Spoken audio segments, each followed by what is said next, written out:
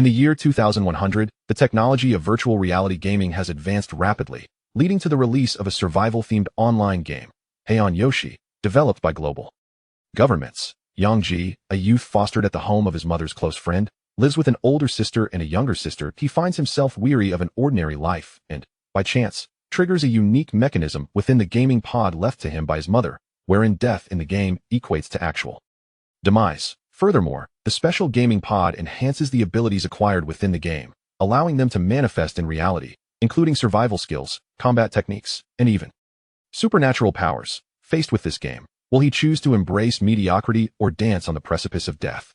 Chapter 1. Hey on Yoshi. In the classroom of a city high school, a boy in the last row rests his chin in his hand, yawning out of boredom as the homeroom teacher lectures at the front. Although the teacher notices his behavior, it goes unaddressed. When one consistently ranks first in their grade, even yawning during class might elicit concern from the teacher regarding their sustenance. This is not mere exaggeration, for this student has indeed engaged in such antics. Yang, a senior, is of legal age. His personality is characterized by obstinacy, a penchant for self-destructive behavior, at times resembling a jester's madness, at other moments embodying Socratic depth, and occasionally exhibiting the whimsicality of a youthful spirit, leading one to believe he might be suffering from a split psyche. That he struggles to find interest in most matters, self-diagnosing with a sense of nihilism. Only when engaging in reckless activities does he truly feel alive. Hey, campus bell, is your brother coming to confront me as class ends? Yang kicks the desk beside him, provoking a beautiful girl. The girl, with her delicate fingers gripping a pen and her profile akin to a stunning painting, lowers her head. The aquamarine attire she dons subtly highlights her smooth skin, and her petite feet, resembling precious gems, remain neatly together. Noticing her silence, Yang threatens, if your brother isn't coming, you'd best summon him quickly, or I shall kiss you. Since encountering the muscular brother of the campus belle, he has taken a liking to the thrill of flirting with danger by teasing her. The afternoons following school have become his most joyous times, running under the sunset alongside a formidable figure. Upon hearing his words, the girl trembles slightly, biting her rosy lips, and swiftly retrieves a black card wrapped in white paper from her bag, placing it on his desk before cautiously glancing at the teacher. Upon realizing the teacher's distraction, she breathes a sigh of relief. Yang, momentarily taken aback by the card, wonders what it signifies. Is it a bank card? Am I being sponsored? Such a notion is unacceptable. A man of his stature cannot be financially supported by a woman. A day without at least 2 packets of spicy snacks or a bag of crispy noodles is utterly out of the question. As he unfolds the paper, the message within dispels his earlier thoughts. Hello, young student. Life is beautiful. Do not remain gloomy every day.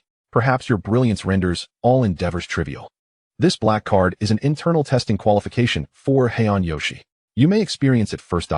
So it is an internal testing qualification for Hey on Yoshi. Yang's eyes widen, a flicker of excitement breaking through his usual despondence. In the year 2100, virtual reality technology has gained immense popularity, propelling the development of virtual online games. When individuals lie within the gaming pod, their consciousness can immerse itself in the game world, simulating every sensory experience, including pain, taste, and smell. Some game developers have even integrated features for intimate interactions. Currently, the online realm is rife with numerous virtual games, yet most are poorly crafted, with vague graphics and bizarre character models, achieving only about 70% of realistic simulation. Hey on Yoshi stands apart as it is a forthcoming virtual reality game, created through the collaboration of global governments and scientists, promising a 100% simulation with an expansive map. The rationale behind the global government's endeavor to create such a game remains unclear. However, all gaming enthusiasts eagerly anticipate the advent of humanity's second world. Fortunately, Yang has reached adulthood. Otherwise, he would not be permitted to partake in virtual reality games. That he gazes at Yi Jingjing, perplexed. How did you acquire an internal testing card? It is rumored that such cards are currently only distributed within the military. Yi Jingjing bows her head, too shy to respond, as Yang's voice reverberates loudly, drawing the attention of all around them. Embarrassed, she cannot summon the courage to meet his gaze. Yang, indifferent to the origins of the card, slips it into his pocket and strides out of the classroom, eager to return home and experience a game unlike any known to ordinary individuals. His classmates watch in astonishment as he brazenly escapes class, instinctively glancing toward the teacher, who appears flustered by Yang's audacity. The teacher's expression shifts as he slams his hand on the desk, proclaiming, "You should all take a page from Yang's book. He has undoubtedly grasped all that I've taught." You think he feels attending class is unnecessary? No, he is simply putting in the effort while you remain oblivious. In the ensuing minutes, The teacher dispenses a motivational discourse, igniting a fervor among the students, each resolving to take all their books home for the upcoming holiday. When the bell rings, Yi Jingjing gathers her belongings and makes her way to the school gate. At the entrance stands a towering figure, a muscular man whose physique seems to strain against his clothing, reminiscent of a gorilla, prompting other students to steer clear. Yi Jingjing, slender in comparison, approaches him as if she were a daughter beside her father, for they indeed share a sibling bond. Jingjing, where's that brat? Yi Long rumbles, his teeth grinding audibly. He left early. Seems he's quick on his feet. Yi Long clenches his fists, the sheer size of them suggesting they could crush a skull. By the way, Jingjing, have you seen my black card? Yang Ji hastens to his place of residence. Prior to their disappearance, his parents placed him in the care of his mother's friend, assuring him they would return in a few months. However, years have passed without a word, and despite police involvement, they remain untraceable. He swiftly searches the other rooms, noting that his older sister and younger sister have not yet returned from school, and Aunt Lee has yet to come home from work. Entering his small bedroom, he locks the door and barricades it with his bed, as though warding off monsters. Earlier that morning, he had reported his sister for deliberately spilling milk, and he had torn up a love letter he found in his older sister's backpack. Yang Ji revels in such mischief, yet every return home fills him with trepidation. He delights in the thrill of skirting death. Turning his gaze to the gray gaming pod nestled by the window, he recognizes it as one of the few remnants left by his parents. It is of top-tier configuration, and despite searching online, he finds no trace of its model. A small canister of nutrient solution rests beside it, capable of sustaining a person's nutritional needs for a day with just a drop, albeit at a steep price, 1,000 yuan per bottle, sufficient for 3 years of use. Stripping off his clothing and shoes, he enters the gaming pod. I hope this does not disappoint me, otherwise I shall be at a loss for how to navigate this mundane existence. Reclining within, he seals the pod's door, and the screen before him illuminates with a message. Welcome, player, to the gaming pod. A gentle reminder. Please ensure the nutrient solution is present. Do not bring others in for exercise. Yang Ji clicks skip, inserting the black card into the designated slot. Loading game. Please wait. Heian Yoshi has been successfully loaded. As Yang Ji eagerly prepared to enter the game, the screen suddenly went black, and the start page did not appear. What the hell? Why is it black? Could it be that the card is infected with a virus? If it is, I swear it'll make that girl pay. Just as he was about to eject the card, the screen flickered back to life, revealing an exquisite face. Upon seeing this visage, Yang Ji's heart skipped a beat, and he blurted out, Mom. It was his mother, who had been missing for several years. Son, when you see this AI projection I left behind, it means I am no longer by your side. Where have you and Dad gone? Why haven't you returned all these years? Yang Ji shouted, his eyes reddening. I am sorry, son, but we truly cannot come back. The AI projection simulated a conversation with Yang Ji using stored data. In fact, there is something we have never told you. Your father and I are both leading scientists and the chief designers of the Heian Yoshi Dark game.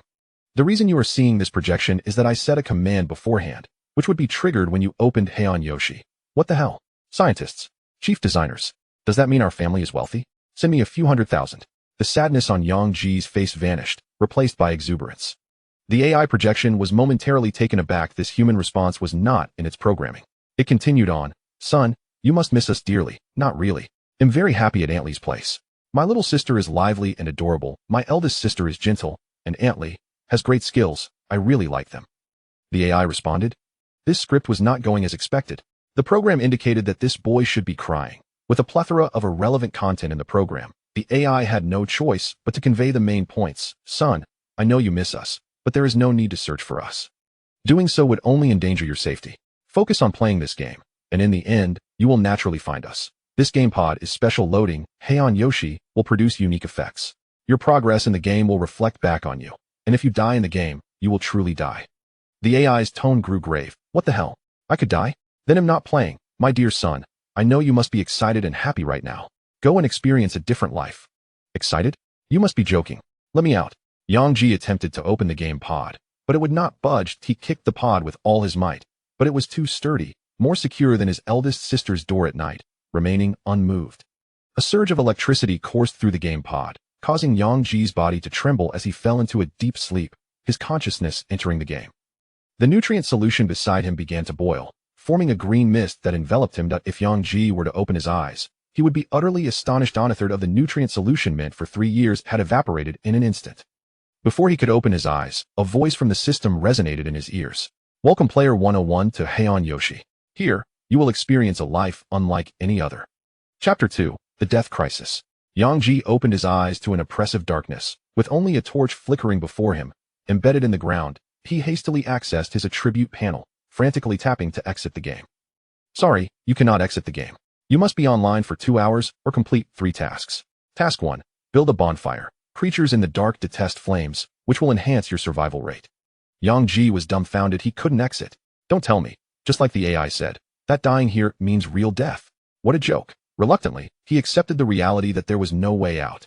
He had a myriad of curses on the tip of his tongue, but could not utter them, for the one who had led him into this predicament was his mother. He surveyed his surroundings. Everything was shrouded in darkness, with only the flickering torch offering visibility of about 5 or 6 meters, as if countless terrifying entities were watching him from the shadows that a cold wind swept across, causing Yang Ji to shiver involuntarily. The system had only provided him with a pair of shorts, leaving him without shoes. His heart raced, and adrenaline surged through him. That it seems. I quite enjoy this feeling. The previously irritable Yang Ji suddenly transformed, the panic and fear fading away, replaced by a peculiar smile. In the boundless darkness, this scene appeared exceedingly bizarre. In this pitch-black world, devoid of moon or stars, only a flickering glimmer of firelight could be seen. A haunting voice echoed, when the civilized world fades and humanity returns to darkness, can the survivors preserve the flame of humanity and create a new civilization? The solemn and lonely voice resonated within the dark realm, the system's voice so immersive that it felt palpably real. In this silent expanse, Yang Ji could hear his own heartbeat. He grasped the torch embedded in the ground while picking up a stone for self-defense. As he did so, virtual text emerged. Torch 1, Stone 1. Torch provides a faint light, repelling harmful insects, lasts 30 minutes. Stone possesses certain offensive capabilities. Special stones can be refined into minerals. Yang Ji cautiously surveyed his surroundings. There was no point in worrying now. Punishing his mother could wait for later, perhaps by finding her several daughters-in-law to stir up mother-in-law and daughter-in-law conflicts. For now, he needed to survive for 2 hours. He dared not gamble on whether dying in the game meant real death. Is there a system explanation on how to play this game? System response: survive. Well, succinct and to the point. Damn it, I could have figured that out myself. Yang Ji cursed loudly. Suddenly, a roar echoed through the endless darkness, a deafening sound akin to that of a demon. What the hell? Yang Ji's expression shifted in fear, and he hurriedly raised the torch, sprinting away from the source of the roar. Each step he took was painful, his feet bruised by the sharp stones. Reminder: quickly craft clothing and shoes to resist harm and improve cold resistance. Falling ill can easily lead to death. Reminder: do not run for extended periods. Conserve energy to avoid being unable to resist a beast attack. Reminder: the torch will extinguish in 20 minutes. Promptly build a bonfire, or you may be killed by beasts. After running for several minutes, Yang Ji was forced to stop. His feet were nearly bloodied from the stones. The wretched system didn't even provide him with shoes. According to the system's requirements, he needed to quickly build a bonfire. Dying here would be catastrophic. Though he enjoyed seeking thrills, he did not wish to die. His sister was still single, and Aunt Lee was also unattached. Dying like this would be unsatisfactory. To start a fire, he needed wood and grass, so he bent down to gather both. Dry branch 1 seems useful for starting a fire. Wet branch 1, once dried, could perhaps be used to start a fire. Thinking ahead, could I gather more to make a tent? Weeds 1, good material for igniting a fire. I wonder what else weeds could be used for. He gathered the weeds while remaining vigilant, fearing that something might suddenly emerge to attack him. In this approaching 22nd century, where lights illuminated everywhere, darkness was nearly invisible. Most people would hesitate to move in such an inky environment. Yet, Yang Ji was somewhat bolder that he spent 10 minutes gathering a substantial amount of dry branches and weeds. The greatest danger while collecting items was losing direction, but fortunately, he reacted quickly and marked his surroundings to prevent getting lost. In ancient times, the phenomenon of getting lost in the dark was due to the absence of light. He placed the collected weeds at the bottom, encircled them with dry branches, and ignited the dry grass with the torch. As the weeds caught fire, the dry branches ignited in succession. The air gradually grew warm, dispelling much of the cold, and the visibility increased. A notification chimed, congratulating the player for completing a task, granting 1 attribute point. The second task was to find an edible item. In the darkness, an unknown presence loomed, and the vastness of the area left Yang Ji feeling profoundly insecure. He leaned against a large tree, using the remaining branches to kindle 2 more campfires, encircling himself within their glow, which provided a semblance of comfort. At last, he could spare a moment to examine his attribute panel. Typically, entering a game presents a player with such a panel, and this dark game was no exception. ID: unnamed. Strength: 3, determined by the player's real-world abilities. Subsequent values follow suit. Speed: 4, Defense: 1, Recovery: 1, Attractiveness: 99100. Skills, none. Blueprints, none. Hunger level, 30100. Note: the player is in a state of panic, leading to a rapid increase in hunger. Food is urgently needed. Allowing hunger to drop to 0 will adversely affect strength, speed, and reflexes. Thirst level, 43,100. Requires hydration. Severe dehydration could result in death. Unallocated attribute points. One can be used to enhance attributes. The plethora of numbers made Yang Ji's eyes ache in such a perilous environment. He could hardly focus, merely glancing at the crucial figures. After several futile attempts to exit the game, he lamented, "Is this truly how it is? How could this happen to me?" His earlier thoughts of the two individuals had vanished completely. To log out. He must either wait 2 hours or complete 3 tasks. Truth be told, Yang Ji was filled with trepidation, fearing he might truly perish in this place. Yet, he also felt exhilarated. The adrenaline coursing through him was intoxicating, as if his once dull soul had been rekindled. Caught between the desire to escape and the urge to continue the game, these conflicting emotions left him in turmoil, unsure of his choice. The significance of attribute points must be immense. They cannot be squandered, as they hold crucial implications for survival. Understanding the importance of attribute points in the early stages, Yang Ji confidently allocated 1 to his attractiveness. Upon witnessing his appearance reach its zenith, he smiled with satisfaction. How could he allow any flaw in his attractiveness? One may lack wealth or power, but one must never be devoid of charm. The second task is to find food, but where can one procure sustenance in this pitch darkness? The immediate priority is to craft a pair of shoes. Without them, my feet will suffer, and should I encounter a monster, I may not be able to flee. Yang Ji rose and began to gather grass from the nearby thicket, wrapping it around his feet to alleviate discomfort while walking. As he stepped into the underbrush, he felt something slippery and cold beneath his foot, eliciting a startled scream as he leapt back. In that moment, a long green snake sprang forth and bit him on the rear. Yang Ji's eyes widened in pain as he grasped the snake's tail, cursing and pulling it towards the tree. "Damn you, you wretched creature!" His years of honing his vegetable slicing skills in the garden came into play. He unleashed a flurry of strikes, horizontal sweeps, vertical chops, and spinning motions. After a relentless barrage of strikes, the snake fell silent. A notification chimed, congratulating the player for slaying a venomous snake and rewarding him with a dilapidated dagger. Before he could revel in his victory, he collapsed to the ground, unable to rise. His complexion turned ashen. He had been poisoned. Despair and fear, unlike anything he had ever experienced, washed over him. So this was the brink of death. He too could feel fear. He had not yet seen his parents one last time, had not found a girlfriend, had not tasted the exquisite flavor of a lobster. Countless unfulfilled desires and regrets surged within him. A warning appeared. The player is poisoned. The toxin will induce dizziness and weakness. Fortunately, the snake's venom was weak and not lethal. Yang Ji thought, "What? Is unfortunate really the term to use here? Who designed this AI?" His frustration morphed into relief. Thankful it was not a fatal virus. Summoning every ounce of strength, he crawled to the safety of the 3 campfires to avoid further attacks. He had been reckless. He should have used a torch to scout before venturing into the grass. The brush with death deepened his fear of this dark world and heightened his vigilance. After about half an hour, his strength gradually returned, though his rear still ached.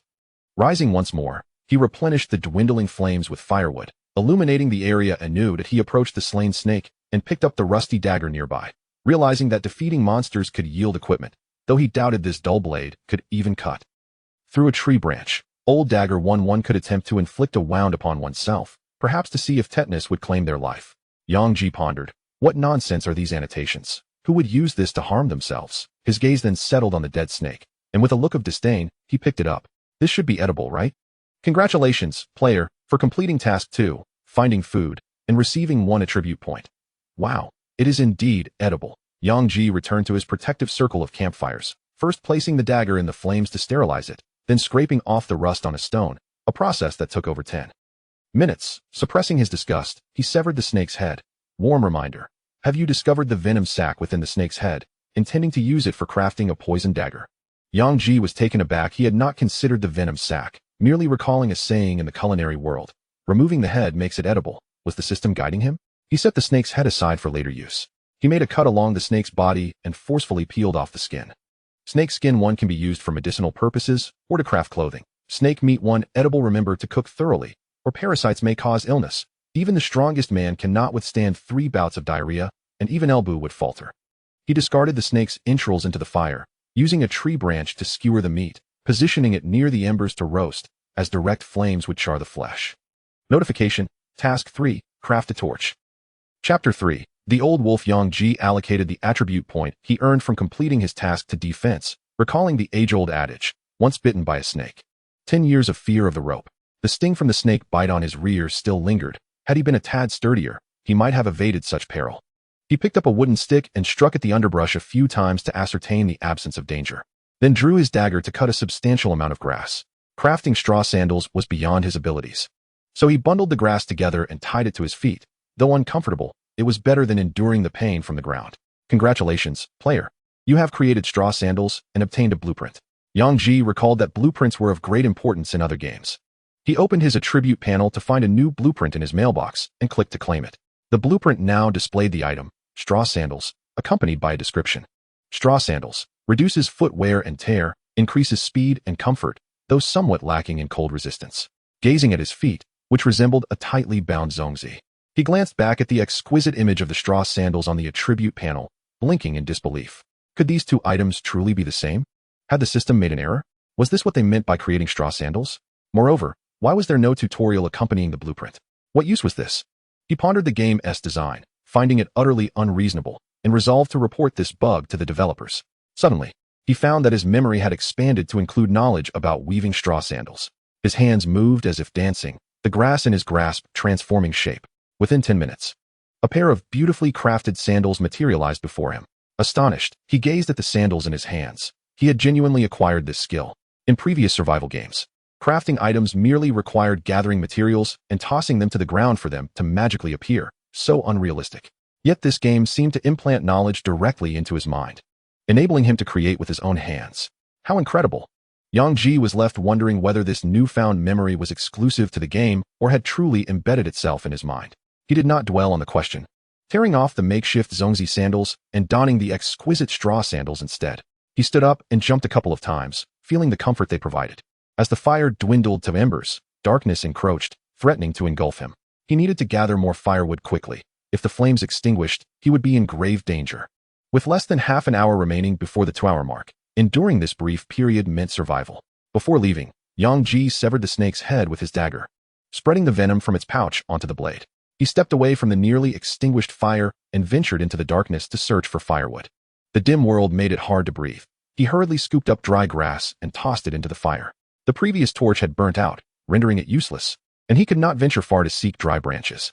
Once he reignited the fire, he needed to promptly craft a new torch, not only to complete task 3, but also to ensure safe passage further afield. With the inability to travel far and gather more sticks, he was left to maintain a single flame. Suddenly, from the corner of his eye, Yang Ji caught sight of 2 green glimmers darting through the darkness, accompanied by the pungent odor of raw meat wafting towards him. His body tensed with alarm. There were beasts nearby. He dashed back to the warmth of his fire, the feeble glow offering scant comfort. "Stay back," Yang Ji shouted, pressing against a large tree, gripping his dagger tightly as instinctive tremors coursed through him. The looming threat of death enveloped him. Oxygen was scarce, and feelings of hunger and thirst surged alarmingly. A friendly reminder: the player's hunger and thirst levels are approaching 0. Please replenish food and water. The beast in the darkness did not retreat in response to Yang Ji's cries. Rather, it drew closer. At last, in the flickering firelight, the creature revealed itself, a gray wolf, approximately 1.2 meters in length, its gaze fierce, many teeth missing, its hollow eyes fixed intently on Yang Ji. Yang Ji felt a wave of panic wash over him, nearly losing control of his bodily functions. "I don't need you to tell me." He cursed at the system notification, sweat soaking his back. The old wolf stared unblinkingly at Yang Ji, who, dagger in hand, returned the gaze, separated only by a flickering wall of flames. The fire deterred the wolf from advancing. In the stillness of the dark, the crackling flames and Yang Ji's racing heartbeat resounded starkly. Time passed slowly. Neither the man nor the wolf moved, sweat dripping down Yang Ji's long hair. The fire dwindled, and a glance at the system timer revealed only 15 minutes remained until the 2-hour mark. This flame struggled to endure even 10 minutes. The extinguishing of the fire would signal his demise. "I cannot die. I have much yet to accomplish." Yang Ji took a deep breath to steady himself. Adjusting his stance, 1 foot forward and the other back, he crouched like a shrimp, gathering strength, one hand gripping a handful of dirt. Suddenly, he summoned his courage and flung the dirt, vaulting across the fire while swinging his dagger towards the old wolf's throat. However, the animal's reflexes far exceeded those of a human, even an old wolf. After Yang Ji's attack, the wolf swiftly dodged, the dull blade merely grazing its body without inflicting any harm. The old wolf opened its jaws and lunged at Yang Ji's neck. If bitten, it would spell certain death. In that moment of crisis, Yang Ji raised his arm. The wolf clamped down on Yang Ji's arm. A howl of agony erupted from his throat. The pain felt all too real, and he envied those who played inferior games that lacked such realistic simulations. With no time for contemplation, the intense pain ignited his fury. He wrapped his legs around the old wolf, while his other hand relentlessly stabbed at the beast's body with the dagger. Die, die, die. Blood splattered, thick and foul. The old wolf sank its teeth into Yang Ji's arm, and despite the excruciating pain, he frantically plunged his dagger into the beast. Each thrust releasing a spray of crimson blooms against the backdrop of night, heralding the true commencement of a sinister game. The wolf's strength waned, and it ultimately collapsed in a pool of blood, desperate to flee, yet finding itself powerless. The serpent venom smeared on the dagger had taken effect, numbing the wolf's nerves. Seizing the opportunity, Yang Ji pierced the creature's heart, extinguishing its life. A notification chimed, congratulating the player on slaying the old wolf, granting him a sanctuary as a reward. Yang Ji withdrew his left arm from the wolf's gaping maw, gritting his teeth against the searing pain. Several puncture wounds marred his arm, blood oozing forth. Fortunately, the wolf's teeth were mostly worn down, or he might have lost his arm entirely. Gasping for breath, Yang Ji collapsed onto the ground, the combined agony and hunger leaving him utterly spent. A system prompt appeared, reminding him that wolves are social creatures. In disbelief, Yang Ji exclaimed in frustration. At a time like this, what good is your system? Suddenly, he leaped up, aided by the faint flicker of flame, and spotted several pairs of green eyes fixated on him. In the infinite darkness, those emerald orbs radiated an oppressive aura. As the wolves lunged at him, Yang Ji hastily clicked to claim his sanctuary. In an instant, a thatched hut measuring a mere dozen square meters materialized. Is this truly what you call a sanctuary? He grumbled, rolling into the hut, swiftly closing the wooden door and bracing against it. The wolves collided with the door, causing the entire structure to shake. Thankfully, the hut was sturdy enough to withstand their assaults. The wolves circled the hut a few times before departing, and Yang Ji exhaled heavily, sinking to the ground and panting. The timely appearance of the sanctuary had saved his life. Otherwise, he would have perished right there. Initially, he had envisioned a grand refuge, perhaps a fortress or something of the sort, only to find it was merely a thatched hut.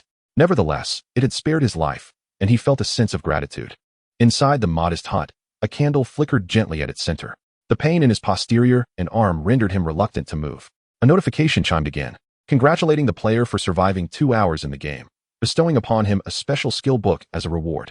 Finally, after what felt like an eternity, longer than any school day, the system's gray exit button transformed to red. Yang Ji disregarded the notion of learning any techniques and promptly clicked to exit the game. He had no desire to remain in that wretched place for another moment and vowed never to play that game again, fearing he might be crushed under the weight of his own misfortune. Upon reopening his eyes, he found himself back in the reality of the game pod. Suddenly, he sensed something amiss and hesitantly lifted his left arm. A wound had manifested on his arm, identical to the one inflicted by the old wolf in the game. This was exceedingly strange. Could it be that playing this game could result in real-life injuries? The screen before him illuminated, revealing a beautiful, mature face. My son, congratulations on your survival. Remember, everything you endure in the game will reflect in reality, including your physical condition and the skills you acquire within. The AI's tone was grave. And one final warning, do not seek out me or your father. Do not mention this matter to anyone, or those around you will suffer dire consequences. Focus on strengthening your abilities if you wish to save us. Yang Ji remained skeptical, hastily exiting the game pod, pushing aside the bed that had been propped against the door, and rushing to the bathroom. If the experiences within the game truly impacted reality, then his appearance must have changed. What are you doing, Yang Ji? He heard 2 women exclaim as they were bathing, ignoring their stunning figures. He turned his gaze to the mirror above the sink. A breathtakingly handsome visage stared back at him. He was indeed more attractive than before. Yang Ji was taken aback. Li Yamei and Li Tongtong, the 2 women, were incensed. You rush into the bathroom not to admire us, but rather to gaze at your own reflection? Are we truly that unremarkable? They wrapped themselves in towels, preparing to settle old scores. Suddenly, the elder sister, Li Yamei, noticed the blood streaming from Yang Ji's left arm and exclaimed, Xiao Ji, what happened to your arm? That's not important. Do you think I've become more handsome? Yang Ji asked again, fearing he had misjudged his appearance. At a time like this, you still care about that? Your arm is oozing pus and is clearly infected. Come on, we need to disinfect it, Li Yamei said, her face etched with concern as she pulled Yang Ji out of the bathroom. She opened a drawer beneath the television and retrieved a first aid kit. I will disinfect it with alcohol, bear with me. She took out an alcohol spray and directed it toward Yang Ji's arm. The pain made him bury his face into Li Yame's embrace, causing her towel to slip away due to his movement. Li Yame's expression shifted momentarily, but she didn't address it, applying red ointment to disinfect him. How did you get this injury? It looks like it was bitten by a dog, but a dog shouldn't have teeth that large. Li Tongtong approached, her big eyes sparkling. Yang Ji, you didn't challenge a big wolf dog out of boredom, did you? Yang Ji opened his mouth, eager to divulge the truth. But the AI left by his mother warned that revealing such information could endanger his family. He dared not take the risk. It's not like that. I just found a dog on the roadside to duel. How foolish. What if something happened to you? What would we do? Li Yame exclaimed. Her voice raised for the first time in many years.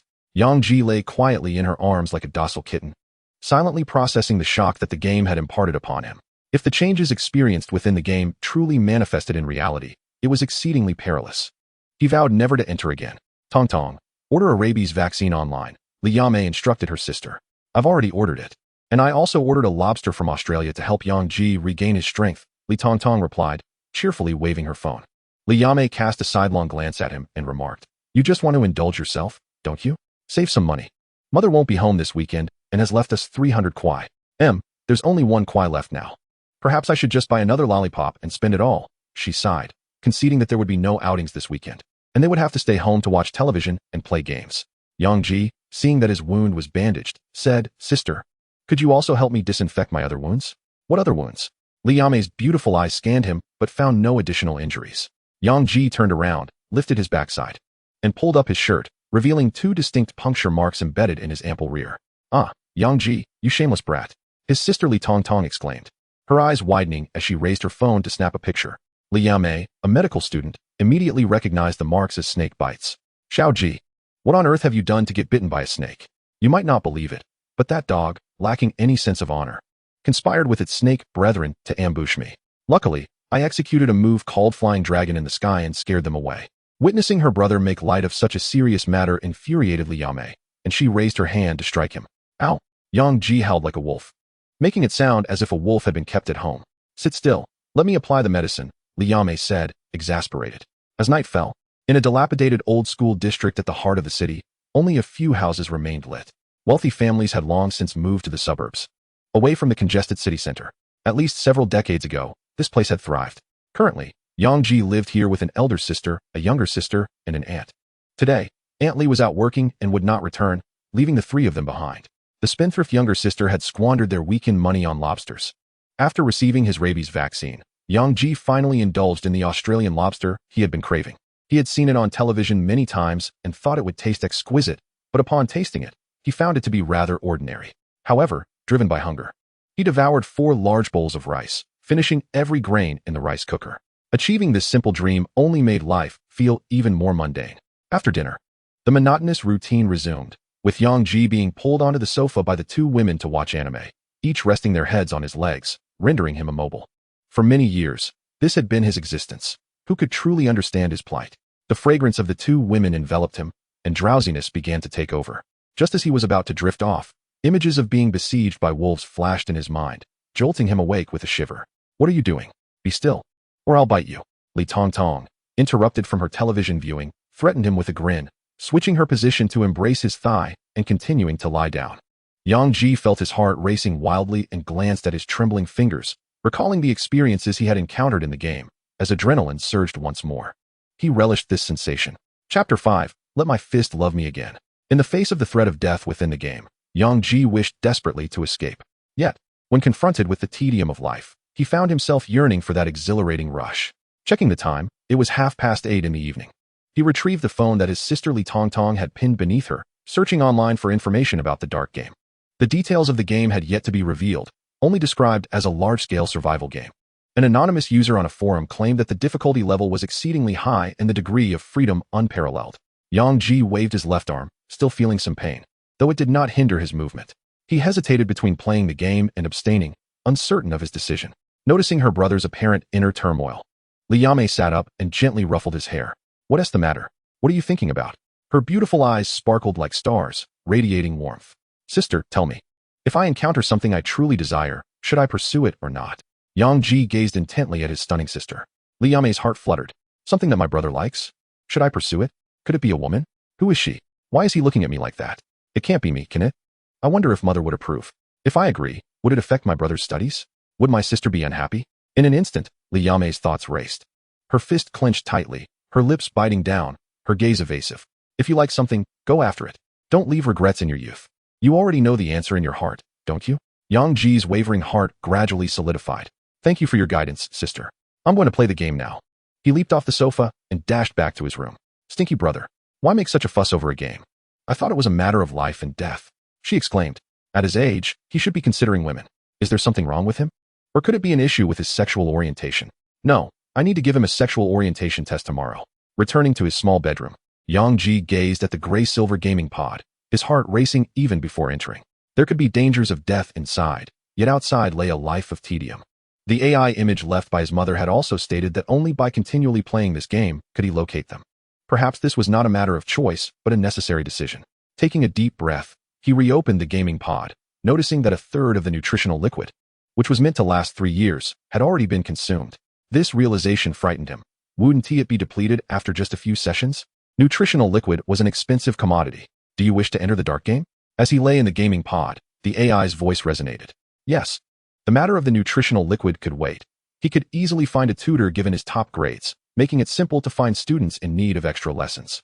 Before entering the game, he activated his phone to record, intending to see how he had sustained his injuries. As his consciousness wavered and he reopened his eyes, he found himself enveloped in darkness, unable to discern any light. The candles had extinguished, and in the distance, strange beasts roared, instilling fear and trepidation. Welcome back, players. A gentle reminder, you have yet to claim a reward. Darkness enveloped Yang Ji, his heartbeat quickened, and a sense of dread surged within him as he instinctively tightened his grip on the worn dagger. He opened the attributes panel. Noting that his hunger and thirst levels were both at their peak, reality was indeed impacting the game. Curiosity piqued, he clicked to open his mailbox, discovering a tome of martial arts. Is there martial arts in this game? Could this knowledge transcend into reality? With intrigue, Yang Ji clicked to claim it. Congratulations, player. You have successfully acquired the martial art, Let My Fist Love Me Again. Description: enhance your physical prowess through the blows of others. What nonsense. What fool. Bereft of common sense, crafted such a technique? The name is utterly ridiculous. As he complained, a series of peculiar memories flooded his mind. In essence, the martial art he had acquired allowed him to train by getting hit. What kind of masochist invented this? Moreover, a technique so easily learned must be of little value. It lacked any challenge, akin to merely playing a game. Yang Ji felt disheartened by this martial art, convinced that even a frog technique would be superior. As the path to strength necessitated enduring punishment, wasn't he that perverse? Typically, games offer players some advantages at the outset to retain their interest. Yet this wretched game provided nothing of the sort. A new mission was issued: establish a homestead spanning 100 square meters to fend off beasts. Mission reward: Eye of Reconnaissance. A gentle reminder: countless unknown creatures lurk in the darkness. Promptly constructing your own sanctuary will enhance your chances of survival. Required materials: fence, wooden door, wooden stakes. Required skills: rope making, lumberjacking. Required tools: axe, saw. Required raw materials: wood, hemp stalks. Yang Ji felt overwhelmed by this information. He had never learned such things in school.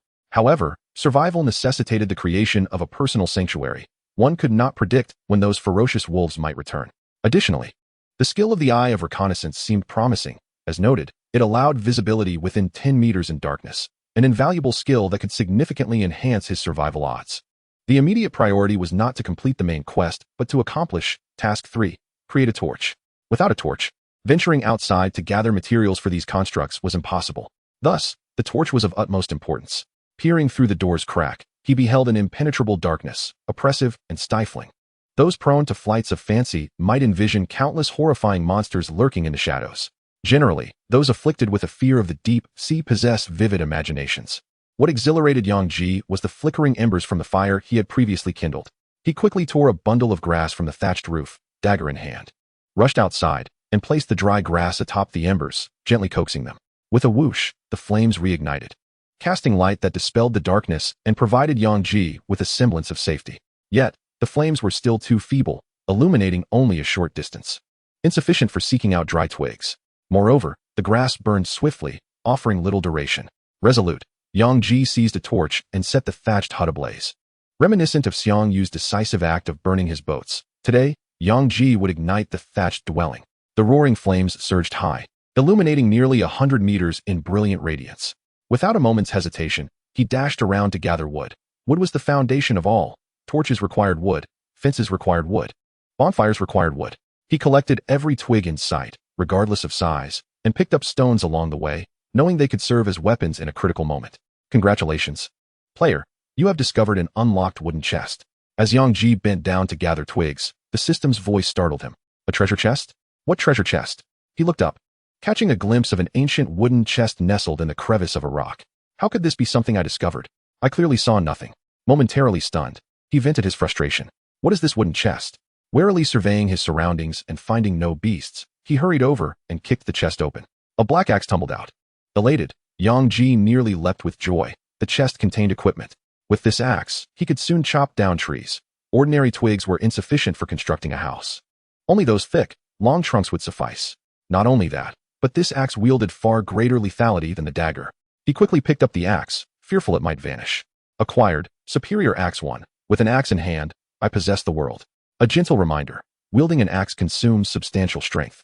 Players are urged to endure hits to enhance their strength. Yang Ji quickly assessed the axe, placing it beside a large tree and resuming his search for branches. Time was of the essence. He could not afford to waste it. With the thatched hut ablaze and no protection, any danger would pose a significant threat. He needed to gather wood expeditiously. In the endless darkness, unsettling roars echoed, some so thunderous that even the flames quivered. Yang Ji pondered if there were beasts larger than tigers lurking nearby. His blood surged with every passing moment.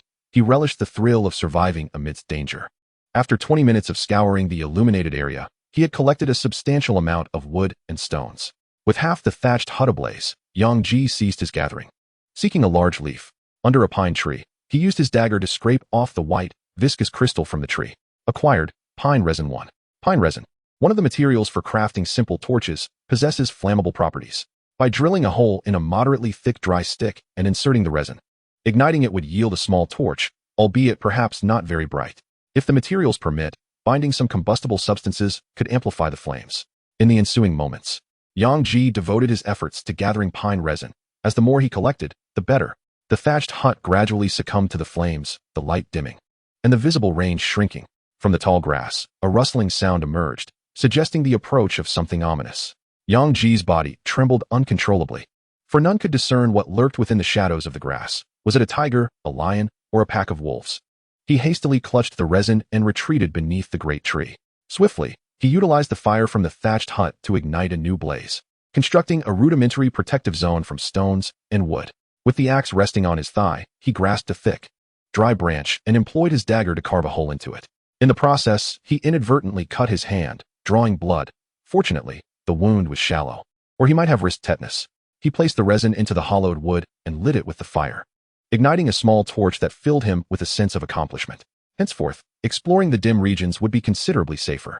Congratulations, player, for completing Task 3, Create a Torch. Attribute Point 1, Torch Blueprint 1. Task 4, Chop down a tree. Note, wood is a vital material for constructing a homestead.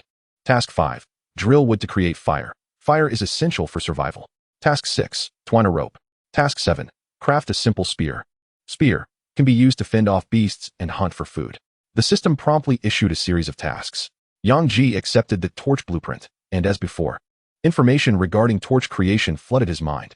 Utilizing the remaining materials, he continued to fabricate torches, completing the task with far greater speed and quality than before. Moreover, he discovered an uncanny fluidity in his use of the dagger, as if it had become an extension of his own body. Additionally, his fingers had grown nimble due to the previous skill of weaving straw sandals. To put it succinctly, with these hands, he could easily attract a partner, and even Kato Eiko would be compelled to seek his mentorship. It seemed that mastering the abilities from the blueprints also enhanced his proficiency in related skills. For instance, weaving sandals improved his dexterity while crafting torches enhanced his dagger technique. He envisioned himself twirling a pen in class, undoubtedly the most impressive student among his peers. The thought of his agile fingers stirring excitement within him was palpable. If his parents were to learn that he was utilizing the skills acquired here for such purposes, it would surely evoke a mix of emotions within them. After devoting half an hour to the creation of 15 torches, he had sufficient supplies for an extended period. Yang Ji allocated the attribute points gained from completing the task to strength, as he would require it for chopping trees, thus elevating his strength to 4. He was eagerly anticipating the completion of more tasks, each yielding an attribute point that could be transferred to reality. If he were to complete 100 tasks, all those points allocated to strength would surely make moving bricks a lucrative endeavor. alleviating Aunt Lee from her burdensome overtime. It was merely tree felling, after all. A task he found quite manageable. Energized, he felt the axe become slightly lighter following the boost to his strength. Swinging the axe against the great tree, he toiled for 10 minutes, only managing to shave off a fraction of its bark. Exhausted, he collapsed onto the ground, parched and with tingling arms. Having thought that tree felling would be a simple endeavor, after a brief respite, he approached a sapling no thicker than his finger, determined to prove his prowess. You cannot outsmart me, old tree. Prepare to meet your end. With a mighty swing, the system chimed in. Acquired sapling X1. The absence of a success notification indicated that he had not completed the task, having failed to exploit any shortcuts. Yang Ji reluctantly selected a tree approximately the width of a bowl. Surely this would count as a tree. He planted the torch aside and swung the axe once more. In the stillness of the dark, the sound of his axe striking the wood resonated sharply, and he frequently glanced back, fearful of any lurking beasts. Not even a wolf. But a wild boar could easily overpower him. And what if a feral woman emerged? What then? With each strike, wood chips flew, and after over 30 minutes of labor, the tree finally succumbed with a crack. Yang Ji's hands were blistered from the effort. In the year 2100, many labor-intensive jobs have been supplanted by robots. While schools advocate physical fitness, it often amounts to nothing more than running or jumping. Such arduous labor as tree felling was indeed a rarity and presented a true challenge for him. Congratulations on completing Task 4, awarded Tree Felling Blueprint, Attribute Point 1. Upon receiving the tree felling blueprint, a wealth of techniques flooded into his mind, including methods for conserving energy, increasing speed, mobilizing muscle strength, and even techniques for splitting firewood. A profound sense of satisfaction washed over him, overshadowing the pain in his hands. Warning, warning, danger approaching. Please evade quickly. Warning, warning, danger approaching. Please evade quickly. The urgent voice echoed in Yang Ji's mind, and the smile vanished from his face. The system had not issued such a frantic alert when the wolf pack appeared. What could provoke such urgency?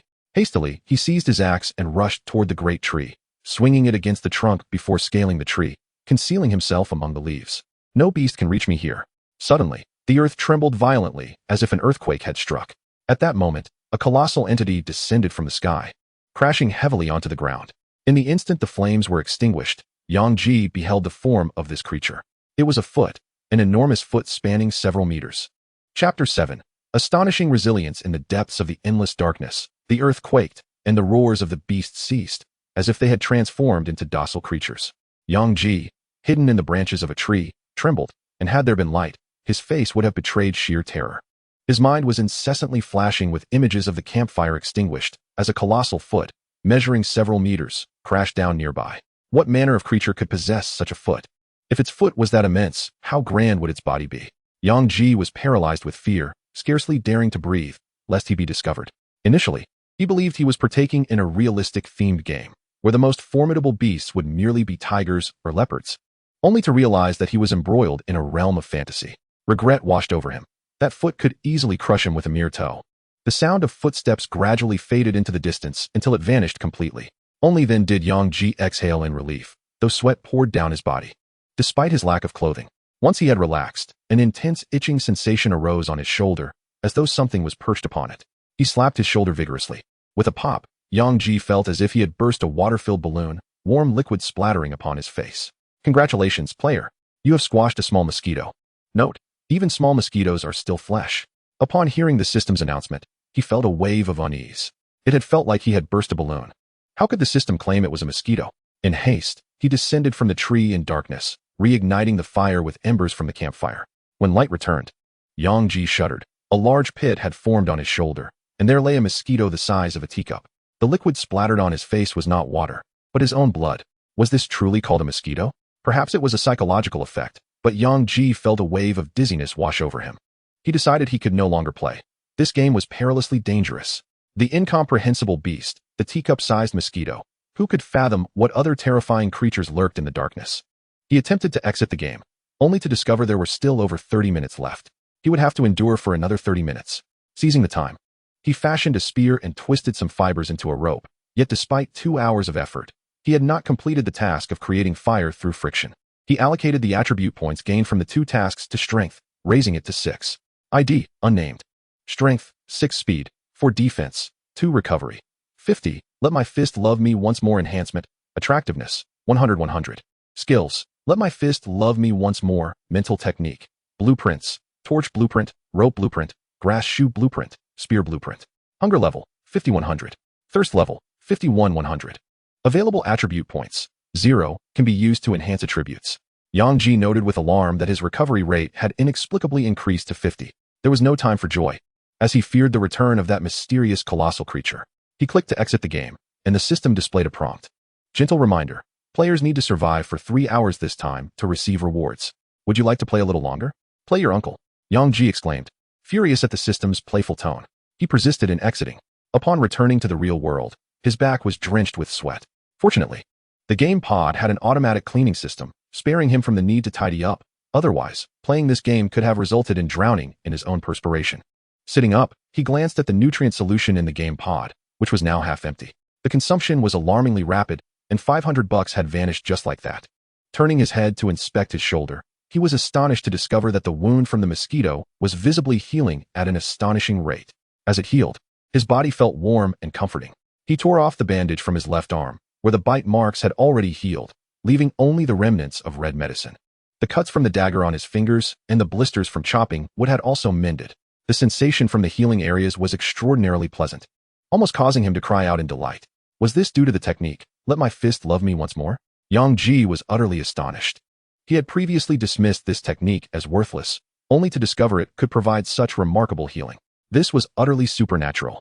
It occurred to him that the training method for this technique involved allowing others to strike him, thus cultivating strength through injury, without formidable healing abilities.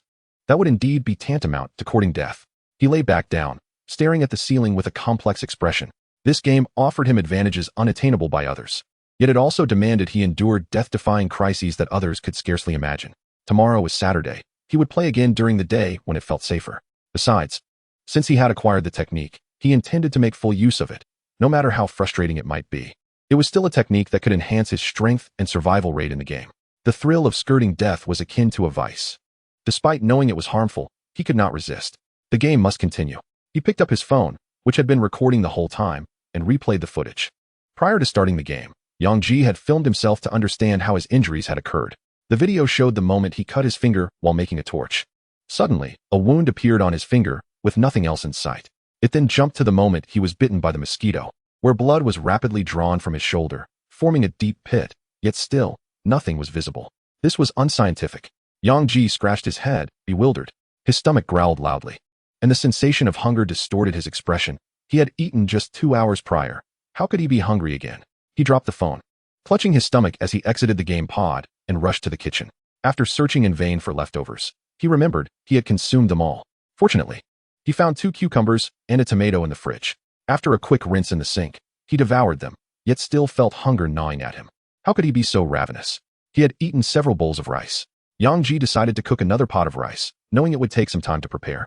And he had no money for takeout, making him feel exceedingly uncomfortable. Suddenly, an idea struck him. He glanced toward the room of his sister, Li Tongtong, whose door was closed and adorned with a cartoonish little hand bracelet. Recalling that this girl seems to harbor an abundance of snacks, seizing her provisions could alleviate my hunger and also grant me the opportunity to endure her strikes. It is the perfect occasion to practice the technique Rang Quan Tu Zai Ai Wa Eci, enhancing my physical prowess. Despite Yang Ji's aversion to the training methods of this technique, the promise of improved fitness is appealing, especially since my sister's punches cannot inflict much pain upon me. Resolute in my decision, I approached Li Tongtong's room and gently turned the doorknob. The door was unlocked, and I stepped inside. It was 11 o'clock at night, and this girl had yet to retire, clad in a pink nightgown, cradling a large teddy bear, while engrossed in her phone, occasionally breaking into a silly smile. Upon noticing Yang Ji's entrance, Li Tongtong gazed at him in confusion, asking, "What are you doing?" Yang Ji's eyes were drawn to a considerable array of snacks on the bedside table. He hurried over, tearing open a bag of grilled sausages and shoving it into his mouth. He considered himself quite brave for daring to pilfer his sister's treats. Flopping onto the bed, he munched on the snacks, declaring, "Come on, hit me." A line of question marks appeared above Li Tongtong's head. "You want me to hit you? Are you a masochist? I took your snacks, and you're not going to retaliate? Last time I snatched your spicy strips, you struck me for 3 days." Yang Ji twisted open a bottle of drink. "This bag of snacks is about to expire in an hour. I was planning to give it to you." Yang Ji marveled at his adorable sister, who even thought of bestowing him with expired items. In the pastel-hued room, Yang Ji sat motionless on the bed, staring at the food in his hands, suddenly finding it unappetizing. Never mind, there was still an hour before it expired. After all, expired food isn't inedible. Given the capitalist nature, it must contain excessive preservatives, allowing it to last for months before spoiling. This way, unsold items could simply have their expiration dates adjusted. However, the prospect of being struck remained, as he still needed to test Rang Quan Tuzai AI Weci. Have you forgotten that I reported you for spilling milk this morning? Come on, hit me, he said, spreading his arms as if inviting an attack. I do remember that. I haven't thanked you yet. You ran off so quickly after reporting me this morning. Mom said it was fine not to drink milk, just to eat an extra egg. Hee, from now on, I'll have a fried egg every morning. Li Tongtong's smile was particularly charming. Yang Ji thought to himself, what nonsense. I detest drinking milk. Why does Aunt Li force me to? She says it helps with growth, but I'm already 8 meters tall. Why grow any further? Wait, that is not the point. Sister, please just hit me. Li Tongtong was startled by Yang Ji's demeanor and quickly jumped up. What are you doing? I want you to hit me. You used to enjoy it, didn't you? Hurry. Ah, pervert. Li Tongtong shrieked as she leaped off the bed, her bare feet pattering across the floor, her little behind shaking as she fled. Yang Ji held his face in despair, aware that his request seemed rather twisted. But it was a requirement of the technique. Moments later, his elder sister Li Yame entered the room, with Li Tongtong trailing behind, casting fearful glances at Yang Ji. Li Yame frowned. Xiao Ji, what are you doing? Upon seeing her enter, Yang Ji sprang up excitedly. Sister, you arrived just in time. Do you recall this morning when I tore up the love letter someone wrote you? Were you angry? Come on, hit me. Why would I hit you? Those letters were ones I was about to discard. I don't like anyone, Li Yame replied, her gaze briefly evasive. Yang Ji nearly choked on his own frustration. Usually, these two, along with Aunt Li, pursued him relentlessly, yet today they refrained from any retaliation. Sister, Tongtong, you both must hit me right now. Trust me. I genuinely need this. He looked at the two women with urgency. Hearing his words, Li Yame and Li Tongtong exchanged incredulous glances, their mouths forming a na shape. I can't believe Xiao Ji has such a peculiar interest. Tongtong, quickly contact Mom and inform her. I'll reach out to a psychologist, Li Yame said anxiously, grabbing her phone. Yang Ji's heart sank. He had indeed been misunderstood as a pervert, all because of this wretched technique. He hastily jumped up to intercept, snatching their phones away. I'm not sick. We believe you, Li Yame nodded earnestly. Now, return the phones to your sister. It's late. You should head back to rest. Yang Ji's heart ached. Their demeanor hardly conveyed belief. Whatever, believe it or not, he thought, handing back the phones to them before trudging out of the room with the nearly expired snacks. After a moment's contemplation, he took his phone and left the house, feeling the need to take a stroll. Just as he departed, Li Tongtong dialed their mother, Li Xian. Hello, Mom. Something's gone terribly wrong. My brother has developed issues because of you. Meanwhile, Li Yame also made a call. Hello, Xiaoyao, do you remember me? I'm Li Yame, your high school classmate. I heard you're studying psychology in college. Could you do me a favor? With snacks in hand, Yang Ji ventured into the community. The April night began to warm, and despite the brightness outside, there was a certain chill in the air. The old neighborhood was nearly deserted. Finding a chair, he sat down, munching on snacks while searching online for methods to create fire by friction, knowledge that would prove useful later. Upon reviewing the online tutorials, he realized that the textbook method of generating fire through hand rubbing was exceedingly challenging. One must first fashion a bow-like tool, utilizing a string to pull against a wooden stick. Yang Ji possessed a remarkable memory, recalling everything after a single viewing. He then watched videos on constructing fences, tables, doors, and simple shelters, skills that would be advantageous in the game, allowing him to establish a home sooner and reduce dangers. After consuming the videos, it was already past midnight. Yang Ji's gaming pod had a unique feature. Logging into the game felt akin to falling asleep, and he was not the least bit tired. He opened the class group chat, tagging all members. There are 3 months until the college entrance examination. If anyone needs tutoring, contact me. The highest bidder wins.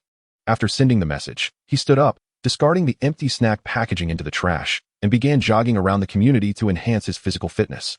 For only with a robust physique could he thrive in the game. Once Aunt Li returns, I shall have her teach me the art of combat.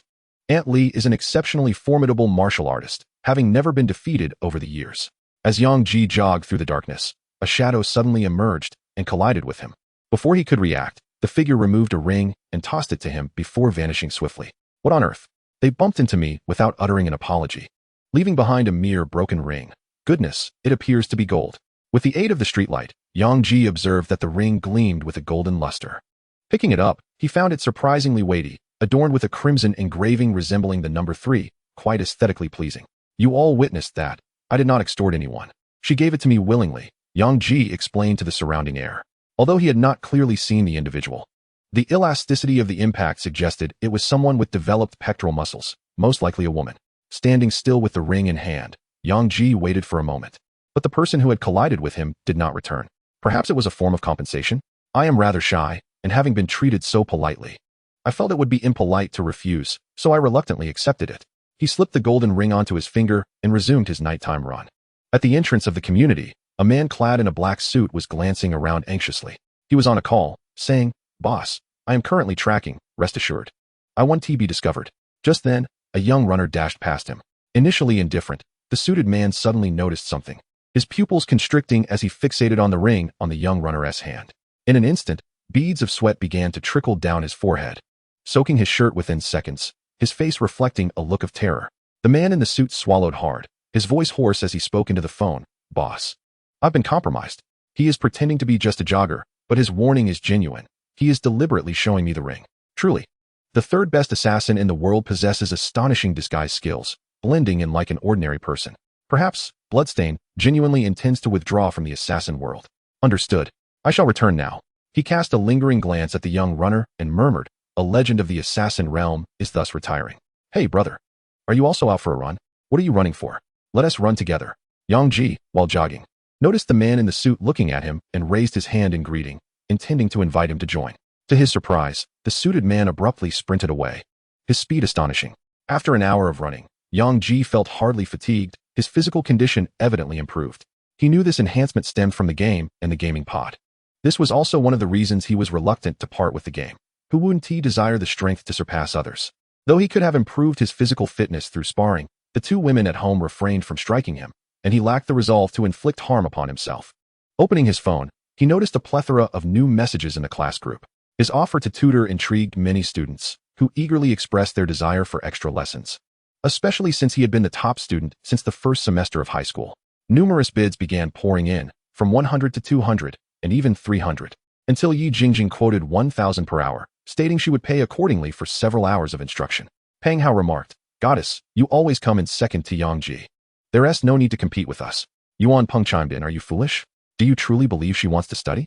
She'd rather sit next to the trash can than sit at the back. Do you not understand?" Yuan Peng has been muted by Administrator Yi Jingjing for 99 days. Others had intended to speak further, but fell silent instantly. Upon seeing Yi Jingjing's quoted amount, Yang Ji's jaw nearly dropped to the ground. He was aware of her wealth, but never imagined it to be to such an extent. 1,000 per hour. If I set a modest goal of teaching for 24 hours a day, that would amount to 24,000. What? No time for rest. With so much money, who needs rest? I teach while using the restroom.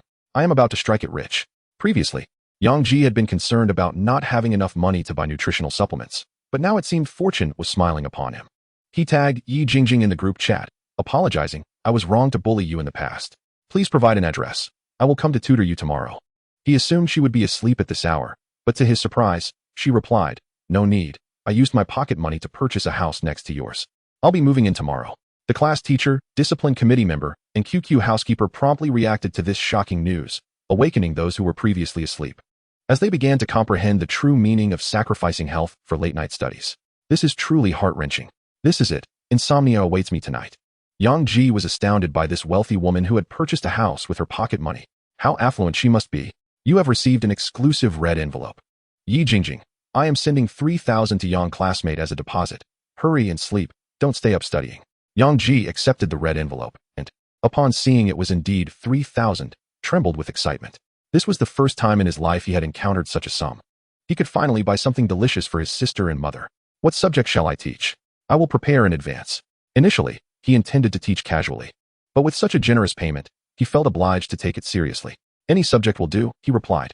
That one tea suffice. I must cultivate you into the top student. Class teacher, please provide me with Yi Jingjing's academic report. Yang Ji resolved to approach this matter with utmost seriousness. After a while, the class teacher sent over Yi Jingjing's results. Yang Ji glanced at them. She had scored full marks in history and politics, losing only 2 points in her Chinese essay. She truly did not need tutoring. Then let us focus on physical education. I am weak and lack exercise. Class teacher. Yuan Peng. QQ housekeeper. System, the class teacher has muted all, although tomorrow is Saturday. Everyone should go to bed early and rise early. Matters of a personal nature should be discussed privately. We are all the blossoms of our motherland and cannot withstand excessive stimulation. He has had enough of this damn dog food. If it weren't for the fact that one of these two is ranked first and the other second in the grade, he would have already exploded. Yi Jingjing and Yang Ji, friends, see you tomorrow, Yang classmate. Until tomorrow. Closing the chat, Yang Ji opened an online shopping link. Selecting 10 bottles of the cheapest nutritional liquid, totaling a value of 10,000 yuan, discounted to 99.99. 99. He believed he had struck a great deal. After hesitating for several minutes, he ultimately placed the order. To play games. No, to find his parents. He had to spend this money. He truly is a devoted son. With financial matters resolved, Yang Ji's mood brightened. At least for the short term, he didn't have to worry about making money. On his way home, he noticed the ring on his finger and pondered aloud. This ring must be genuine. Perhaps I could auction it online and earn some money. He raised his hand, took several pictures of the ring, and posted them on a popular auction site. Starting price, 1,000. Minimum bid increment, 100. Closing time, tomorrow evening. Description, no longer wanted. Crafted from gold. After setting everything up, he uploaded the content. The images of the ring clashed starkly with those of the surrounding auction items. Yang Ji didn't care how much the ring might sell for. Selling it would be great, but if it didn't sell, so be it. After all, it was compensation for him. Putting away his phone, he returned to his dwelling, consumed several bowls of rice, and began doing push-ups and sit-ups. At that moment, a little-known website erupted with activity. The original poster, the third assassin, is really going to retire. Just now, while browsing an auction site, I saw their exclusive ring being auctioned. First floor, is that true? Did I misread?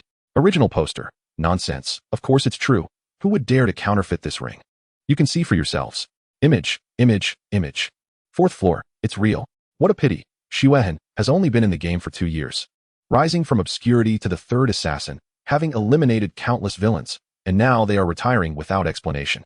Fifth floor, even men, women, and children are unaware. The disguise is truly remarkable.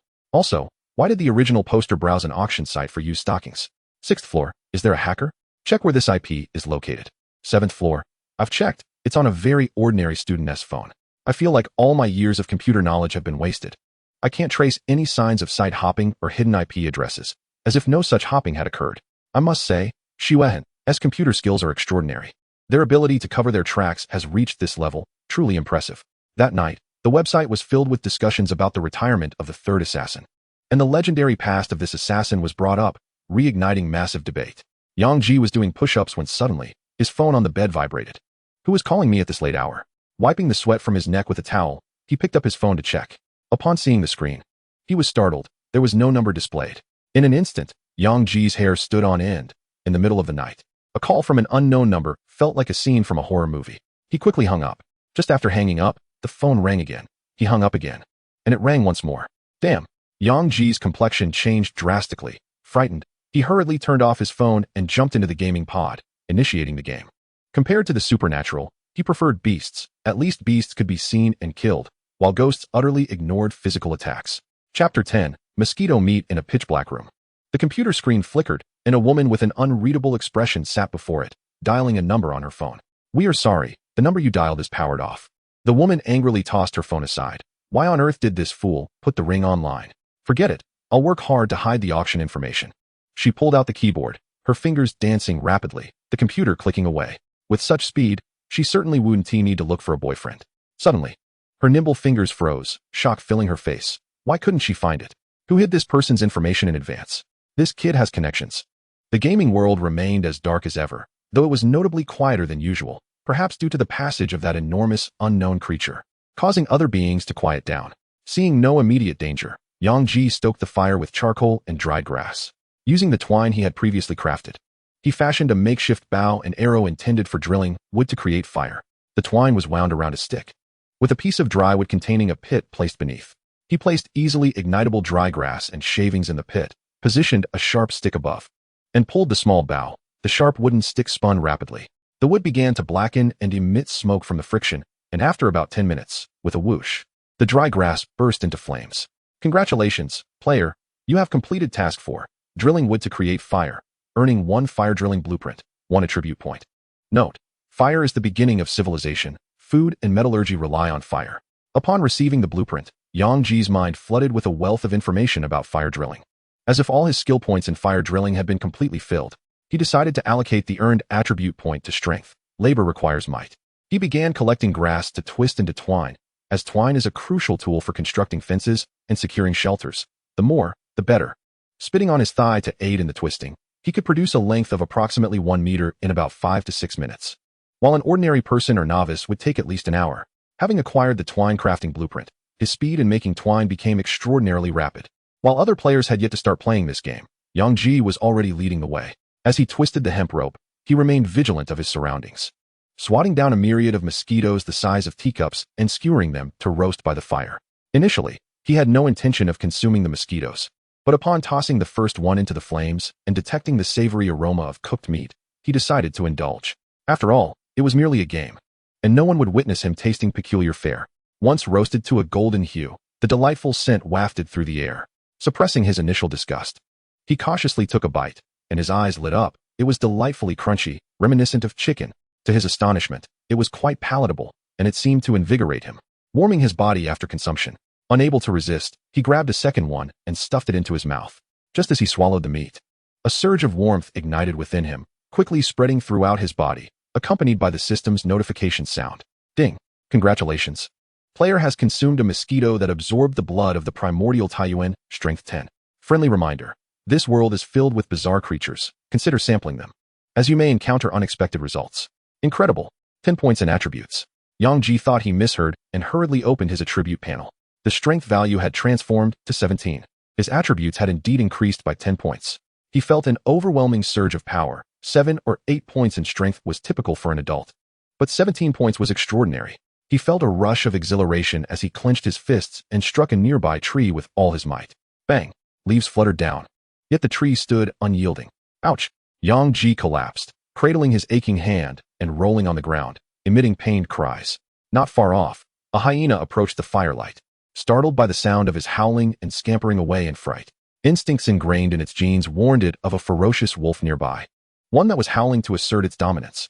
After some time, Yang Ji ceased his howling, gazing at his bloodied knuckles, tears streaming down his face.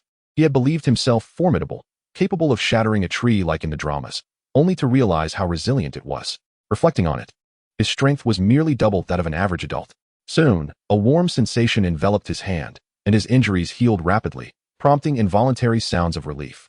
Remarkably, the recovery effect of Let My Fist Love Me Again was quite impressive. Ignoring his injuries, Yang Ji eagerly reached for another piece of mosquito meat to savor, growing fond of the delicacy. However, after consuming several, he received no further system notifications until the last piece offered a delightful surprise. Congratulations. Player has consumed a mosquito that absorbed the blood of the Azure Bull, Defense 1. Yang Ji had fallen in love with mosquito meat. Not only was it delicious, but its hidden benefits were substantial, potentially enhancing his attributes. As he continued twisting hemp rope, he swatted away the mosquitoes buzzing around. Congratulations, player has survived for 3 hours. Reward: a bull. The next reward will be granted after the player survives for 4 consecutive hours. A flash of light revealed a gray bull beside him, appearing as primitive as if crafted thousands of years ago, pockmarked and devoid of aesthetic appeal. The first reward had been a cultivation technique, and now he received a mere bull. What a miserly offering. Had he truly spent 3 hours working on the hemp rope? Yang Ji felt a sense of accomplishment as he surveyed the numerous strands he had created, sufficient for constructing a rudimentary shelter. He looked up, noticing the surrounding darkness. System. This seems amiss. It should be around 5 in the morning, yet it remains pitch black, even if this world doesn't adhere to the external time. I have been online for so long, it ought to be dawn by now. Isn't this world supposed to follow a 24-hour cycle? It is already dawn. Nonsense. Am I blind? It is so dark here, it hardly resembles daylight. It has been 2 days. The system reiterated its statement.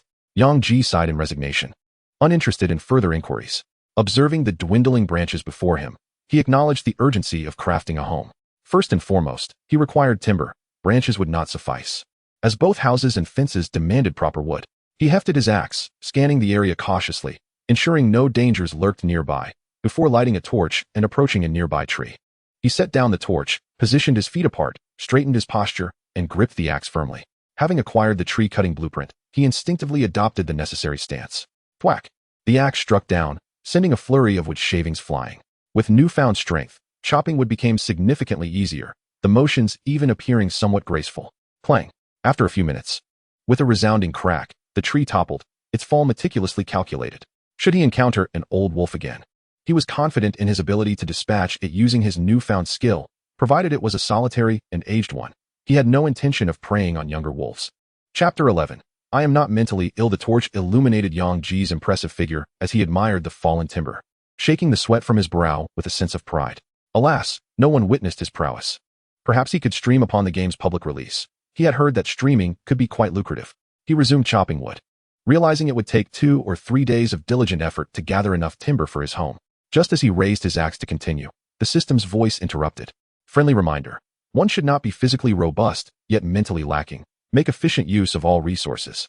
For instance, you might explore the paths traversed by the primordial Taiyuan, where you may discover many felled trees and, with luck, find food. Yang Ji paused, axe in hand, pondering why this had not been mentioned earlier. Had he known, he would not have wasted so much time chopping wood. The system replied, I did not anticipate your lack of foresight. Oh, how infuriating. The system has mocked me. I wish to lodge a complaint. Yet, after searching the attribute panel for what felt like an eternity, I could not find any means to voice my grievances against the system. You wish to complain about me? Do you not fear that the next time you find yourself in peril, I shall refrain from alerting you? Who would dare to complain about my esteemed system? Who is it? Step forth if you possess the courage. I shall cleave you in twain with my axe. With a fervent roar, Yang Ji brandished his axe, his fury reminiscent of one who witnesses a beloved being wronged. System. Dear system, please take your rest. I shall attend to my duties. Yang Ji's demeanor shifted to one of utmost reverence, resembling a model student. There was no alternative, for this system held paramount significance over his very existence. With a torch in one hand and an axe in the other, he cautiously ventured towards the path traversed by the ancient great ape. The footprints left by the colossal creature spanned over 10 meters, sinking nearly a meter deep. Upon witnessing these tracks, Yang Ji's breath quickened involuntarily. How terrifying. Just how tall could that beast be? Has it wandered far? Are there creatures within this game that surpass even the ancient great ape in size? Lost in contemplation, Yang Ji observed numerous broken trees, which somewhat eased his troubled spirit, sparing him the effort of chopping wood. He exerted himself to lift a tree measuring over 10 meters, dragging it painstakingly towards the fire. Despite his enhanced strength, the task remained arduous. After a moment's thought, Yang Ji relinquished the tree, sprinted back to the fire, and thrust a collection of branches into the ground, forming a barrier that resembled a wall. Congratulations, player, on completing Task 8, construct a fence. Reward, fence blueprint. Attribute point 1. Yang Ji allocated the acquired attribute point to strength, elevating it to 18.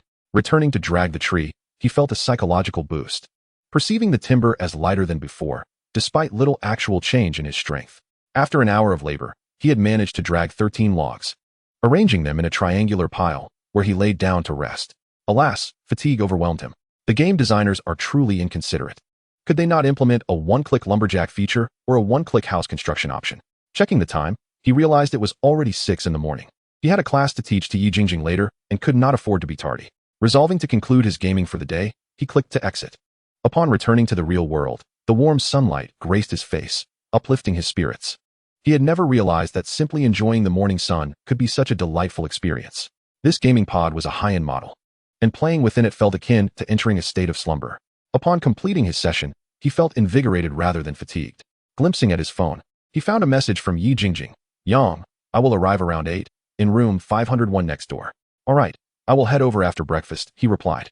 Yang's expression grew complex. He was not oblivious to Yi Jingjing's interest in him. However, the disparity between them was too great, aside from his looks. He possessed nothing of value. A relationship seemed implausible, and he could only continue to play the fool. He glanced at the auction website, only to find no one bidding on his ring.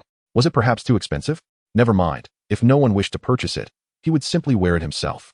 Yang Ji withdrew the auction, slipping the ring onto his middle finger. It suited him quite well, appearing neither gaudy nor ostentatious. Stretching languidly, he stepped out of his room, where his sister Li Yameng was busy cooking, and Li Tongtong had yet to awaken. Approaching Li Tongtong's door, Yang Ji knocked vigorously. Time to rise. Up and at him. Can one imagine the annoyance of being rudely awakened by an insistent knocker? Indeed, cries of anguish echoed from within. Little Ji, I shall slay you. Under normal circumstances, Yang Ji would have fled, but today he had no intention of running. He aimed to utilize the technique, let my fist love me again, to enhance himself. Protecting his face, he deemed anything acceptable as long as it did not involve a blow to his visage. The door was yanked open violently, revealing a furious Li Tongtong. Her hair aflame with rage, the buttons of her pink nightgown barely holding on, her fair skin dazzlingly bright. Yang Ji beamed as her fist drew nearer, a smile spreading across his face. Let the storm come with greater ferocity. Tongtong. Cease. Do you not recall what transpired yesterday? Li Yaming dashed from the kitchen, wielding a spatula, hastily intervening upon seeing Li Tongtong's menacing demeanor. Li Tongtong paused, her fist hovering before Yang Ji, the breeze from her punch tousling his hair. She quickly withdrew her hand, muttering in frustration, "Damn it, I almost fell for his ruse."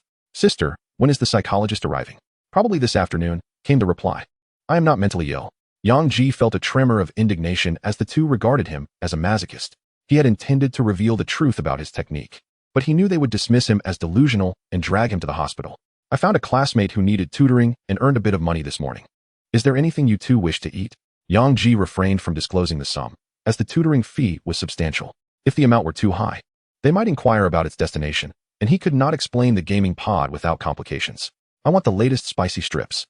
I heard the ingredients were brought back from outer space by an Earth shipping company. It must be delicious." Li Tongtong's eyes sparkled with excitement, drool uncontrollably escaping her lips. Li Yaming gently tapped her finger on the top of Li Tongtong's head. "You showed me that snack yesterday. It costs over 100 a pack. Too expensive, don't waste money." Li Tongtong's face fell in disappointment, her lips forming a cute pout. "I was just mentioning it. It's already ordered. Just be ready to collect the delivery when it arrives." While they conversed, Yang Ji had swiftly completed the transaction on his phone. "Wow, brother, you're the best." Li Tongtong finally ceased calling him Little Ji, embracing his arm and showering him with kisses. Li Yaming opened her mouth, but upon seeing her sister's joy, she refrained from uttering the words "return it." "How foul. Hurry and brush your teeth." Yang Ji pushed Li Tongtong away with a look of disdain. "Ah, how could you disdain me, a beautiful girl? Do you know how many in school covet what they cannot have?" Li Tongtong, though slightly younger than Yang Ji, has already entered university. In this environment of youthful romance, her beauty and charm naturally attract many admirers. "I find it rather annoying. After all these years, I have become quite fond of her. How dare you look down on me, you little G. I shall kiss you to death." Chapter 12. Tutoring the campus belle at the dining table. Yang Ji devoured the food with an insatiable appetite, having consumed more in a day than he previously did in an entire week since he began gaming. A true glutton. Li Tongtong was still fuming from earlier. "Hey, can you remove your filthy foot from my leg?" Yang Ji, sipping his milk, cast a glance at the delicate foot resting on his thigh, its toes glistening like precious gems, pure and immaculate. "I just took a shower. How could it possibly stink?" "I won't move it. I hope you choke on it," she retorted, playfully extending her foot. Suddenly, she felt something and swiftly retracted her foot. "Enough of your bickering. You too," Li Yamei said gently, sounding almost maternal. "Xiao Ji, aren't you supposed to tutor someone? Hurry up and eat. You don't want to keep your client waiting. Also, be back before dinner. I have a friend studying psychology who can take a look at your mental state." "I'm done with this," Yang Ji replied, not wishing to elaborate further. He grabbed a poached egg from Li Tongtong's bowl and stuffed it into his mouth before dashing out of the house. "My beloved poached egg. Xiao Ji, if you dare come back, I will bite you to death." Yang Ji relished the thrill of dancing on the edge of danger, but sadly, Aunt Li was not home, offering little challenge. With her fiery temper, if he provoked her, he might find himself pinned to the ground for 5 minutes. He truly anticipated her return. Exiting the house, Yang Ji glanced next door, where a graceful figure stood. It was Yi Jingjing, a renowned beauty at school. Draped in a lovely light green dress that accentuated her developing figure, her glimmering sandals revealed straight, fair legs. Her hair tied in the simplest ponytail radiated elegance. And if one were to describe her beauty in less ornate terms, it would simply be, wow, she's stunning. While no one at school had the time to officially crown a campus belle, everyone acknowledged she was the most exquisite. She possessed a unique, serene beauty, standing there like a painting, reminiscent of first love. Yi Jingjing seemed to be waiting for Yang Ji. Upon seeing him, she broke into a sweet smile, one that could halt a world war. "Skinny monkey, what are you staring at?" A booming voice interrupted Yang Ji's thoughts, casting a shadow over him. He turned to find a man as robust as a gorilla standing behind him. Yi Jingjing's brother, Yilong. Yang Ji jumped in surprise, instinctively covering his backside as he leapt away. Yilong raised an eyebrow. "You got scared, and yet you cover your backside? Why?" He stepped directly in front of Yang Ji. "Skinny monkey, what spell have you cast on my sister to make her so infatuated with you?" "Sis, what are you talking about? I merely asked Yang to tutor me. There's nothing else to it," Yi Jingjing said. Her cheeks flushed as she pulled Yang Ji's arm carefully into room 501. Yang Ji's eyes suddenly sparkled with realization. This hulking figure had always wanted to beat him up. Perhaps a good thrashing would enhance his attributes significantly. With that thought, he firmly grasped Yi Jingjing's hand. Yi Jingjing shivered as if jolted by electricity, her body trembling. Yilong's eyes widened, resembling those of a large yak. "Skinny monkey, how dare you hold my sister's hand?" He swung his fist, as round as a small watermelon, aimed at the scoundrel who dared to touch his sister. Yang Ji quickly shielded his face, silently screaming, "Bring it on. Let the storm rage on. I crave those attribute points. Stop. If you hit him, I will be angry." Yi Jingjing hurriedly positioned herself in front of Yang Ji, her gaze resolute. Yilong froze, his expression stiffening. Yang Ji interjected, "Don't interfere. I don't wish to be protected. I want to be beaten." This girl was utterly clueless. He hadn't even sought her permission to hold her hand. Was it so difficult to get a good beating these days? "Yi classmate, stay out of it. This is a matter for us men." Yang Ji gently pushed her aside, unwilling to let her ruin his opportunity to enhance his physical prowess. Yi Jingjing's beautiful eyes instantly sparkled with admiration. Yang Ji was so brave, challenging her brother despite his frail appearance. How handsome. "Yang Ji, please don't hold it against my brother. He is a bit foolish and always prefers to resolve issues through brute force." She ushered Yang Ji into the room, closed the door, and locked it behind them, leaving Yilong outside. Yilong and Yang Ji both felt an overwhelming sense of discomfort, especially Yilong, whose heart shattered upon being called foolish by his own sister. Sighing heavily, Yang Ji lamented, "Well, there goes my chance to get beaten up. Might as well commence this tutoring session. After all, it was $1,000 per hour." He set down his backpack, unzipped it, and asked, "Yi classmate, which subject would you like to focus on?" "Yang classmate, let us have some fruit," Yi Jingjing quickly replied, grabbing a plate of fruit from the coffee table and presenting it to him. "Thank you, but let us prioritize our studies first. I feel guilty wasting time on such an expensive tutor." Yang Ji chuckled awkwardly. In truth, she might not even need tutoring. Yi Jingjing's bright eyes suddenly dulled, reminiscent of the last flower blooming in autumn, soon to be swept away by the wind, evoking deep sorrow.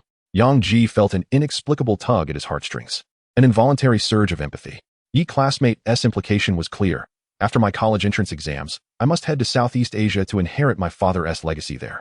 Regardless of my exam results, university is no longer an option. Yi Jingjing's eyes reddened, her pain palpable. Yang Ji mused, what a tragic situation, unable to attend university. Poor girl. What a pity. How could she appear so distressed about returning to take over a family business?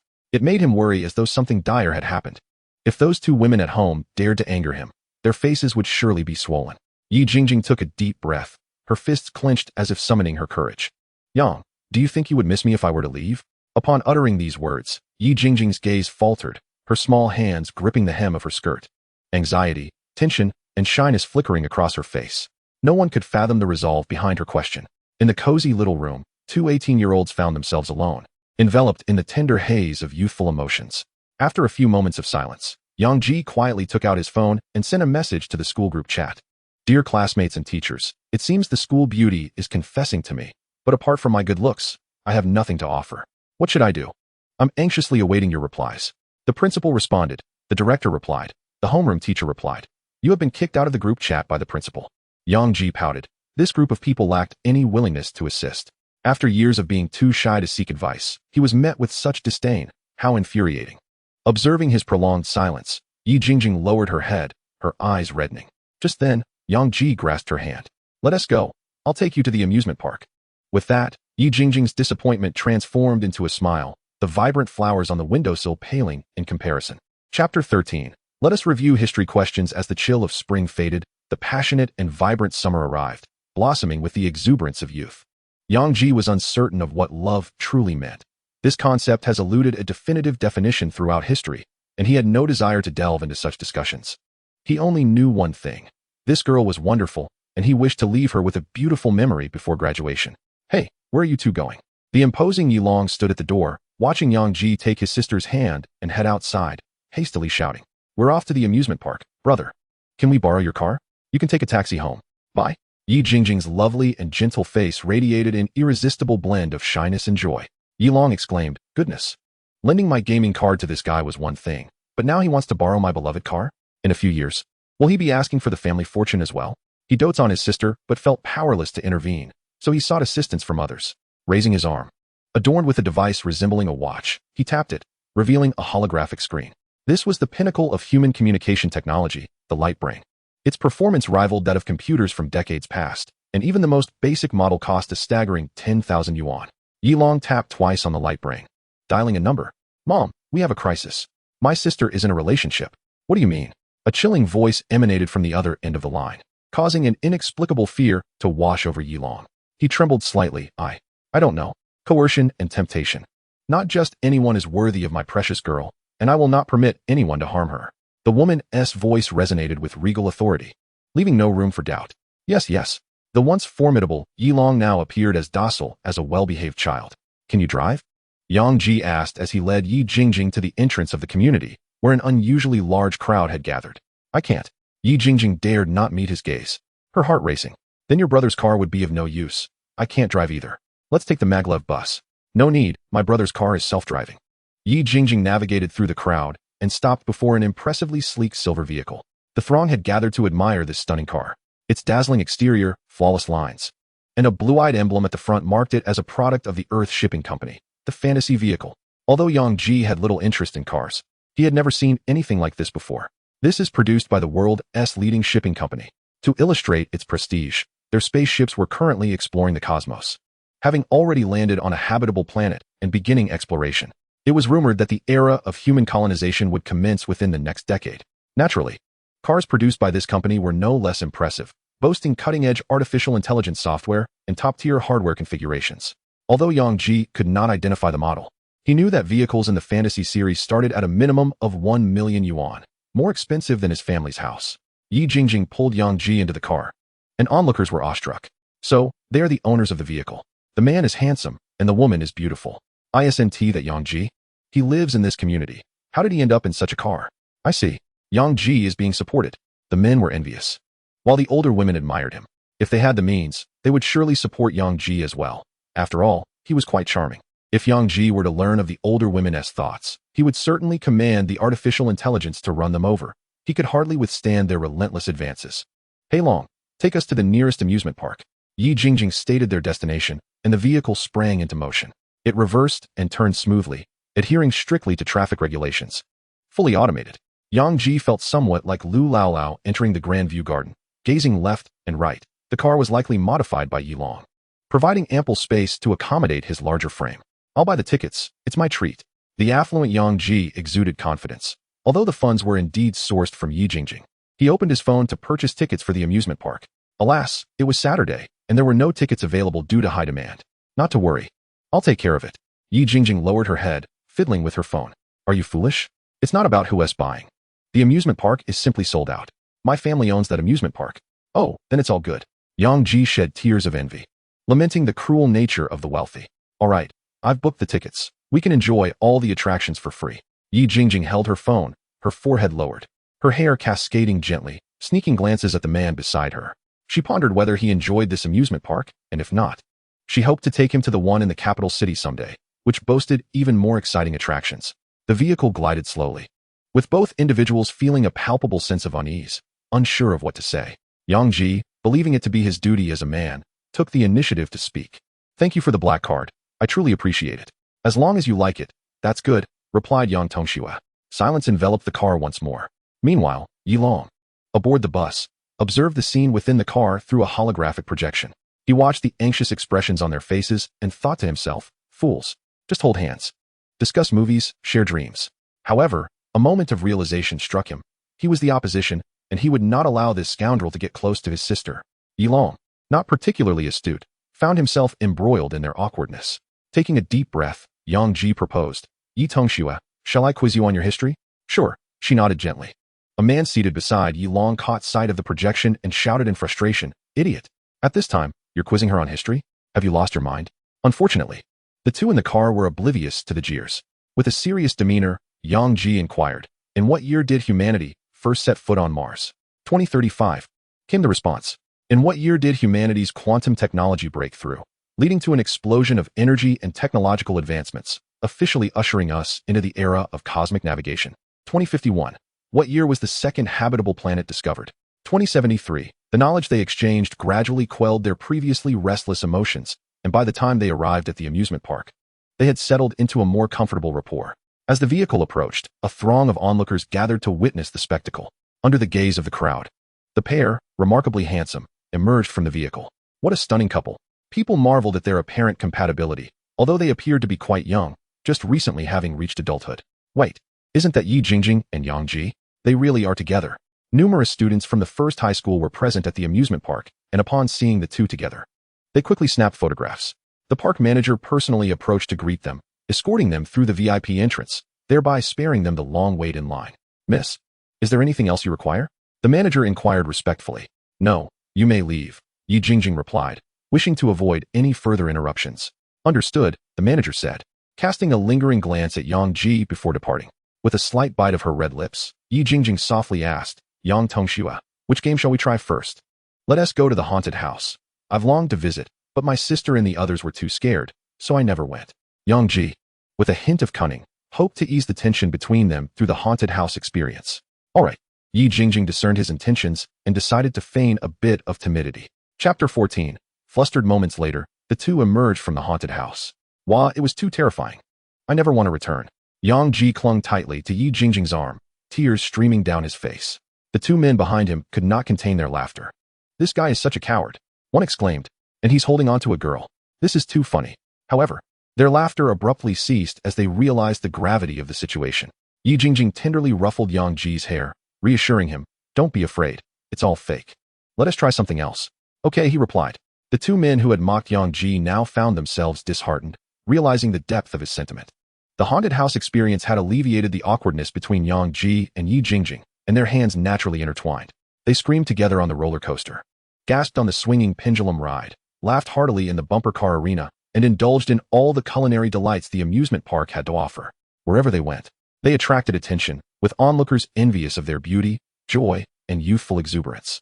Upon dismounting from the carousel, they noticed a crowd gathered a short distance away, curious about the commotion. However, their imagination had led them astray. Peering through the throng, they saw a gaunt man brandishing a dagger against a young girl's throat. The girl cried out, repeatedly calling for her mother. Opposite them stood a woman of striking intellect, her handbag fallen to the ground, her face etched with panic. Hu Ji, you scoundrel, let Ting Ting go. This woman recognized the man. The gaunt man wore a twisted expression of madness. You claimed you had no money, yet you bring your child to the amusement park. Hand over the cash. Now, you wretch. You sold everything for drugs, and now you dare demand more? The woman screamed in desperation. I want money. Will you give it to me? The dagger pressed harder against the girl's throat, drawing blood, causing the surrounding crowd to hold their breath in tense silence, their fists clenched in anger. I will give it. Just don't harm Ting Ting. She is your own daughter. The woman, trembling and nearly collapsing, hurriedly transferred all the money from her phone. This monster, this scum doesn't even spare his own daughter. He deserves to die. The crowd seethed with rage, itching to act, but the man's grip on the girl and the weapon held them back. The money is sent. Now release Ting Ting. The woman wept openly for her daughter, tears streaming down her face. Seizing the money, the man shoved the girl to the ground and fled, brandishing the dagger. Get out of my way. Move. The crowd, fearing for their safety, quickly stepped aside. You fool. Move aside. As nearly everyone cleared the path, a dashing figure stood resolutely in the center of the road, his fist clenched in a chopping stance. This man was Yang Ji. He was not one to meddle in others' affairs, but the brutality of the robber, holding his daughter hostage for money, stirred his conscience. If this had been a day before, Yang Ji might have also retreated like the others. However, he was no longer the same person he had been just a day prior. Faced with danger, he felt less fear. Not even a wolf could intimidate him, let alone this drug-addled fiend. Step aside, or face the consequences. The addict has completely lost his mind. His gaunt face twisted into a grotesque expression as he brandished a dagger. A few women screamed, Yang Tongxue. Yang Ji raised his right hand like an axe and swung it forcefully, striking the addict squarely on the chin. To the astonishment of the onlookers, this man, weighing at least 100 kilograms, was sent flying 4 to 5 meters. Other concerned citizens rushed forward to restrain the addict and seize the dagger. However, their intervention was unnecessary. The man had already been knocked unconscious. A simple chopping motion, the prowess of the game pod, was impressive. Yang Tongxue, your shoulder is injured. Yi Jingjing exclaimed, noticing the blood on Yang Ji's shoulder, and hurriedly grabbed her phone, preparing to call for medical assistance. Yang Ji grasped her hand to prevent her from making the call and pulled her away swiftly. He wished to avoid any complications. They needed to escape quickly, as the addict's dagger had merely grazed him. The two returned to the car, instructing the intelligence system to depart. Yi Jingjing anxiously rummaged through the car's first aid kit, finding a hemostatic spray, and sprayed it onto Yang Ji's wound. Stop spraying. Stop spraying. It's already healed. Yang Ji recognized the spray in her hand. It was the most advanced wound treatment available, produced by a cosmic shipping company, costing over 10,000 for a bottle. A few sprays could easily amount to hundreds of dollars. This remedy possessed remarkable healing properties, with its main ingredients sourced from extraterrestrial planets. Seeing the wound on Yang Ji's shoulder vanish, Yi Jingjing sighed in relief, surprised at the efficacy of the medication. staring at the bloodstained shirt, her eyes reddened with worry. It had been so dangerous. Why hadn't he dodged? Furious, she thought that the man was utterly despicable. A true man should act with integrity, and she wished to strike him. Yang Ji's anger flared at the memory of the man's actions. Yi Jingjing's admiration for this brave boy grew another notch. Yet, he was merely a student. If it were her brother, she would have pushed him forward. It's fine, the incident is behind us. I wasn't hurt too badly. But I can't take you to the amusement park now, Yang Ji apologized. It doesn't matter. As long as you're with me, I can go anywhere, Yi Jingjing said, surprised by her own forthrightness. She noticed Yang Ji gazing intently at her, slowly leaning closer, causing her to involuntarily close her eyes. Their lips brushed gently, akin to a surge of electricity. A thought crossed Yang Ji's mind. Had he known earlier, he would not have eaten the garlic sausage. Suddenly, Yi Jingjing's light brain vibrated, jolting them awake, and they hurriedly separated. Flushed, Yi Jingjing activated her light brain. A holographic projection appeared, displaying a call from her brother. Taking a deep breath to compose herself, she answered, her tone irritable. What is it? Damn it, my leg hurts again. Hurry back and check. Yilong's anxious voice came through. Hearing this, Yi Jingjing's expression changed dramatically. How could this happen? Hurry back and take a look. Okay, I'll be back soon. Yi Jingjing's face betrayed her anxiety. Yang Ji, being perceptive, said, let me get off here. I can reach home in a few minutes. You should hurry back to see how Annie is doing. All right. The vehicle stopped by the roadside, and Yang Ji descended, waving goodbye to Yi Jingjing, watching her drive away before turning to walk back. Touching the lingering sweetness at the corner of his mouth, he couldn't help but smile. So this was the feeling of a kiss, much more pleasant than his sister's playful nibbles. Glancing at his now fully healed wound, he strolled back home. As he was about to enter the community, a burly man emerged from the alley. Skinny monkey, we meet again. Chapter 15. The target Yilong's muscular physique was quite intimidating. His black tank top seemed ready to burst at the seams. Yang Ji regarded Yilong with contemplation before calmly stating, did you deliberately deceive Jingjing into leaving? Is Jingjing the name you call her? Yilong grabbed his collar with one hand, effortlessly lifting him off the ground. To lift a person weighing over 100 kilograms with one arm, one would need a strength of at least 200 pounds. Yang Ji's expression remained unchanged, calmly meeting the gaze of this monstrous figure that resembled a black gorilla. He believed his strength of 18 points was sufficient, yet in comparison to this man, he felt woefully inadequate. This fellow was undoubtedly a 20-star master. Very well. You possess courage. The menacing Yilong, upon noticing Yang Ji's lack of fear, displayed a hint of admiration and set him down. Initially, I intended to intimidate you, but the events at the amusement park have given me a new perspective on you. Let's discuss a price. How much to keep you away from my sister? I do not respond well to bribery. Try intimidating me instead. Perhaps I might feel fear. Yang Ji seized the opportunity to provoke him. You. Yilong clenched his fist, ready to strike, but restrained himself. To put it bluntly, you two exist in different worlds. She will be leaving this country in 3 months to inherit my deceased father's estate. Not in the same world. Is she living in another universe? Yang Ji countered, adopting a pedantic tone. You think a toad can aspire to eat swan meat? Nonsense. Go ask around at school. Who doesn't know how handsome I am? A toad more handsome than me. I was referring to economic status. Aside from that handsome face, what else do you have? Can it put food on the table? Upon hearing this, Yang Ji fell silent. Yilong, sensing a glimmer of hope, was about to speak when he saw Yang Ji call out to a nearby pancake vendor. Auntie, I'm so handsome. Can I have a pancake? The vendor, initially poised to scold him, brightened at Yang Ji's handsome visage, smiling as she replied, you're still growing. I'll make you two. Thank you. Auntie, Yang Ji expressed his gratitude, then turned to Yilong and earnestly said, being handsome indeed has its advantages. Yilong once again seized Yang Ji, stating, now I can have a proper conversation with you. Do not wait for my mother to intervene. She will go to any lengths to protect Jingjing. Take your time to consider this. He released Yang Ji and turned to leave. Hey, could you not hit me a few times? Yang Ji shouted in haste. This scoundrel is truly insufferable. Yilong quickened his pace, wishing to retaliate against this infuriating fellow. But he feared that doing so would result in his sister never speaking to him again. Thus he opted for distance instead. Once Yilong was far away, the smile on Yang Ji's face faded, gradually replaced by desolation and gloom. Though he feigned resilience, he understood the stark disparity between them. The woman preparing pancakes nearby was lost in thought as she skillfully flipped the batter.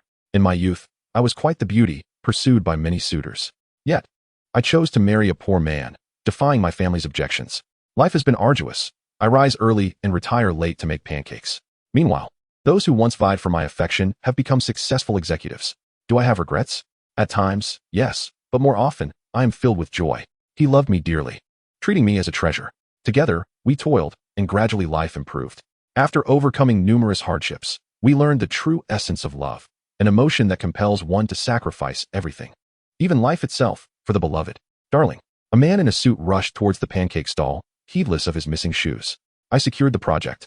The company is rewarding me with a house. Children, while you are still young, strive to pursue your dreams. With effort, your future lies in your hands. The woman tossed a pancake to Yang Ji and hurried to embrace her husband. I knew my husband was the best. Yang Ji's inner gloom dissipated, indeed. He was still young and possessed the miraculous gaming console left by his parents. What impossibilities could the future hold? A once mundane life now had purpose, transforming it into something far less tedious. He savored his pancake on the way home. Returning at noon, he found Li Tongtong and Li Yamei absent, wondering what these financially struggling women could be up to. His phone vibrated in his pocket. It was a message from Yi Jingjing. I'm sorry, young classmate. My brother deceived me. I have some matters to attend to. I'll visit tomorrow. All right, consider the 30,000 alone. I will repay you. He felt uneasy keeping the money without providing the tutoring. No need. I am not short of money. Enough of this for now. I must argue with my mother first. Yi Jingjing went offline. Yang Ji understood the reason for her impending confrontation with her mother.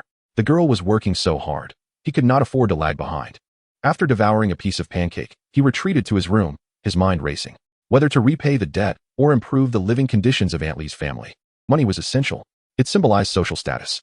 Currently, my means of earning are limited. In the future, I could enroll in a prestigious space navigation university and engage in research. But the returns would take too long.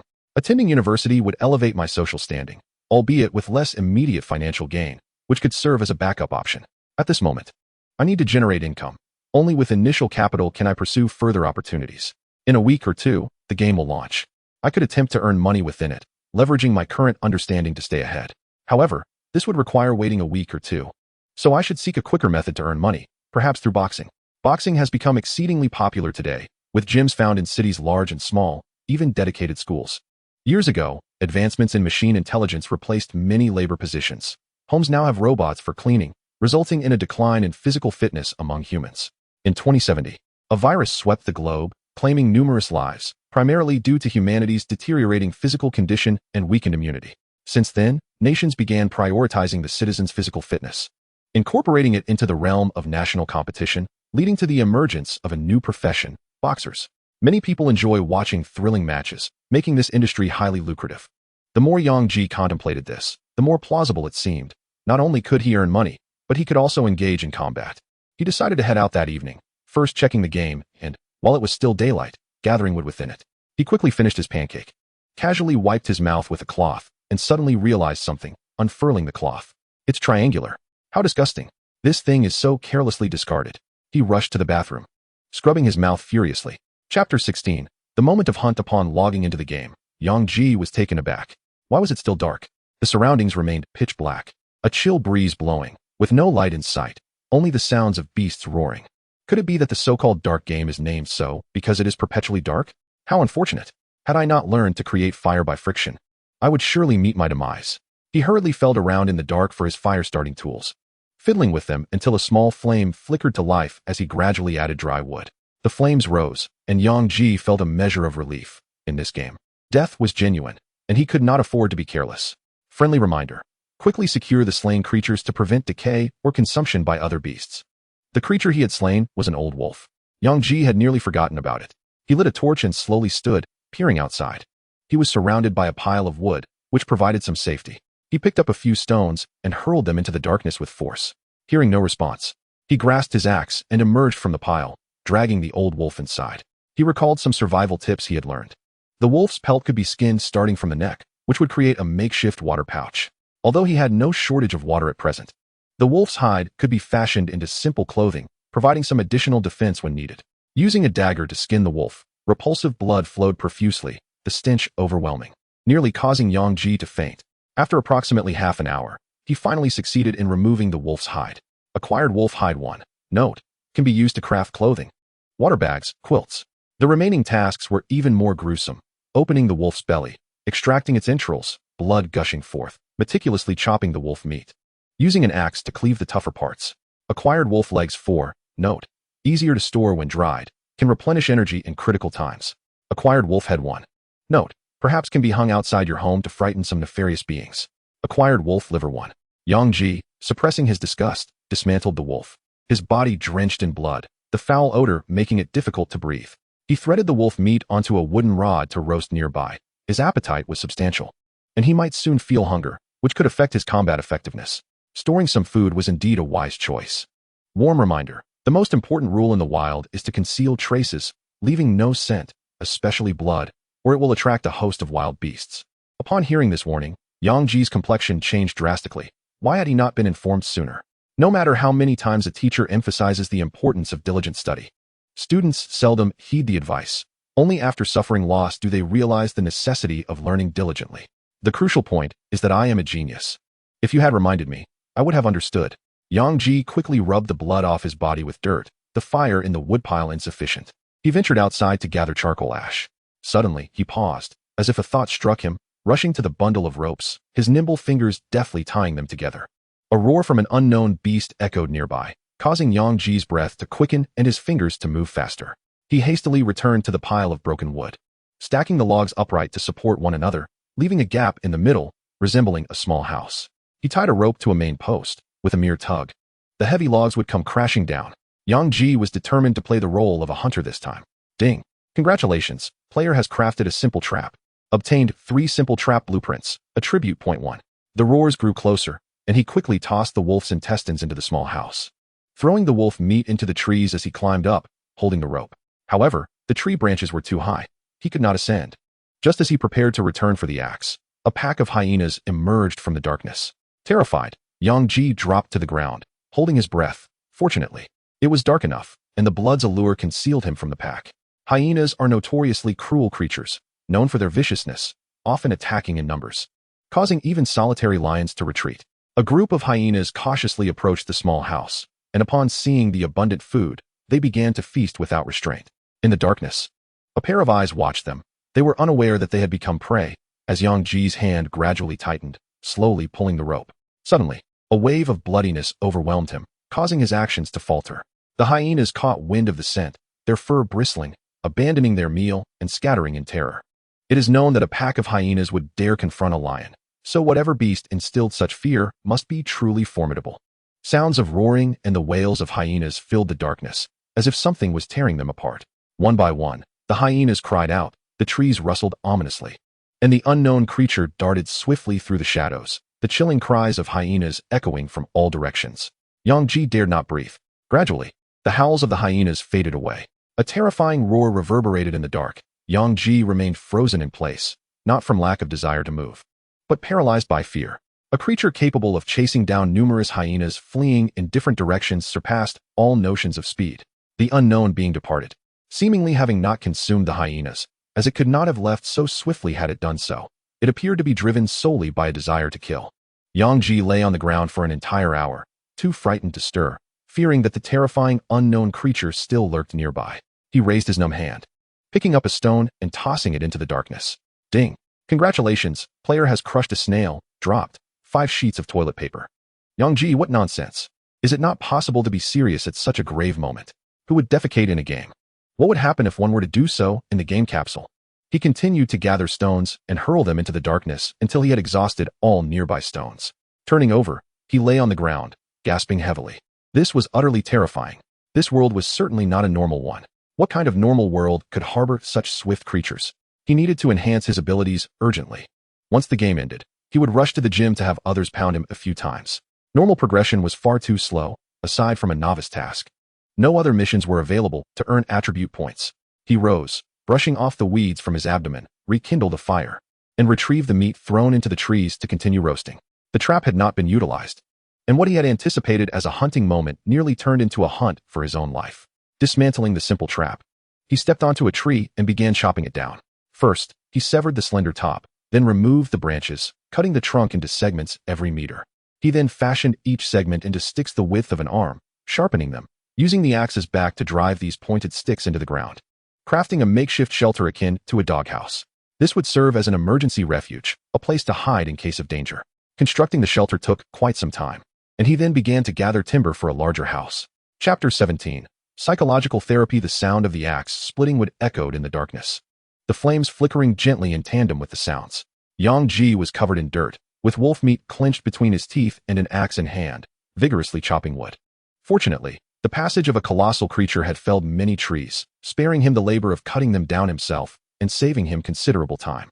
Even so, he still had to invest a substantial amount of effort in crafting supporting beams, walls, wooden doors, and nails, the essential components of his dwelling. It was indeed a challenge to manage with just an axe and a dagger. Congratulations. You have survived for 4 consecutive hours in the game. You are rewarded with a premium beast hide backpack. The next reward will be issued after 5 consecutive hours of online play. Unbeknownst to him, 4 hours had already elapsed. This reward was undoubtedly more useful than the previous wretched bowl, which served little purpose. He clicked to exit the game and returned to reality to drink water. In the game world, he had an abundance of mosquito meat and wolf meat. So food was not a concern, though he had yet to find a water source. Upon emerging from the gaming pod, he reached for a nearby cup, only for it to slip from his grasp and fall to the ground. After several hours of intense tree chopping, his arms were numb and sore. Without a recovery ability of 50 points, he would have struggled to lift them at all. His remarkable recovery capacity made his arms feel warm and remarkably comfortable, allowing him to unconsciously revel in his fatigue. Ding dong.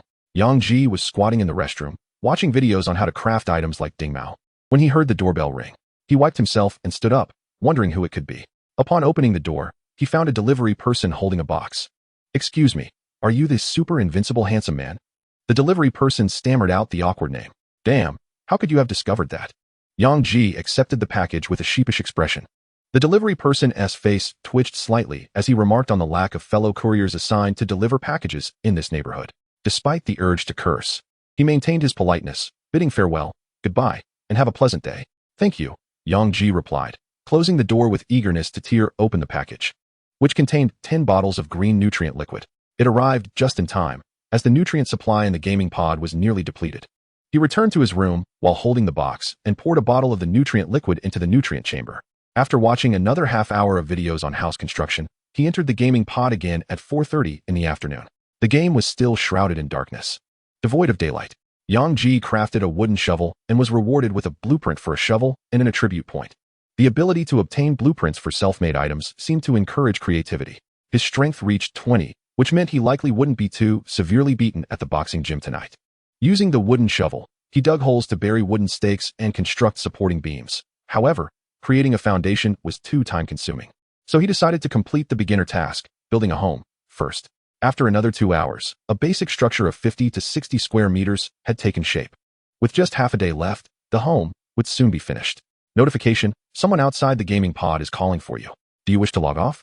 Yang Ji glanced at his house with a sense of achievement before clicking to exit the game. Upon opening his eyes, he found Li Tong Tong, resembling a curious puppy, peering into the gaming pod with wide eyes. Yang Ji opened the pod and made an effort to prop himself up, his body aching from the labor. Li Tong Tong glanced at him and asked, "You've been playing in the gaming pod since last night. Weren't you against playing games before? Are you secretly engaging in forbidden gameplay?" Yang Ji replied, "Your expression definitely suggests that you think so. You're done for. I'm going to tell Mom." Li Tong Tong exclaimed dramatically. Yang Ji, uninterested in his sister's antics, said, "I'm going out for a while tonight. I'll be back later." Li Tong Tong suddenly leapt onto his back, wrapping her arms around him. "Where are you going? You haven't eaten. Plus, my sister brought that psychologist friend home. Are you planning to escape the appointment?" she teased.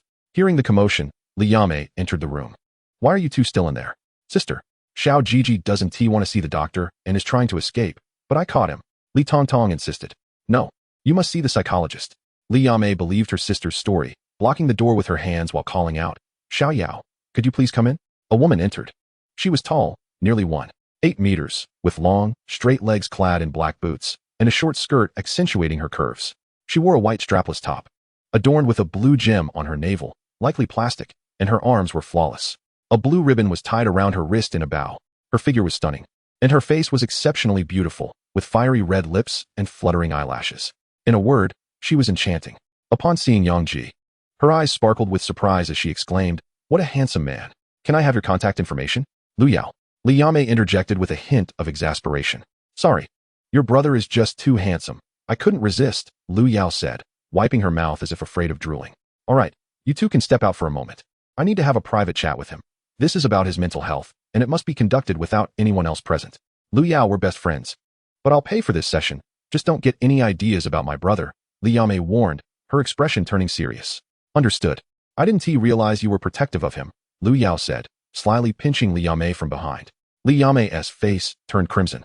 unsure if it was from the pinch or the remark about being protective of her brother. Li Tongtong hopped off Yang Ji and followed her sister outside, frequently glancing back at Lu Yao with caution, as if guarding against a thief. Even after she left, she remained uneasy and whispered to Yang Ji, "Don't do anything bad, or I'll tell Mom to smash your head." The two women exited the room and closed the door, leaving just the two of them in the cramped bedroom. "Let me introduce myself. My name is Lu Yao." She extended her exquisitely flawless hand, a playful smile gracing her lips, reminiscent of a predator eyeing its prey. "I am not ill." Yang Ji sighed helplessly as he reclined on the bed, closing his eyes to recuperate, awaiting his visit to the boxing gym. Lu Yao, familiar and unreserved, took a seat on a stool, her long, graceful legs resting upon the bed. "Most patients refrain from admitting their ailments. However, your condition is quite common. You may find it hard to believe, but I share your symptoms." She tugged gently at the bow on her left arm, revealing numerous scars etched by a blade, some still freshly scabbed. Yang Ji's words faltered, disbelief clouding his gaze as he beheld the scars upon her wrist, marring her beauty. He had presumed her claims of masochistic tendencies to be mere fabrication, yet it appeared to be entirely genuine. Astonishingly, there existed individuals who relished in suffering. How utterly bizarre. Chapter 18. Arrival at the boxing gym in a tidy, odorless room. Yang Ji stood agape, staring blankly at Lu Yao's battered wrist, unsure of how to respond. Lu Yao methodically rewrapped her arm, stating, "I came here upon learning that we share the same affliction. During my primary and secondary school years, my proud nature led to isolation and bullying, with no one to speak on my behalf. After enduring relentless torment, I reached my breaking point and scarred my arm with a small blade, frightening away those who seemed formidable. It was from that moment that I developed an affinity for pain, utilizing it as a means to alleviate stress, spiraling into an uncontrollable obsession. Do you experience significant pressure? You may share your thoughts. I pursued a degree in psychological counseling to assist others in achieving mental healing." Her voice softened, her demeanor shifting from its previous allure to one of earnestness. Yang Ji sat upright, confessing, "I indeed grapple with psychological issues, finding everything mundane, which compels me to engage in reckless behavior, seeking thrills. However, I have discovered methods of relief, and I assure you, I do not possess masochistic tendencies. Moreover, if you are capable of healing, why would you inflict wounds upon yourself?" He had noticed her recent injuries. Therapeutic counseling does not necessarily alter such behaviors. It merely aids in alleviating the pressures within, preventing one from resorting to extremes. In other words, it serves to diminish the likelihood of you committing crimes. Lu Yao tied a lovely bow once more. "Thank you for coming. My sister appreciates your assistance. Yet, I truly do not possess any masochistic inclinations," Yang Ji exclaimed. Just then, he observed Lu Yao unfastening her top, revealing her scant clothing. She leaped onto the bed, seizing his most vulnerable point, her alluring eyes fixed upon him, her lips slightly parted. "The moment I laid eyes on you, I was captivated. It is my first time feeling this way. I do not expect you to take responsibility. Come now, get away," Yang Ji exclaimed, hastily pushing her away and standing in alarm. "I'll call for help." Lu Yao ceased her advances, adjusting her attire as her expression reverted to one of seriousness. "Your sister has requested that I assess not only your masochistic tendencies, but also your sexual orientation. While I am uncertain about your preferences for pain, I can assert that there are issues regarding your sexual orientation." Yang Ji retorted, "Nonsense. This is merely a matter of integrity." Lu Yao ignored him, exiting the room and addressing the two women on the sofa. "Your brother's condition is quite severe. He likely has masochistic tendencies coupled with sexual orientation issues." Li Tongtong stood abruptly, exclaiming, "I knew something was amiss. With my sister and I being so beautiful. He has never pursued anyone or engaged in a romantic relationship over the years. It is evidently a problem." Yang Ji thought, "Isn't he just afraid of Aunt Li? Why has it become distorted in her words?" Li Yamen clenched her fists, anxiously inquiring, "What should we do?" Lu Yao reassured them, "It is not a grave matter. He can be treated, but it will require time. I shall rent an apartment in this neighborhood and conduct daily psychological sessions with him." "That seems inappropriate." "Not at all. My lease is nearly up, and I need to relocate anyway. Our schools are not too far apart, so we can keep each other company. I won't charge for treatment. Just allow me to visit for a meal occasionally." "Thank you, Xiao Yao." The two women clasped hands. "Xiao Ji, where are you going?" Li Tongtong asked, worry etched on her face as she rushed to embrace him, akin to a magnet. "I'm going out to exercise. I'll be back later." Yang Ji wished to evade the women, knowing that no amount of explanation would suffice. Why did they not trust him? Did they need him to brandish a weapon and stain their hands with blood before believing him? "The meal is ready. You should eat first," Li Yaming said, her demeanor still gentle. "I've already eaten before you returned." He had indeed consumed a significant amount, feasting on half a wolf-s meat. Actions within the game influenced reality. He gently pinched Li Tongtong's rear, prompting her to yelp in pain and release him. Seizing the opportunity, Yang Ji opened the door and departed. He activated his phone's navigation, searching for the nearest boxing gym. Regardless of the circumstances, his plans must remain intact. He would first visit the gym to earn money. Victories there would not only yield financial gain, but also provide the opportunity for combat, stimulating the efficacy of the fist technique, thereby enhancing his physical prowess. Moreover, he could learn combat techniques applicable within the dark game, augmenting his chances of survival. 3 birds with 1 stone.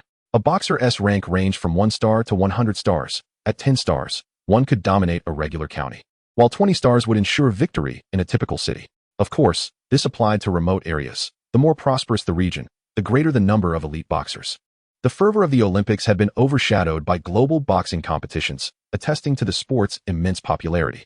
Yang Ji pinpointed a boxing gym named Yuexia, only to be dismayed by the 500 yuan entrance fee and the 10,000 yuan registration fee to participate. According to the rules, winning a match would refund 8,000 yuan, alongside an additional 8,000 from the opponent, totaling 16,000, with the gym claiming 4,000 as their share. The boxing gym is indeed a highly lucrative industry, yet it is not a venture for everyone. Establishing a boxing gym comes with a myriad of stringent requirements. For instance, a standard gym must have at least 1 10-star martial artist to maintain order. Yang Ji, with a heavy heart, paid the fee and received a number, 66, indicating that 65 ordinary individuals had registered before him. After a brief 5-minute bus ride, he arrived at his destination. Transportation in this era has become remarkably convenient, with vehicles available around the clock and traveling swiftly. Even before the nightlife commenced, the entrance of Yuexia Boxing Gym was already teeming with cars, and he even spotted a few from the fantasy series, highlighting the presence of affluence. The sign for Yuexia Boxing Gym was grand, adorned with 2 fists clashing as a symbol, and the thundering music emanating from within stirred a fervor in his veins. Taking a deep breath, Yang Ji contemplated stepping inside. "Stop!" barked the 2 burly men stationed at the entrance, blocking his path. "Minors are not allowed entry." "I am of age," Yang Ji asserted, presenting his mobile ticketing record to the 2 men. After a thorough verification of his identity, they reluctantly permitted him to enter.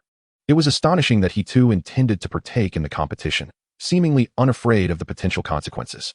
Another fervent, Navi youth, unaware of the dangers that awaited him without experiencing a punch. Men possess an intrinsic affinity for the clash of fists. Many spirited young men hailing from reasonably well-off backgrounds mistakenly believe themselves formidable, only to face the inevitable repercussions of such misguided confidence. The interior was expansive, featuring 10 competition rings, with bouts already underway. These matches, comprised of ordinary individuals, held little to no aesthetic value in terms of martial arts, resembling street brawls, and were frequently punctuated by shouts and curses.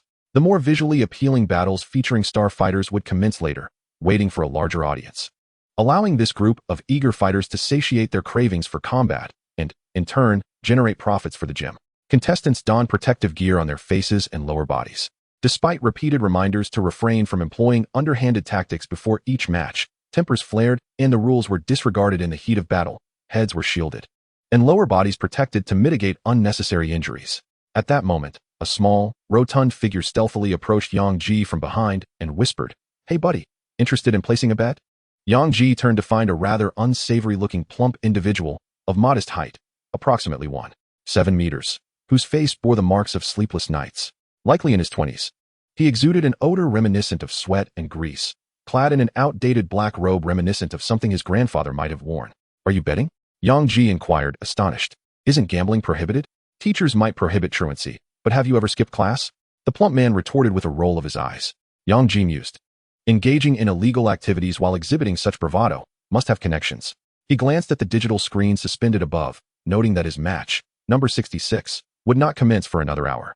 With time to spare and a burgeoning interest, he considered that gambling could yield quicker returns than the match itself. "Follow me to a quieter spot," the plump man suggested. Sensing Yang Ji's inclination, he led him to a tea area tucked away in a corner. Yang Ji slumped onto the sofa, unabashedly grabbing fruit from the table, uncertain if an hour would alleviate his fatigue. "Explain to me how this betting works," he prompted. The plump man, grinning broadly, replied, "To simplify for the public, betting on these non-star fighter matches is straightforward. Just place a wager on anyone. If they win, you receive double the payout, though the principal is non-refundable. And bets cannot exceed 50,000. Oh, by the way, I forgot to introduce myself. I'm Zhu Dayton. When do we settle the bets?" "Settlement occurs at the conclusion of the match. You need not worry about trust. I've been running this for a year or 2. and my credibility is quite reliable. As Zhu Daiden spoke, a robust middle-aged man approached. Number 13, the Muay Thai fighter, is betting 10,000. The funds will be transferred through the usual account. Understood. Zhu Daiden replied, swiftly manipulating the aged device on his arm. After the man relayed the information, he turned his attention back to the match. Yang Ji calculated his finances. He had spent 10,000 on nutritional supplements and an additional 10,500 for registration, leaving him with less than 10,000 remaining. After a moment of contemplation, he inquired, "Can you access the contestants' information?" Zhu Daiden promptly waved his hand. "I am a law-abiding citizen. I do not disclose others' information." $100. Cash or transfer? Zhu Daiden inquired with a smile. Yang Ji's face twitched in annoyance. He felt he had overpaid. He took out his phone and scanned the QR code to transfer $100 for information on contestant number 65. That's his opponent. All right. Zhu Daiden quickly tapped on the screen, and the details of number 65 appeared on the projection. He turned the display toward Yang Ji, revealing only a photo and basic information like age, with no details about the home address. Yang Ji felt cheated as he realized he had spent $100 for information that could have been obtained in mere minutes. Contestant, 65. Name, Matian. Age, 35. Match record, 1, with 1 victory. Profession, gym professional trainer. Zhu Daiden enthusiastically remarked, "Betting on this one is solid. His opponent today is merely 18. A Navi youth. Betting on this will guarantee a win." He then paused, his expression shifting as he scrutinized the handsome young man across from him, comparing him to the image on the screen. "Isn't this the very same Navi youth? My apologies, brother. I neglected to mention one rule. Contestants cannot bet on their opponent's victories to prevent match fixing for the sake of gambling profits. I'm not betting on him. I'm betting on myself to win $8,000. Yang Ji scanned the code to transfer the amount. Zhu Daiden was taken aback for a moment. "Buddy, considering we are of similar age, let me caution you. Boxing is not as simple as you might envision. Just look around. Nearly every minute someone is being carried out, and severe injuries can lead to permanent damage." Yang Ji leaned against the sofa and glanced back, witnessing yet another burly man being carried away by medical personnel, despite wearing protective gear that proved ineffective. To speak candidly, he indeed felt a tinge of fear. However, reflecting on his remarkable recovery speed and the multitude of aspirations he harbored, he could sense his blood coursing faster through his veins, spurred by his trepidation. Grateful for the reminder, he signaled for it to be recorded. The first match was imperative for him to win. Only through victory could he secure the funds necessary for circulation. Zhu Daiden cast a deep glance and refrained from further commentary, proceeding to document the event. A brawny man with a buzz cut approached Zhu Daiden, handing him 50 yuan in cash. "Little fatty, find out who contestant 66 is." Upon seeing this individual, a flicker of astonishment crossed Zhu Daiden's eyes, prompting him to unconsciously glance at Yang Ji across the way. The muscular man glanced at the screen, discovering that Yang Ji's information was displayed there. Realizing something from Zhu Daiden's expression, he turned his gaze back to Yang Ji. "What luck? Encountering such a foolish youth?" The muscular man was momentarily taken aback. Zhu Daiden retrieved Yang Ji's profile, and a broad grin spread across Matian's face. "Haha, if there are a few more idiots like him, I shall ascend to a 1-star ranking. Little fatty, I'll place a 50,000 bet on my own victory." Defeating 5 ordinary contestants would elevate him to a 1-star fighter, and a 1-star fighter could ascend to 2-star by defeating 5 others, and so forth. Zhu Daiden's plump face turned the color of pork liver. As the bookmaker, Matian was destined to win, and with the twofold odds, he would need to fork out an additional 50,000. Yet, as a businessman, he could not tarnish his reputation, so he reluctantly placed the bet. Matian was elated. Any pressure he had felt dissipated upon realizing his opponent was Yang Ji. 50,000 yuan was a significant sum for an ordinary family, equating to several years' savings. How could he not be thrilled? Shortly after Matian departed, a throng of others rushed to bet on contestant 65's victory. Zhu Daiden hastily made his escape, for in just a brief moment, he had lost several 100,000. If he lingered, he would be left with nothing. As he left, he shot a menacing glare at Yang Ji, blaming him for the impending financial loss. Yang Ji consumed the fruits on the table and opened his phone to watch boxing videos, absorbing the techniques displayed. This was not merely an academic exercise. Theoretical knowledge alone would not suffice. Mastery required practical experience. The boxing gym filled with an increasing number of people as invigorating music resonated, and fighters clashed in a brutal contest. Some were knocked dizzy and bled, with medical personnel swiftly attending to them. A bikini-clad host weaved through the ring, inciting cheers from a throng of men. Violence and fervor erupted within this boxing arena, and Yang Ji's hands trembled, not from fear, but from exhilaration. Contestants 66 and 65. Please proceed to ring 3. Contestants 66 and 65, please proceed to ring 3. The resounding announcement echoed throughout the gym, prompting Yang Ji to shut off his phone. Take a deep breath and rise to approach the ring. At last, his moment had arrived. Those gathered at the edge of the ring paused in surprise as Yang Ji approached. Their first thought was that the young man was quite handsome. Their second thought was that yet another passionate youth was about to face inevitable defeat. Chapter 20, Battle. Contestant 65 is quite fortunate. Facing a mere youth just coming of age. Why can't I encounter such luck? One more match, and I could become a one-star martial artist. Whereas that little fatty. Hurry and place your bets. It's a sure win for contestant 65. Yang Ji, with his strikingly youthful visage, stirred quite a commotion. After verifying Yang Ji's information, the staff informed him, no items are permitted in the competition area. Please remove your phone and ring. We will secure them for safekeeping. Complying. Yang Ji took out his phone and removed his gold ring, handing it to the staff. As a female staff member equipped Yang Ji with gloves and protective gear. Her fingers inadvertently brushed against him. Hey, why don't you just concede? I could take you to a private room for a match. The female staff member winked. The implication of her suggestion unmistakable. Yang Ji dismissed her advances. His sister, his younger sister, and Li Yi, his deskmate, were all stunning beauties, rendering this superficiality unappealing. Wow, so aloof, so handsome. The group of women did not feel disheartened by Yang Ji's indifference. Rather, they were more excited. Hey, that's unfair. Why didn't you help me gear up during my matches? A man with yellowed teeth shouted in jealousy from nearby. Can we hurry up? I want to see this kid get beaten. Many in the crowd were eager to see Yang Ji's handsome face meet a harsh reality. Under the collective urging, Yang Ji donned his boxing gloves, headgear, and protective cup, making his way to the ring with calm composure. Meanwhile, the fitness coach Ma Tian could hardly contain himself, his fists colliding together as he awaited the fight. He was shirtless, his well-defined muscles eliciting cheers from numerous women. Let us get started, I can't wait. I plan to fight twice today. Continuous matches had the advantage of saving on registration fees. Are both of you ready? The bikini-clad referee glanced at Yang Ji, prepared to call the match to a halt at the first sign of the young man being knocked down, ensuring he would not sustain serious injury. Ready. Yang Ji nervously thought about needing to relieve himself. Ready, Ma Tian was eager to end the fight swiftly. Begin. With the referee's command, Ma Tian charged forward, harboring no intention of holding back, swinging his fist toward Yang Ji's chest. The punch landed squarely, sending Yang Ji crashing against the ropes surrounding the ring. A chorus of disdainful jeers erupted from the audience. Exactly as they had anticipated, this opponent was clearly no match. Even with gloves on, Yang Ji felt immense pain, desperately wanting to withdraw, calculating that this punch had an attack value of at least 16 or 17 points. He stifled the pain and, mimicking the fighters in the videos he had watched, raised his arms defensively in front of him, stepping back in small, nimble hops. Oh, you're not conceding? Then let us go again. As he spoke, Ma Tian unleashed a barrage of punches upon Yang Ji. In a state of panic, Yang Ji attempted to defend himself, dodging and retreating, gritting his teeth against the pain coursing through his body. At the resting area, the chubby Zhu Dntn observed Yang Ji, who was slumped on the sofa, utterly despondent after enduring a relentless barrage of blows. Initially, Zhu had harbored some hope, believing this lad might possess extraordinary talent. But witnessing this scene extinguished his optimism entirely. A multitude of individuals had recently wagered on MTIN's victory, accumulating over 500,000 in total. After deducting the principal, he would be required to pay out a similar sum. All efforts for the month seemed futile.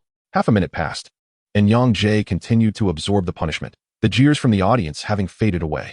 It was commendable that he could withstand such an onslaught for this long. His resilience was noteworthy. Perhaps he could evolve into a 1- or 2-star boxer in the future. Hang in there, lad.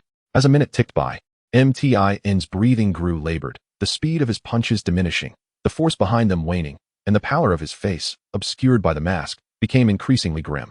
Internally, he muttered to himself, why does this guy endure so well? Why won't he concede?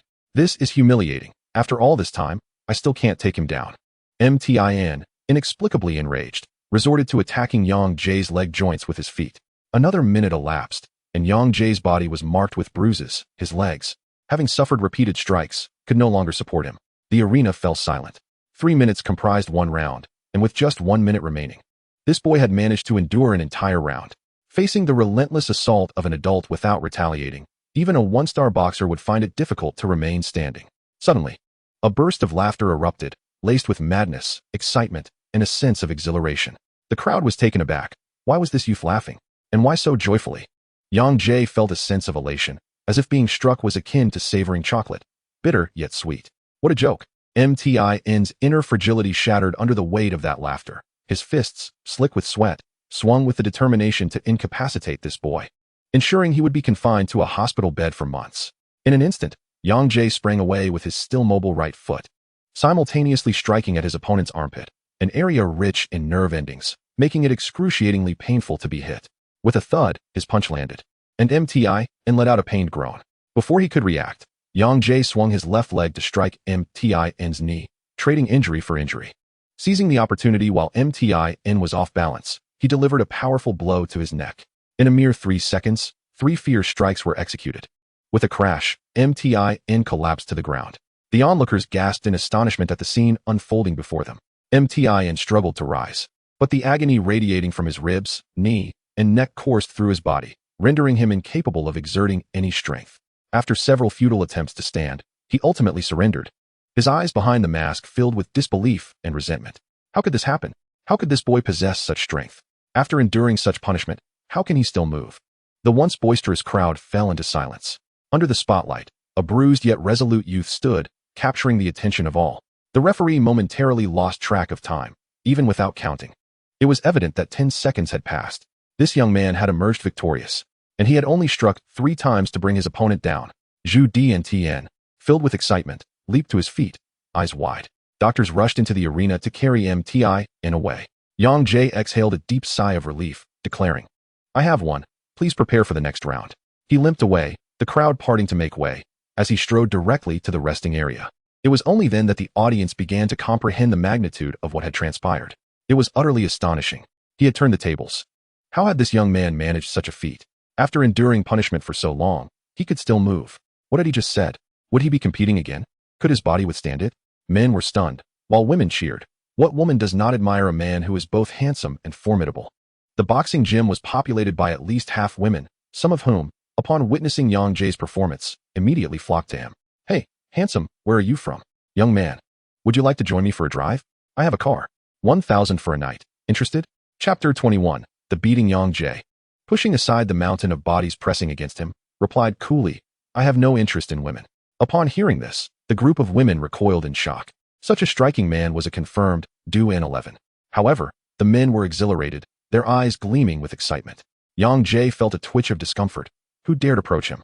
One punch would shatter their skull. While he could tolerate female attention to some extent, the thought of a man encroaching upon his space revolted him to the point of nausea.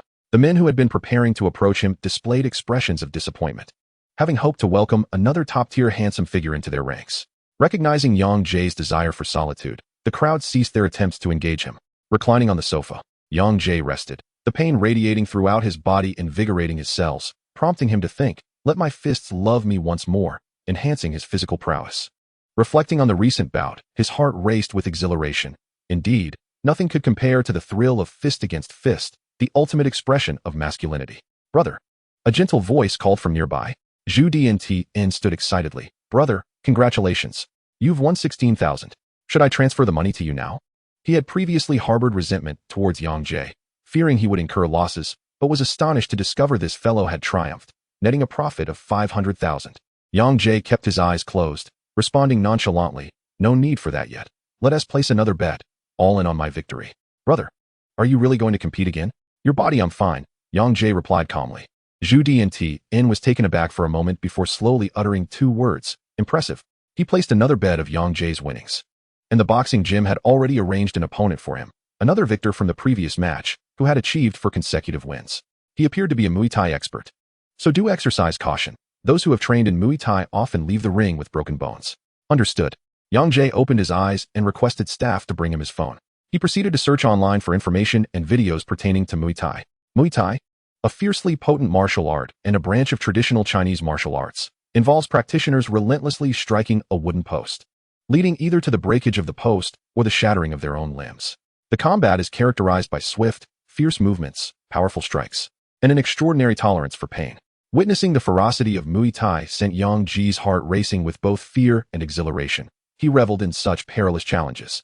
Had he known that boxing could be this thrilling, he would never have provoked Antly daily, where he could only endure blows without retaliation, unlike in this arena. A throng of individuals approached Zhu Daden to place their bets, favoring contestant number 13, the one skilled in Muay Thai. Although Yang Ji showcased remarkable prowess by defeating a fitness instructor, it was merely a trainer, not a fighter of martial arts caliber. The opponent of contestant 13 was dispatched within 2 seconds, surely ensuring a swift ascent to stardom tonight. As the night deepened, more patrons flocked to the boxing gym. The cacophony of cheers and cries echoing louder than a nightclub. Yang Ji's handsome visage attracted a multitude of admirers, prompting him to don a hood to avoid distraction from analyzing Muay Thai videos. Contestants number 66 and 13, please proceed to ring 6 for the match, announced the voice. Yang Ji stood, adjusting his collar to inspect his physique. The numerous bruises from earlier encounters had faded, leaving only a few severe injuries that hardly impeded his combat effectiveness. After surrendering his phone upon entering the ring, the women in the audience erupted in cheers. Go, number 66. Go, number 66. Their high-pitched voices pierced through the din of the gym, drawing the attention of spectators from other rings. What is happening? Why are all the women at ring 6? Is contestant number 66 that impressive? No, he's just a handsome fellow. Some spectators, upon realizing the truth, were moved to tears. As many trained in martial arts out of a desire to attract women through strength, only to discover that being handsome was far more alluring. Beat number 66 to a pulp. Beat number 66 to a pulp. A chorus of jealous men shouted. An odd spectacle unfolded within the gym. The women rallied behind Yang Ji, while the men clamored for his defeat. Yang Ji's fortune favored him, for his opponent, contestant number 13, was a man devoid of both academic credentials and good looks, yet he had diligently honed his Muay Thai skills. Contestant 13 resembled a gaunt man, with his body appearing emaciated, and this very factor endowed him with remarkable speed and devastating power. With a menacing glare and fists clenched, he resembled a famished wolf eyeing its prey. The match commenced. At the bikini-clad referee's signal, both contenders lunged at one another. Yang Ji unleashed his full force, yet contestant 13 deftly evaded while delivering blows. The sound of punches and kicks echoed as 3 rapid strikes landed on Yang Ji's joints and vital areas, sending him crashing to the canvas. The referee intervened to halt contestant 13's assault, reminding him that attacking a downed opponent was against the rules unless they stood. The male audience erupted in cheers. Contestant 13 is incredible. Muay Thai is astounding. What a delight. Handsomeness is worthless. Number 66, will you continue to fight? The bikini-clad referee appeared pained. Enduring excruciating agony, Yang Ji wobbled to his feet, but contestant 13 launched another strike, landing a kick to his abdomen that sent him flying a meter away. Each time Yang Ji rose, contestant 13 attacked again, and many women were brought to tears. Number 66, concede. Concede. I invested in your training. We can come back another time. Please stop, it hurts to watch. Amidst the women's heartfelt concern, contestant 13 intensified his assault. Yang Ji vowed that once he regained his strength, he would confront these women, dragging them into an alley for a reckoning. Feeling wronged by their disdain, time elapsed. After 3 minutes of relentless punishment, the referee swiftly carried Yang Ji to a corner for respite, urging him to concede. Yang Ji remained silent, leaning against the rubber post with his eyes shut, contemplating the ridiculous name of the technique, Let My Fist Love Me Again, which lacked any appeal. From this day forth, he would rename this martial art the Indomitable Divine Skill, a title that resonated with power. Contestant 13, drenched in sweat, grinned menacingly at Yang Ji. I hope you can endure. Let us see how many rounds you can withstand. Witnessing the concern from the women only fueled his disdain and envy. Why should a handsome man garner all this attention? The minute of rest concluded, and the second round commenced. As anticipated, Yang Ji was once again brutally assaulted. It must be noted that those who practice Muay Thai without sustaining injuries possess formidable strength.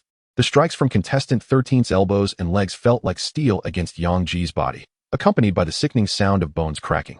Yang Ji fell repeatedly but rose each time, clinging to the railing for support, resembling a living target for contestant 13's relentless blows. Many women could not bear to watch and fled to the restroom. As the 3 minutes concluded, the second round ended, and after a brief respite, Yang Ji continued to cling to the railing, enduring another barrage from contestant 13. Many spectators could not bear it any longer, fearing for his life. Why did this youth persist against all odds? Victory seemed utterly unattainable. In the third, fourth, and fifth rounds, boxing is not typically halted before a decisive conclusion. The match continues until one contender is utterly defeated. The spectators within the gym are captivated by the contest, their gazes filled with awe and respect for Yang Ji, who remains steadfast. Number 13, drenched in sweat, struggles to maintain his strength, one hand grasping the railing while the other relentlessly strikes at Yang Ji. Boxing, as a sport that demands immense stamina, taxes not only the body but also the mind. Typically, Muay Thai experts rely on explosive power rather than prolonged endurance. Blood trickles from Yang Ji's mouth, and the pain threatens to render him unconscious. Noticing the diminishing force in number 13's blows, he opens his bloodied mouth and weakly inquires, "Do you still have strength left?" The crowd is taken aback. Is he mocking him? Enraged, number 13 raises his fist high, preparing to deliver a heavy blow to this audacious opponent. Yang Ji anticipates the move, lifting his fist to deliver a fierce strike to number 13's abdomen. A gasp escapes as number 13 expels bile, clutching his stomach in agony as he collapses to the ground. The audience is stunned. Number 66 can still retaliate. Number 13 has fallen. Had he been struck with such a blow at the outset, he might have risen again, but after enduring several rounds of relentless assault, he is utterly spent. The bikini-clad referee rushes over to begin the countdown. 10, 9, 8. As the countdown progresses, the crowd joins in with fervent shouts. 4, 3, 2, 1. Congratulations to number 66 for the victory.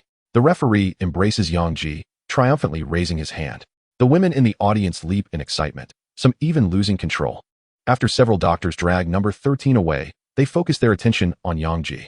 One doctor states, "Number 66, we need to conduct a blood test to determine if you have administered any performance-enhancing substances. For the fairness of the competition, the use of such substances is prohibited." The first offense results in a warning and a 3-month suspension, the second incurs a 3-year ban, and the third leads to a lifetime disqualification. Yang Ji's performance is undeniably peculiar, leading to inevitable suspicion. He must have taken drugs. How else could he withstand such prolonged assault from a Muay Thai fighter? The crowd buzzes with whispers, some urging for a reversal of the decision in favor of number 13, as they had wagered substantial amounts on him. Yang Ji removes his headgear, wipes the blood from his mouth, and calmly hands it to the doctor. Observing his composure, those who had been shouting feel a sudden unease. The doctor places the blood sample into the testing device, and within moments, green letters flash. Normal. Monitoring is normal. As the doctor announces the results, the women erupt in cheers once more, while the gamblers slump despondently to the ground. Zhu Daiden has profited significantly, yet his face reflects despair, as if he has lost a beloved partner. He could have earned even more, but fearing a loss, he hastily withdrew, now regretting his decision. Yang Ji discards his protective gear and limps away from the arena. Today he cannot compete further. He has sustained severe injuries and suspects internal damage. Zhu Daiden jogs over with a bottle of water, his bulk bouncing with every step, prompting feelings of inadequacy among the women present. "Brother, here, rinse your mouth. Just transfer the money directly to my account." Yang Ji struggles to open the bottle and gulps it down. His phone vibrates. Upon checking, he sees the funds have arrived. 16,000 from the boxing gym's winnings and another 50,000 from Zhu Daiden. However, it should have been 36,000 total. Before he can voice his thoughts, Zhu Daiden generously declares, "Brother, no need to be polite. You helped me earn nearly $1 million today. Consider this extra money a gesture of friendship. You transferred several million and only gave me 14,000. Why are you so stingy, Zhu Daiden? This isn't how it's supposed to go. Shouldn't he be expressing gratitude? I've accepted the money to prevent your losses. Just a heads up. I will compete again in the future, and if anyone bets on me, they should be prepared to flee." Yang Ji pockets his phone and, under the watchful gaze of the crowd, vanishes into the dimming light. This young man has created a miracle, barring unforeseen circumstances. He is destined to become an exceptionally formidable boxer. Upon returning to the community, Yang Ji does not head straight home, but instead rests beside a flower bed. His body is battered, and returning too soon might lead to complications. He decides to wait until the lights dim before going back. Yang Ji's body is being nourished by the Bushi Shengkong technique, radiating warmth and comfort. He gazes up and, seeing no one around, lets out a soft sound of relief, causing a nearby kitten to scamper away in shyness. Suddenly, the sound of chewing reaches his ears from the other side of the flower bed, and he freezes. He stealthily navigates around the tree in the center of the flower bed and spots a woman eating crispy rice while engrossed in her holographic device. Cautiously, he asks, "Excuse me, did you hear any strange sounds just now?" The woman coldly responds with silence, her fingers dancing on the virtual keyboard. "Excuse me?" Yang Ji notices her lack of response and breathes a sigh of relief. She must be deaf. Thank goodness she can't hear. Otherwise, he would have felt mortified, imagining a grown man making such an embarrassing noise in the community. He reclines once more, gazing through the towering buildings at the starry night sky, murmuring to himself, "Tonight, I earned 66,000. In the past, I would have been ecstatic, but now I feel no joy. Do you know why?" He glances at the woman, who continues to eat and tap away at her device, her expression unchanged. Sigh, Yang Ji laments. In truth, making money isn't the greatest challenge. A far more daunting task lies ahead. I have 2 women at home, and I don't want them to marry someone else. Antley has been single for so long, and I should do something about it. If only I weren't so handsome, perhaps I would be free from such numerous troubles. It is truly distressing. The woman's face twitched slightly, and cracks suddenly appeared in the concrete beneath her feet, suppressing her desire to obliterate this young man. She remarked coolly, as long as you possess wealth, numerous women will surround you. The owner of the YZHUH company has several wives. Indeed. One must prioritize earning money. Wait, can you hear me? Yang was overly excited and tumbled into the flower bed with a thud, gazing at the woman in terror. Chapter 23. Curiosity is dangerous. Beneath the night sky, the lights began to glow. The flowers in the pond swayed gently as Yang struggled to rise from the ground, heartbroken as he beheld the frigid woman before him. You deceiver. You are a great fraud. How could this woman, who was clearly not deaf, have listened to him for so long? This was infuriating. Nexu ignored him, continuing to scroll through videos on her screen. Hey, you aren't astonished by my looks? Are you perhaps ABIH? Yang resumed resting beside the flower bed. Nexu thought to herself that this man was exceedingly narcissistic. She was tempted to pin him to the ground for a good thrashing. But doing so might reveal her identity. Now, she merely wished to lead a normal life. Are you from this community? I don't recall seeing you before. Yang asked, typically not so chatty, mainly because his phone had run out of battery. If you see someone in a park or on the road lost in thought, it's not necessarily that they have a story, their phone could simply be dead. Big sister, I heard that projection screens can create several segments. Could you spare me a piece? I want to watch some videos. Nexu noticed the ring on his finger and suddenly had an idea. She activated the holographic device on her arm and projected a segment for him. She was intrigued by who this man truly was and why someone had concealed his identity during the ring's auction. The person who hid this man's whereabouts must be somewhat connected to certain circles. Why then did they not advise him to remove the ring, allowing him to flaunt it brazenly on the street, oblivious to the danger? Thank you, big sister. Yang's words dripped with sweetness, largely because this woman was beautiful and mature. Had she been like ZHDDN, he would have been a cool, aloof god. He excitedly tapped on the floating screen, reveling in this technology for the first time. He could afford a holographic device with his money, but it seemed unnecessary. Yang entered the U11 Chu Nguyen, searching for videos of his previous battles. Nexu casually probed, "You're out so late. Do your parents not worry about you?" "My parents? They wouldn't even know. They've been missing for years," Yang replied, fixated on the screen as he analyzed his shortcomings during fights. When facing Muay Thai, he had no capacity for resistance. The gap between a trained fighter and an amateur was immense. Missing? Nexu was taken aback. "Yes, they disappeared long ago. I currently reside with Auntie L." "How did they go missing?" "How would I know? Are you from the Household Registration Bureau?" Yang asked. "No, I'm just curious." Nexu felt an increasing urge to hit this guy. She had lent him a holographic device, yet he couldn't answer a couple of questions? Curiosity? "Allow me to warn you, big sister, never be curious. It can lead to peril." Yang's expression suddenly turned serious. "What do you know?" Nexu's eyes narrowed. She sensed that this man's parents were not ordinary. Yang cautiously surveyed his surroundings, leaned closer to Nexu's delicate ear, and whispered, "Out of curiosity, I once wondered if Auntie L breathed while sleeping.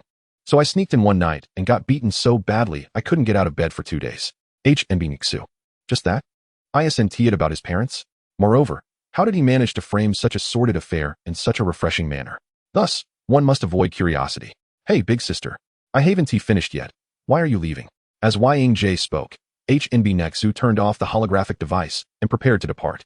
What a vexing woman, so inexplicable. He looked up at the 5th floor. The living room lights were off, signaling it was time to return. Struggling to stand, he limped home. The living room was dark, and he tossed all his clothes into the washing machine. After using the restroom, he grabbed a bite in the kitchen and walked back to his bedroom in the nude. His gaming pod had an automatic cleaning system that also sanitized, eliminating the need for him to bathe. Lying down in the gaming pod, he charged his phone and activated the screen to continue studying the battles from earlier that day. Although my strength exceeds that of the 2 men, I lack technique. This requires practice. Additionally, my speed is too slow. I cannot evade attacks. My power is nearly sufficient. Once I acquire more attribute points, I shall invest them in speed. My defense value is not particularly high either. My punches should be less forceful, preventing them from being dodged. In reality, the duration of true combat is merely a few seconds. Yang replayed the footage for an hour. After analyzing the battles, he searched online for survival knowledge, such as how to locate water sources, conceal oneself, and create traps. This game was a pivotal element in altering his destiny, and he must grasp it firmly. If all goes well, he should complete the novice task of building a home tonight. Subsequently, the system would issue new tasks, which would grant him attribute points upon completion, enhancing his physical capabilities. Around 11 o'clock at night, Yang felt a significant reduction in pain and was able to move normally. He clicked to enter the game. The world remained as dark as ever. He gradually adapted to this environment, shedding the initial fear and trepidation. Upon checking his attribute panel, he was astonished to discover his defense had increased by 2 points, rising to 5. His speed had increased by 1 point, now at 1.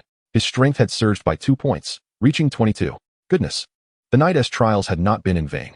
The minor discomfort from being beaten dissipated. Such rapid improvement must certainly be linked to the beatings. He joyfully kindled a fire, igniting a torch, and habitually used stones to probe the grass, checking for any lurking beasts.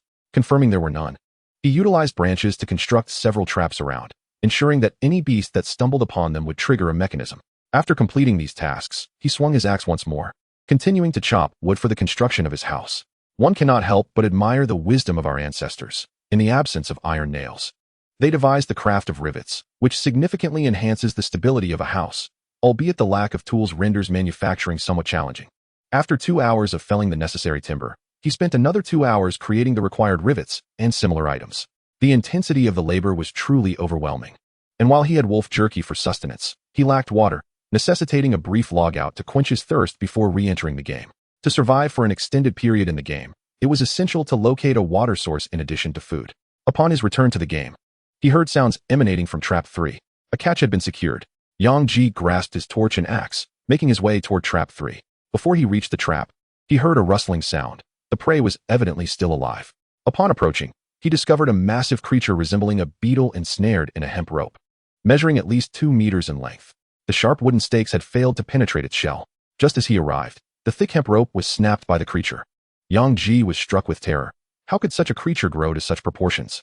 He lifted his axe, poised to strike, when the system's voice interrupted. Congratulations, player. You have captured a Nyo Jiachong. This creature is gentle in nature and possesses immense strength. Once tamed, it can be utilized for plowing, hauling, and transporting goods, while its shed shell can serve as armor, and its excrement can be used for cultivating vegetables. Upon hearing this notification, Yang hastily sheathed his axe. This was indeed a valuable creature. It must not be harmed. Watching the Nyo Jiachong scuttle away, he quickly inquired of the system, "How do I tame it?"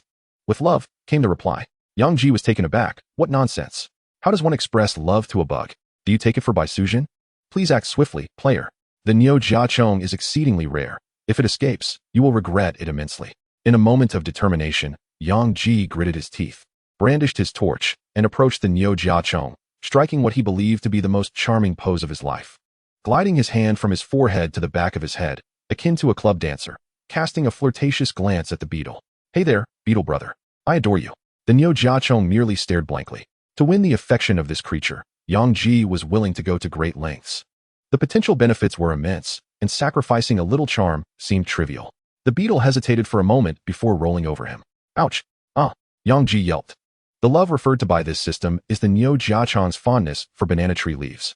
Most of the delectable leaves are located at the tops of the trees, which are out of reach. Is this clear now? At that moment, a whirlwind of expletives flooded Yang mind directed toward the system. It was evident this entity had orchestrated the situation for its own amusement. He quickly stood, retrieved his torch, and hurried back to his camp, gathering a large bundle of banana leaves he had cut from the trees to offer to the Nyo Jiachong. The beetle paused, its antennae brushing against the banana leaves before it opened its massive jaws to munch on the foliage. This creature, 2 meters in length, entirely black, measuring 30 centimeters in height, possessed countless legs and a formidable mouth, looking predatory, yet it was herbivorous. Yang fed the Nyo Jiachong gradually, guiding it closer to his camp, where an abundance of banana leaves awaited. Upon sighting the plentiful banana leaves, the beetle flapped its wings with delight and settled down to feast, completely disregarding Yang. He remained unperturbed, as long as the creature did not flee. He built several fires and continued constructing his home. With all materials gathered, the remaining task was assembly. He began erecting the walls, door, windows, and roof, ensuring a slight slope to prevent water accumulation. During this process, he ran short of rope and fashioned another batch. Finally, around 5 in the morning, he completed the house and spent an additional half-hour surrounding it with a fence.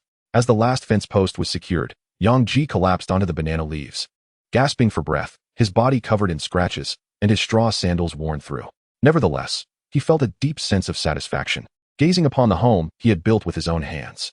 Congratulations, player, you have completed the novice task of constructing a 100 square meter home. Reward, a pair of Scout's eyes. Attribute points, 10. Before Yang Ji could revel in his achievement, the system delivered a chilling announcement. The novice protection period has ended. Danger levels have risen by 500%. Task, locate a water source and capture a small dragonfish.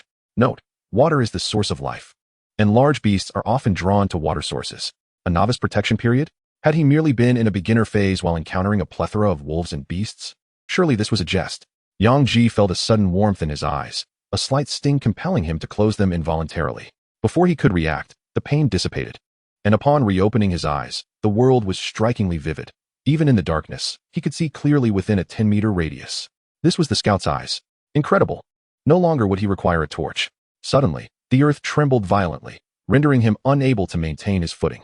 The resounding thuds echoed like celestial drums, accompanied by the roars of countless beasts. The noise seemed to indicate something massive was approaching. Could it be an ancient primordial ape? No. The sound of its footsteps was not this thunderous. Yang Ji's expression shifted dramatically. Scrambling and rolling, he sought refuge in his small wooden house, as only the sturdy walls provided a semblance of security. Grasping the windowsill with his axe clutched tightly, he peered through the window, scanning the surroundings for the source of the sound, only to realize it seemed to emanate from all directions. Could there be more than one ancient primordial ape? This level of danger surely exceeded a mere 500% increase.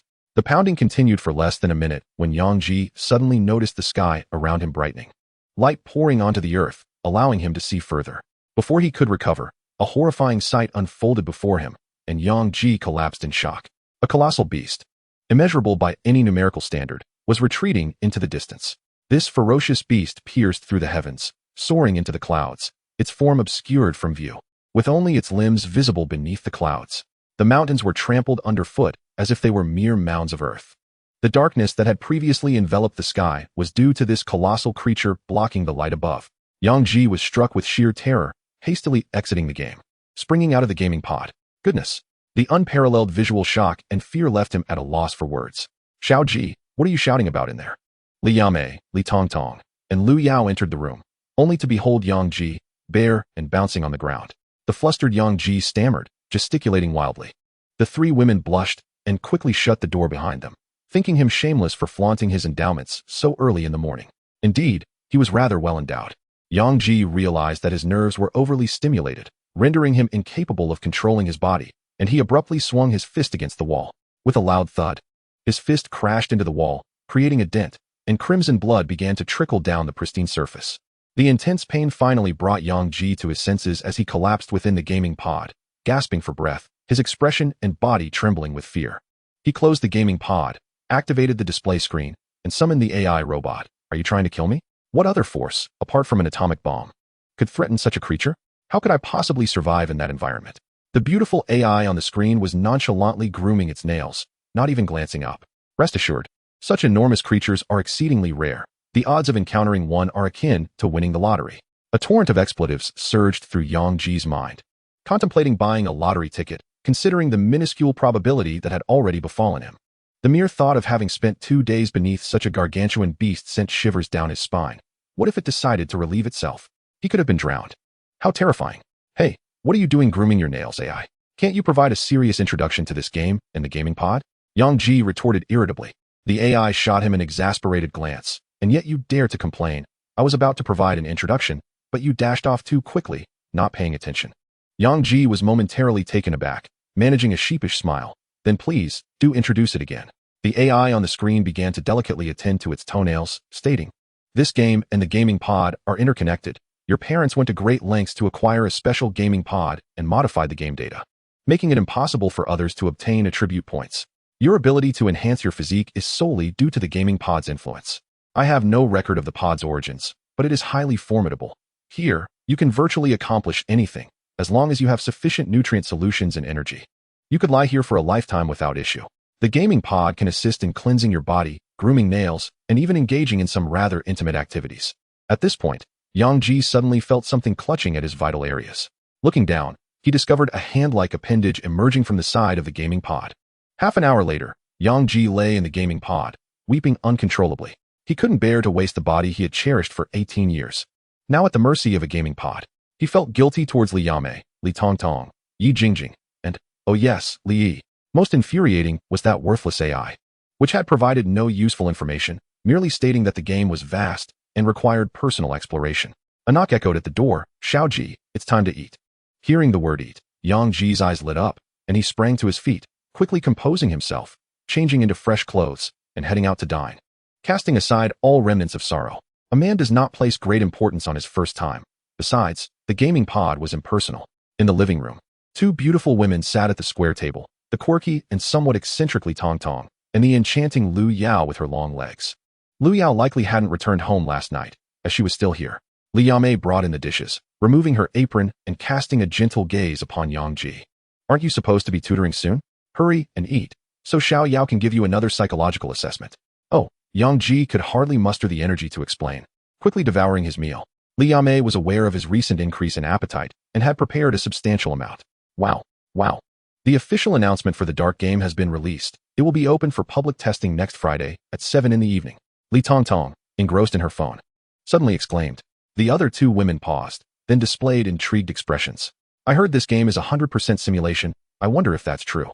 People have made fortunes in online games before. Perhaps we can strike it rich this time too. They say it's a survival game.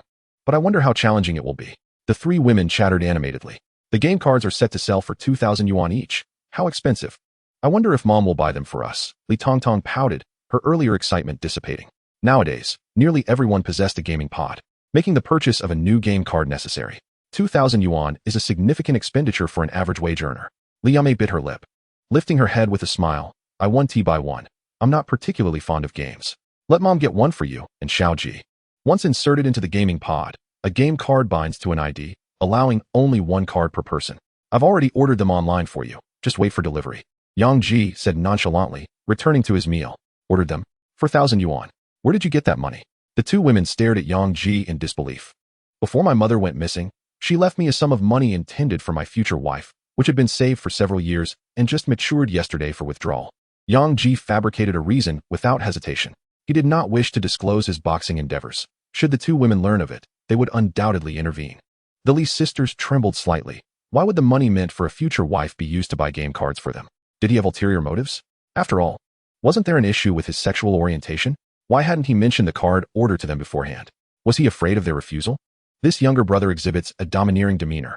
Lu Yao, a dedicated student majoring in psychology, adept in the subtleties of micro-expressions, discerns something by observing the expressions of two women, a playful glint flickering in her beautiful eyes. At the dining table, the three women fervently discussed games, each aspiring to strike it rich. Regardless of gender, the allure of wealth remains an enigmatic pursuit.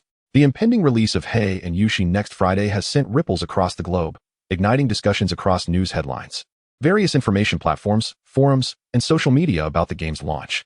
The specific release time has finally been announced, and I have already purchased the new gaming pod. What remains undisclosed about the game? I can hardly contain my anticipation. Our company has organized thousands of employees, and once the servers open, we shall be the first to level up. The world is abuzz, with numerous large corporations eagerly preparing. After dinner, Yang Ji was summoned by Lu Yao, this enchanting woman, into her bedroom for psychological counseling. Lying on the bed and scrolling through his phone, he feigned indifference, sensing that this woman was fully aware of his lack of illness and was deliberately suggesting otherwise, though he couldn't fathom her intentions. Lu Yao perched herself on a chair, her long legs draped over the bed, her toes gently grazing Yang Ji's leg. "Are you upset, handsome?" she queried. Naturally, he was vexed. Who wouldn't be wronged? Yang Ji shot her an annoyed glance. For reasons unbeknownst to him, his eyes involuntarily darted towards her long legs, as if the gaming pod had awakened some dormant energy within him. "Of course, I'm furious, especially towards those who unjustly accuse me." A smile adorned Lu Yao's face. Yet her words bore an unsettling chill. "You must clarify to them that I am not ill. Otherwise, I shudder to think of what mischief they might conjure. It's not yet time. I need to mooch off your family for a while. I ran out of money after renting my place." Yang Ji retorted, "I've encountered shamelessness before, but this is on another level." Lu Yao languidly swayed her delicate foot, continuing, "Let me inform you of something. A wealthy young man is pursuing your sister. You might want to eliminate him beforehand." "Why the hostility? If I were to eliminate every suitor of my sister, half the men in this city would vanish." Yang Ji replied, hastily logging into Li Yameng's social media account, posting a picture of himself with his sister for all friends to see, accompanied by the caption, "The man beside me." After completing this, he felt a sense of relief, hoping the men would retreat upon seeing his good looks. His choice of words was quite deliberate yet ambiguous. As a younger brother, He was indeed the man beside her, but those unaware might misconstrue the implication. In the living room, Li Yiming was seated on the couch, searching online about her brother's potential attraction to men, pondering how to cope with her little brother being a submissive, when suddenly her account displayed a disconnection error. Assuming her account had been hacked, she relogged in. And upon seeing the activity in her feed, she immediately realized it was her brother's doing, her face flushing slightly, yet she refrained from deleting it. The comments section erupted. Drunken Moon Scholar. No, my 20-year dream has shattered. Penny Pincher. Tonight, we drink until we drop. Lonely Star in the Sea. Fine, see you on the rooftop. Li Yiming had always been the most beautiful girl in school, and who wouldn't be drawn to a beautiful woman? Now that she had a man, how could she not feel distressed? Beside her, Li Tongtong also noticed the news, pouting in fury, her round face scrunching up. Why doesn't Xiao Jiji log into my account? I'll post it myself. She uploaded a photo of herself with Yang Ji, using the same caption. Another wave of jealousy and sorrow flooded the comments. In the bedroom, Lu Yao perused Li Yiming's social media, commenting nonchalantly, it's futile. That man is the type who will stop at nothing to achieve his goals. If he cannot have what he desires, he will destroy it. Yang Ji furrowed his brow. How do you know so much? That man is the very culprit who caused my isolation years ago, stuffing money into my backpack and falsely accusing me of theft. Lu Yao's smile radiated even more brightly, though it was the kind that sent shivers down one's spine. Chapter 26. Yi Jingjing drinks. Yang Ji suddenly comprehended why this woman harbored such bitterness, urging him to commit murder. It was rooted in her vendetta. His phone buzzed. A message from Yi Jingjing appeared. Yang, I'm next door. The door code is your birthday. Uninterested in banter, he dashed out to provide tutoring to a classmate. Yang Ji leaped from the bed, opened the door, and hurried outside. Arriving at room 502, he entered his birthday, and the door swung open. As he stepped in, a wave of alcohol fumes assaulted his senses.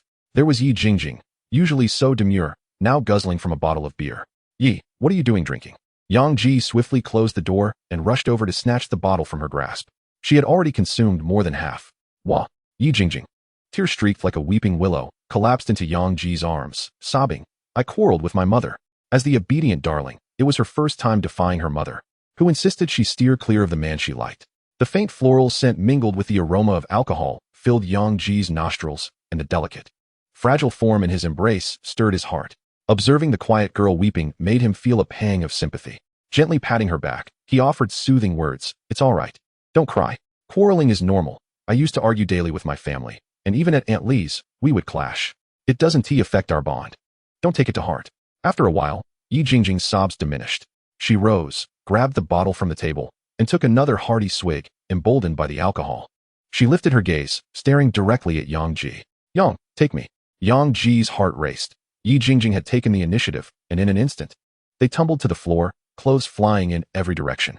Just as they were about to take that final step, they found themselves stuck, both inexperienced, unable to proceed. Let me search online for how to do this.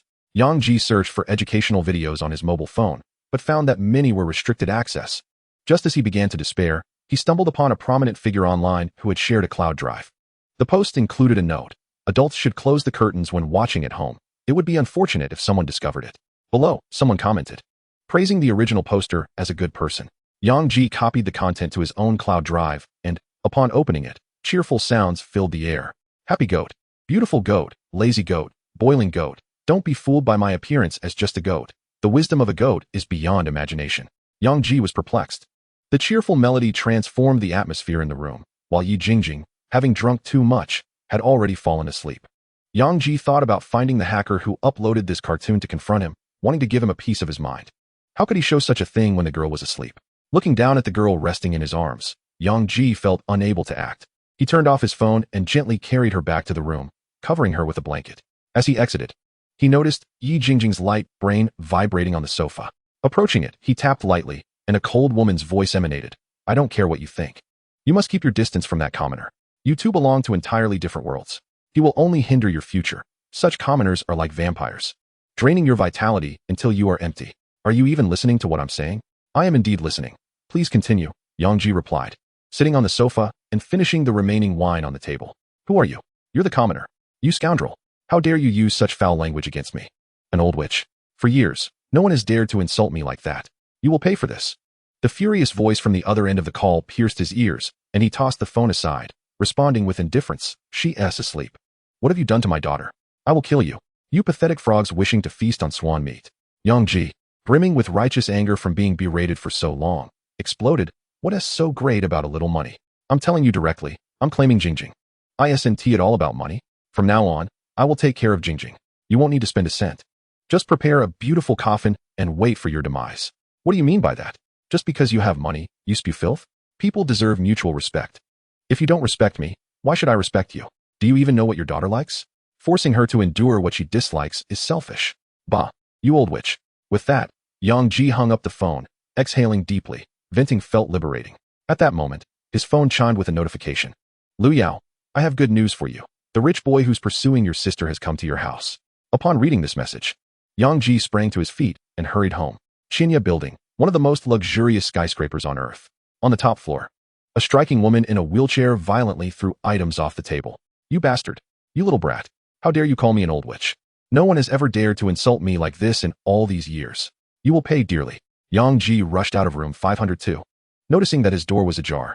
Upon entering, he saw a refined young man sitting on the sofa, chatting and laughing with his sister, while his younger sister and Lu Yao were nowhere to be found in the living room. Ah, we have a guest at home, Yang Ji said with a smile. Little Ji, what are you doing back? Aren't you supposed to be tutoring your classmates? Li Yame stood up, instinctively distancing herself from the man opposite her, fearing her brother might misunderstand.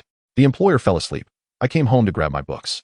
This is Yang Ji. He turned towards the man on the sofa, feigning surprise. The man stood up and politely introduced himself. Hello, I'm Yuan Xiang. I'm in the same club as your sister at school. We're organizing an event next week, and I came to discuss it with her. Hey, did you forget to pay your phone bill, just to come here in person? Yang Ji teased without resorting to vulgarity. Yuan Xiang's expression twitched slightly. Ignoring him, Yang Ji walked behind Li Yame, enveloping her in an embrace. Their bodies seamlessly intertwining as he affectionately said, Sister, what should we have for lunch? I can pick something up on my way back. Li Yame's body tensed. Her face flushed. Stop it. We have a guest. She knew her brother was feeling jealous, marking his territory. Ah, I forgot. I'll hug you when no one else is around. Yang Ji mischievously bit her beautiful face. Ever since he had unlocked his potential in the game chamber, his interest in women had soared. You two really have a good relationship. I won't disturb you any longer. Li Yame, don't forget about the club event. I'll take my leave now, Yuan Xiang said with a smile as he turned to leave. Lu Yao emerged from the bedroom, and Yang Ji shot her a glance. Most wealthy individuals are quite cultured, he thought. Although there might be suspicions about his intentions towards his sister, he did not display any overt behavior. Lu Yao shrugged her shoulders, saying nothing further. Li Tongtong dashed in, shoving Yang Ji away from Li Yame, clinging to him as she shouted, You scoundrel! How dare you hug my big sister? Don't you know that men and women should keep their distance? Yang Ji looked at Li Tongtong clinging to him, unsure of what to say. This girl had a severe double standard. Wasn't it just a moment ago she was admonishing him about propriety? Chapter 27. The purpose of the backpack. Yuan Xiang exited Yang Ji's home, calmly descending the elevator. Upon reaching the 4th floor, a hurried office worker stepped inside, inadvertently stepping on Yuan Xiang's foot. Sorry, buddy, the man apologized. Yuan Xiang smiled slightly. No problem. In fact, I need someone to vent on, and without hesitation, he swung his fist, striking the man, knocking him down. Not content with merely that, he raised his foot and began to stomp on the man, shouting, How dare you be arrogant? How dare you show off? You filthy scoundrel. I will make you pay. Yuan Xiang beat the man until blood poured from his nose, staining his clothes crimson. As the elevator reached the ground floor, Yuan Xiang let out a refreshing sigh, taking a wad of cash from his wallet and forcefully tossing it onto the man. He organized his clothes and stepped outside, activating his holographic device to make a call. Hello, Lawyer Wong. I just dealt with a powerless old rat. Could you assist me in handling the situation? After Yuan Xiang departed, the Li sisters aided Lu Yao in moving. Yang Ji glanced next door at Yi Jingjing, who was in a deep slumber, unlikely to awaken soon. As he explored the mysteries of the human body, he nearly lost control and hastily returned to his gaming pod for assistance. Young man, it is time for you to seek a girlfriend, the AI remarked languidly. You better not show yourself. Either change your avatar or stay hidden. Yang Ji exclaimed, startled by the visage that appeared before him. The AI disregarded Yang Ji's warning and said gravely, You must enhance your strength quickly. A significant crisis may loom ahead. What crisis? Cannot disclose. Yang Ji, unable to contain his frustration, shouted, If you can't tell me, then what good are you? Half an hour later, the gaming pod resolved Yang Ji's physiological issues, allowing him to enter the game. He left a message for Yi Jingjing, instructing her to call him when she awoke and to ensure the gaming pod would remind him of incoming calls. Upon entering the game, the sky was no longer shrouded in darkness. Instead, it was adorned with blue skies and white clouds, and peculiar celestial bodies floated in the starry expanse. appearing so close as if they might descend upon him. The thought of that colossal creature that obscured the sun filled Yang Ji with dread. Even its flatulence could obliterate him. Gripping his axe, he exited the wooden cabin, scanning his surroundings with caution. He found himself nestled among mountains, with lush greenery and an abundance of vividly colored flora. In the distance, approximately a kilometer away, a wide river flowed at the foot of the mountains, where several streams from the valleys converged. Lowering his gaze, he noted that the traps around him remained undisturbed, indicating no beasts had approached. A beetle leisurely munched on banana leaves, seemingly indifferent to his presence. Yang Ji took the axe to chop the banana leaves, intending to cultivate affection with the beetle.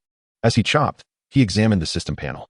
Yesterday, he had completed the task of constructing a homestead, earning the Eye of Reconnaissance and 10 attribute points. The Eye of Reconnaissance proved immensely useful, providing a clear view within a 10-meter radius, beneficial not only in the game, but also in reality. Earlier, while studying Yi Jingjing's body, he had maximized this ability. He allocated all 10 attribute points to speed, raising it to 15, thereby enhancing his escape velocity and significantly increasing his chances of survival. The system issued another task, to locate a water source and slay a small dragonfish. He had seen the water source, but was uncertain about the ease of finding such a creature. Placing the chopped banana leaves beside the beetle, he allowed it to eat leisurely. He picked up a beast hide backpack from the ground and tossed in a rusty dagger. Suddenly, a system notification chimed. Backpack -1. Remaining slots 9. Each slot can hold 10 of the same type of item. Yang Ji stood in astonishment. Was this a typical MMORPG backpack? To confirm his hypothesis, he placed the noticeably larger axe inside, and it vanished instantly. Backpack slot -1. Remaining slots 8. Each slot can hold 10 of the same type of item. Goodness, it truly was that type of backpack. He had assumed this game was a genuine simulation of reality, but it also included such features. It truly deserved its designation as a survival reward item. Elated, Yang Ji filled his backpack with 10 torches, 10 spears, 10 ropes, and 10 wooden shovels, maximizing the use of each slot. After equipping these items, 4 slots remained. He glanced at the broken bowl lying nearby, recognizing it as another survival reward that could not be ordinary. Acquired Ancient Bowl 1. Note: this bowl was crafted by ancient humans. 1 bowl of rice equals 3 bowls. Food effect 3. He nearly overlooked a treasure. Had he known he could have used this bowl to consume the mosquito infused with the blood of the ancient great ape, he would have gained 30 points in strength. Yang Ji felt a pang of regret. He resolved to be more attentive in the future. Items provided by the system were likely beneficial. The longer he survived, the better the rewards would become. His next challenge was to endure 5 continuous hours of survival. Dismissing further thoughts, Yang Ji shouldered his backpack and proceeded toward the water source to complete the task assigned by the system. After walking a few steps, he encountered a deceased hyena. Its neck savagely bitten, blood pooling on the ground, now congealed, with insects swarming around. This hyena had undoubtedly fallen victim to the swift beast from the previous night. Reflecting on that mysterious creature, Yang Ji instinctively withdrew his somewhat dulled axe. Bending down to examine the hyena's corpse, he noticed bite marks resembling those of a human on its neck. Could that enigmatic creature be some form of ape? He hoped it had vacated this area. Yang Ji's mood grew heavy as he lifted the hyena's body and placed it into his backpack. He wandered around, collecting the corpses of a dozen dead hunting dogs and stowing them in his backpack. Thanks to the backpack's properties, he felt no increase in weight. This backpack was indeed a marvel.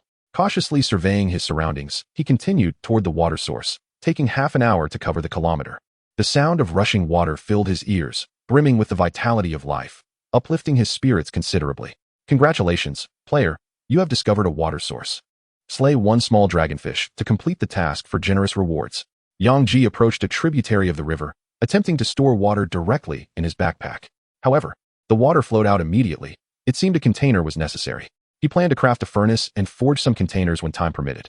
Entering the river, he kicked at the stones, causing a flurry of small fish to dart away. Congratulations, player, you have discovered a loach. Yang Ji retrieved a spear from his backpack, ready to hunt for the small dragonfish. Congratulations, player, you have discovered a goldfish. Congratulations, player, you have discovered a mackerel. After spending several minutes in the creek, he encountered many fish, even a snake, yet there was no indication of the small dragonfish. The system: what does the little dragonfish look like? Is it rare? System: not small, long, golden, with horns on its head. Is there truly such a peculiar fish? As Yang Ji's words faded, a sound resonated from the opposite bank of the river. A magnificent golden fish leaped out of the water, measuring 3 to 4 meters in length. Its body adorned with shimmering golden scales and sporting 2 antler-like horns on its head. With sharp teeth, It seized a soaring eagle that had ventured too close to the water's surface. Chapter 28. Complaints with a splash. The great fish plunged back into the depths, sending a cascade of water droplets glistening in the sunlight. That is the little dragonfish, the system eagerly informed. Yang Ji's jaw dropped, his eyes widened, and the wooden spear he held slipped from his grasp and fell into the water. How is this little? That creature is at least 3 to 4 meters long. It could swallow me whole. I have only just completed my novice task. Why is this challenge so formidable? If it were on land, it would be another matter. But I am a landlubber. He was on the brink of despair. My apologies. This is your current main quest. I forgot to issue any side quests. Yang Ji, if this system were a person, I would pierce it with my spear. Forgetting to release tasks is unacceptable. I will complain to the official website after this outing. This system is utterly irresponsible. Permanent task issued. Find edible crops and plant fruits near your home. For each new crop or fruit added, you will gain 1 attribute point. Side quest. Kill a wolf with bare hands. Is this task simpler now? Yang Ji, this feels as simple as reporting to the underworld. This world is beautiful, with peculiar celestial bodies suspended in the sky, surrounded by rings. Yang Ji drank from a stream, grumbling as he made his way back. Kill a wolf with bare hands. What nonsense. The last wolf I killed was due to a dagger coated in snake venom, and my opponent was an old wolf. If I encountered a young and robust one, I would be disemboweled in an instant. For now, he set aside the tasks of killing a wolf and the little dragonfish. Considering the difficulty given his current combat prowess, he decided to focus on the permanent task of seeking edible plants to cultivate near his home. Food should be easy to find. He had seen numerous fruit-bearing plants along the way, and typically, such plants are edible. Approaching a small tree about his height, he noticed it bore red fruits the size of his fingertip. System, can this fruit be eaten? This task requires the player to complete it themselves. Only upon tasting will information be provided. But what if it is poisonous? That depends on the player's luck. If you receive a prompt, you could recklessly devour anything in the mountains and gain a plethora of attribute points, which would not benefit your growth. Yang Ji's face twitched. He had initially thought this was a task that would grant free attribute points, only to discover it bore the same risks as the other 2 tasks. He pinched a fruit from the tree, hesitating for a while at his lips, wary of the potential consequences of a wrong move. He finally recognized the greatness of Shun Nong. The ancestors were remarkable, with a silent cheer in his heart. He summoned his courage and gently nibbled the skin of the red fruit. It felt unremarkable, slightly sour. Upon taking a larger bite, it turned out to be quite sweet, and he consumed the entire fruit in one go. Congratulations, player has discovered the Hong Shingua. Note, this fruit is consumed by wild beasts during constipation and possesses powerful intestinal lubricating properties. Intestinal lubrication? Gurgle, gurgle. Yang Ji's stomach rumbled, and before he could react, with a loud sound, his pants were ruined. Fortunately, no one was around to witness it. Otherwise, he would have perished from embarrassment. System, this won't have repercussions in reality. Will it? Yang Ji squatted in agony, his expression contorted. No. Hearing this, Yang Ji finally relaxed, sitting on the ground as he experienced a barrage of discomfort for a full 30 minutes before rising. One fruit had completely incapacitated him. After washing in the river, he lay beneath a large leaf for half an hour before he could move, his eyes sunken and weary. Does this count as a fruit? It does. Planting it near your home will reward you with 1 attribute point. Yang Ji rose carefully, using a wooden shovel to dig, cautious not to sever the roots. After half an hour, he finally unearthed it, hastily carrying the tree back to his wooden hut. He dug a hole beside the hut and placed the Hong Shingua tree into it. It then dawned on him that he had no water. Planting it without moisture would lead to its demise. He withdrew his dagger and painstakingly carved out a hollow in the wood, managing to dig a hole about 20 centimeters deep, though his worn dagger snapped in the process. There was no time to lament the dagger's loss. He threaded a rope through a water bucket and headed to the river to fetch water. Congratulations, player has created a makeshift water bucket. Makeshift water bucket blueprint 1. Attribute point 1. Yang Ji allocated this attribute point to speed, boosting it to 16, enabling him to run like the wind. He struggled to control his newfound speed, stumbling several times before getting accustomed. He carried bucket after bucket of water to the tree pit, sweating profusely from the effort. Once sufficient water was gathered, he filled in the earth he had excavated. Congratulations, player has successfully planted a Hong Shingua tree. Attribute point 1. Yang Ji lay on the ground, panting heavily. After all this toil just to plant a single tree, this game is a failure. If it were to become popular, I would be overwhelmed by women. People play games for joy. Although building things brings some happiness, the effort expended is vastly disproportionate to the joy received. After resting for a bit, he sat up and gathered some thick sticks to the riverbank, utilizing the mud to construct several rudimentary stoves, first drying one over the fire. Congratulations. Player has created a simple stove. Simple stove blueprint 1, attribute point 1. Yang Ji casually allocated the attribute points to speed again, using the mud to craft a host of jars and containers. To survive, one must first secure the essentials, and these jars and containers are of paramount importance. Due to the sweltering heat of the day, the visibility of wild beasts was nearly non-existent, with even the beetles retreating beneath the banana trees to slumber. Yang Ji, scorched by the sun, had his back blistering, and before noon, his skin had darkened considerably. Feeling uncomfortable, he exited the game. Upon emerging, he opened his phone, and the first task at hand was to procure supplies. He purchased an array of reagents, antibiotics, detoxifiers, adrenaline shots, all in preparation for potential encounters with plants in the game, ensuring he was well equipped for any dangers that might arise.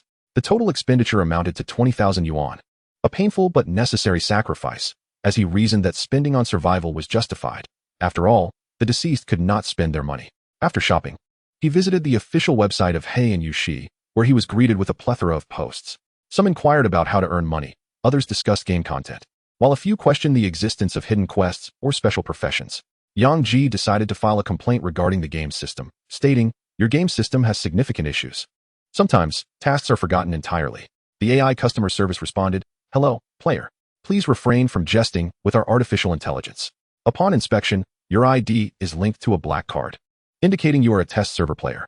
Thus, you should understand that our game offers a high degree of freedom, with no tasks issued by the system. It is entirely up to players to explore." Yang Ji was taken aback. Was there truly no system-issued tasks? What then? Were those systems that had assigned him quests in the game? Chapter 29. The identity of Yi Jingjing. While Yang Ji conversed with the intelligent AI on the official game website, a beautiful woman appeared on the screen of the gaming pod.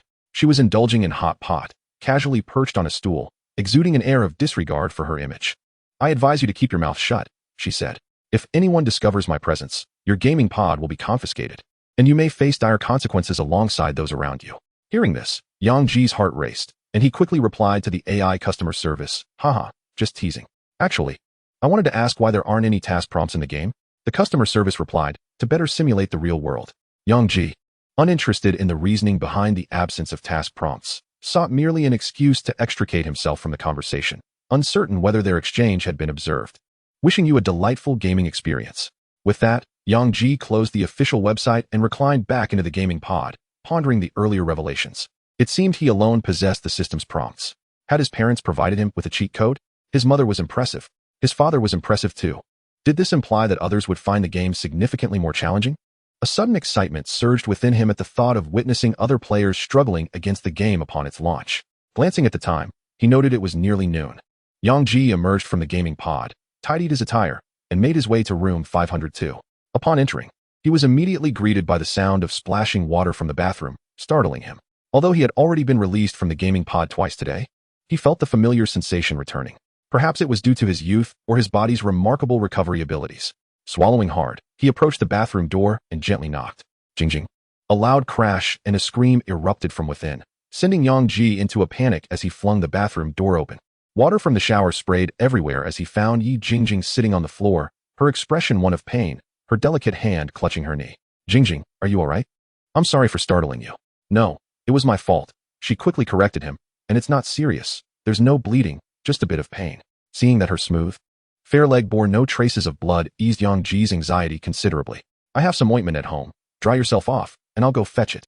"Okay," she replied, lowering her gaze, unable to meet his eyes, having regained some sobriety and lost the earlier bravado. Yang Ji dashed home, retrieved the ointment, and returned. Upon re-entering the bathroom, he was taken aback to find the floor stained with blood. "Jingjing, what happened?" "I started my period." "Then don't catch a chill. Hurry and get dressed." Tears brimmed in Yang Ji's eyes. Another bath spoiled. To claim he was not disappointed would be a lie, yet he knew it was not a significant issue. After all, she was not going anywhere. Yi Jingjing, feeling apologetic, bit her lip, her voice soft yet playful. "I heard from the girls in class that it can be managed in other ways. Can you help me learn?" On a leisurely Saturday afternoon, Yang Ji found himself seemingly unoccupied yet profoundly engaged. Through online tutorials, he imparted various skills to the campus belle, Yi Jingjing. The stark contrast between her innocent, demure exterior and her mischievous behavior struck a chord within Yang Ji. That afternoon, he felt an awakening, as if a wild beast had been unleashed from its cage.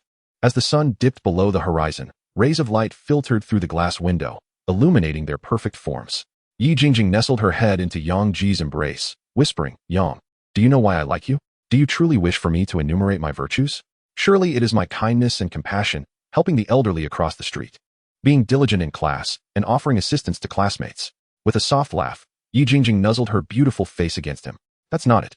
Do you remember back in middle school when you saw a few seniors robbing a girl? You rushed to help her and ended up getting knocked down? Yang Ji's eyes widened. You can't be that chubby girl, can you? Uft. I just had a bit of a sweet tooth when I was younger. Yi Jingjing's playful demeanor made her all the more enchanting. Yang Ji recalled that incident vividly. His parents had gone missing, leaving him feeling despondent when he witnessed the thugs assaulting the girl. He rushed to her aid, but unfortunately, he was overpowered. Who would have thought that chubby girl would turn out to be her?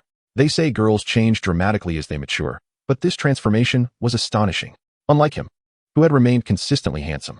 No wonder it was said that every chubby person harbored potential. The intricacies of fate truly are remarkable. The gentle hum of YJNGJ's luminous brain resonated as she gestured for Yang to remain silent, connecting the call. Hello, brother.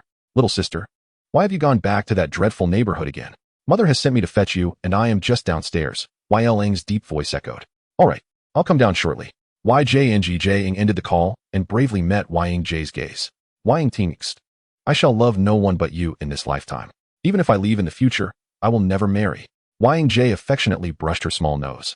Responding gently, rest assured, I will soon catch up with your family's pace and marry you when the time comes.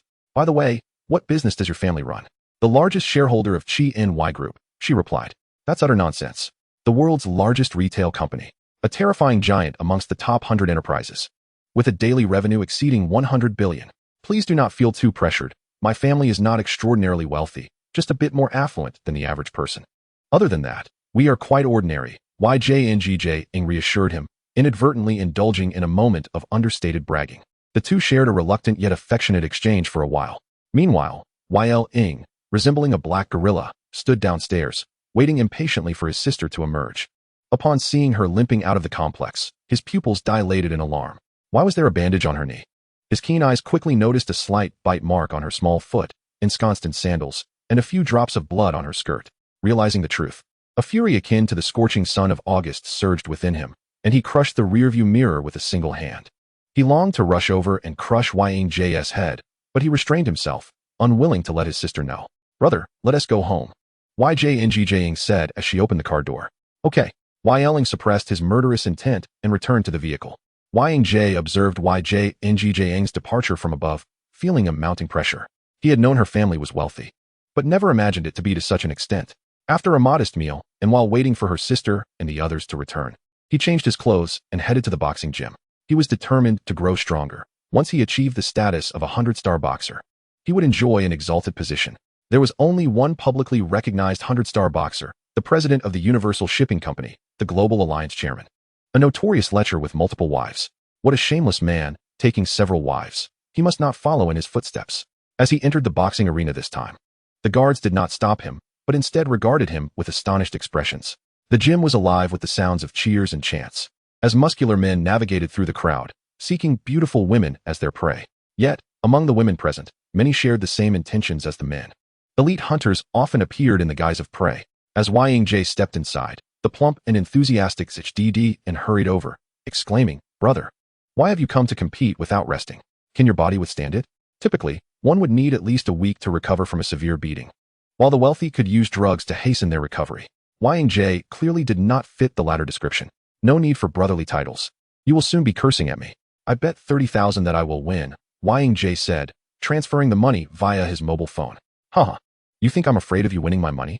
You underestimate me, ZHDDN. This amount is nothing.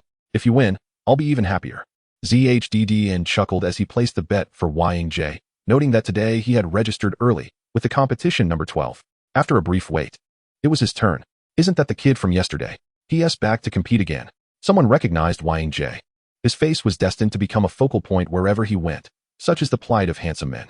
Wow, he is so handsome. Who is he? A group of female staff members crowded around Yang to assist him with his attire, taking the opportunity to flirt. But he inadvertently placed his hand on one of them.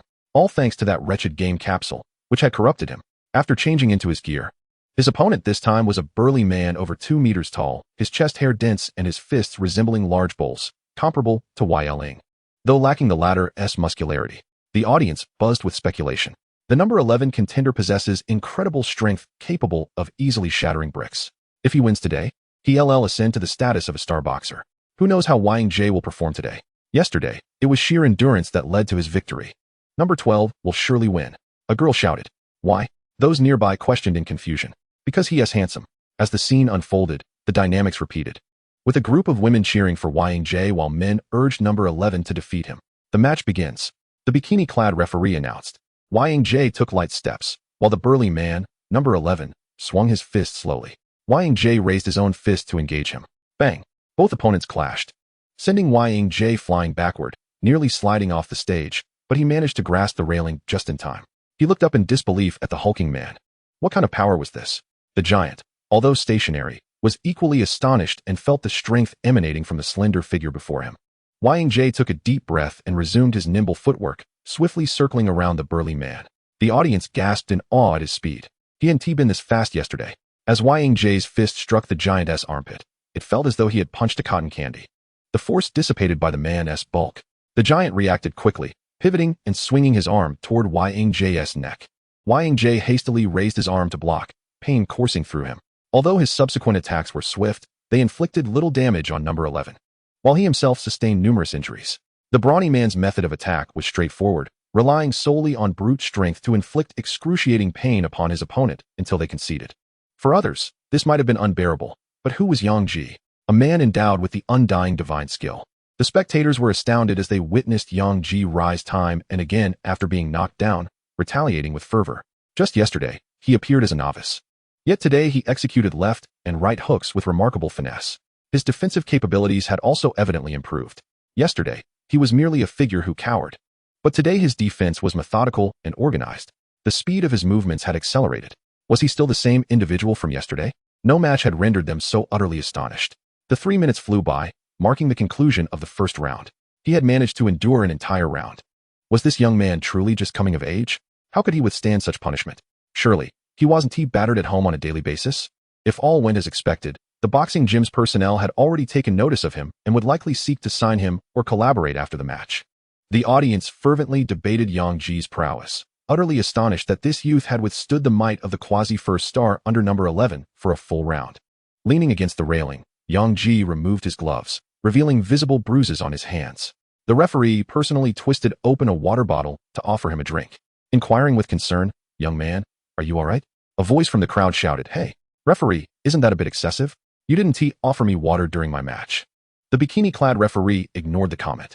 A minute passed, and the second round commenced. Yang Jie took a deep breath, fixing his gaze intently on the brawny man.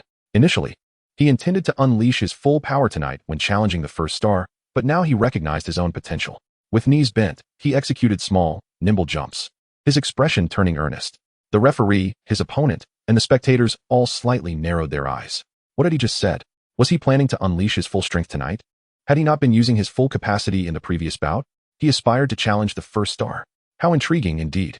The brawny man strode forward, swinging his fist. Yang Jie did not evade. He raised his fist to meet the blow head-on. The impact produced a thunderous sound as their gloves collided, both men staggering back. The crowd felt a jolt of excitement. The number 11 brawler experienced an intense pain radiating from his hand, his astonishment evident on his face. The second round commenced. With both fighters trading blows, the muscular man began to show signs of bruising. Sweat poured from both combatants, and the audience erupted in cheers as the two engaged in a clash reminiscent of first-star fighters. The second round concluded with both evenly matched, and the third round began, maintaining the balance. As the third round commenced, Yang Jie raised his aching arm, his gaze fixed sharply on the number 11 brawler. His eyes fierce, undeterred by any pain as his resolve for victory surged. The match commenced. "I concede," the bruised brawler raised his arm. He could no longer endure. He had never anticipated a day when he would be forced to yield. The brawny man gazed at Yang Jie with a complex expression, pondering how this young prodigy could withstand such agony and continue to fight. Yang Jie is incredible. The women shouted in excitement. To learn this man's name, they eagerly approached the chubby man to purchase information. This young man was indeed extraordinary, having forced a quasi-first star to concede. How had he grown so formidable? The speed of his progress was astonishing. Could it be that this youth possessed the caliber of a first star?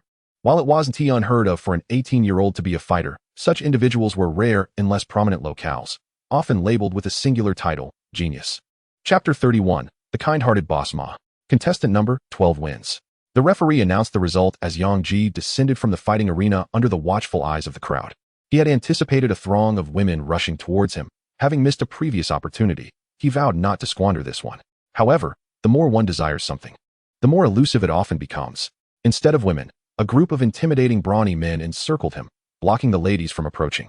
Yang Ji glared at the hulking figures obstructing the women's advance, wishing he could knock their heads together. Lately, the more he yearned to achieve something, the more it seemed to slip away. The brawny men parted to allow a particularly robust individual to step forward, his black tank top concealing formidable muscles. Yang Ji felt a strong aversion to such physique. It was unsettling to behold, and he vowed never to resemble them. The largest of the brawny men smiled as he produced a business card, introducing himself. I am Ma Xiao, the director of the boxing gym. Is there something you require?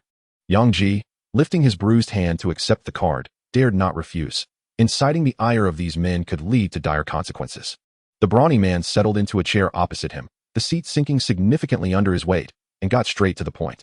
I have recognized your talent and wish to cultivate it. I will provide you with resources, hire instructors for you, and offer an activity fund to develop you into a fighter for our gym. Yang Ji's eyes lit up at the mention of an activity fund. How much? Ma Xiao raised a glass of water with one hand while gesturing with 3 thick fingers. Upon seeing those fingers, Yang Ji's first thought was of his wife's fortune, and his second thought was excitement. 300 million. I agree. Ma Xiao sputtered, spraying water as Yang Ji swiftly leapt behind the sofa, narrowly avoiding the deluge. He exhilaratedly jumped back, eagerly preparing tea for Ma Xiao. Boss Ma, that's generous. Let us discuss the collaboration details. But please don't take up too much of my time. I am still a high school student. The onlookers gasped, a high school student. Boss Ma is truly nurturing talent. He is offering 300 million. Unbelievable. Previously, there were whispers of Boss Ma being stingy, but those were mere rumors. Ma Xiao's face twitched. What 300 million? That is a monthly salary of 3,000. He was eager to reveal the truth to Yang Ji.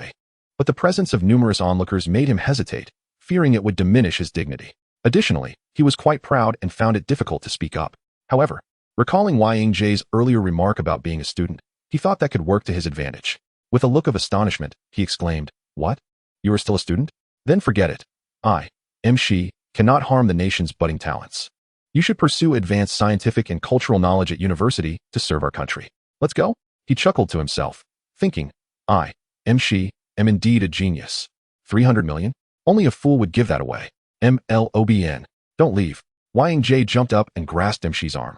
300 million could not simply slip away. Staff, hand me my phone. I need to apply for a withdrawal from school.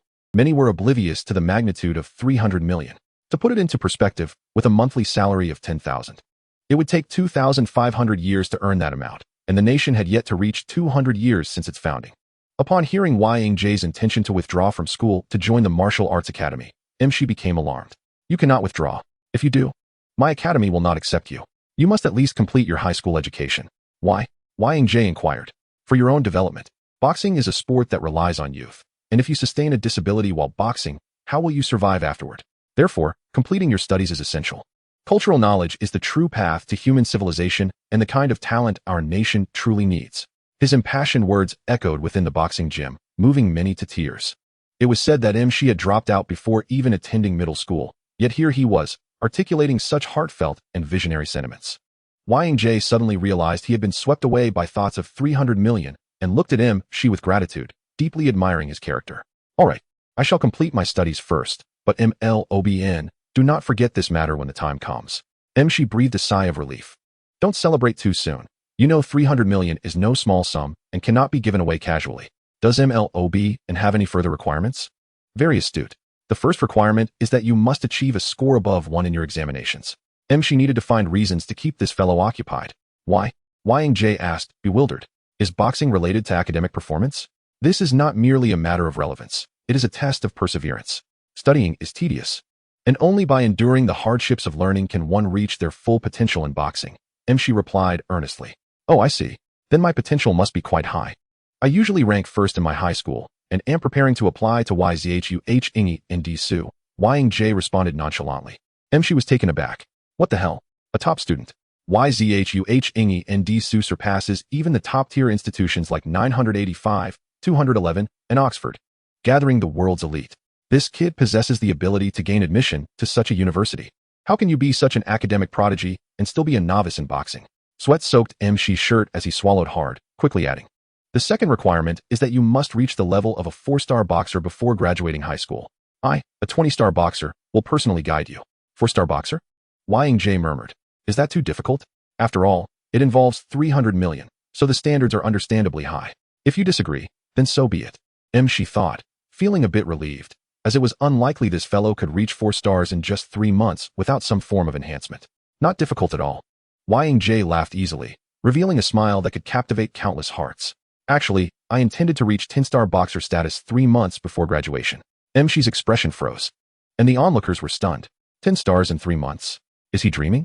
Attaining 10-star boxer status by 18 would warrant special admission to YZHUH in Disu. Yang Jie glanced up at the signal board hanging in the air. It was his turn to compete. Donning his protective gear, he respectfully addressed Shi. "I intended to improve myself through battles with other boxers, but since MLOBN is willing to teach, I will refrain from wasting time with the others." With that, he dragged his weary body through the crowd towards the ring, passing by Zishi 11N and saying, "I'm betting 50,000 on myself to win." As he stepped onto the boxing stage under the watchful eyes of many, the moment the referee signaled, Yang Jie unleashed both speed and power, delivering a punch to his opponent's abdomen, sending him sliding off the stage. It was a stunning knockout. The crowd was left in shock. He had just fought the burly number 11 for quite some time, and after only a brief rest, he managed to defeat another opponent. Having already triumphed over 4, he was just 1 victory away from becoming a star boxer. Yang Jie had initially hoped to learn martial arts in the ring to enhance his combat prowess for future encounters with feral wolves. However, he had unexpectedly encountered MLOBN, a benevolent benefactor who not only offered him monetary support, but also guidance.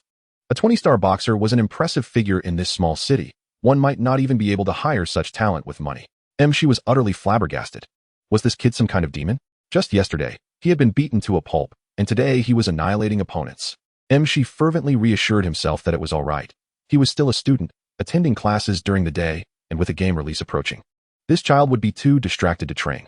There was no way he could reach 4-star status in 3 months. Yang Jie approached Shi, saying, "MLOBN, please guide me in martial arts. I have exceptional talent." Shi's face twitched in irritation. "Guide? What nonsense. You look exhausted today. You're still young. We shouldn't overexert your potential. I'll give you some private instructional videos to review, and we can resume your training tomorrow." The staff nearby were filled with confusion. Why was this stingy boss being so generous today, willing to invest 300 million in a contract with this young man? Did he see the potential for greatness in him? Shi thought to himself, "What potential? I simply couldn't back down from my pride at the beginning, and now there's no way to step back." Yang Jie felt deeply touched. This boss was truly kind, extending a helping hand when he needed it most. "Rest assured, MLOBN, I will not let you down. I will surely surpass 4 stars within 3 months." Shi muttered under his breath, "Surpass your granddad."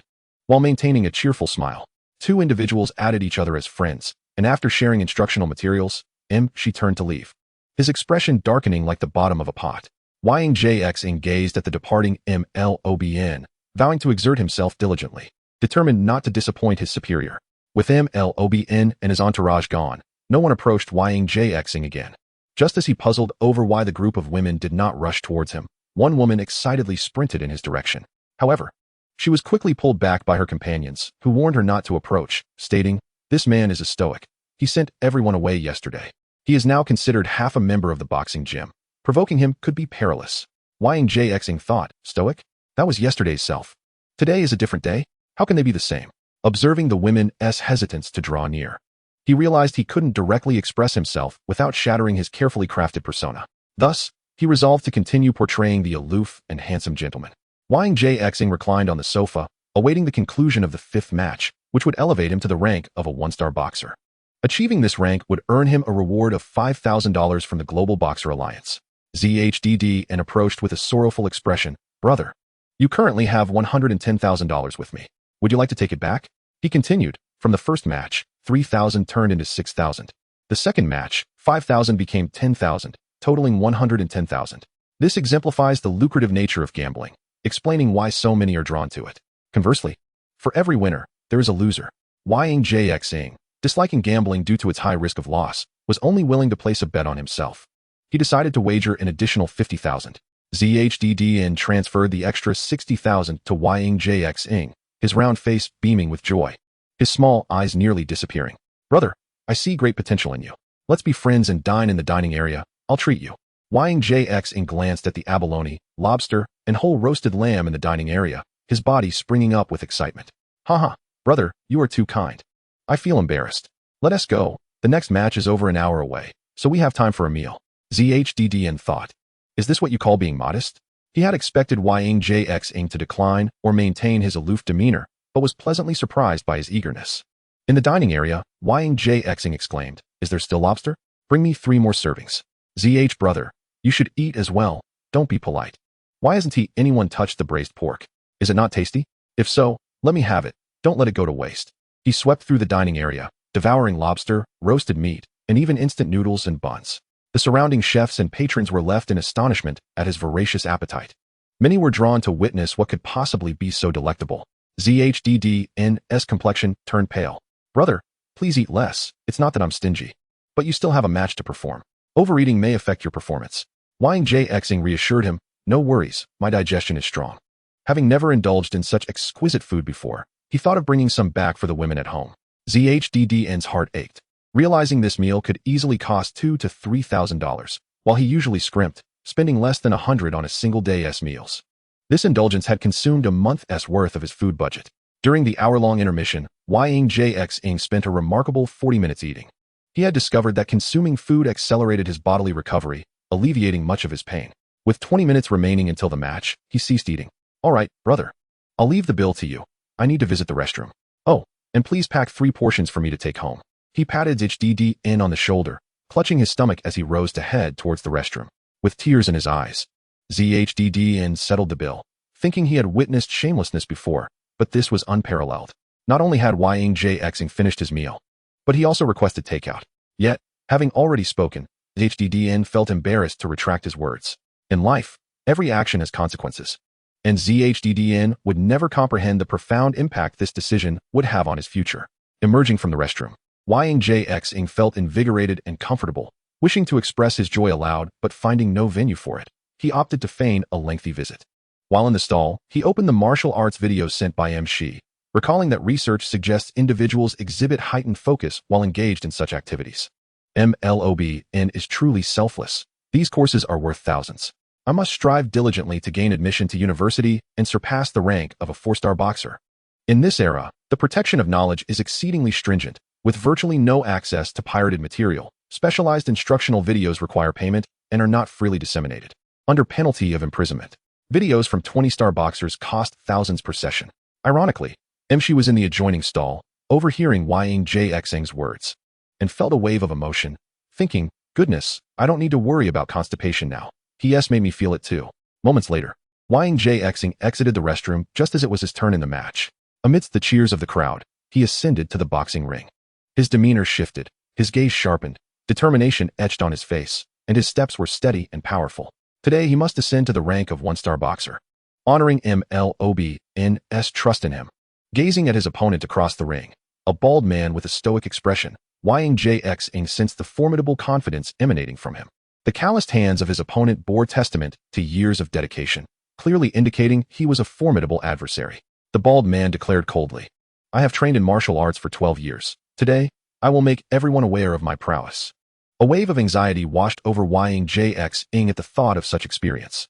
MLOBN, lurking in the corner, felt a surge of delight upon hearing the bald man's proclamation, thinking, let this Wang Jxing be defeated, teaching him the dangers of boxing, so he may return to study diligently. The spectators held their breath, eagerly anticipating whether this talented teenager still in high school could indeed become a 1-star boxer. The bikini-clad referee raised her hand, bringing the whistle to her lips to signal the match. Suddenly, the bald man clutched his stomach and collapsed to the ground, leaving the crowd stunned. Oh no, I've upset my stomach. I can't compete. Wang Jxing, consider yourself fortunate. The bald man clutched his abdomen and tumbled off the stage, hastening towards the restroom. In his heart, he smugly thought, my acting is impeccable. They will never realize that I am feigning it. That youth's gaze is terrifying. I certainly won't engage him in a fight. Yang Ji, M11. The crowd. Could you possibly act any more poorly?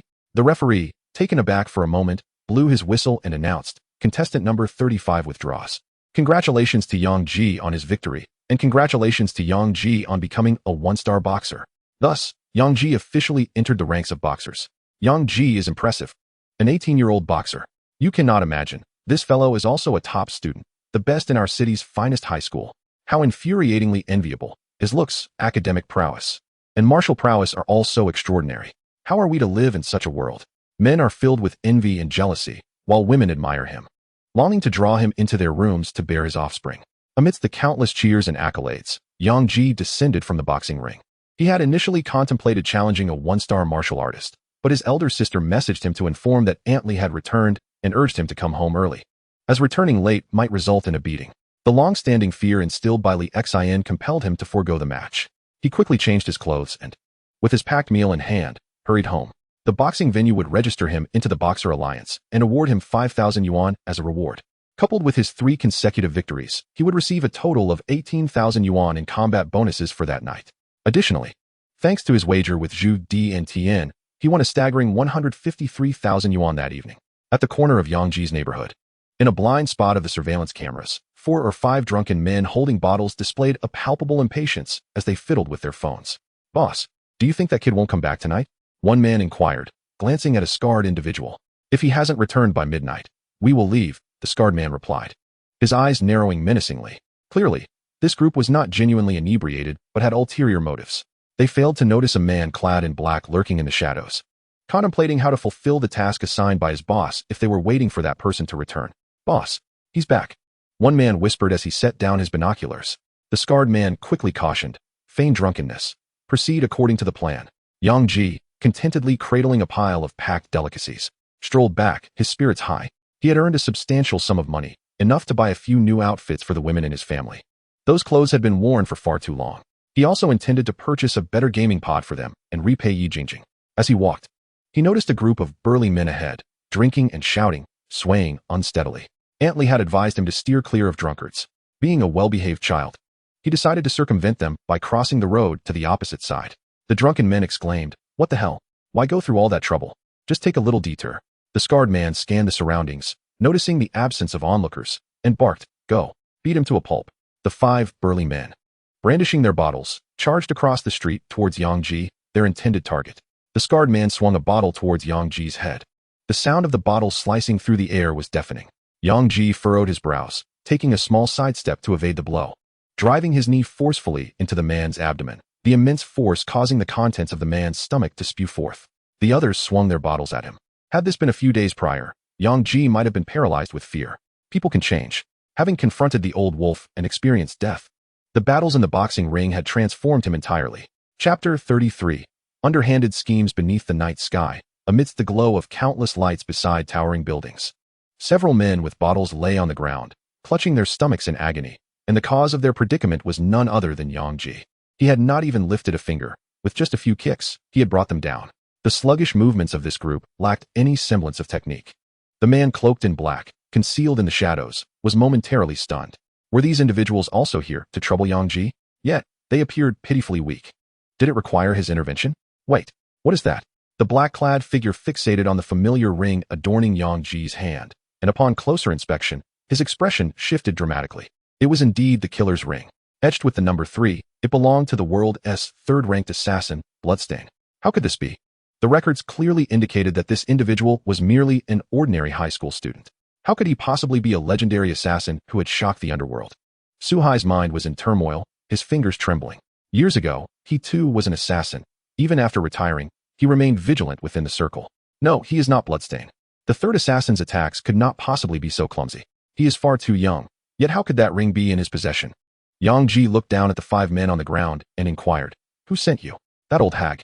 He recalled the scathing words he had directed toward Yi Jingjing's mother earlier that day. Such a prominent figure would undoubtedly seek retribution. "You are the old hag. We would rather die than divulge who our young master is," one loyal man bellowed, enduring his excruciating pain. Young master? Yang Ji was taken aback. He had not wronged any young master, had he? Wait a moment, there was one person. Yuan Xiang? He ventured tentatively. The 5 men on the ground subtly shifted, and Yang Ji's discerning eye caught every detail. His expression darkened. Could it be that due to his closeness to Li Yame, they had sent someone to confront him? "What does your young master intend to do to me? Go die?" Just as Yang Ji was inquiring, the scarred man suddenly lunged, brandishing a dagger aimed at his abdomen. Swiftly discarding the food in his grasp, Yang Ji landed a kick on the scarred man's wrist. the sound of a bone cracking resonating as the dagger flew from his hand. Yang Ji caught the dagger, which seemed to become an extension of himself, performing a stylish spin before pressing it against the scarred man's neck. I will ask you once more, how does Yuan Xiang intend to deal with me? His voice turned frigid, laced with a hint of menace. The scarred man, his wrist shattered and drenched in sweat from the excruciating pain, gazed up in terror at the youth before him. Wasn't it said that he was merely an ordinary high school student when they assigned him this task? How could a high school student dispatch several burly men in mere seconds? How could he possibly break a wrist with a kick? Suddenly, a sharp pain shot through his neck, causing his complexion to drastically change. I said, Xiao Yuanxiang ordered us to stab a few holes in you and incapacitate one of your hands. Yang Ji's heart trembled. It was hard to believe that this individual could be so ruthless. He had encountered jealousy and hatred before, but never such perversion. Over the years, the darkest elements he had encountered were merely petty thugs robbing for petty cash. Yet this fellow spoke of rendering someone's arm useless with such casual cruelty. Was it truly the case that wealth afforded such impunity? Yang Ji yearned to incapacitate these men, though he quickly dismissed the thought. Years of high-quality education and the constraints of the law held him back from acting too rashly. He tossed the dagger onto the ground and coldly commanded, "Scram." The 5 men hastily scrambled to their feet, still unable to comprehend how this high school student had displayed such ferocity. In a corner, the retired assassin Su Hai trembled as he recorded the events that had just transpired. Initially, he believed there was a 90% chance that Yang Ji was not Xue. However, upon witnessing his mastery of the dagger, Su Hai's conviction wavered. Yang Ji's control over the blade was undoubtedly of the highest caliber. He was a true expert. This high school student might very well be Xue. He was concealing his identity. The slight revealed during his dagger maneuver had caught my keen eye. Moreover, how could a high school student possess the capability to contend with 5 burly men? The inadequacy of his earlier attacks must have been a ruse to conceal his true strength. Before retreating from the scene, Xue had mentioned a desire to live as an ordinary person, making the notion of hiding one's power plausible. Truly, he was a legendary assassin. Had I not been so astute, I would have never deduced this. Su Hai silently praised himself. Yang Ji bent down to pick up the food he had dropped, brushing off the dirt, when he suddenly noticed something amiss, his gaze fixated on the shadows of the alley. What was that figure in black doing crouched there? How peculiar. Never mind, I should hurry home and bring the food back. He could hardly wait to see Aunt Li, especially after successfully unblocking his run and due meridians that morning. After Yang Ji had walked away, Su Hai trembled as he rose, realizing his clothes were drenched in sweat. It was terrifying. The gaze of the third assassin was utterly fearsome. How could he see through the darkness and discover my presence? How could an ordinary person pierce the veil of shadow? Was that look a warning directed at me? Thankfully, I refrained from making a move. He was increasingly convinced that the young man was indeed the third assassin Xue in disguise. Now, only one contradiction remained. Xue had emerged years ago, when this youth was merely 15 or 16. Was it a false identity or a disguise? Or was it truly him? Su Hai hastily dialed his superior, Madame Qian. The mission remains unfulfilled, but I have something monumental to report. I believe I have discovered the person who saved you years ago. It is highly likely to be Yang Ji. Yang Ji burst through the door, exclaiming, "Sister, Tong Tong, Aunt Li, look. I brought back some delicious food." In the living room, soft light cascaded down upon 3 breathtaking beauties engrossed in an animated series. The gentle and lovely Li Yame, along with the adorably quirky Li Tong Tong, were nestled beside a mature and captivating beauty. This enchanting woman seemed to possess 2 large balloons before her, clad in a white professional outfit that appeared as if it might burst at any moment, while black stockings encased her well-proportioned and athletic legs. Her rebelliously beautiful face bore an air of carefree nonchalance, with a hint of mischief playing at the corners of her mouth. She was the head of the household, the guardian of her sisters, Li Exine, a woman who preferred to resolve issues through strength, entirely uncharacteristic of a parental figure. Food. What food? Upon hearing the mention of food, Li Tongtong's head shot up as she tumbled from the sofa like an eager pup, rushing over on all 4s. Wow! Lobster! Abalone! Sea urchin steamed eggs! Li Tongtong exclaimed excitedly, circling Yang Ji, drooling with anticipation. Yang Ji approached the coffee table, adopting a compliant demeanor. "Let us eat while it's still warm. It's not cold yet. If it cools down, I'll heat it in the microwave." His large eyes inadvertently strayed toward the balloons before Li Exine, realizing only now the potential danger they posed. With a snap, a button popped open, striking him on the forehead. How infuriating! It was indeed a weapon. Li Yame, the diligent homemaker, gazed at the spread of extravagant food and couldn't he help but admonish, "Little G, why do you keep spending money recklessly? You need to save that money. It wasn't he purchased, a friend treated me, and I just brought some back," Yang Ji replied. "Next time, don't waste money like that." Li Yamei insisted, skeptical of any friend who might have given him such a feast. Knowing her brother well enough to suspect he had somehow taken it from their household fund. Though she cared little for matters of bride price, he should not spend frivolously. Li Xian wrapped her arms around Li Yamei's shoulders, crossing her legs in a manner reminiscent of a street gang leader. Her long eyelashes framing her large eyes as they fixated on Yang Ji. I heard you have masochistic tendencies and questionable sexual orientation? False. Completely false. I, Yang Ji, swear to the heavens, he declared emphatically. Li Xian rose, her ample curves swaying, and with a slender arm, she ensnared his head, commanding, let us talk in the bedroom. Yang Ji felt a crushing pressure from the weapon, rendering him nearly breathless. How cruel. Upon entering the bedroom, Li Xian kicked off her slippers, slamming the door shut with her foot. She released Yang Ji, leaping onto the bed with vigor, causing Yang Ji's heart to race in fear of an impending explosion. I'm exhausted, give me a massage. Li Xian ordered. Absolutely not. Why should a man of honor provide a massage to a woman? Moreover, men and women should maintain a respectful distance. I refuse. Even if you threaten me. Yang Ji mentally protested, yet he begrudgingly shuffled over to the bed, slipping off his shoes.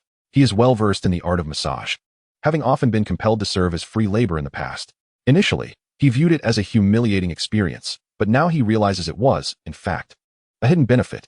His large hands pressed gently against the slightly sweaty soles of her feet. Li Xian lies prone, eyes closed in relaxation, and speaks softly. Xiao Ji, you are no longer a child. There are matters we must discuss. Please, Aunt Li, go ahead, Yang Ji replies, his gaze drifting toward her ample curves. His voice slightly hoarse. You have come of age and should contemplate significant life decisions. Tong Tong and Ming are my adopted daughters, and I do not wish for them to be given to others. Are you attempting to suffocate me? As Li Xian speaks, a sudden sharp pain radiates from her foot. Irritated, she turns, locking her legs around Yang Ji's neck. Ouch! I'm sorry, that was an accident. Yang Ji struggles for breath, a peculiar scent invading his nostrils. Li Xian loosens her grip slightly, but does not fully release him. The implications of her words are clear to anyone not dim-witted. Yang Ji raises his head to look at the seemingly mischievous Li Xian, his expression sorrowful as he laments. Is that even feasible? Such matters are complex. Even with ample resources, persuading both parties is not guaranteed. I don't care, it's your effort that counts. I simply refuse to let my daughters go to other men. Moreover, soon we will be able to immigrate to another planet, where marrying multiple women is hardly an issue. Li Xian grips Yang Ji's chin and asks, do you have confidence? Yes, he replies, feeling somewhat dazed. Though he has always harbored such thoughts, not wanting them to leave him, hearing it so bluntly from Aunt Li feels oddly unsettling. The situation becomes even more bizarre when, upon hearing his agreement, Li Xian erupts in fury. How shameless. How audacious to think you could involve my daughters. You will pay for this. Though accustomed to Li Xian's penchant for finding excuses to strike him, he is taken aback. Under her relentless assault, Yang Ji's body contorts into a position that defies human limits. Have you ever witnessed a man arching backward to form a circle? Have you ever seen someone twist their arms behind their back to grasp their head? Have you ever observed a head turning 180 degrees?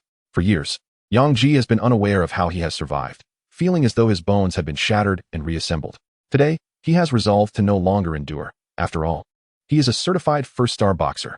His body slips free from her grasp like water, maneuvering behind Li Xian to ensnare her arms and legs, pinning her to the ground. To an outsider, their position would appear exceedingly peculiar. Are you impressed? Feeling a bit stronger now, are we? Li Xian's mature and captivating features reveal no shock or awe.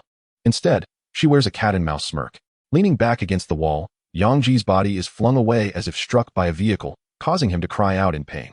Ignoring his bodily agony, he stares in disbelief at Li Xian, an internal tempest rising within him. What extraordinary power is this? He is a first-star boxer with a power level of 22. How could a woman like Aunt Li possess such strength, sending him flying in an instant? Li Xian stands, cracking her neck, and raises her foot to press against Yang Ji's neck, lifting him with ease. Her hands are casually tucked into her pockets, exuding an air of dominance. Her beautiful eyes seemingly dismissive of all. Did you think a slight increase in strength could contend with me? Are you subdued? Yang Ji struggles to breathe, his gaze unintentionally trailing down her elegant leg to its end, as he manages to utter amidst his desperation, white. Li Xian's expression freezes momentarily. Shortly thereafter, heart-wrenching cries resonate from the room. In the living room, Li Tong Tong, with her chubby little hands holding a lobster in each, is smeared with oil. Her eyes narrowing in delight at the sounds emanating from the room. My brother is still defiant. Just listen. He seems quite pleased with the lesson he's receiving. Clearly, he has a penchant for punishment. Oh, Li Yiming replies with a furrowed brow. Should we learn some techniques for using a little whip online? Otherwise, how will we satisfy my brother's needs in the future?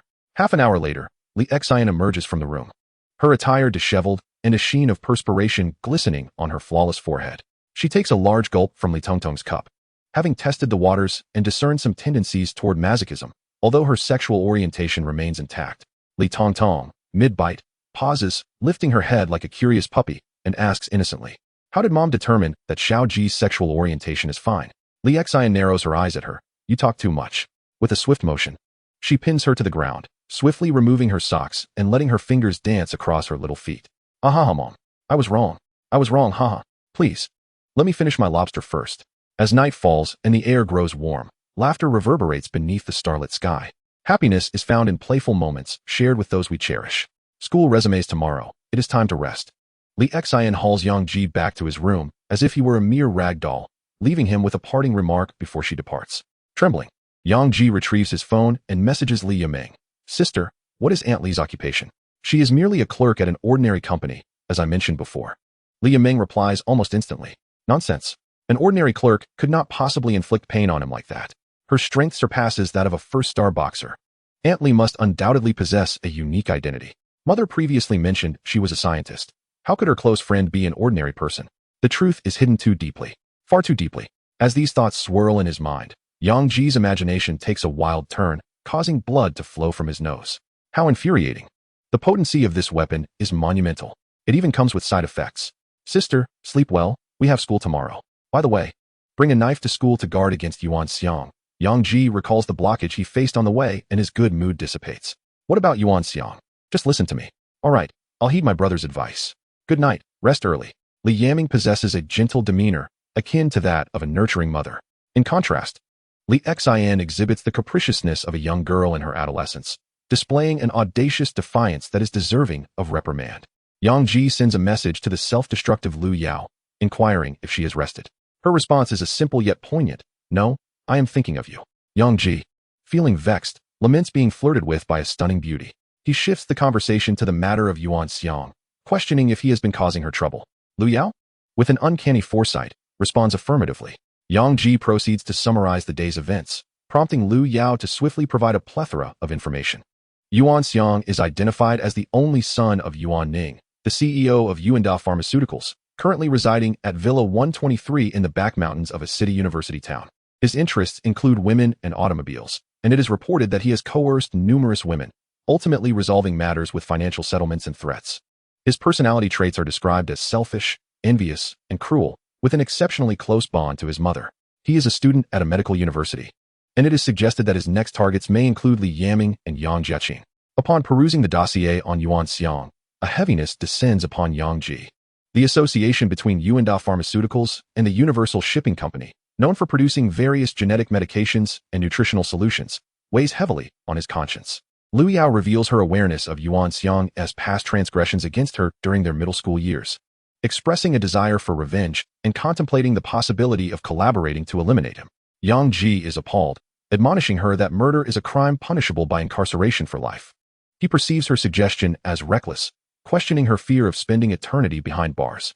Lu Yao insists that Yuan Xiang is relentless in pursuit of his objectives, warning that inaction could lead to dire consequences for his sister.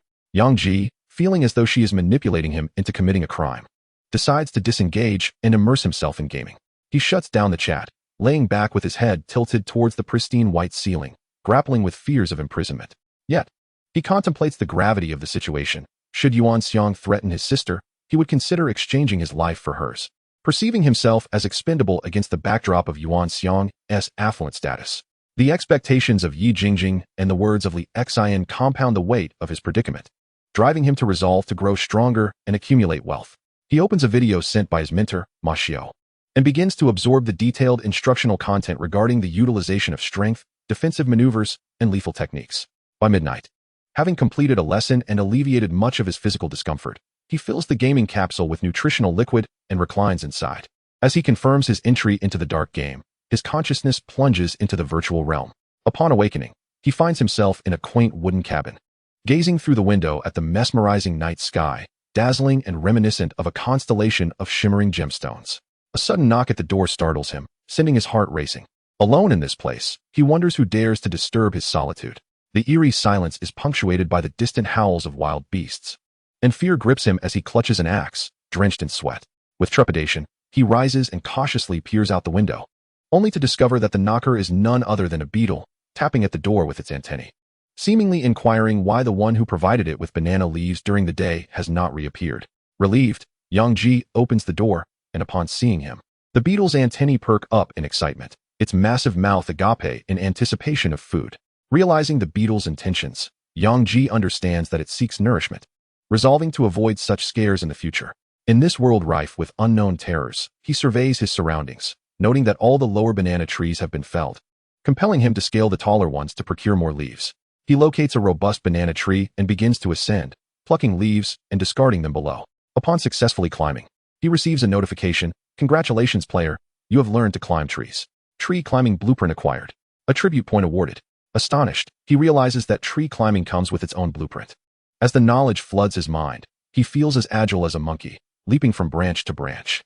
Below, the beetle revels in the freshly gathered banana leaves, contemplating that following this individual guarantees a steady supply of food, a sentiment likely shared by all non-sentient creatures in captivity. While gathering banana leaves from the tree, Yang Ji checks his attributes. His ID remains unnamed, with power quantified at 24, speed at 18, defense at 8, recovery at 51, and an impeccable appearance rated at 100 out of 100. His skills include Let My Fist Love Me Again and Eye of Reconnaissance. He possesses blueprints for fences, spears, and torches. His hunger level stands at 98 out of 100, with a note that reducing hunger to 0 will adversely affect his strength, speed, and reflexes. His hydration level is at 78 out of 100, with a warning that severe dehydration could lead to his demise. Available attribute points. 1. Can be used to enhance attributes. Exploration rate. 0.0000001. After enduring several beatings at night, my stats have risen slightly once again, particularly my defense, which has increased by 3 points. All other aspects have surpassed 10, yet my defense remains below 10. It is imperative to develop evenly without any weaknesses. Having just acquired an attribute point, I allocated it to defense, bringing it to 9. Ding! Congratulations, player, for discovering an unknown egg. Yang Ji pondered, as the system provided its notification. Nonsense. Where did I find a bird's egg? As he grumbled and scanned his surroundings, he finally spotted a purple egg lodged at the base of a banana leaf on a nearby tree. This purple egg was roughly the size of an apple, and oddly enough, there was no bird's nest nearby, as if it had been laid there haphazardly. Such a nonchalant bird to lay its eggs. With a leap, Yang Ji retrieved the egg. Unknown egg 1. Unclear what kind of egg this is. It may be quite delicious, easily incubated. Perhaps it could yield a small pet to accompany you in the game. A pet? Would this bird take me flying? To reiterate, it is an egg of an unknown creature, not necessarily a bird's egg. If it isn't a bird, why is it in a tree? Yang Ji rolled his eyes, too lazy to argue with the system, and placed it in his backpack, continuing to cut banana leaves for the large insect below. He traversed the trees with the agility of a monkey, severing dozens of banana leaves in half an hour. After descending, Yang Ji piled the leaves before the beetle, which glanced at him and sniffed the offering with its tentacles. It registered that this person was the one feeding it. Congratulations, player, for taming a beetle. Insect affection level 1. What on earth is insect affection? Why aren't attribute points awarded for this? In response to his skepticism, the system remained silent. Yang Ji had grown accustomed to this and did not press further. He felt a surge of joy at taming the beetle, knowing it would make tasks like moving wood much easier. He decided to refrain from utilizing it immediately and instead nurture it for a while to increase its affection. He ignited a torch to illuminate his surroundings. Although he could see clearly within 10 meters even without light, flames were still necessary to ward off beasts and attract mosquitoes. Strapping on his backpack, he followed his memory to the riverbank, where the soothing sound of rushing water greeted him. There were a dozen furnaces he had crafted from clay during the day, from which he retrieved simple bowls and bottles that had been fired. These pots and pans were rough and unrefined, lacking any aesthetic appeal, far inferior to modern craftsmanship. Nevertheless, Yang Ji was elated, for these items would allow him to store water or prepare simple meals. Congratulations, player, for creating a bowl. Simple blueprint 1, attribute point 1. Congratulations, player, for creating a bottle. Simple blueprint 1, attribute point 1. Congratulations, player, for creating this strange item, but let us call it a plate. Simple blueprint 1, attribute point 1. This is a large pot. A stew pot. Yang Ji emphasized earnestly. They are all the same. Interrupt me again, and I won't give you any attribute points. Yang Ji. Fine. Who am I to argue with the boss? Thus, Yang Ji acquired 5 additional attribute points, which he invested in defense, raising it to 14.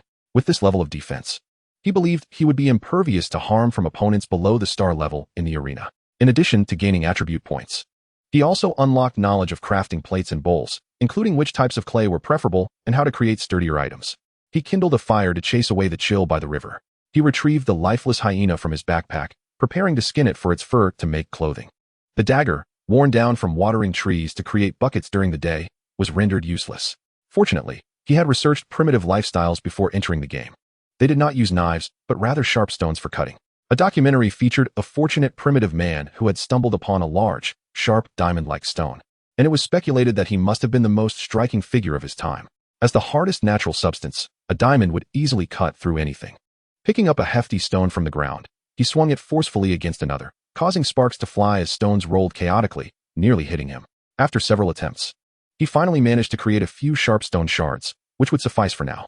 Sitting by the fire, he used the axe and stone knife to gut the hyena.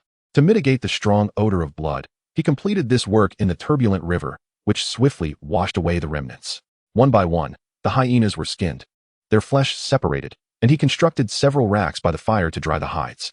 Suddenly, as Yang Ji was busy skinning the meat, a strange sound emerged from the dark, murky water. He glanced up, but in the pitch-black night, visibility was limited to only 10 meters, and he saw nothing unusual.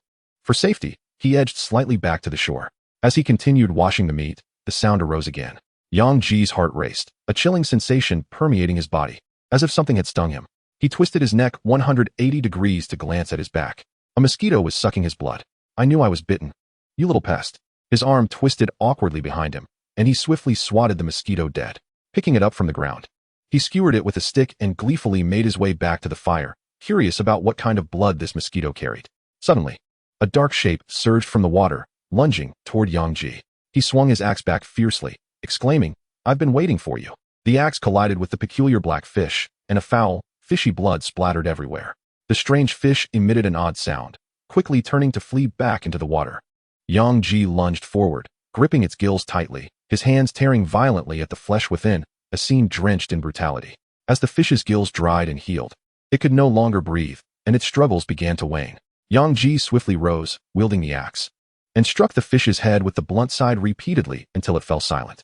A notification echoed in his mind. "Congratulations, player, for slaying a fish that was evolving towards land. This fish has the potential to induce evolution in living beings." Hearing the notification of the fish's demise, Yang Ji dropped the axe and collapsed onto the ground, gasping for breath, the brief skirmish having drained considerable energy.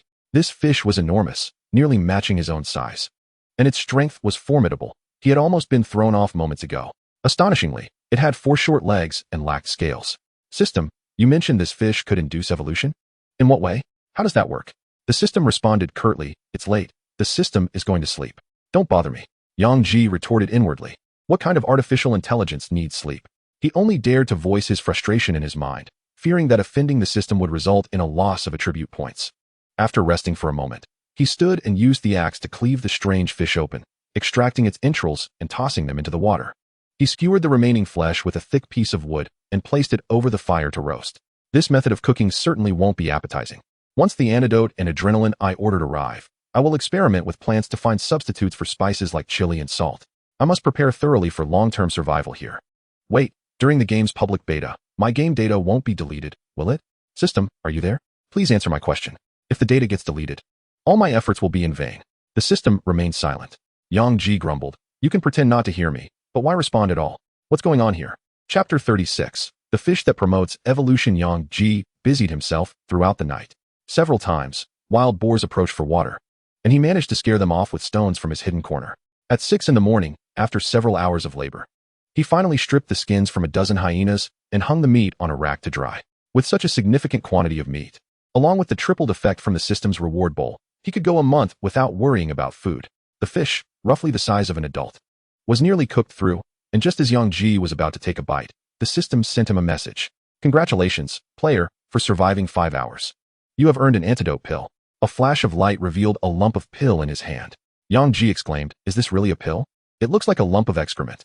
Moreover, why didn't you inform me sooner that this was the reward? Had I known, I wouldn't have spent 20,000 on antidotes and similar items." He closed his eyes and swallowed the pill, quickly logging off to return the purchased medicines. The customer service replied, "Returns are not permitted." "Why?" Medicinal products are non-returnable. Frustrated, Yang Ji lamented the wasted 20,000. Well, if I can't return it, I suppose I'll keep it. Perhaps those medicines will prove useful one day. Upon returning to the game, Yang Ji endeavored to maintain a positive demeanor. Dear system, may I inquire what reward I will receive for surviving 6 consecutive hours? It was wise to ascertain this in advance for proper preparation. The system replied nonchalantly, uncertain. It depends on my mood. Yang Ji silently unleashed a torrent of polite curses directed at the system. Ignoring the artificial intelligence, he sat before the large fish, tearing at the flesh and placing it into the bowl. This ancient human-crafted bowl had a tripling effect, making 1 piece of meat equivalent to 3. After a night of toil, he could finally eat. The system had claimed this fish could induce evolution. He was curious about the potential transformations. As the sun rose, casting warm rays upon Yang Ji, he sat beside the river, savoring the gusts of wind. The fish lacked seasoning, making it somewhat bland. Yet he could still taste the freshness of the meat, which was uniquely flavorful. The energy contained within this flesh surpassed that of ordinary chicken, duck, or fish. And after consuming merely a tenth, he found himself unable to eat more. He felt no signs of evolution. Was it due to his limited intake? To increase his capacity for consumption, Yang Ji began his morning exercises under the sun, recalling the instructional videos from Boss Ma Xiao, practicing fundamental boxing techniques. He threw punches, kicked, and swung his elbows. Initially, his movements were slow, merely half the speed of normal, and he occasionally faltered. However, after a few minutes, his speed normalized, and his accuracy improved. After another 5 minutes, his pace doubled, and with time, the speed of his basic movements accelerated as if he were fast-forwarding a video. Gradually, shadows began to form with his punches, and energy was rapidly expended, sweat pouring from him like a cascading waterfall. After several exhausting minutes, he finally felt hunger gnawing at him. He sat down to eat once more, consuming yet another tenth of the fish. Yang Ji sensed that this rate of energy expenditure was still insufficient. He sought out a pond where the water was just below his chest and entered to continue his training.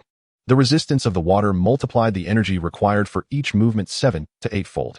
His speed slowed once again, but before long, he regained his pace, stirring the pond's water into a frenzy.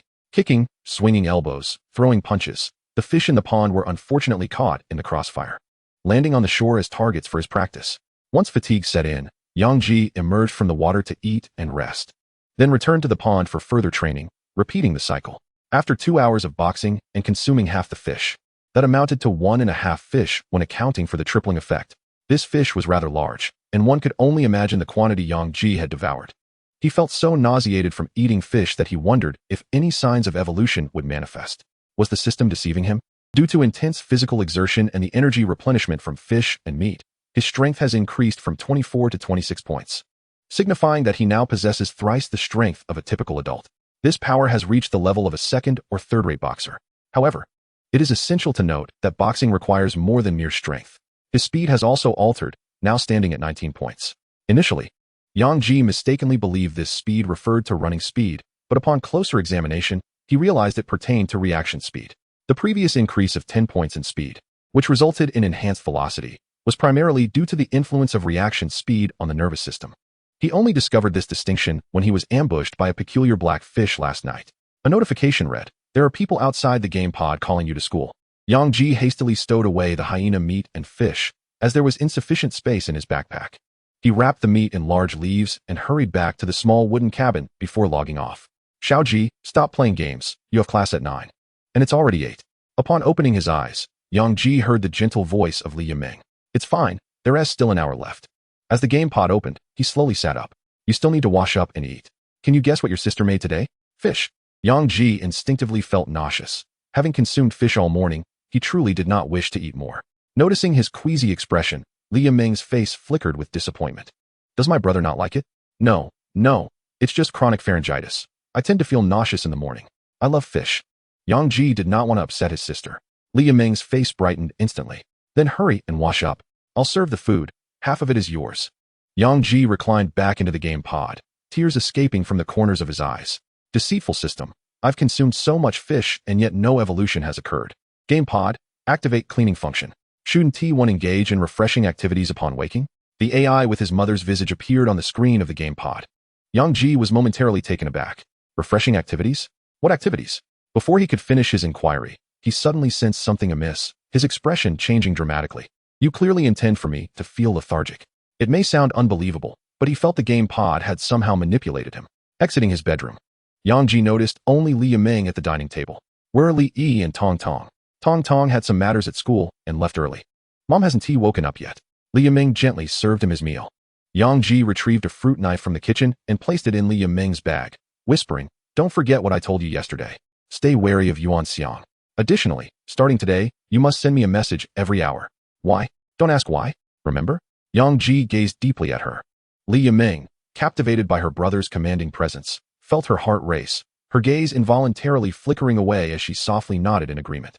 Yang Ji then sat down to eat, forcing himself to consume the fish while suppressing his gag reflex. The two of them continued to eat in silence. But Yang Ji soon grew bored and, almost instinctively, placed his hand on his sister's beautiful leg. Li Yiming shivered slightly, opening her mouth as if to speak, but ultimately refrained, allowing Yang Ji to rest his hand there. Encouraged by her lack of resistance, Yang Ji gently explored the softness and elasticity of her leg.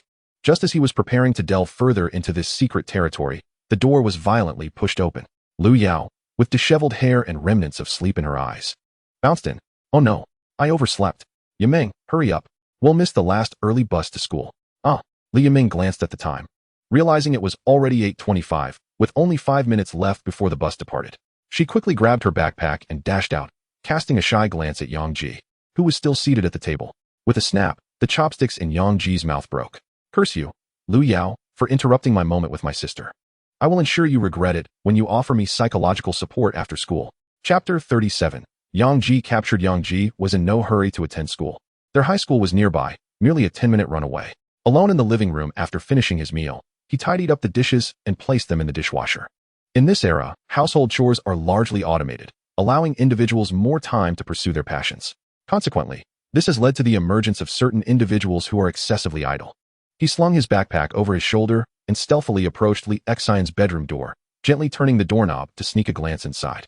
Li Xian was sprawled across her bed, snoring loudly with her mouth wide open and her pajama top undone, causing a fluffy bunny to escape. Witnessing this sight, Yang Ji's breath quickened, and his heart raced as he silently entered the room, inching closer to the sleeping beauty. At that moment, he raised his hand and playfully slapped her behind, then sprinted out of the room at full speed. Upon reaching downstairs, a furious shout echoed across the neighborhood. "You little rascal, when I catch you, I'll skin you alive." Yang Ji accelerated, his heart racing even faster than during a boxing match. Indeed, the real danger lay within his own home. Death is like the wind, it is always by my side. Each time I surpass myself, I shatter the limits of fear. Life is about challenging oneself to do what one dares not. That is where true meaning lies. In pursuit of physical fitness, Yang Ji opted to run to school, arriving in under 10 minutes. As he entered the school gates, a crowd turned to him, whispering amongst themselves. Yang Ji detested being talked about behind his back. If they were going to discuss his handsomeness, they should state it openly instead of in hushed tones. He quickened his pace towards the classroom, where the noise diminished significantly upon his arrival. A few students gathered in hushed conversation, occasionally glancing in his direction. Yang Ji scratched his head in embarrassment, wondering if everyone had noticed his newfound charm. The classroom had once been lively, but upon his utterance, it fell into complete silence. At that moment, a serene girl clad in a yellow dress entered the room, and the sunlight within the classroom seemed to brighten.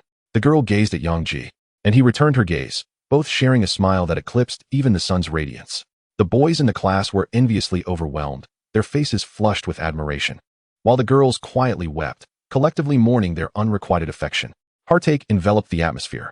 Yi Jingjing took a seat beside Yang Ji, retrieving a few bottles of medicine from her pink backpack and offering them to him.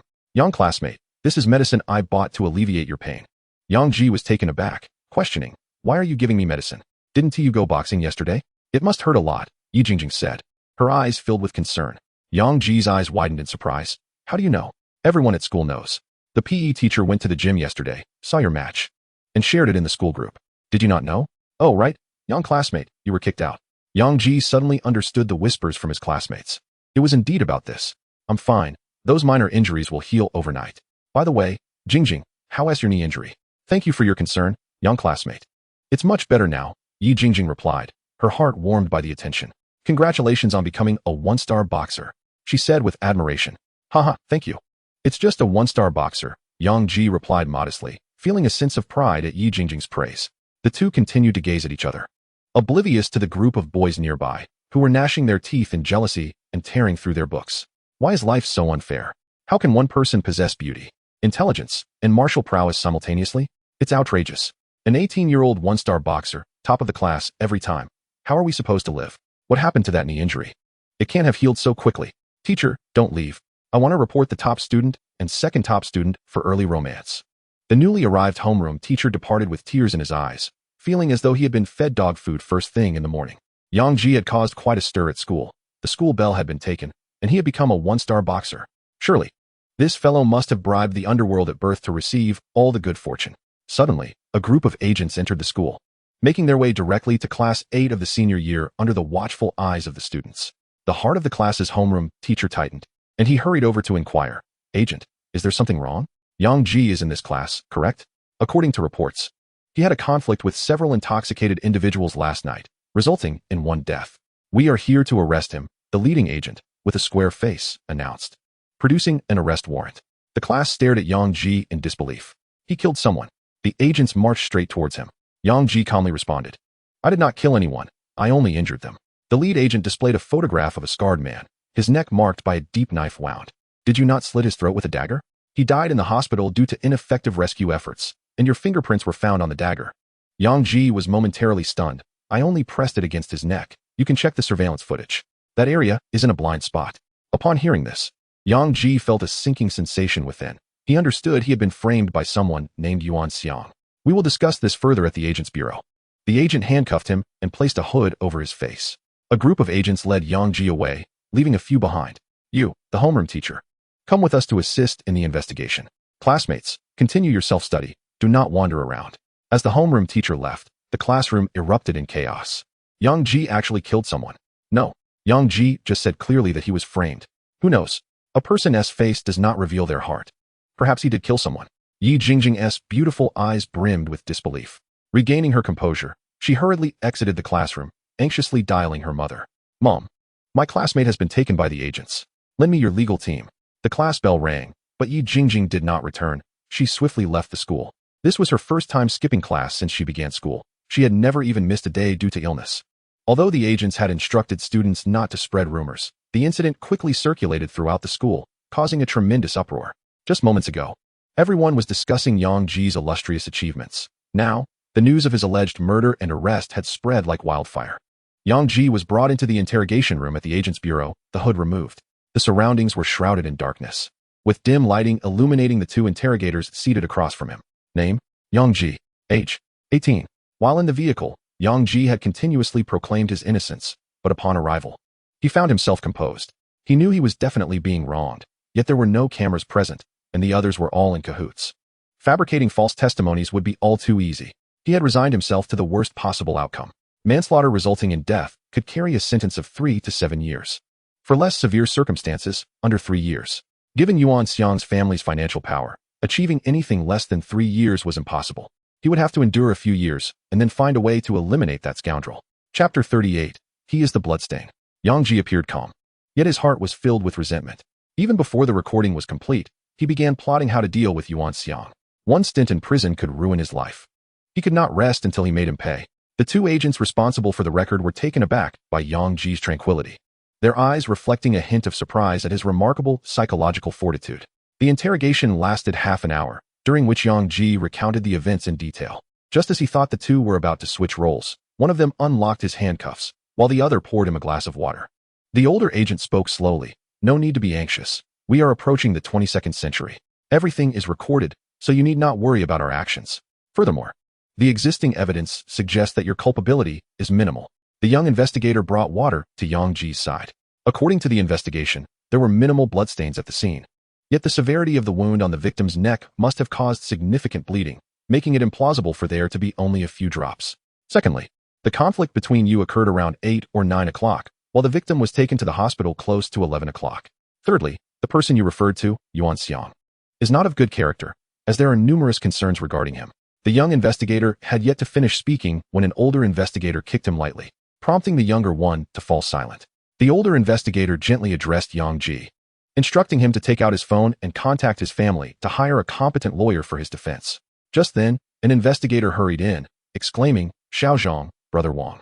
A lawyer from Jinsheng law firm has come to secure his bail, as there is insufficient evidence for the murder charge, and the higher-ups have agreed to release him for observation." The two interrogators were taken aback by the swiftness of the proceedings. Jinxing law firm was the most prestigious in their city, primarily handling commercial cases. How had they become involved in a criminal matter? The senior interrogator cast a deep glance at Yang Ji, remarking on his fortune in being able to afford such a lawyer. As long as they maintained their stance on the issues, the likelihood of a conviction was nearly non-existent. Yang Ji was momentarily stunned, realizing he was unaware of the formidable reputation of the lawyers at Jinxing law firm. It seemed improbable that his family had summoned legal aid so swiftly, leading him to conclude that only Yi Jingjing, the daughter of the wealthy Qian Yi Group's president, possessed such capability. While he felt a sense of elation, he also experienced a tinge of frustration, often feeling as if he were living off others' success. Exiting the interrogation room, he spotted a female lawyer dressed in professional attire waiting outside. She wore high heels, stood tall, and styled her hair up, reminiscent of Muri Kagoro's wife, Hyoeri. From Detective Conan, strikingly beautiful, yet somewhat weary. Yang Ji felt a sense of familiarity with her, but couldn't quite place it. "Hello, Mr. Yang Ji, I am your defense attorney, Zhao Yu." The lawyer approached briskly and warmly grasped his hand. "Hello, I appreciate your assistance." "Not at all. I should be thanking you," Zhao Yu replied enthusiastically, holding on to Yang Ji's hand. "Thank you?" Yang Ji was taken aback, and Zhao Yu continued, "Don't you remember? Last Saturday at the amusement park, you took down a thug, and others came to help subdue him while you sustained an injury and left alone." Yang Ji suddenly recalled, "You are the mother of that child." Due to her change in hairstyle, he hadn't recognized her immediately, but now it dawned on him. The investigators present displayed expressions of admiration at this revelation. He was indeed the one who apprehended the criminal and left the scene. "Heroes emerge in youth," the female investigators gushed. After the formalities were completed, Yang Ji followed Zhao Yu outside. "Zhao lawyer, is your daughter all right?" Upon hearing this, Zhao Yu's eyes dimmed. The injury was inconsequential, but the psychological impact was profound. She dared not leave the house and had ceased speaking, finding no solace even from a psychologist. "I apologize." Yang Ji realized he had misspoken. It was understandable. A young girl had been held captive by her biological father, undoubtedly suffering immense trauma. "It's fine." When our law firm received the case, I immediately volunteered to assist you upon recognizing your name. I refuse to believe you are a murderer. Please recount in detail what transpired, as I will defend you. As they conversed, they made their way out. Yang Ji recounted the events, and Zhao Yu confirmed his suspicions of Yang Ji being framed. With numerous inconsistencies, Zhao Yu felt confident in winning the case. Upon exiting the investigator's office, Zhao Yu made a phone call, saying, "Hello, President Qian, I have brought him out. There is a significant chance that Yang Ji is being framed." "Yes, understood." She handed the phone to Yang Ji, stating, "President Qian has something to discuss with you." Yang Ji guessed who Qian Rui was, and, upon taking the phone, expressed, "Thank you." After all, it was only proper to express gratitude for assistance received. "No need for thanks. My daughter has threatened me, and I am quite unhappy." The cold tone of President Qian sent a chill through Yang Ji.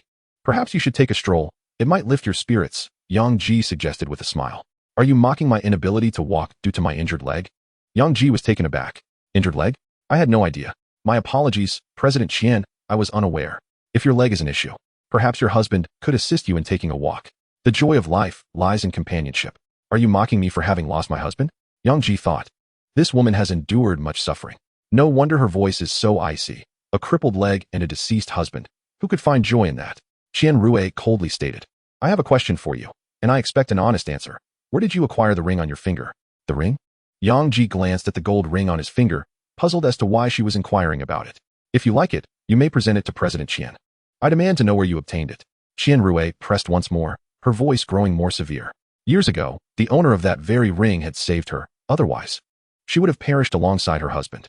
She had long sought to repay this debt of gratitude, but had never known the identity of the benefactor. Later, she discovered he was known as Bloodstain. Just last night, one of her subordinates, Su Hai, had seen the ring and located Bloodstain. Although Su Hai insisted that Yang Ji was likely the third-ranked assassin, Bloodstain, she was skeptical. After all, he had been merely 15 or 16 years old back then. How could a teenager become a top assassin?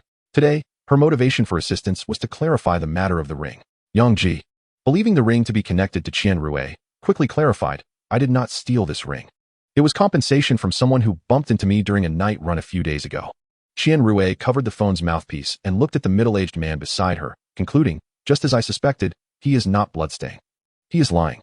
Spoke earnestly, "Madam, you may not be familiar with our world, but this ring signifies something profound.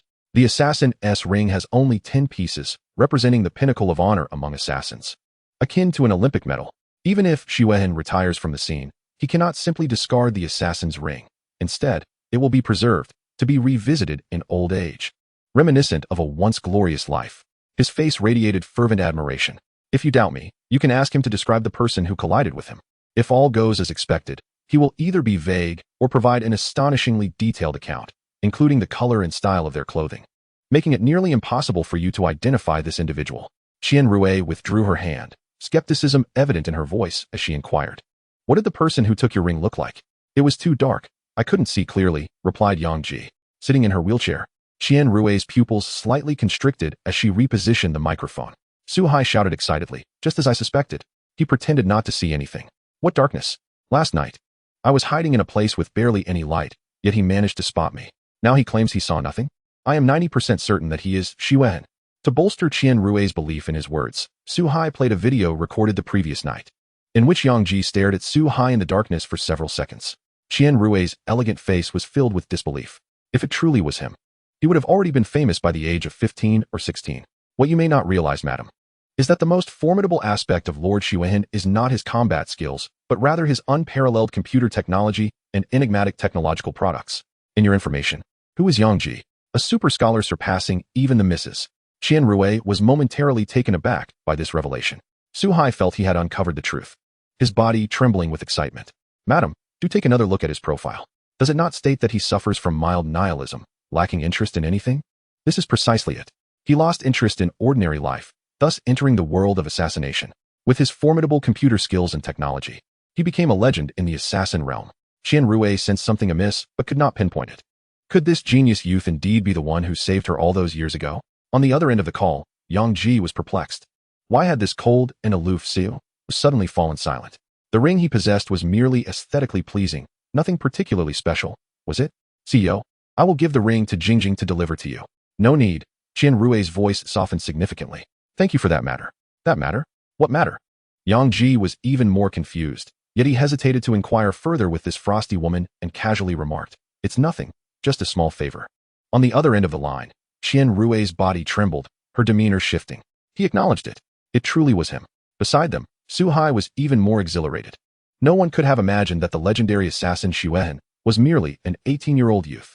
Yang Ji held the phone, waiting in vain for a response from the other end. Assuming the signal was lost, he hung up and returned the phone to Zhao Yu. "Young classmate." A melodious voice rang out from a distance. Yang Ji turned to see a girl in a yellow dress standing nearby, her skirt dancing in the breeze as leaves fluttered past her. With reddened eyes, her beautiful and serene face radiated concern. Yang Ji felt a stirring within him and rushed over to embrace her tightly. In that moment, time seemed to stand still. Chapter 39. The case concludes. Zhao Yu observed the two, a glimmer of envy flashing in her beautiful eyes.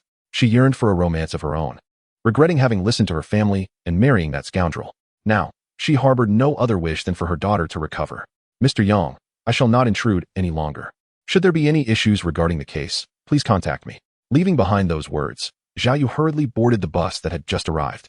As the two parted ways, Yang Ji grasped Yi Jingjing's delicate shoulder, saying earnestly, "Thank you." "It's nothing," Yi Jingjing replied, her lovely face aglow with joy. "Shall we return to class?" "Class? What class? We completed the curriculum last year. Now it's merely a review, which is inconsequential to us. Come, let me take you to the snack street next to the school. Isn't that inappropriate? As a good child, I feel guilty enough for skipping a class." Ultimately, they decided not to return. "Is this grilled sausage hygienic? My mother never allowed me to eat it. It's so delicious." "Don't eat that. The squid legs are too terrifying. Give me another. I can't eat anymore. Don't waste it." "Young classmate, you help me finish it." Strolling down the pedestrian street, they munched on snacks while purchasing small keychain trinkets, always opting for matching pairs. For Yi Jingjing, these trinkets were worth far less than a button on her clothing, yet they held profound significance for her.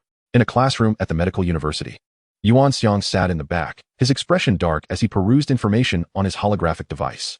That brat was actually bailed out by the Jinsheng law firm. How could a poor kid afford such high-end lawyers? Yuan Xiang knew that the murder charge would not result in Yang Ji receiving the death penalty. He had initially planned to have him harmed or even killed after being locked up in the detention center. However, he hadn't anticipated his swift release. When Yuan Xiang inquired about the situation, he learned of something that drove him into a frenzy of jealousy. The daughter of the Qian Yi group was actually in a romantic relationship with Yang Ji. Why? Why does that brat monopolize so many beautiful women? Yuan Xiang scrolled through Yang Ji's profile, growing increasingly agitated. A super scholar, an 18-year-old one-star boxer, and with impeccable looks. How could an ordinary person like him be deserving of such accolades? The holographic device vibrated once more, as a message from someone labeled as father appeared. Yuan Xiang trembled as he opened the message. You worthless fool. I am already busy enough with my business. Must you cause me more trouble?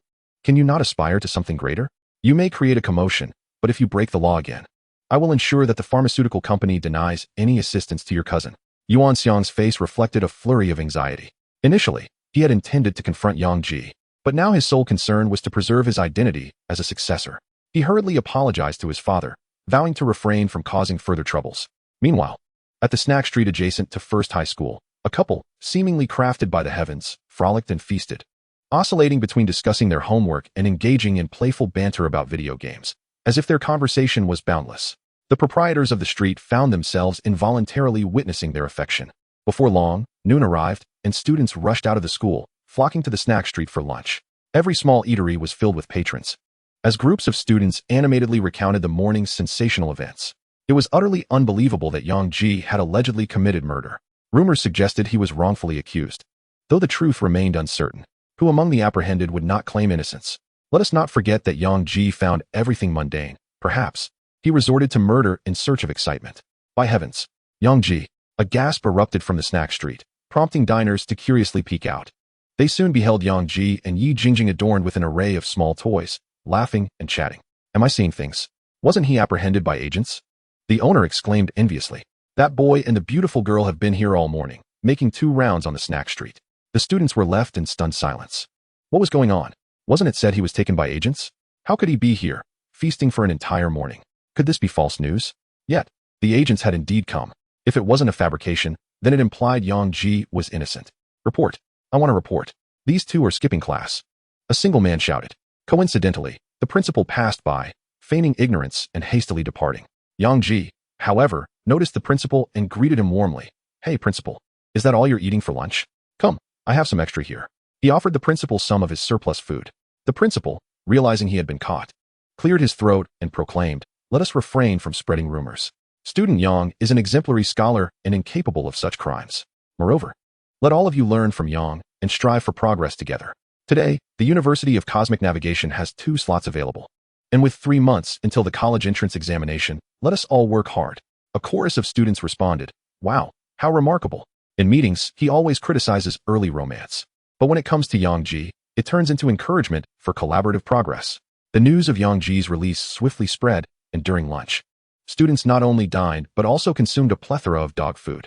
In the afternoon, the weather turned pleasantly warm. Yang Ji purchased an umbrella and escorted Yi Jingjing back to school. Yang, aren't you returning for class? Yi Jingjing, noticing Yang Ji lingering at the school gate, asked curiously. Yang Ji smiled slightly. There are still some formalities to complete at the agent bureau. I need to take care of them. All right, hurry back. Yi Jingjing pecked Yang Ji on the cheek and blushed as she dashed back to the classroom. Once Yi Jingjing departed, Yang Ji's smile vanished, replaced by a terrifying gloom. He retrieved his phone, which buzzed with messages from Li Yamei arriving every hour. Today's classes are so dull. Brother, don't play on your phone during class. It's quite alarming. Soon, we will be dissecting the anatomy teacher. I will return late tonight. There's an event in the club. Yang Ji, reassured that his sister was safe, messaged Lu Yao. Where are you? Lu Yao replied, missing me? Have you thought about how to silently eliminate Yuan Xiang? Yang Ji's anger surged. For the safety of himself and those around him, this ticking time bomb must be addressed. Have you come to a realization, or has he acted against you? He asked. Just then, his phone rang. It was Zhao Yu. Hello, Mr. Yang. The case has been resolved.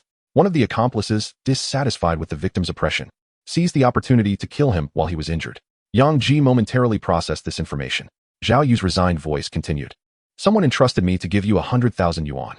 Don't ask who it is. You're an adult now, and you understand the implications.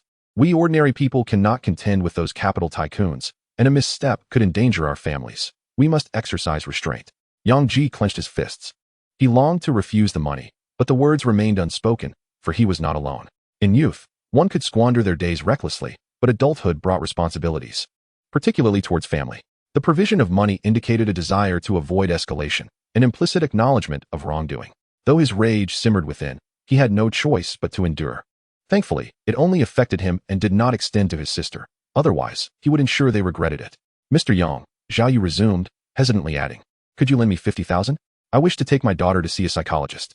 Yang Ji hesitated. While he had no immediate need for the funds, 50,000 was no trifling sum. Very well. Rationally, Zhao Yu's position afforded him the means to repay, and the potential to connect with a lawyer was advantageous. Emotionally, the mere act of requesting money suggested he was in dire straits, and with his child's well-being at stake, Yang Ji's heart softened, leading him to agree. Chapter 40. The thoughts of boss Ma Xiao. Zhao Yu expressed endless gratitude, ultimately transferring the remaining 50,000 to Yang Ji's account. Presently, Yang Ji's finances approached 200,000, placing him in a relatively affluent position, yet it was still insufficient. After concluding his conversation with Lu Yao, he reflected on the steps of murder. Absent extreme necessity, he had no desire to tread that path. A young man once remarked that there are no perfect crimes. Should even the slightest error occur during the act of taking a life, the ensuing consequences would be catastrophic, potentially ensnaring family members as well. Some assert that the hallmark of adulthood is learning to submit, yet Yang Ji was determined not to yield. He aspired to grow stronger. In the afternoon, Yang Ji did not return to school. He informed his homeroom teacher that he was feeling unwell and went home to rest, but instead headed to the martial arts gym. The boxing hall was sparsely populated, with only a few apprentices engaged in training. The owner of the Yuexiao boxing hall, Ma Xiao, a burly figure, was patrolling the premises. Put in some effort. Do you think you can escape the punches just because you're training? To become stronger, one must learn to endure blows. If you choose this path, without talent, you must rely on hard work. Li Wei from Ring 3, come down. Ma Xiao spat as he called down the fighter engaged in combat. Li Wei, a tall man standing at 6 feet, appeared before Ma Xiao, looking like a small monkey in comparison. What's wrong, teacher? He inquired, confusion written all over his face. Do you even know why I asked you to stop? Ma Xiao glared at him. Li Wei remained perplexed, utterly unaware. Because your legs aren't low enough. You're missing 20 centimeters. A voice chimed in from the side. That's the reason. Look at yourself, then look at the other trainees, Ma Xiao continued, but then abruptly turned his head. To his astonishment, the speaker was none other than the scoundrel who had previously attempted to swindle him out of 300 million. What are you doing here? Aren't you supposed to be in class today? Ma Xiao raised his voice slightly. Yang Ji shrugged, replying, I mastered high school knowledge back in my first year. I'm feeling unwell, so I thought I'd practice at the gym. Ma Xiao retorted, goodness. If I had a talent like yours back in my day, I wouldn't have had to bother with boxing at all. Most people go home when they feel unwell, yet you come to the gym. This kid is surely fixated on his 300 million. I must not allow him into formal training. I shall hold him back with foundational knowledge. With that thought, Ma Xiao put on a congenial smile. Since that is the case, let us begin training from the basics. The fundamentals are essential, one must not be hasty. It's akin to studying mathematics. The formulas are the foundation. Now, I shall demonstrate the basic boxing techniques. I practiced a bit at home yesterday. Upon finishing his statement, Yang Ji began to execute the basic punches. Ma Xiao scoffed, thinking, you believe you can master it in one night? Just wait. I will keep you bogged down in the fundamentals for 3 months. Genius? Nonsense. However, as he pondered this, his eyes suddenly widened in shock at Yang Ji's movements. The other trainees had already been captivated by their exchange. Witnessing Yang Ji's flawless execution of basic punches, they were left in awe. Wow, what perfect form. This basic technique exudes the power of advanced combat skills. Did he really achieve this in one night? I spent 3 months trying to reach that level of perfection. The onlookers were left speechless by Yang Ji's performance. As he concluded his set of basic punches, he remained completely composed, not even slightly out of breath. Ma Xiao, how was that? Given the limited time, my grasp may be lacking, but I am unaware of any mistakes. Please point them out. Ma Xiao retorted. I can't find any flaws.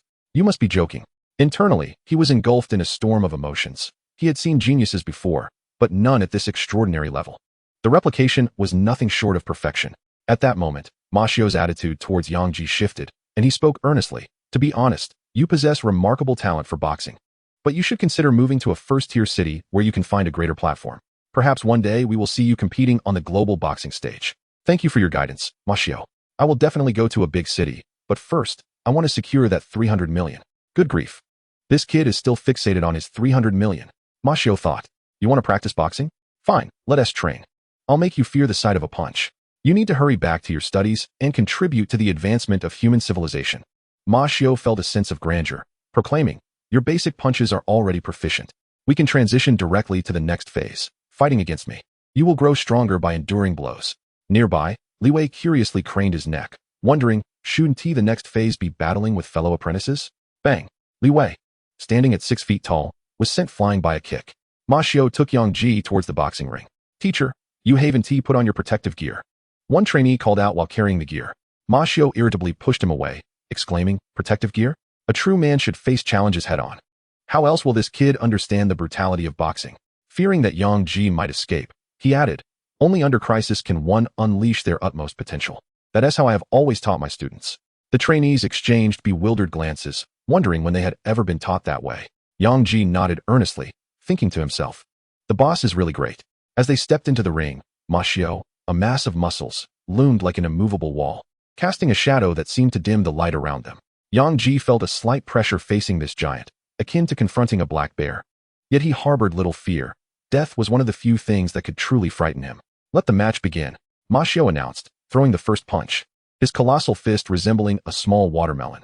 Yang Ji quickly retreated, using his legs with force, while raising his arms to defend. Bang! Yang Ji immediately felt an overwhelming force through his palms, rapidly coursing up his arms, as if he had been struck by a hammer. His feet slid across the ground, crashing heavily against the railing. The railing, made of elastic ropes, deformed upon impact, propelling him back. Ma Xiao offered no respite, delivering another punch that landed squarely on Yang Ji's face. Bang! Yang Ji crashed heavily to the ground. Below, the other trainees gasped in shock. It was all too brutal. Ma Xiao looked down at Yang Ji, his voice cold as ice. Boxing is a profession that thrives on youth. The average lifespan of a person today can exceed 80 years, with some living beyond 102. 60 years old now is akin to 34 decades ago. Yet, the average lifespan of a boxer is only 60 to 70 years. Even though some affluent boxers may live long lives, their twilight years are often plagued by ailments and unbearable suffering. I understand the fervor and passion that youth possess for combat. It is entirely permissible to engage in a few bouts for the thrill, but there is no necessity to tread this arduous path. Yang Ji slowly rose from the ground, his disheveled hair falling around him. I appreciate your reminder, Boss Ma. In the past, I indeed sought excitement, yet now I have compelling reasons that I cannot forsake. He lifted his head, a swollen bruise marring his face, the sharp pain causing his muscles to tremble, yet there was no trace of fear in his eyes. A shiver of inexplicable emotion coursed through Ma Xiao.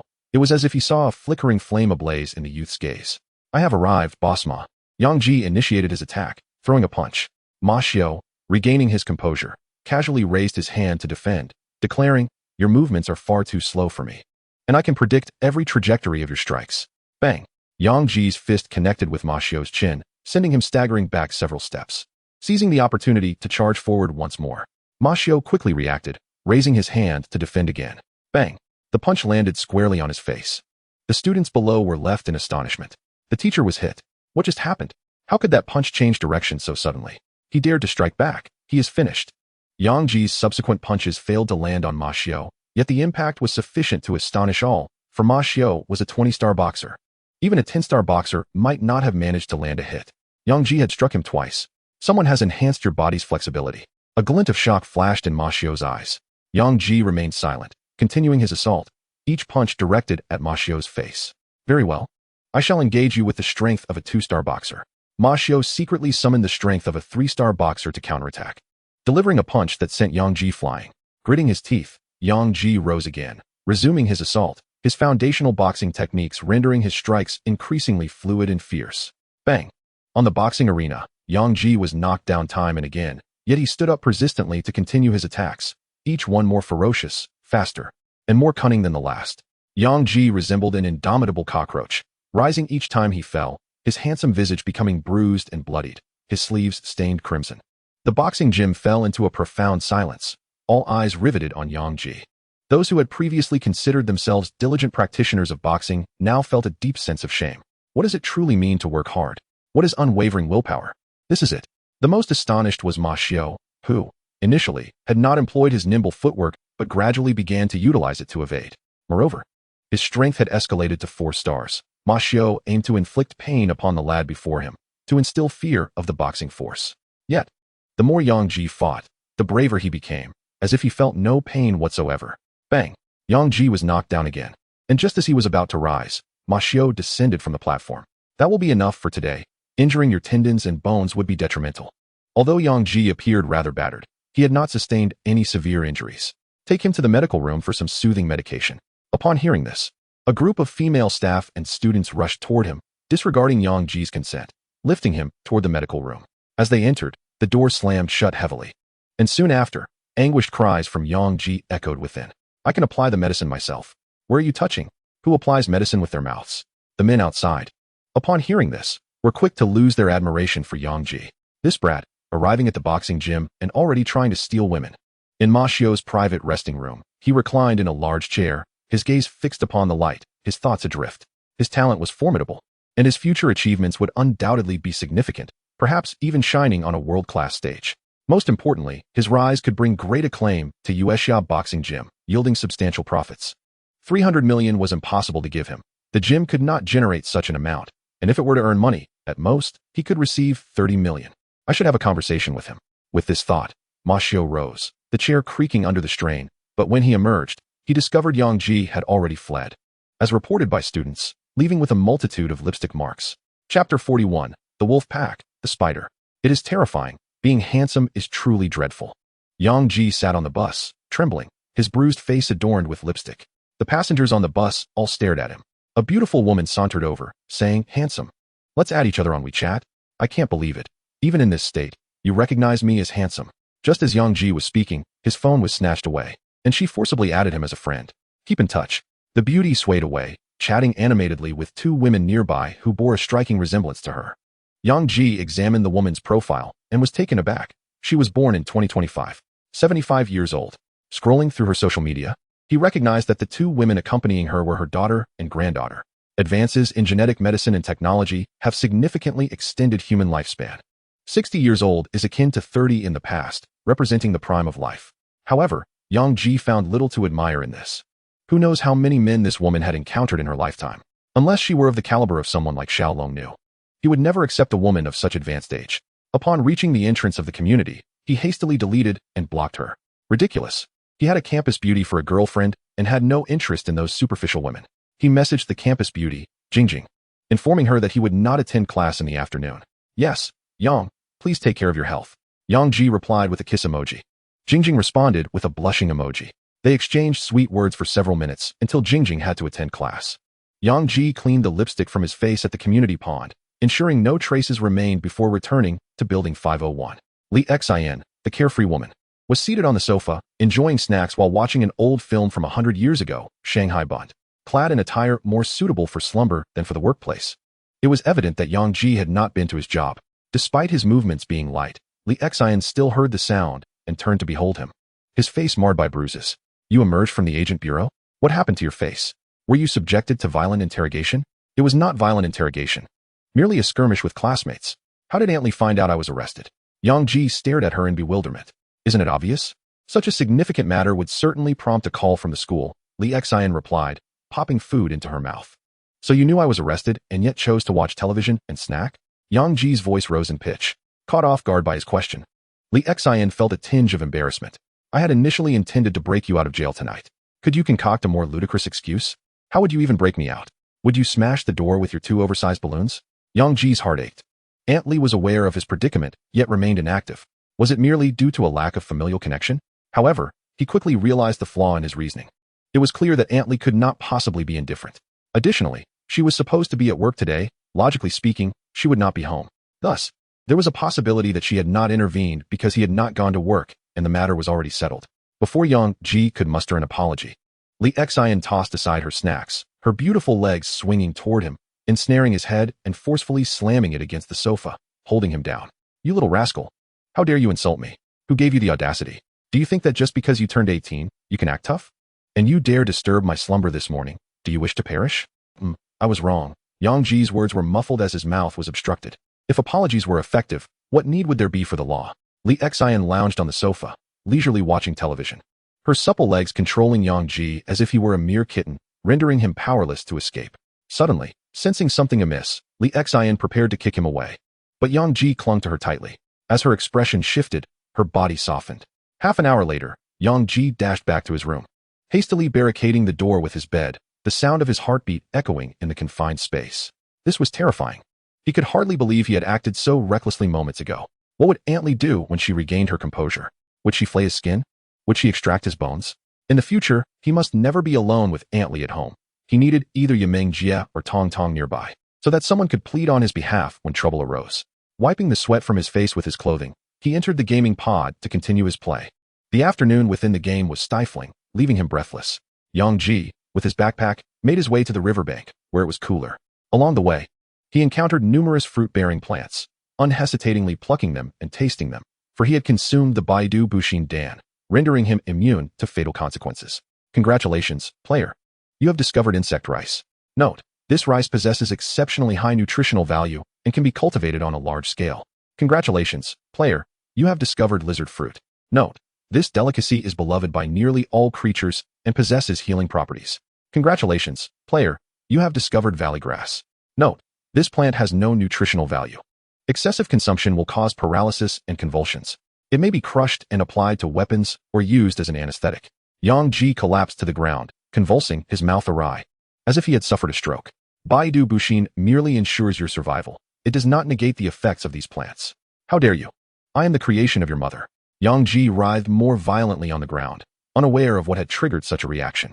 The paralysis and convulsions caused by valley grass lasted for 10 minutes before subsiding, yet even then, his body remained somewhat uncontrollable, no longer brimming with arrogance. He approached the tasting of herbs with caution, consuming only a small amount. Along the way, he discovered 5 edible varieties and 2 with medicinal properties.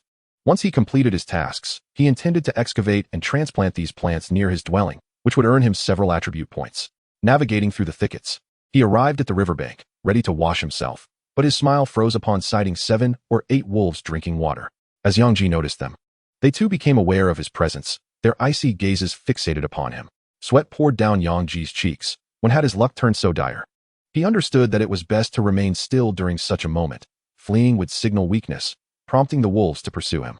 While this reasoning held true, the pack began to spread out gradually, forming a strategy to encircle him, and an attack was inevitable. With a deep breath, Yang Ji summoned his courage, his voice erupting in a shout. The wolves recoiled in fear, momentarily retreating. One even tumbled into the water. Seizing the opportunity, he sprinted away. The wolves were taken aback. What the hell? This kid is playing tricks. 8 wolves pursued him, their speed remarkable. Fortunately, the surrounding area was filled with thickets and vines. On open plains, they would have caught up to him within moments. Even so, Yang Ji faced grave danger, as one wolf closed in on him, sinking its teeth into his leg. The intense pain contorted his features, and he swung the axe from his backpack with all his might.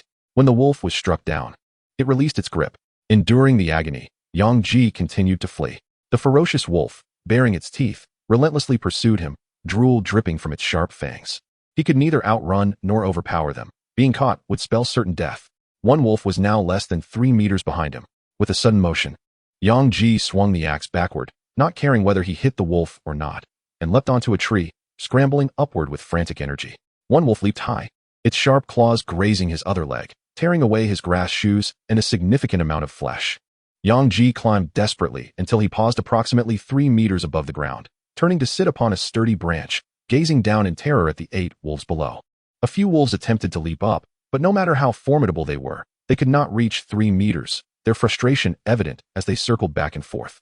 Yang Ji let out a sigh of relief, but as he relaxed, the excruciating pain in his legs nearly caused him to faint, blood flowing like a stream down his limbs. The bloodthirsty wolves below did not retreat, savoring the taste of his blood.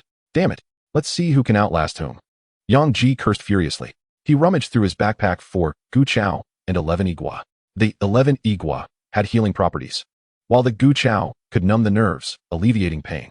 He retrieved a small jar, placed the Gu Chao and 11 Igua inside, and crushed them vigorously to extract their juices, applying the mixture to his legs.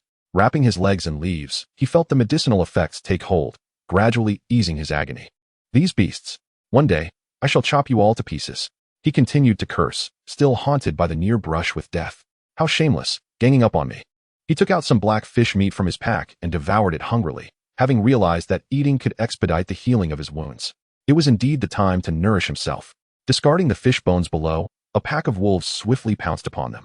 Just wait until I can catch you and tame you like dogs. The ancestors of dogs were wolves, hence the two could produce offspring. Suddenly, the wolf pack scattered in panic. Yang Ji was taken aback. What? Can these wolves understand my words and be frightened away? A notification chimed in his mind. Warm reminder. A small spider is approaching you. System, I've tolerated you for too long. You don't warn me about the wolf pack, but a single little spider.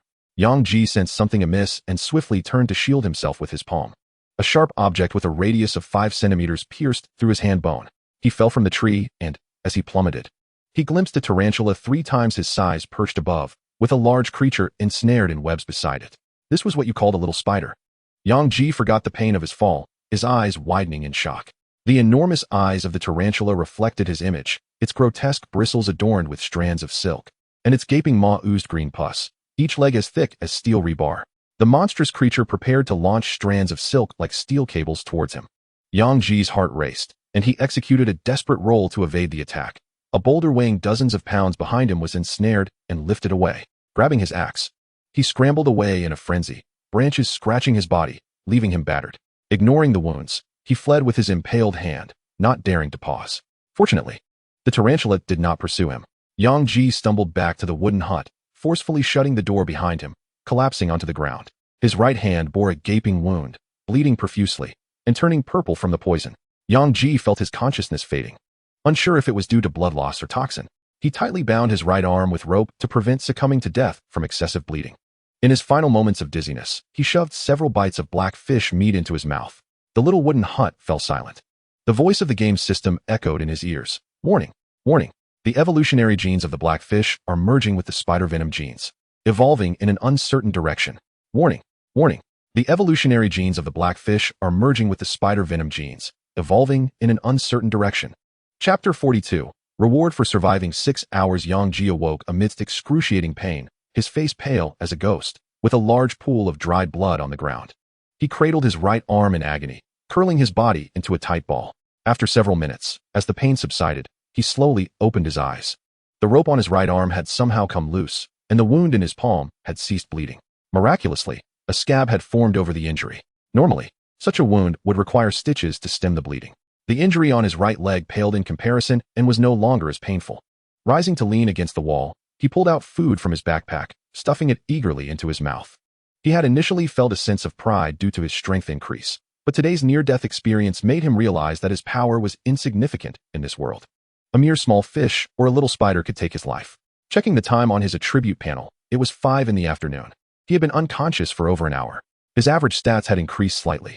Yang Ji had previously ignored his ID, but now, with some free time, he decided to choose a name. Glancing at the bloodstains on the ground and the scars on his hand, he pondered for a moment before inscribing 2 characters, blood scar. Once a name is confirmed, it cannot be changed. Are you sure? Confirmed. Naming successful. Yang Ji exhaled, feeling drained of energy. A gentleman seeks revenge. Even if it takes 10 years. Task issued. Revenge. Eliminate the wolf pack and the tarantula within 7 days. Task reward. 10 attribute points. Failure penalty. -10 attribute points. Yang Ji exclaimed, "What nonsense. I never intended to seek revenge. Why impose a time limit for vengeance? Can't I wait until I'm powerful enough?" The trash system seemed intent on his demise. His hand injury might take a year to heal.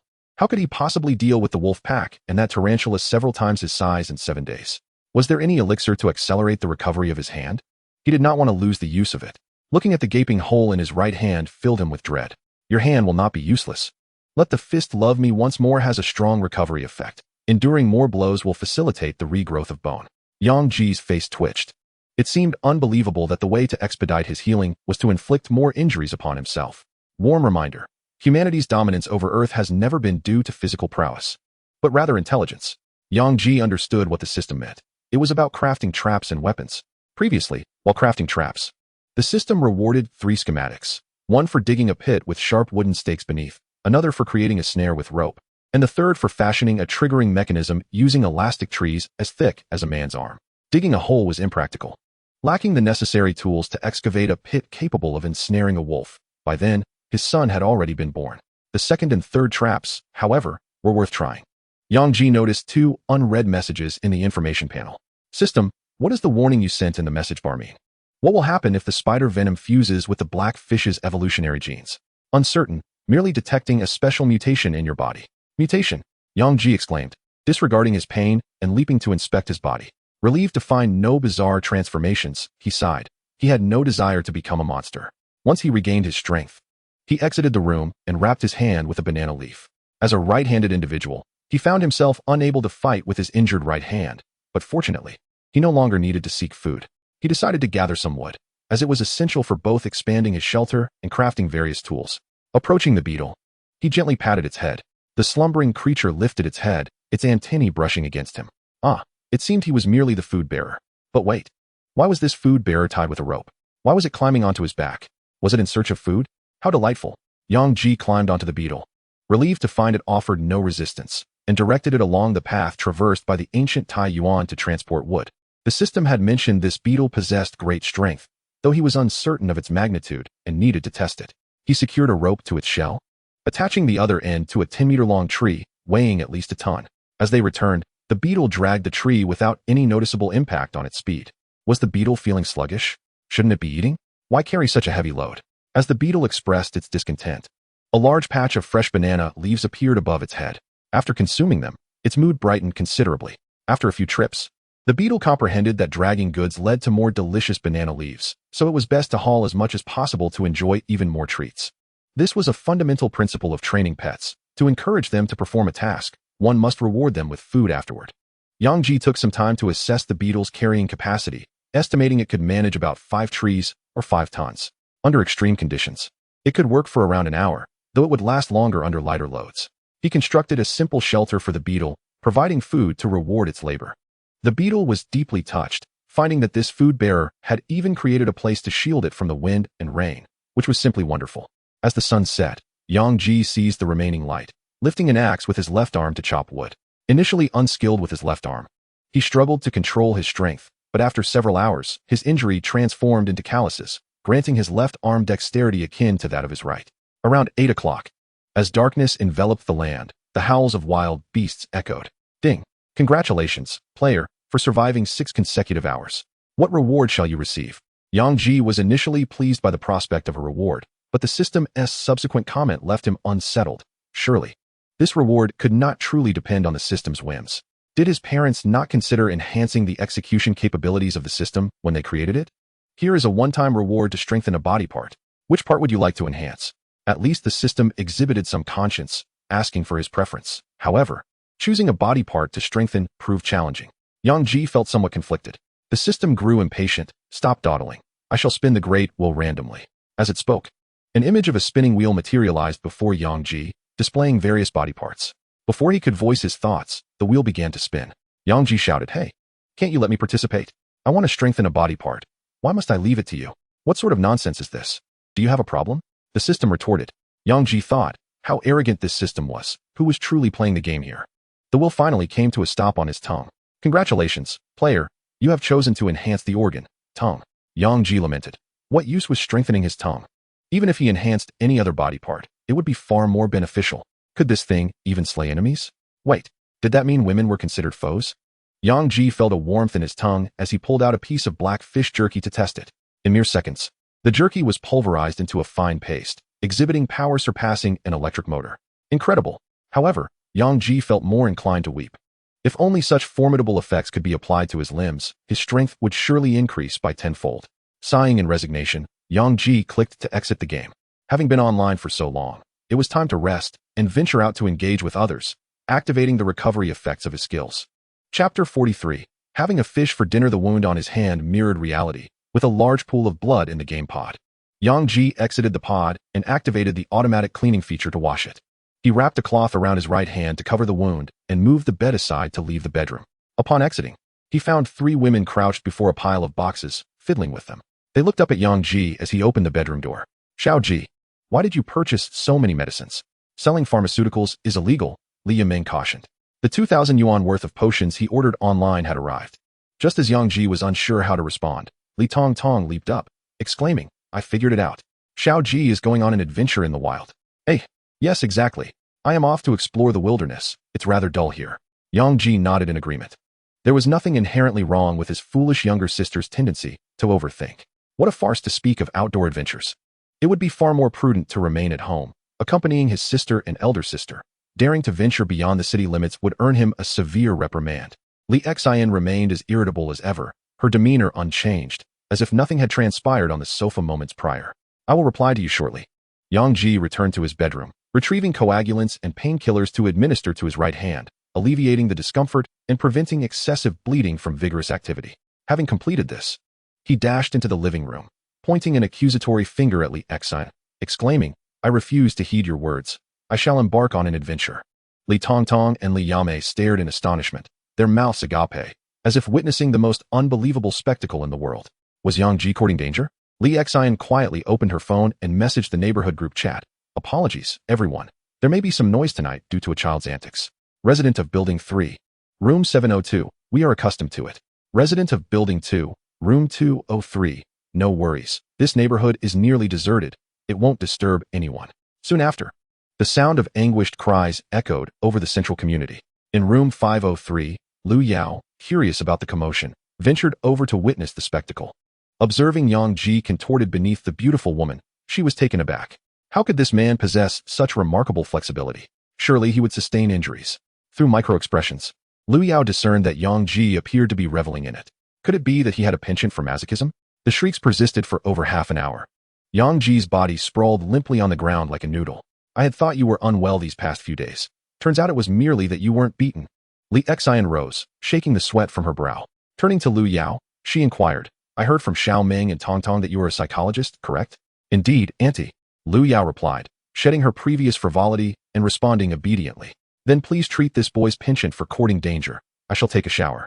Just as Li Xian was about to step into the bathroom, a weak voice drifted out. Ah, so you do know how to bathe, despite the stench of sweat. Li Xian paused, the tension palpable among the three women in the room. The speaker was none other than Yang Ji. Quick-witted, Li Yame promptly dragged Yang Ji back into the room, swiftly locking the door. Outside, Li Xian's furious voice echoed. You brat, come out if you dare. You think you can stink up the place, huh?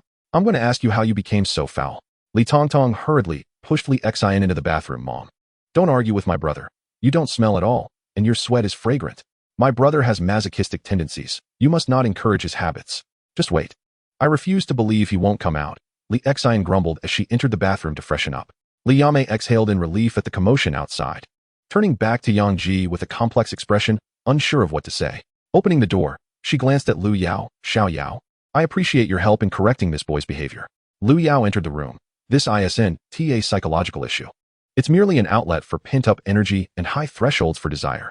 He is akin to an extreme sports enthusiast, likely unable to afford such activities and resorting to self-destructive behavior at home. It's not a significant problem. Leave it to me. She shut the door and locked it. Gazing at Yang Ji's handsome face, Lu Yao flashed a seductive smile and lay down beside him. Xiao Ji. Yang Ji opened his eyes. Who are you calling small? Do you enjoy being beaten by your Aunt Li? Lu Yao's breath, fragrant and warm, brushed against Yang Ji's ear. Nonsense. That woman is far too violent. He justified his predicament as a means of rehabilitation, wondering what sort of perverse technique had been devised by some twisted individual. Yet, truth be told, being held by Aunt Li was rather comforting, his body softening under her embrace. Lu Yao's delicate fingers traced Yang Ji's chest. No need to argue. I can discern your thoughts through your micro-expressions. Also, this morning I saw your hand resting on Xiao Ming's thigh. Yang Ji hastily shifted away, warily eyeing the woman. Aren't you supposed to be treating my psychology? Why are you spouting such nonsense? Everyone has psychological issues, some more severe than others. If it doesn't affect daily life, it needn't be treated. Yours isn't a major concern. Now, about the matter at hand. Were you taken away by agents during the day? How do you know? In this digital age, your striking looks make you the center of attention. A quick glance at your school's official website would reveal much. And then, Yang Ji sensed ulterior motives behind her words. I want to say, your sister likely doesn't know about your encounter with the agents or your romantic involvement with the campus flower. Lu Yao smirked. Yang Ji's expression darkened. I advise you to keep your mouth shut. If they discover what happened today, they will certainly worry, and many questions will arise. If you wish for me to remain silent, then let us engage in a romantic liaison. Yang Ji, are you out of your mind? You're aware that I have a partner, yet you propose a romance? Being handsome grants one certain liberties. I am drawn to attractive individuals. You may consider me your clandestine girlfriend. Rest assured, I shall not intrude upon your life. Yang Ji, exasperated, gazed at the ceiling. Do you understand the plight of the handsome? I can find no joy in pursuing women. It is all too tedious. Lu Yao remarked, when criticized for being overweight. He becomes defensive. Yet, he does possess such merits. Observing the man beside her lamenting the monotony of life, Lu Yao swiftly turned her gaze downward. Yang Ji, startled, exclaimed, what are you doing? Hey, your foot is on my face. Just fulfilling the duties of a girlfriend. Yang Ji felt an overwhelming sensation, tears streaming down his cheeks. Being handsome was truly a burdensome plight, and he felt his innocence slipping away. Against this woman's advances, he found himself utterly defenseless. As a humorous aside, a man with the strength of a 2- or 3-star boxer cannot resist a woman. Half an hour later, Lu Yao emerged from the bedroom, having tidied her clothes. Xiao Ji has no significant psychological issues. It does not impede his daily life. What is that scent on your lips? Li Tong Tong, sitting beside, furrowed her brows. It's nothing. I just had a fish for dinner. I'm heading back to rest. I still have school tomorrow. Liu Yao bid farewell to the two and departed. Chapter 44. Before the public beta. Upon returning to room 503, Liu Yao locked the door, poured herself a glass of water, and entered the study. The curtains in the study remained tightly drawn, one wall adorned with an array of sticky notes and photographs. If Yang Ji were present, he would notice a familiar face among those photographs, Yuan Xiang. Surrounding Yuan Xiang, the other images depicted individuals related to him, his father, his mother, and his subordinates. Detailed accounts of Yuan Xiang's habits, residence, and culinary preferences were meticulously recorded alongside. Liu Yao affixed a photograph of Yang Ji to the board, fixating her gaze on the center image of Yuan Xiang, whose beautiful and enchanting visage twisted in her mind as she muttered, "You have brought ruin upon my family. I shall make you pay 100-fold. Damn it. Women are all enchantresses, disturbing my studies." Yang Ji cursed vehemently. He sought to learn online how to create mechanisms. Yet his mind was incessantly haunted by Liu Yao's recent seductive swallowing expression. Taking a deep breath, he endeavored to calm himself. Just as he was about to immerse himself in his studies, a notification chimed from his phone. Opening it, he found a photograph sent by Liu Yao, taken during her bath. Yang Ji swore that if this woman dared to present herself in such a manner before him, he would devour her whole. What a rascal! With no other choice, he resorted to the game chamber to regain his composure. Once in the sage mode, Yang Ji diligently studied various mechanisms online. However, most of these contraptions required considerable manpower, specific terrains, or tools he lacked. With only a nearly dull axe at his disposal, he found himself unable to create anything substantial. Nevertheless, he did acquire some useful knowledge, such as how to craft a bow and arrow. The bow handle was relatively easy to construct, primarily requiring a sturdy bowstring, which necessitated the tendons of wild beasts. Had he known about the hyena meat earlier, he would have extracted the tendons. Lacking wild beast tendons, he had to resort to elastic grass ropes. Entering the game chamber, he commenced his gaming sessions. Over the ensuing days, Yang Ji adhered to a steady routine. In the game, he diligently chopped wood near the small cabin to gather the necessary materials, significantly aided by the assistance of a dung beetle. Fortunately, traps ensnared several wild beasts, providing him with tendons, and after a few failures, he successfully crafted a bowstring, ultimately obtaining the blueprint for a bow and arrow. After encountering several wild beast attacks, he managed to evade them by taking refuge in his cabin. At home, Yang Ji endured daily greetings from Aunt Li's punches and psychological guidance from Liu Yao. Under the powerful effects of his training, his palm gradually healed. At school, he spent his days entwined with the campus belle Yi Jingjing, and amidst their camaraderie, they took a test together, both achieving the top score.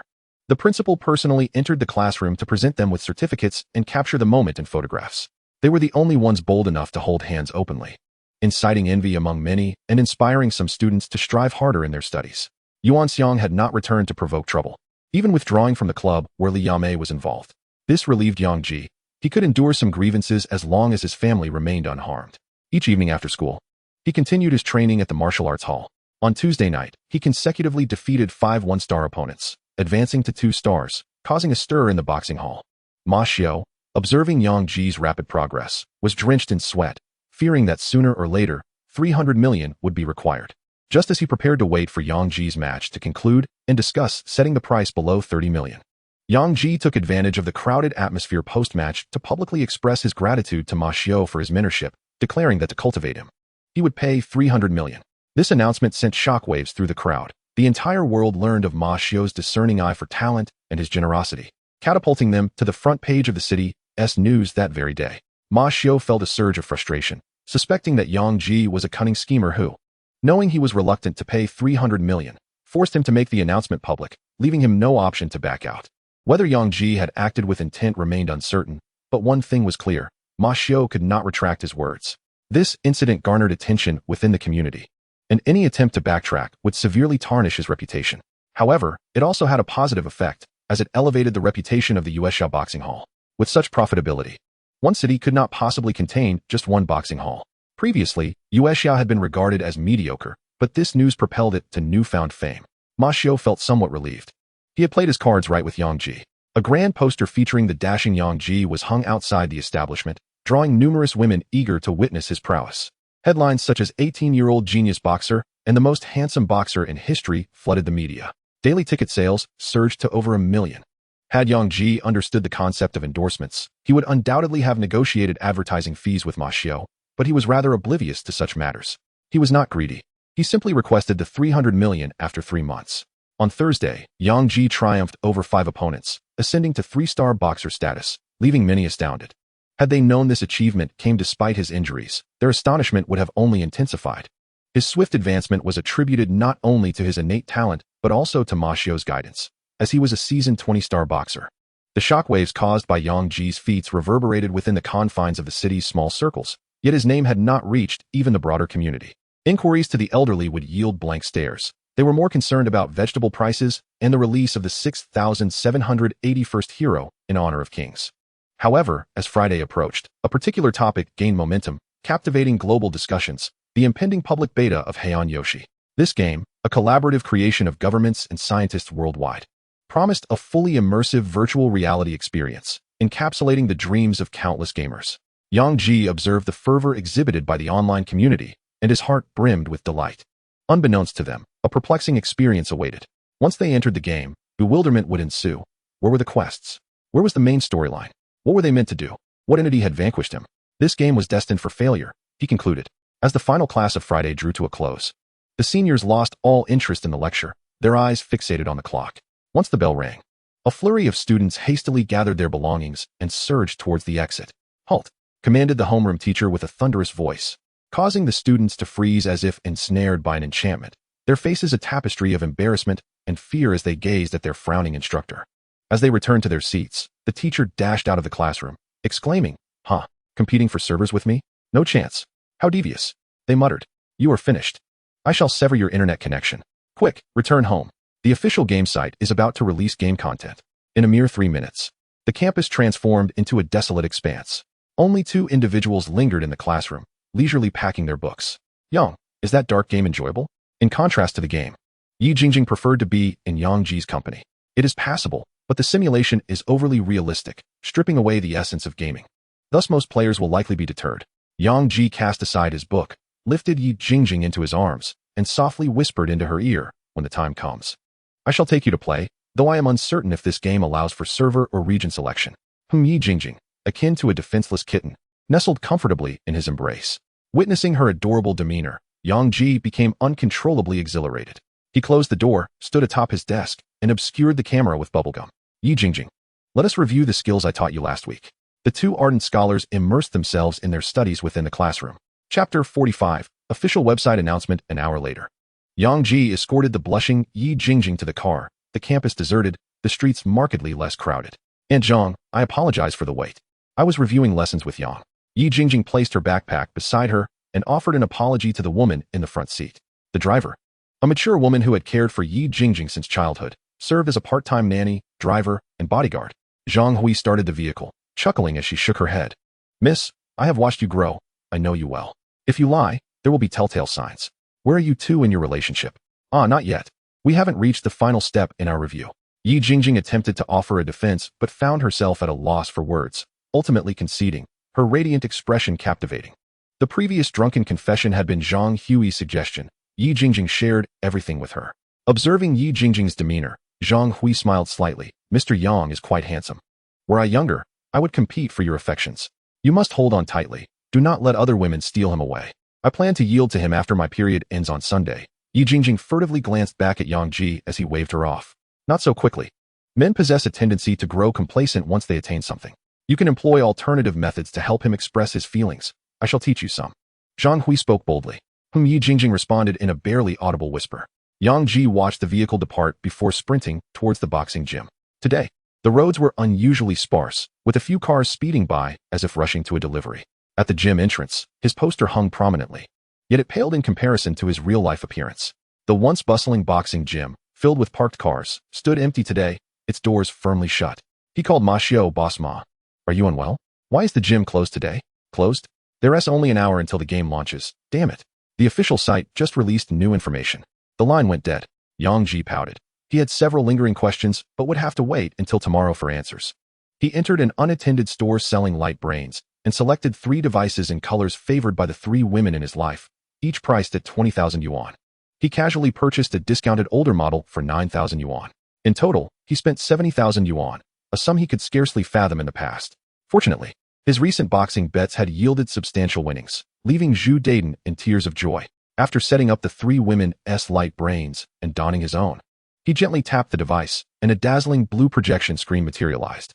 In this era, there were no SIM cards. One simply needed to enter an account to gain access. As he logged onto the network, a plethora of news articles regarding the Hey and You flooded the screen. Strolling back, he opened the official website to familiarize himself with the light brain's functions. The homepage displayed information about the game. The content was succinct. 1. This game nearly perfectly simulates the real world. 2. There is only one server. All players inhabit a single world, with random spawn locations upon logging in. 3. There is no monetary exchange system. Thus, players cannot recharge. However, players can earn money, as creations within the game are reimbursed at their real-world value to each player's account. For instance, if a player kills a frog worth 1 yuan in reality, they receive 1 yuan upon collection. If a player crafts a simple spear valued at 6 yuan, their account will reflect an additional 6 yuan. Note, each item has only one opportunity for exchange. If seized, the thief will not receive any money. 4. In version 1.0, a player's physical attributes are determined by their actual physical condition as assessed by the game pod. The stronger one is in reality, the stronger they will be in the game. 5. Each player has only 15 lives. Dying 15 times results in permanent expulsion from the game, so cherish the opportunity. The introduction was brief, comprising only 4 points, straightforward and comprehensible, a refreshing contrast to the verbose nature of other games. The subsequent posts numbered in the billions. Yang Ji perused several highly upvoted comments. Someone ruined my youth. What on earth? Only able to die 15 times. Qing Lang, how disappointing. I had thought this game would allow us to soar through the skies, wielding great swords to slay deities across the heavens. Xing Chun Ziyexin. The major conglomerates must be feeling quite flustered now, having prepared for so long, mobilizing vast sums of money and manpower. Only to find it all for naught, haha.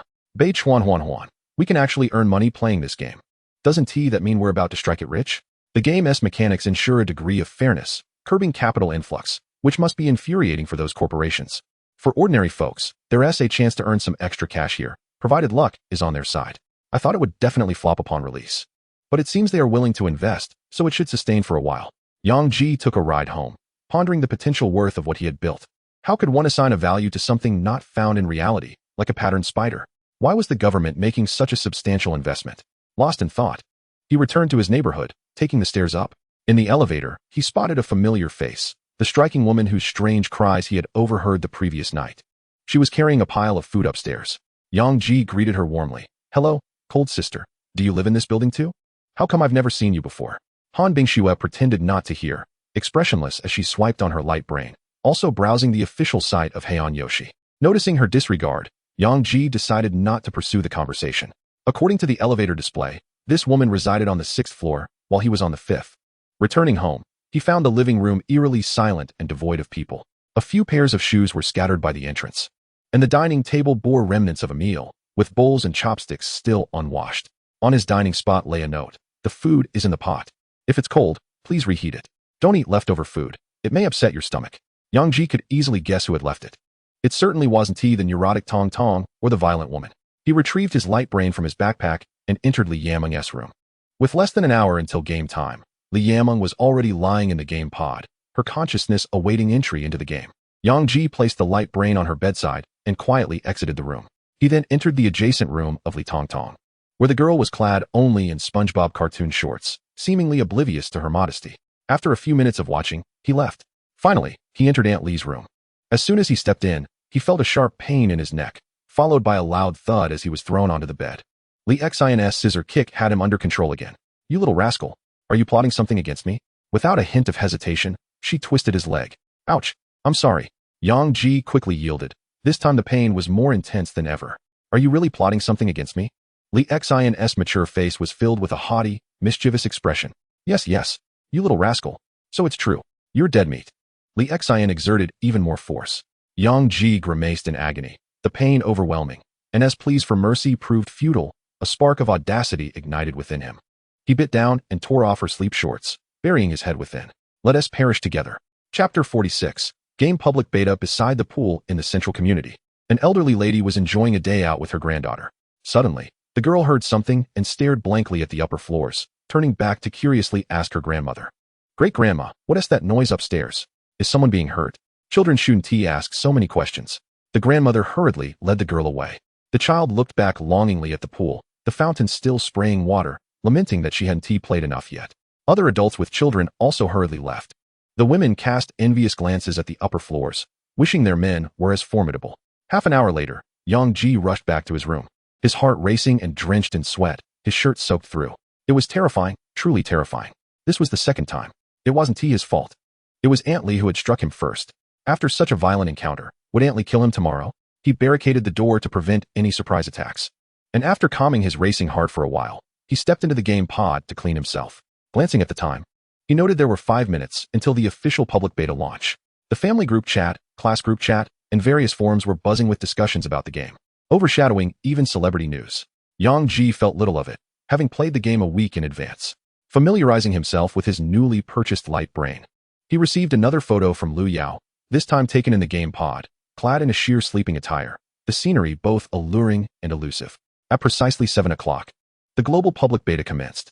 Billions of players surged into the game, supported by the Cosmic Shipping Company's servers, without a hint of lag. The influx of players breathed life into the game. As the sun set, great celestial bodies hung in the sky, the rings of the planets splendidly captivating.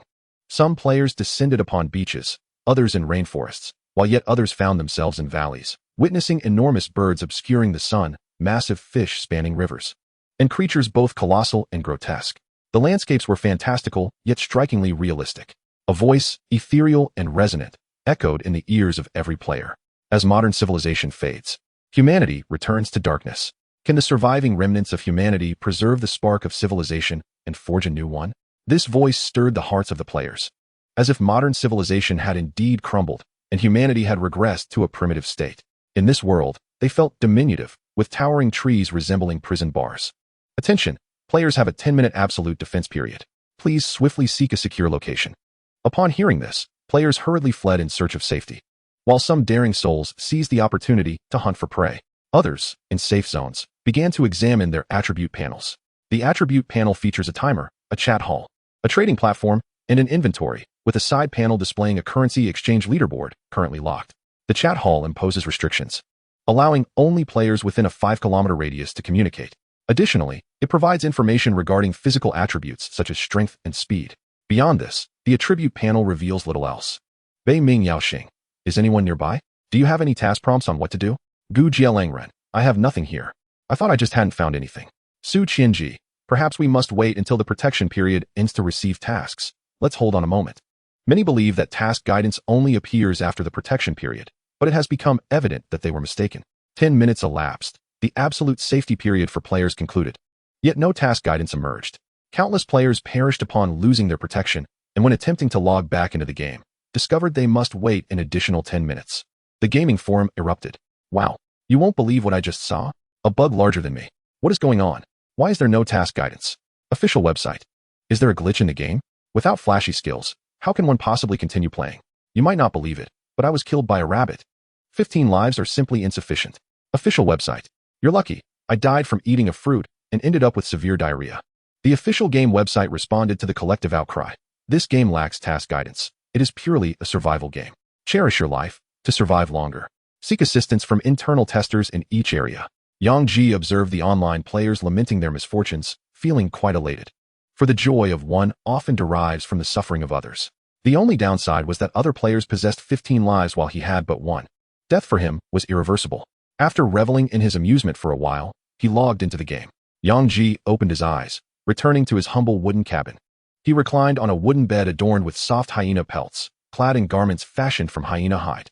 Upon accessing the attribute panel, he noted the addition of several items: a chat box, limited to 5 kilometers, a trading platform, an inventory, and a locked currency exchange leaderboard. The inventory was brimming with various items, each marked with a price. Simple spear 28, price, 628. Simple stone axe 5, price, 305. Simple wooden cabin 1, price, 1,500,001. Pet beetle, total, 373, 753, 24, withdraw. Yang Ji, upon seeing his net worth, stood frozen for a while before erupting in joy. Over the span of 2 weeks, he had amassed over 300,000. That was enough for a down payment on a large house. This place truly offered the prospect of wealth.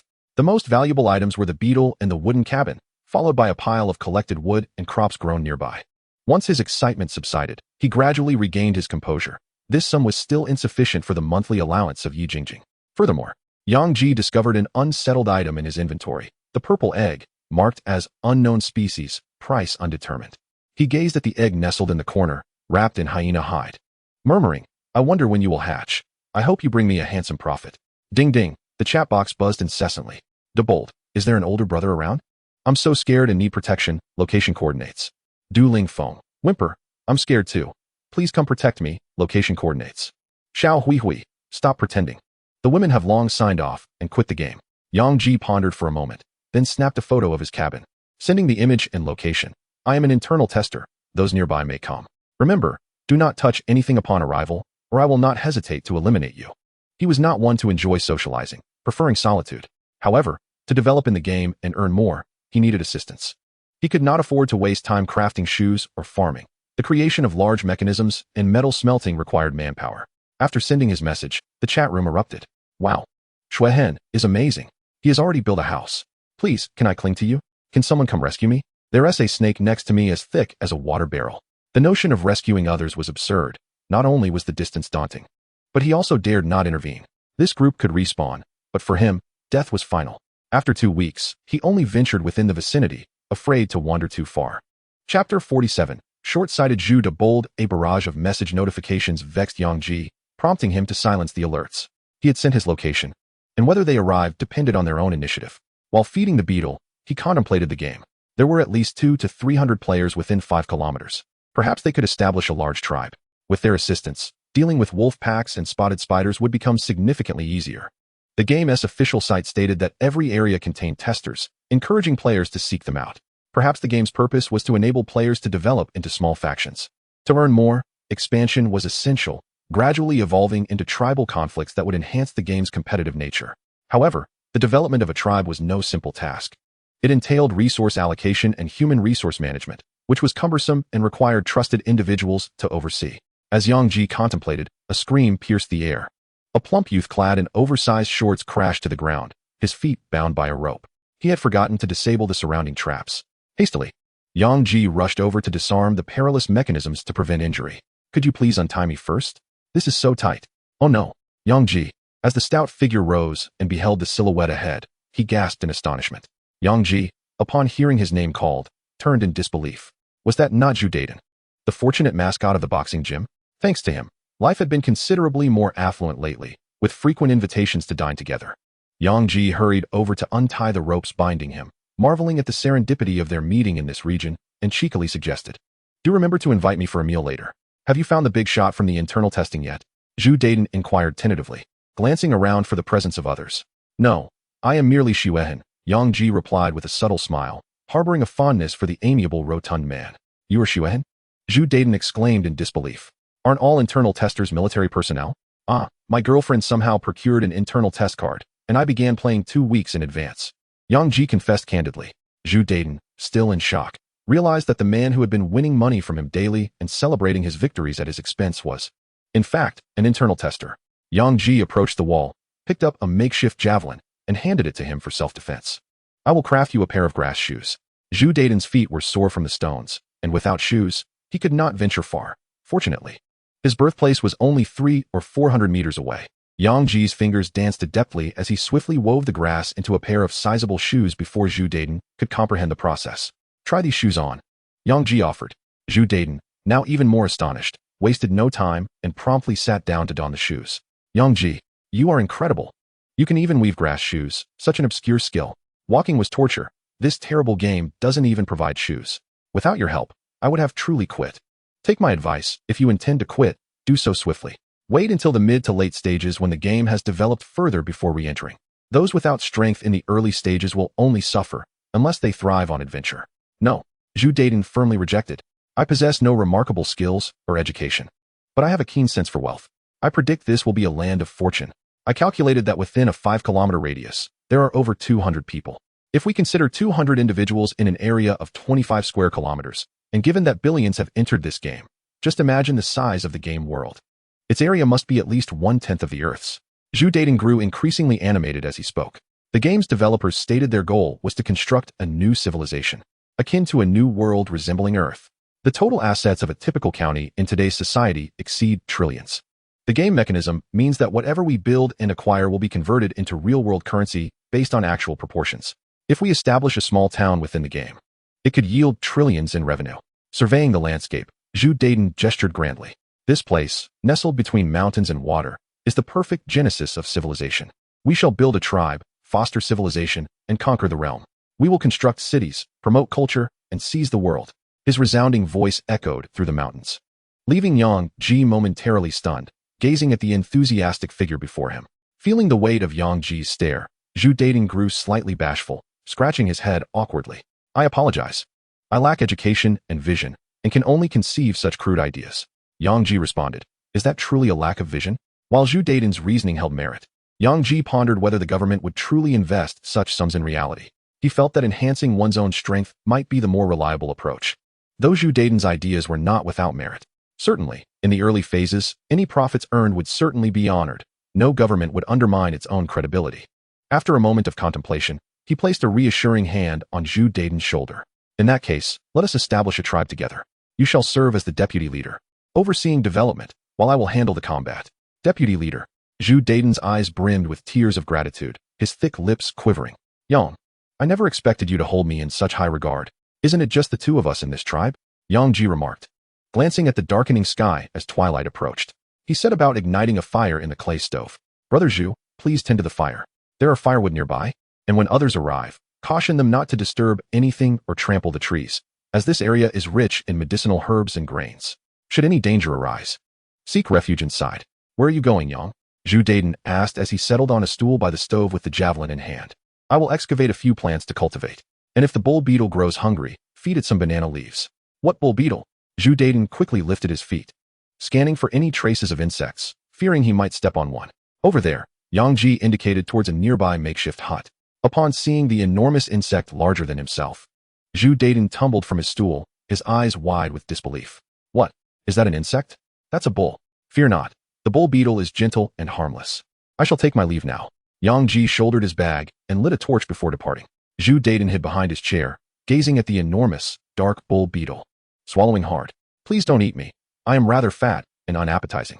It was only natural for anyone encountering such a colossal insect for the first time to feel trepidation. Navigating through the treacherous jungle with his torch held high, Yang Ji made his way toward the crops he had discovered the previous night. As he unbound his right hand from the leaves, the terrifying gash had mysteriously vanished. This miraculous recovery was thanks to Li Xinai's urging, which had stimulated the efficacy of his skills. Although not entirely healed, the impact was minimal. Tonight, he would have his revenge. Chapter 48. Establishing the Tribe ID. Xuehan Strength, 33, values determined by the player's real-life capabilities, with subsequent values following suit. Speed, 25 defense, 25 recovery, 55 charisma, 100 perfect, no woman can resist, and when faced with dilemmas involving the opposite sex, one may simply rely on charisma to prevail. Skills, let my fist love me again, eye of reconnaissance. Blueprints, torch blueprint, spear blueprint. Torch blueprint hunger level, 58 100 note. Reducing hunger to 0 will adversely affect strength, speed, and reaction time. Thirst level, 78 100 note. Severe dehydration can lead to player death. Unused attribute points, 0, can be used to enhance attributes. Map exploration rate, 0, 000, 000, 0002. Defense and speed have both reached 25, while strength has soared to 33. Despite an injury to his right hand, he managed to strike down a 3-star fist fighter, showcasing his formidable prowess. Yang Ji utilized a wooden shovel to unearth a plant and placed it into his backpack. Once he replants these specimens, he will earn several attribute points. Just as Yang Ji stowed away his wooden shovel and backpack, a distant howl of wolves pierced the air, causing his body to tense as he hastily retreated. However, he paused after just a few steps, contemplating before querying in the chat room. Zhu Daiden, are you there? How many people are at the homestead? Bold, I'm here. There are 23 people. Yang Ji concocted a lie. I'm being pursued by a pack of wolves. I'm heading back to the homestead. Tell everyone to quickly arm themselves with spears for defense. Without needing Zhu Daiden to relay the message, those in the chat room were already aware. Why would he lead the wolf pack towards us? I need to log off. Cursed be it. Being forced to log off in less than 2 hours will deduct 2 hours from my game time. Run quickly. Even if we survive a wolf attack, it will still hurt for a long time. Some players, unwilling to remain in the small cabin, turned and fled, pilfering a few items as they departed. Zhu Daiden, witnessing this scene, was incensed. You bunch of scoundrels. If you're going to run, then just run. Why take things? Leave the spears and shoes behind. You thieves. He hurled stones at the fleeing group, but his aim was poor, missing entirely. 8 ran away, leaving 15 behind. Zhu Darren hastily organized the remaining players to prepare for defense and informed Yang Ji of the situation. Yang Ji was not surprised. This was all within his expectations. And one might even say it was his intention. He aimed to eliminate those who would flee at the first sign of trouble. Such individuals leaving prematurely would be inconsequential, but fleeing at a critical moment could endanger others. His words were not mere bluster. He genuinely intended to lure the wolves. In addition to cutting wood these past days, he had been observing the terrain, setting traps, and selecting paths favorable to himself. He extinguished the torch and retrieved a wolf pelt from his backpack, draping it over himself. It was the skin of an old wolf, capable of masking his human scent. He took out his somewhat dull axe, estimating it would soon be unusable after a few more days. Cloaked in wolf skin and wielding an axe, Yang Ji stealthily advanced towards the direction of the wolf howls under the cover of night. After approximately 4 to 5 minutes, he arrived at the location of the howling wolves. In a clearing amidst the forest, a pack of wolves was feasting on the carcass of a wild boar. The stench overwhelming. One wolf stood atop a broken tree trunk, its sharp eyes scanning the surroundings. This wolf was evidently on watch. Yang Ji did not rush to attack, but remained quietly hidden in the shadows, like a specter.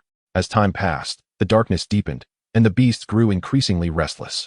During this time, Zhu Darren inquired about the situation in the chat room, to which Yang Ji merely responded to prepare. Yang Ji remained perfectly still, akin to a stone, calm and patient, resembling an assassin or a sniper. Half an hour passed, and the other wolves had nearly consumed the wild boar, having their fill before stretching and dozing off.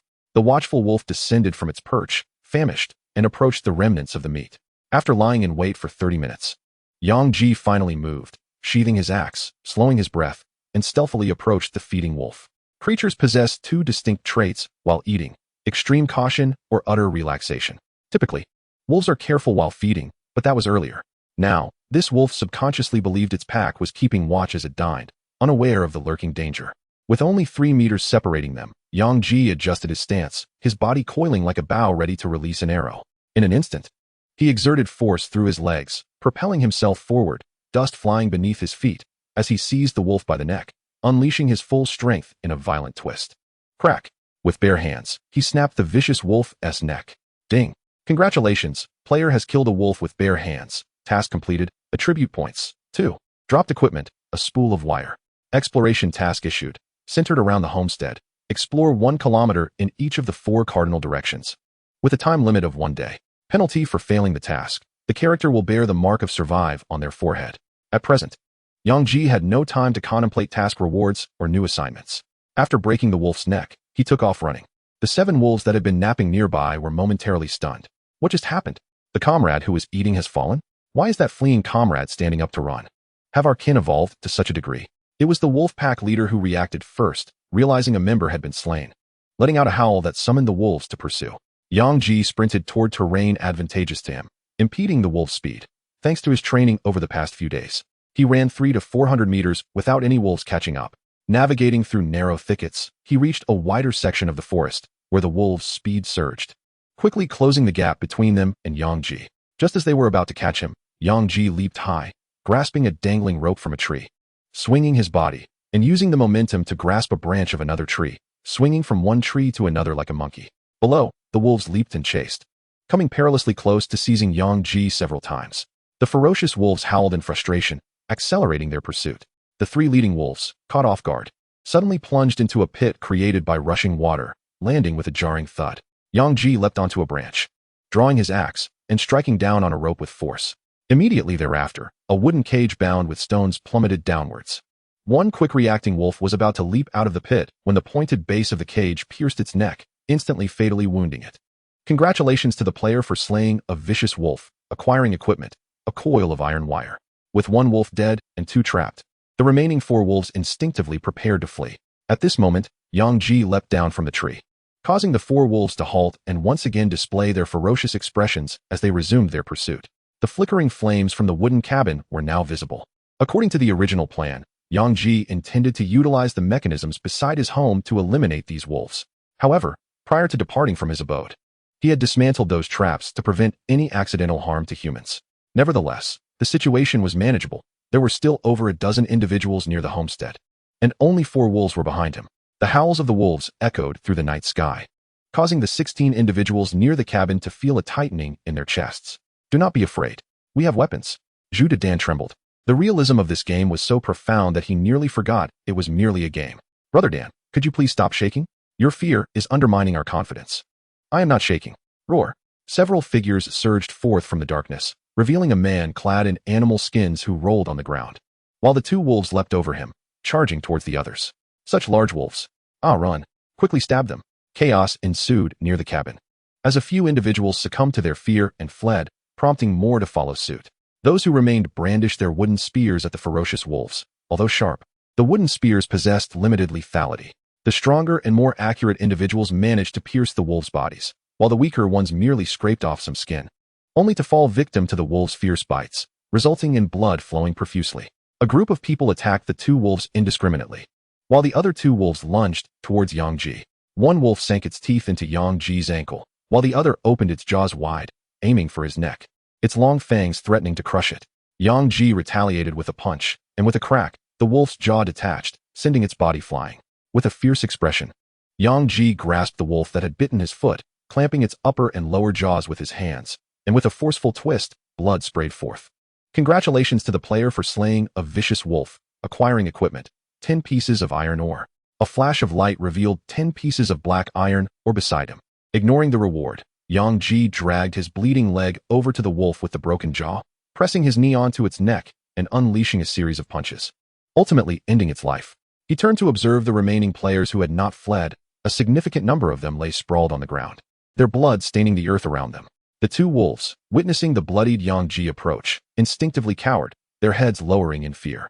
Yang Ji advanced to pin down the necks of the two wolves, lifting them and tossing them into the previously crafted cage.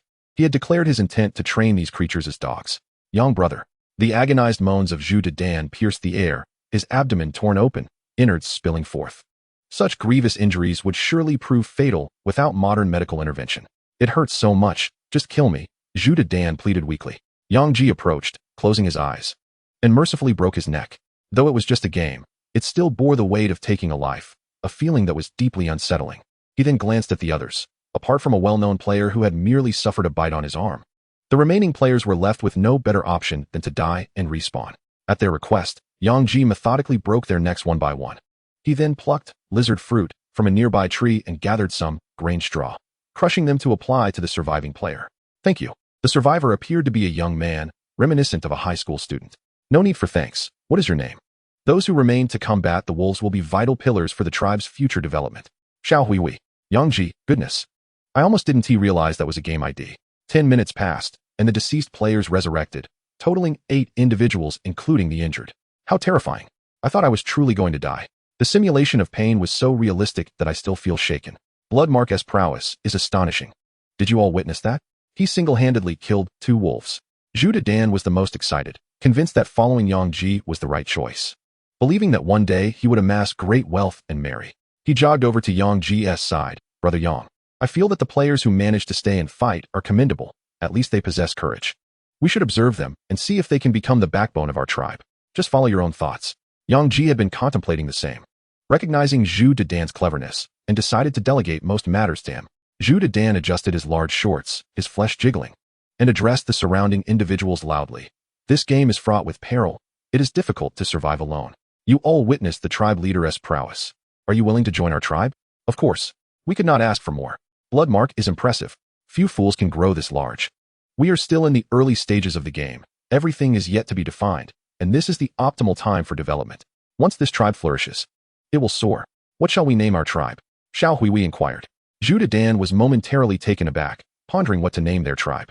He turned to Yang Ji, who was applying medicine to his leg. Yang Ji contemplated for a moment, stating, I am a person who cherishes peace and abhors conflict, with the pursuit of wealth as my primary goal. Therefore, let us name it the Tribe of Peace and Prosperity. Jus de Dan. You abhor conflict yet frequent the boxing gym, disliking conflict, yet having just vanquished several wolves with his fists. One cannot help but wonder about the casualness of the chosen tribe name. Other players shared a sentiment that the name, Ihao Heping Gaoqian Zhuan, lacked grandeur and elegance. However, as it had been proposed by the leader, they felt it inappropriate to voice their discontent, silently committing the name to memory. From the thicket beside them, a sound emerged. prompting the players to cast wary glances in that direction. It was not an archer, but rather the group that had previously fled, now returning. The players who had fought alongside each other scoffed, questioning their return. "Why are you back? Leave at once. You are not welcome here. I have always detested those who abandon their companions." "Oh, but you were never truly companions." They dismissed their fears of death, taunting the returnees. Despite feeling somewhat disheartened by the scorn, the returnees acknowledged their wrongdoing. "That was merely our instinctive response. We apologize. Next time, we promise not to flee." After much chatter, all eyes turned toward Yang Ji, fully aware that he held the ultimate authority in this matter. Yang Ji, however, was disinclined to deal with such trivialities. "Deputy leader, you make the call. From now on, you shall handle these internal affairs." "Thank you, Brother Yang," Zhu Daiden exclaimed, exhilarated by the trust bestowed upon him. His previous grievances dissipating. Little did he realize that Yang Ji was simply seeking someone to manage these matters, as he preferred to remain aloof. After considerable contemplation, Zhu Daiden chose not to expel the group of players, instead confiscating their spears. In the early stages of tribal development, labor was essential. Someone had to toil in the fields, tend to insects, and fell trees. Expelling the players might offer momentary satisfaction, but it would only lead to increased burdens for the tribe in the long run. Yang Ji led a few individuals back to gather the spoils from the slain wolves, unexpectedly discovering iron wire and iron ore among the loot, which would prove invaluable later. The 2 wolves ensnared in the cage were dragged back after being incapacitated with straw. Capturing 4 out of 8 wolves, while slaying the rest, garnered admiration from the other players, who shared tales of Yang Ji's exploits and images of the wolves in the chat room, reaching players within a 5-kilometer radius. "Wow, killing wolves barehanded, is that for real?" "Of course it is. You should have seen it. The reality was even more astounding than our accounts. We want to come too, but we can't move. I barely walked a few hundred meters before being scratched by a tree. The leader asked me to tell you that for now, you can wrap your feet in grass. There are free grass shoes available here. Let's go tomorrow during the day. It's too dark and dangerous now. I'll just log off for a couple of hours." The limited light of night, especially in the forest, felt oppressive on this overcast day, with darkness enveloping everything, instilling fear akin to fine threads wrapping around the players. Suffocating and terrifying. Nearby the little cabin, several fires blazed as Zhu Daiden directed the players in constructing makeshift shelters. How could these individuals, accustomed to this era, possibly build such structures without Yang Ji's guidance? He instructed them to place wooden sticks between trees and cover them with a profusion of leaves. As they constructed, raindrops began to fall. Yang Ji pondered briefly before trimming the tree tops, connecting an iron wire to the ground, fashioning a rudimentary lightning rod to prevent being struck by lightning. As the rain intensified and temperatures dropped, the players cast envious glances at Yang Ji's fur clothing. Do not harbor such thoughts. The fur clothing is limited and will only be given to those who have made significant contributions. He swiftly quelled their hopes. Disappointment washed over the players. During the early stages of the game, possessing a piece of fur clothing would be a mark of distinction, a source of pride. "I will teach you to make grass clothing, which can provide some warmth. A better quality grass garment can even withstand the claws of beasts. Go collect some grass nearby." Upon hearing this, the disheartened players hurried off to gather grass. Having learned how to create grass clothing online recently, Yang Ji returned to the game and crafted a piece, earning a blueprint as a reward. Due to the simplicity of materials required, this blueprint was the only one to attain an intermediate level. He had hoped to tackle the spotted spider that night, but the heavy rains rendered movement impossible. With time to spare, he decided to enhance the equipment of the players. First, he selected the longest strands of grass amidst the pouring rain and taught the players to weave grass clothing. 15 players sat in a row beneath the shelter, learning by the flickering light of a small fire. As Yang Ji instructed the group on crafting grass clothing, a series of system notifications chimed in. Ding!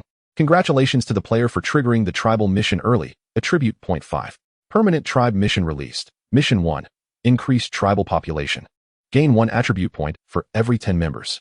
Current tribe population, 15, attribute point. 1. Mission 2. Tribal Elite Program. Each time a player with a special skill joins and learns the skill, the blueprint for that skill will be obtained. Mission 3. Territorial Occupation. For every square kilometer of land occupied, players will receive a map of that area. Yang Ji was elated upon seeing these missions, particularly the first one. With so many players entering the game, inviting them to join his tribe would greatly enhance its power. However, the challenge lay in attracting that many players. Having been in the game for 2 weeks, the furthest he had ventured was to the riverbank, about a kilometer away, in this perilous, savage land teeming with beasts. It seemed improbable that other players could traverse the distance to join his tribe. In contrast, the third mission appeared the most advantageous. Acquiring maps would facilitate numerous endeavors and significantly aid in development. Upon reviewing the mission list, He noted several tasks requiring completion. Main quest, eliminate a small dragonfish. Revenge quest, exterminate the wolf pack, completed. Eliminate the spotted spider, time remaining, 2 days. Exploration task, embark on an expedition for 1 kilometer in each cardinal direction centered around the homestead, with a remaining time of 21 hours. The system's cruelty is bewildering. For failing to complete time-sensitive missions incurs penalties. Yang Ji analyzed the situation, determining that the future direction should focus on recruiting individuals to expand the tribe, a long-term endeavor. As players develop, conflicts within the tribe are likely to arise, not due to the tribes themselves, but rather the influx of people, which becomes increasingly beneficial for one's own tribe. Moreover, a larger population enhances attribute points, with every 10 individuals contributing an additional point. The immediate objective is to complete the 2 current time-limited tasks to avoid penalties. Outside, heavy rain falls, rendering them unable to venture out. While weaving grass garments, Yang Ji engaged in light banter with the group. Do any of you possess special skills? In the elite plan of the tribe's permanent task 2, learning the unique skills of elites can yield corresponding blueprints.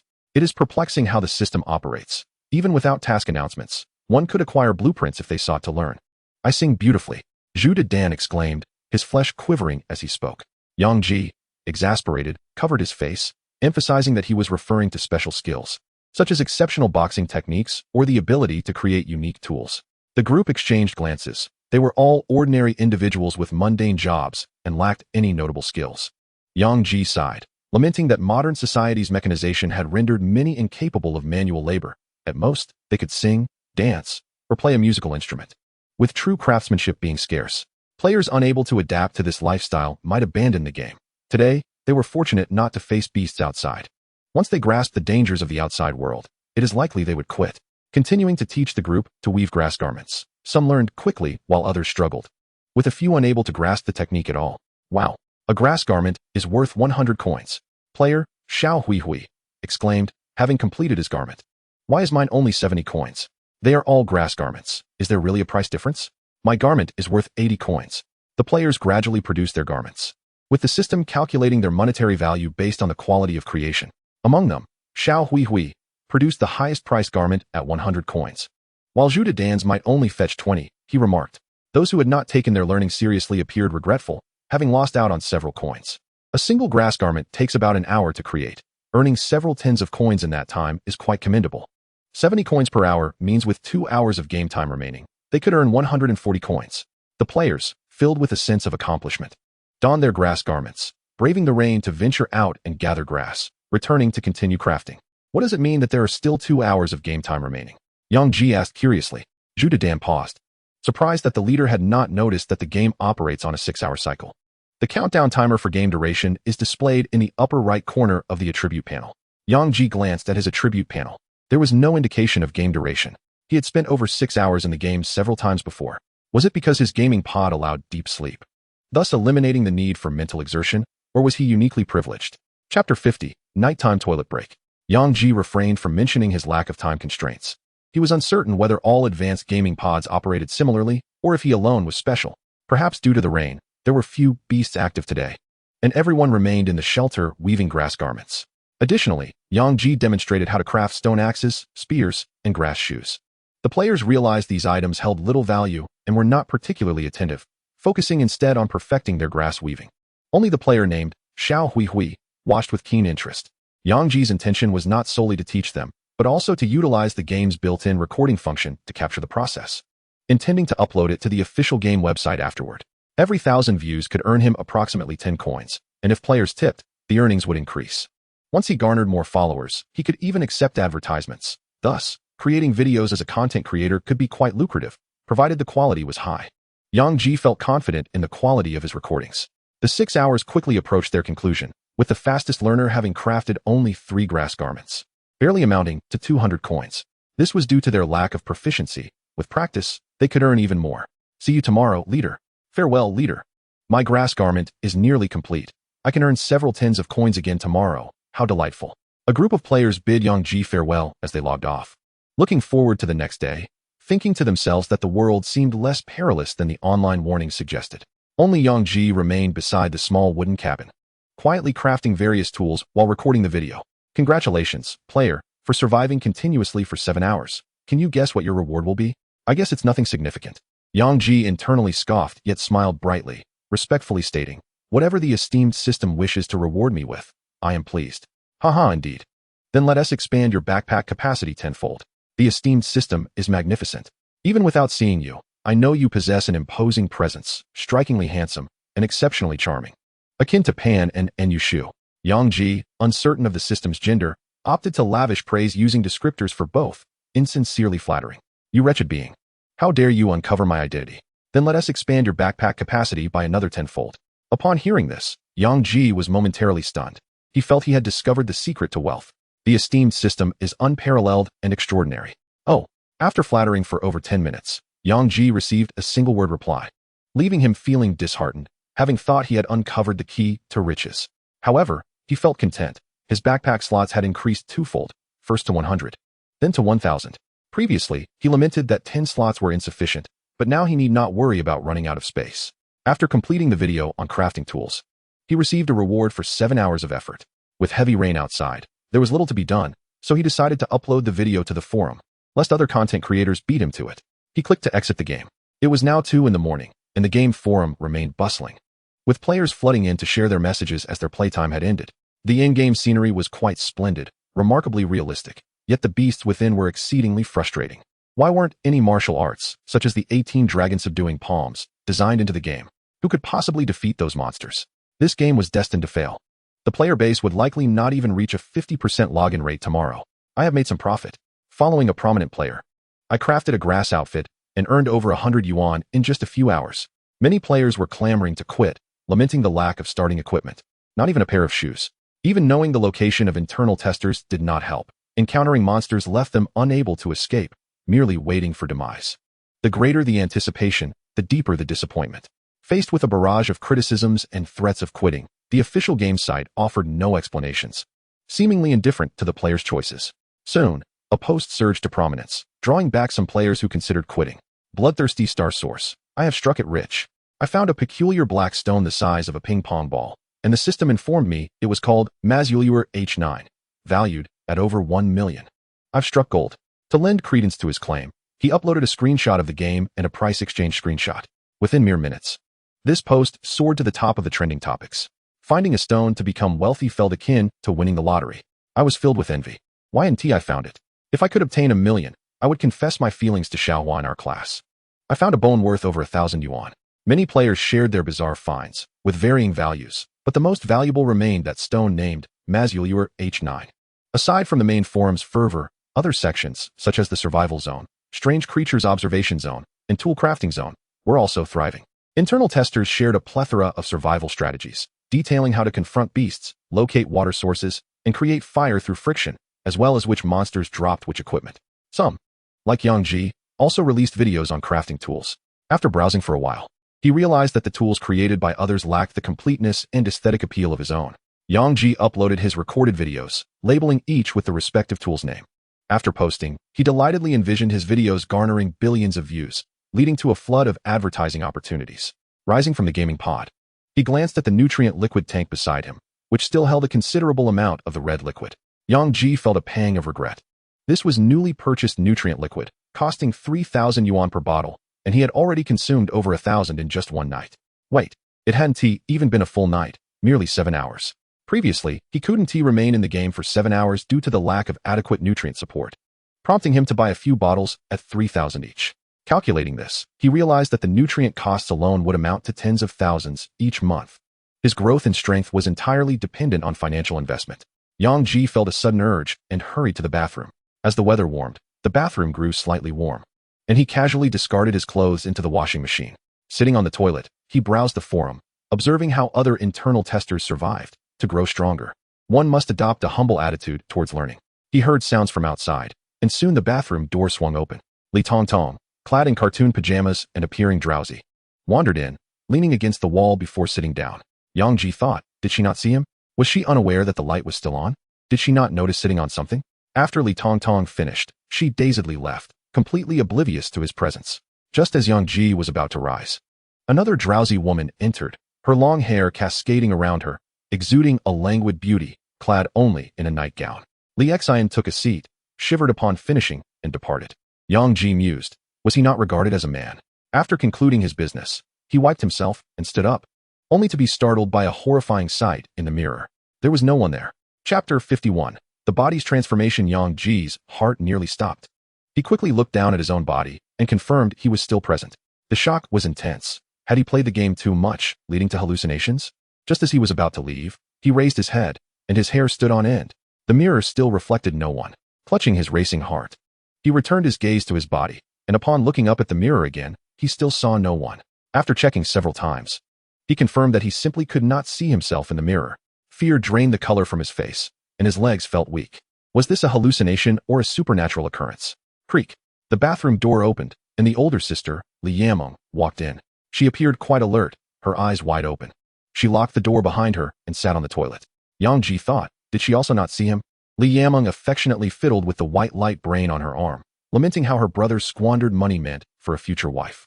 This light brain costs over 20,000. What would happen if he ran out of money to marry? She certainly wouldn't marry him. Opening the screen, she found it filled with handsome photos of Yang Ji. Gradually, her hand moved downwards. Yang Ji's eyes widened in shock. His gentle older sister was engaging in such activities. A few minutes later, Li Yameng sat languidly on the toilet, a few drops of fragrant sweat trickling down her forehead. After a considerable pause, she managed to regain her composure. Reluctantly, she powered down her light brain and made her way to the sink to wash her hands. She splashed cool water on her flushed cheeks, feeling quite shameless for thinking of Xiao Ji. This would undoubtedly be the last time. Should there be a next, I would be like a little dog, wouldn't I? Suddenly, she felt something underfoot and glanced down to see her younger brother's slippers scattered about. Bending down, she picked up the 2 pairs of slippers from the floor and gently placed them at Yang Ji's door as she exited the bathroom. Meanwhile, Yang Ji stood dazedly in the restroom, finally realizing that he had turned invisible. He hurried back to the gaming pod, exclaiming, AI, can you see me? Do you think I'm blind? The AI, still clad in sleepwear, responded groggily, no, I can't see myself in the mirror. Others can't see me either. Yang Ji's voice cracked slightly, grateful for the soundproofing of the gaming pod. Otherwise, he might have disturbed the entire household. Invisibility? The AI paused for a moment. I see you are utilizing a thermal sensing signal. Let me switch to camera mode. Holy moly. You have indeed become invisible. The intelligent AI couldn't help but exclaim. Wait a moment, I'll activate the pod's detection function. As it spoke, the silver-gray gaming pod illuminated, a white beam sweeping from Yang Ji's head to his feet. At the same time, a slender needle swiftly pricked his fingertip, drawing a few drops of blood. Still reeling from the shock, Yang Ji employed the camera on his light brain, but his reflection remained elusive. The detection has revealed that your genes have undergone a mutation. In perilous situations, your subconscious triggers your skin to secrete a special substance, akin to tiny crystals, which refract light, creating a unique visual effect, essentially, invisibility. That doesn't make sense. Why can I see myself? And why have I undergone a mutation? Mid-sentence, Yang Ji had a sudden realization and lifted his scarred right hand. Previously, he had been stung by a spotted spider in the game, and the black fish he had consumed contained evolutionary genes that merged with toxin genes, which the system indicated would result in a special mutation. Despite not experiencing any peculiar changes in his body over the past few days, he had been fantasizing about evolving into Spider-Man, capable of weaving webs and traversing the city. Now that his body had indeed mutated, it was certainly not without reason, likely connected to the prior mutation. The AI clarified, you are able to see yourself because the crystals secreted by your eyes create a special optical lens. The reason you cannot see in the mirror is due to a subsequent refraction. To put it simply, you can see through the air, but after the second refraction, you cannot see. As the detection data continued to stream in, the AI discovered something new. You should be able to control your body's heat secretion, reducing thermal detection, much like a cold-blooded creature. This will require training.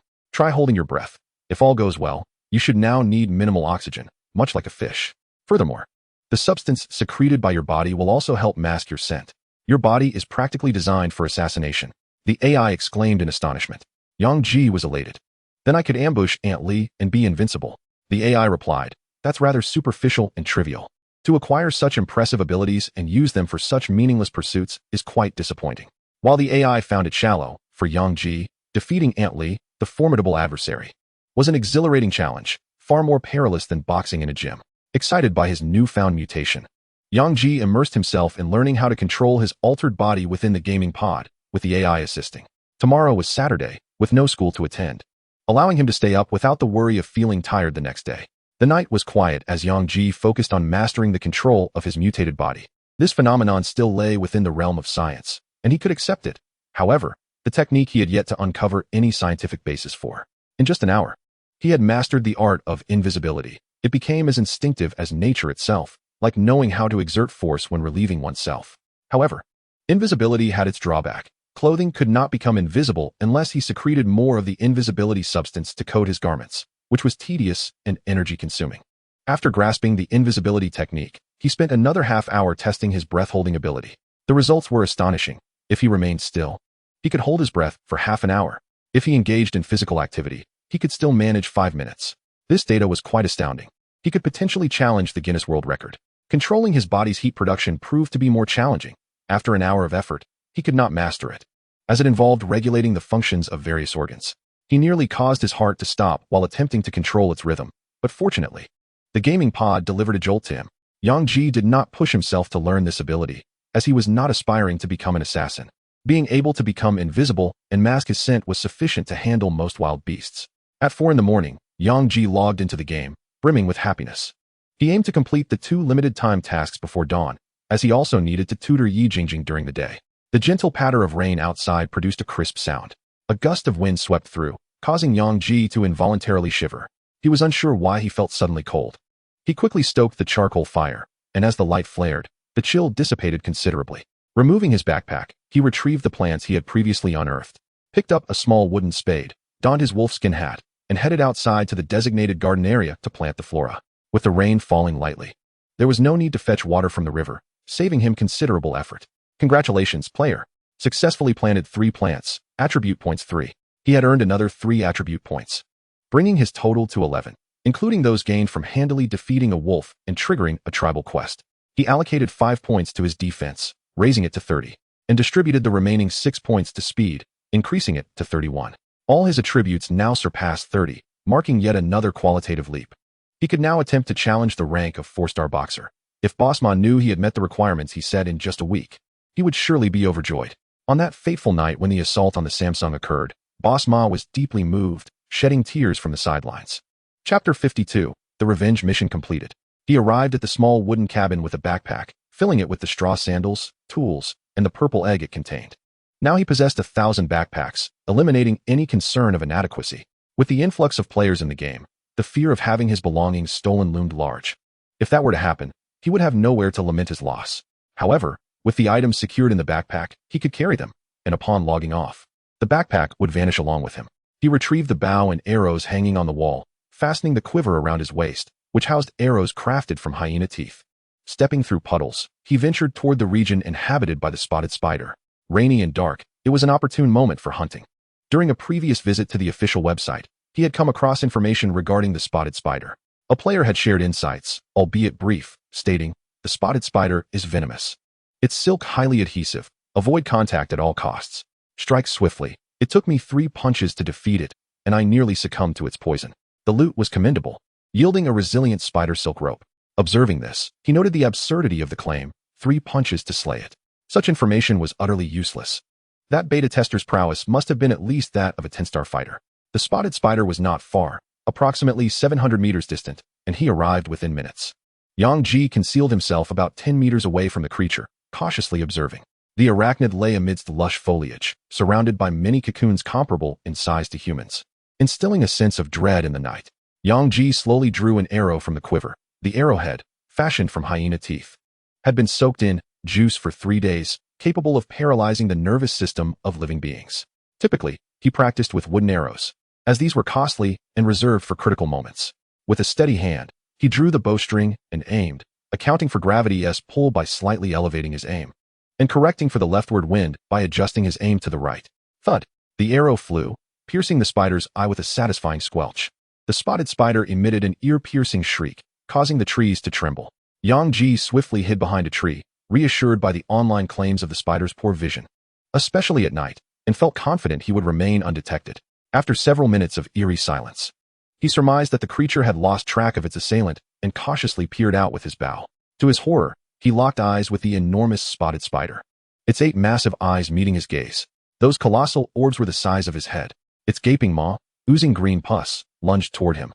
Panic surged through Yang Ji as he rolled aside, his body coated in mud, and he sprinted away. Did the internet not claim that spiders had poor eyesight? That is true for web-hunting spiders, which do not rely heavily on vision, while others possess remarkable sight. Otherwise, why would they have so many eyes?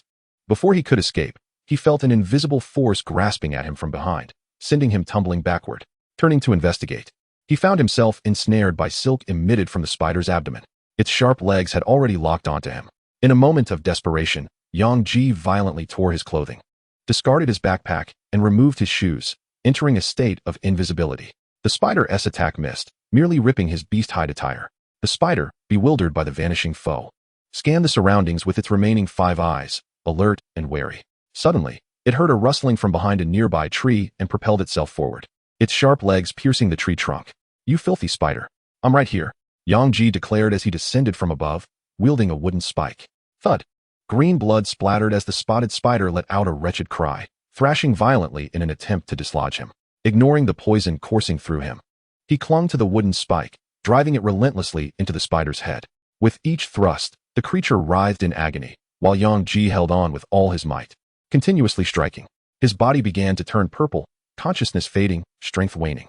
Ultimately, the potency of the spider's venom proved too formidable. Yang Ji could not endure any longer and fell from its back. The bloodied spotted spider, fierce and menacing, raised its sharp leg to strike at Yang Ji's heart. Thud! The leg pierced his body, though it missed his heart, instead striking his shoulder. With a colossal thud, the massive spider collapsed, its head obliterated. It could not possibly survive such a fatal blow. Congratulations, player, for slaying the spotted spider. The revenge mission is officially complete. Reward, 10 attribute points. Loot obtained, spider silk rope. Yang Ji, oblivious to the task notification, lay in a muddy pit. Had an ordinary person endured such an encounter with the spotted spider, survival would be unlikely. However, having previously consumed an antidote, death was not an option, although unconsciousness was inevitable, with the timing of his awakening dependent on his physical resilience. Time passed, and as the rain ceased, light once again graced the earth. Sunlight filtered through the leaves, casting a gentle glow upon Yang Ji's face. Slowly, he opened his eyes, consciousness returning, revealing a grim smile of survival. To be alive was a profound blessing. Only when teetering on the brink of death does one come to truly cherish life. He attempted to rise, but his body felt weak and limp. Summoning all his strength, he crawled to his backpack, retrieving pieces of jerky to shove into his mouth. His tongue, akin to blades in a juicer, pulverized the meat as he swallowed. The jerky was exceedingly dry, prompting him to lean over and drink from a nearby puddle. After consuming 3 legs of hyena, his strength began to return. With great effort, he pulled out the spider leg that had pierced his shoulder. Ouch! It hurts! Yang Ji cried out, enduring the pain as he took out Shi Gua and Gu Chao, crushed them, and poured them onto the wound, wrapping it with a large tree leaf. After completing these tasks, Yang Ji felt his strength ebbing away again, weakly leaning against the tree, gasping for breath. Day after day, just as his hand wound had healed, his shoulder was pierced anew. Friendly reminder, the eyes of the flower-spotted spider not only benefit biological vision, but also possess remarkable healing properties. This creature's eyes have such effects? Yang Ji looked incredulously at the dead flower-spotted spider's eyes, which were larger than its head. He allocated the 10 attribute points gained from completing his revenge task into his recovery, raising his recovery power to 65. At that moment, he could distinctly feel an itch at the wound, an indication of muscle growth. Taking advantage of the thrice-enhanced effect, he consumed half a hyena, gnawing on 2 sweet fruits, finally restoring his strength, though his shoulders still throbbed. Approaching the spider's eyes, he took out a container and pierced one with a wooden spike, eliciting a nauseating white liquid that oozed out, its foul odor nearly overwhelming Yang Ji. Chapter 53. Tricked by the system, morning sunlight bathed the earth. Perhaps due to yesterday's rain, mist swirled in the forest. Yang Ji drained the liquid from the spider's eyes, collecting 7.5 vials in total. His right eye discharging some liquid from his earlier shot. System, how is this used? Is it for external application? Drinking half a bottle will heal injuries in 2 days, and vision will improve somewhat. Can this be consumed? Yang Ji's face was contorted at the thought of drinking eye fluid. The system remained silent. Yang Ji's face twitched as he inhaled the putrid odor, feeling a wave of nausea. The pain in his shoulder made him gasp. Desperate times call for desperate measures. He pinched his nose, suppressing the urge to vomit, and downed half a bottle in one go. Coughing, he leaned against the tree, finding the experience tormenting. Shortly after swallowing, a warm sensation spread through his abdomen, enveloping his entire body. The pain in his shoulder eased significantly, and his vision appeared clearer, allowing him to see farther. Remarkably, this revolting concoction had swift effects, and Yang Ji's spirits lifted slightly. The system stated, That is because you digest quickly, typically. Others would not experience this effect unless applied externally. Digesting quickly might be due to my cultivation method. Wait, what did you just say? Apply it externally? Yang Ji's expression froze. Yes. Hearing this response, Yang Ji nearly fainted from frustration. If it can be applied externally, why make me consume it? Did I instruct you to consume it? You inquired about external application, and I informed you that internal consumption was also an option. You mentioned external application too. Never mind, never mind. At this point, Yang Ji chose not to argue further, fearing his high blood pressure might overwhelm him. One day, he would confine this system to a dark room for some discipline. Opening his backpack, he stowed the spider's carcass inside. The creature, larger than 3 of him, vanished from sight. He collected the ZCC rope, a white cord that felt incredibly light. Testing its elasticity, he found it remarkably resilient. Even with his strength, he could not break it. He stored it away, certain it would prove useful in the future. Climbing the tree where the flower-spotted spider had resided, he gathered the hanging corpses into his backpack. Although the beast's meat might be toxic, its hide and bones were immensely valuable, and discarding them would be a waste. Checking his inventory, the total value of his items exceeded 500,000. The spider silk rope was worth 70,000, and the flower-spotted spider's body was valued at 130,000. Yang Ji was not overly surprised. He had fought for his life to earn this, so a substantial sum was only natural. He did not withdraw any money, as it was unnecessary for the time being. Letting it remain here posed no issue. Carrying the beast hide, he headed to the riverbank to wash off the dirt from his body, then returned to the small wooden house to fetch some banana leaves for the beetle before logging off in the cozy bed. A hole had appeared in his shoulder in reality as well, so he activated the cleaning function of the game pod to cleanse his body. After finishing, he messaged Yi Jingjing. Good morning, little girl. Good morning, young classmate. A few days ago, you mentioned wanting to learn to swim. Come to my house. We have a pool in the villa. I'll pick you up at 9. Yang Ji felt an odd sense of being pampered. There was a main quest in the game involving the slaughter of a small dragon fish, which would likely require battling in the water. So he had previously mentioned wanting to learn to swim to Yi Jingjing. He had planned to visit a swimming pool over the weekend, unaware that this girl had a pool at her home, which made him envious. What should I bring? It was his first time visiting a pool, and he felt a bit awkward. You don't need to bring anything. It's just me and Aunt Zhang in the villa, and we have swimsuits. All right, let's not chat too much. I'm discussing things with Aunt Zhang. After sending the message, Yi Jingjing followed up with a silly face emoji. Their conversation ended, and Yang Ji found a clean outfit in the wardrobe, changed, and cheerfully exited the room. Good morning, everyone. In the living room, only Li Yameng was cooking. The other 2 were still asleep. Wait a moment, Xiao Ji. I got up a bit late today, and the food isn't ready yet. Li Yameng was busy in the kitchen, her hair disheveled, clearly not yet tidied up. Yang Ji involuntarily recalled what his older sister had done in the bathroom yesterday, and, compelled by some unseen force, walked over and gently embraced her. You've worked hard. Li Yameng shivered slightly. Not hard at all. Seeing you all happy makes me happy. Go wait over there. The smoke is thick. Let me help you with the cooking. Yang Ji lightly rubbed his face against her hair, his voice sweet enough to nearly make her swoon. Li Yameng sensed that her brother was acting strangely affectionate today. Sister, is the dark game fun? Yang Ji inquired while helping to fry eggs. Li Yamei offered an awkward smile. Upon approaching, I was startled by the sight of a chameleon that could change its colors, prompting me to hastily log off. Sister, let us hold off on logging back in for now. Once this game develops further, I shall guide you. Indeed. Wow, Xiao Ji. You're so impressive. How did you do that? Li Yamei exclaimed as she spotted an egg spinning on Yang Ji's fingertip. Haha, give me a kiss, and I shall reveal my secret, Yang Ji said playfully as he leaned closer. Li Yamei's cheeks flushed crimson. No, that's not appropriate. What is inappropriate? We share no blood relation. If you don't kiss me, I'll take the initiative, Yang Ji boldly declared. He leaned in and kissed her, leaving Li Yamei momentarily dazed, her mind blank as she struggled to comprehend her feelings. Sister, you've been grinning foolishly since earlier. What is so amusing? Li Tongtong inquired, curiously biting her chopsticks as she fixed her gaze on Li Yamei. Huh, am I smiling? I'm not smiling, Li Yamei hurriedly explained. Ask brother and mom. They've all seen it. Also, your breakfast was quite salty, Li Tongtong pouted, her little feet swinging restlessly. Hurry and eat. There's no time for idle chatter. Li Xian gently tapped her on the head. I'm full, Li Tongtong exclaimed, setting her chopsticks down and leaping onto the sofa, joyfully playing with her luminous computer. She didn't even notice her skirt had lifted. Thanks to my dear brother for buying me this luminous computer. I'm sure my classmates will be envious when I bring it to school. Xiao Ji, truly, stop wasting money frivolously. We appreciate your intentions. But even if uncle and auntie give you more money, it shouldn't be squandered so carelessly, Li Yamei lamented, recalling how he once spent tens of thousands. Well, Our little Yame is acting like a wife managing finances. She's grown up, Li Xian remarked with a teasing smile directed at Li Yame. Li Yame's face turned beet red. Mom, I'm going to my room to study. Flustered, she dashed back to her room, unsure of what to say. Li Xian turned to Yang Ji, grabbing his collar and pulling him close. Listen here, you rascal, treat my two daughters well. They deserve everything that any other woman has. Other women? Are you referring to specific individuals, or just women in general? Yang Ji felt a twinge of guilt under Li Xian's gaze. I understand.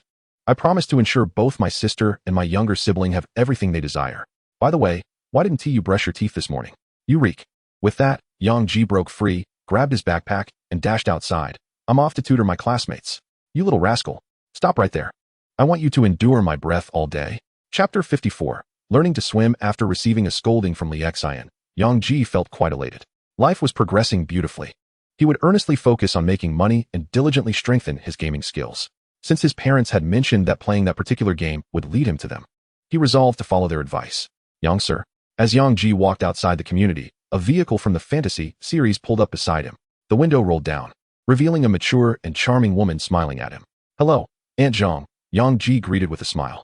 This woman was Zhang Hui, who picked Yi Jingjing up from school every day. No need for such formality. I'm merely a servant. Please, get in, Zhang Hui invited, opening the car door. Yang Ji stepped inside and closed the door, recalling that Jingjing regarded her as a maternal figure, making it inappropriate to be overly formal. Young Master Yang not only possesses good looks, but also a commendable character. It's no wonder Miss Jingjing is fond of you, Zhang Hui remarked. Glancing at the ring on Yang Ji's finger as she started the vehicle, Yang Ji felt a twinge of embarrassment. It was the first time someone had complimented his character. Aunt Zhang, do you know what hobbies Jingjing has? Jingjing doesn't have many hobbies. She particularly enjoys small animals, Zhang Hui replied, maintaining a sweet smile as she drove. The car journeyed from the bustling city center to the outskirts, where roads widened. In this era, the congested city had transformed into a slum, while the expansive outskirts had become the favored habitat of the wealthy. Yi Jingjing's villa was located at the base of a small hill, adjacent to a serene lake, with rivers encircling the estate. A lengthy private road led to the villa, preventing outside vehicles from entering. At the villa entrance stood an enchanting figure clad in a pure white dress, her slender legs encased in white stockings, adorned with exquisite crystal sandals, each toenail painted with shimmering polish. Yi Jingjing's gentle and slightly bashful face gazed eagerly, and upon spotting the returning vehicle, her face brightened. She fidgeted with her hands, unsure of where to place them. The mountains, villa, and lake served as a stunning backdrop for this beauty. As the vehicle came to a stop, Yang Ji alighted, astonished by the grandeur before him. Just the villa's footprint surpassed that of his entire neighborhood. This villa must be worth billions. Young classmate, Yi Jingjing exclaimed as she leapt into Yang Ji's embrace, the softness of her form causing his heart to skip a beat. You still call me young classmate? I'm a year older. Call me Yang Ji, Yang Ji replied as he wrapped his arm around her waist. I refuse, Yi Jingjing said with a sweet smile. Turning to Zhang Hui, Aunt Zhang, thank you for your trouble. It's no trouble at all. I'll park the car. Miss, please take young Master Yang to change into swimwear, Zhang Hui said as she drove towards the garage. Yi Jingjing took Yang Ji's hand and led him into the villa, which was opulently decorated with world-renowned furnishings and appliances. Upon entering, they passed a massive bathtub, which was larger than that of Li Yi's home. After several minutes of walking, they arrived at the fitting room, which resembled a clothing store, with racks displaying various outfits. I bought 10 swimsuits according to your size, Yang Ji. Which one do you think looks best? Yi Jingjing pointed at the swimsuits hanging before them. Anyone will do. I have no particular preference for clothing, Yang Ji replied as he approached the rack, noticing a swimsuit priced at 28,888. Yi Jingjing quickly noticed Yang Ji's gaze and hurriedly tore off the price tag, fearing he might feel burdened. Yang Ji, give it a try. I'll wait outside. With that, Yi Jingjing stepped out, leaving Yang Ji alone in the vast fitting room, gazing at the 10 swimsuits before him. Yang Ji finally comprehended the sentiment of his elder sister Li Yame, who had always cautioned him against extravagance. Each swimsuit cost nearly 30,000, totaling an astonishing 300,000 for all 10. Such a sum could be utilized for far more prudent endeavors. Why invest in so many expensive garments? Indeed, poverty had severely constrained Yang Ji's imagination. Jingjing, I'm here. Could you come in for a moment? I can't manage to fasten the zipper on this swimsuit. Coming. Innocent Yi Jingjing entered the room without a second thought, only to find Yang Ji still in his clothes. Momentarily taken aback, she quickly realized her intent to retreat. But it was already too late. Ah, stinky Yang Gij, you've tricked me. After spending an hour changing into a swimsuit, Yang Ji, upon noticing that Yi Jingjing had left early due to her period, had unwittingly allowed her to experience a fleeting moment of feminine joy. Of course, they had not gone all the way. The timing was not yet right.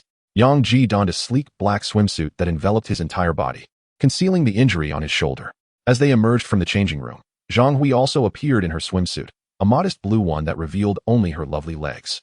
The graceful lines of her figure were accentuated by the swimwear, and with her hair elegantly styled, she looked utterly captivating, likely to enchant any young man with a penchant for mature women.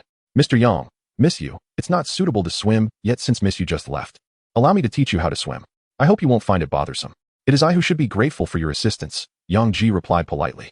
The trio laughed and made their way to the swimming pool, which was situated beside a serene lake, the water having undergone sterilization, rendering it safe to drink. Yang Ji thought swimming ought to be easy, chuckling to himself. Behold, this genius is self-taught. He decided to impress Yi Jingjing and leaped straight into the pool. Plop, glub, glub. A flurry of bubbles erupted as someone sank to the bottom. Zhang Hui quickly dove into the water to rescue him. As Yang Ji struggled in a panic, he felt someone nearby and instinctively reached out, grabbing Zhang Hui's collar with a forceful tug, nearly tearing the fabric. Yang Ji felt something bounce off his hand and realized the situation, hastily letting go just as his feet found the bottom.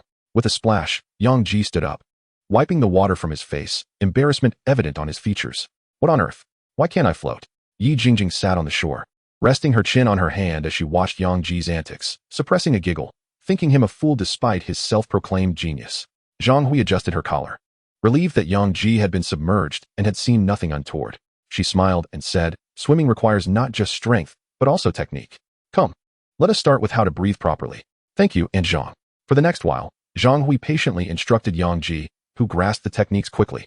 Within half an hour, he could swim proficiently. Haha, I've mastered it. Jingjing, am I impressive? Yang Ji beamed with pride.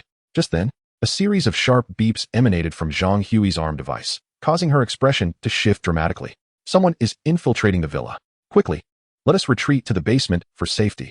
She leapt from the pool, grabbing an umbrella to shield Yi Jingjing. Bang! With a deafening gunshot.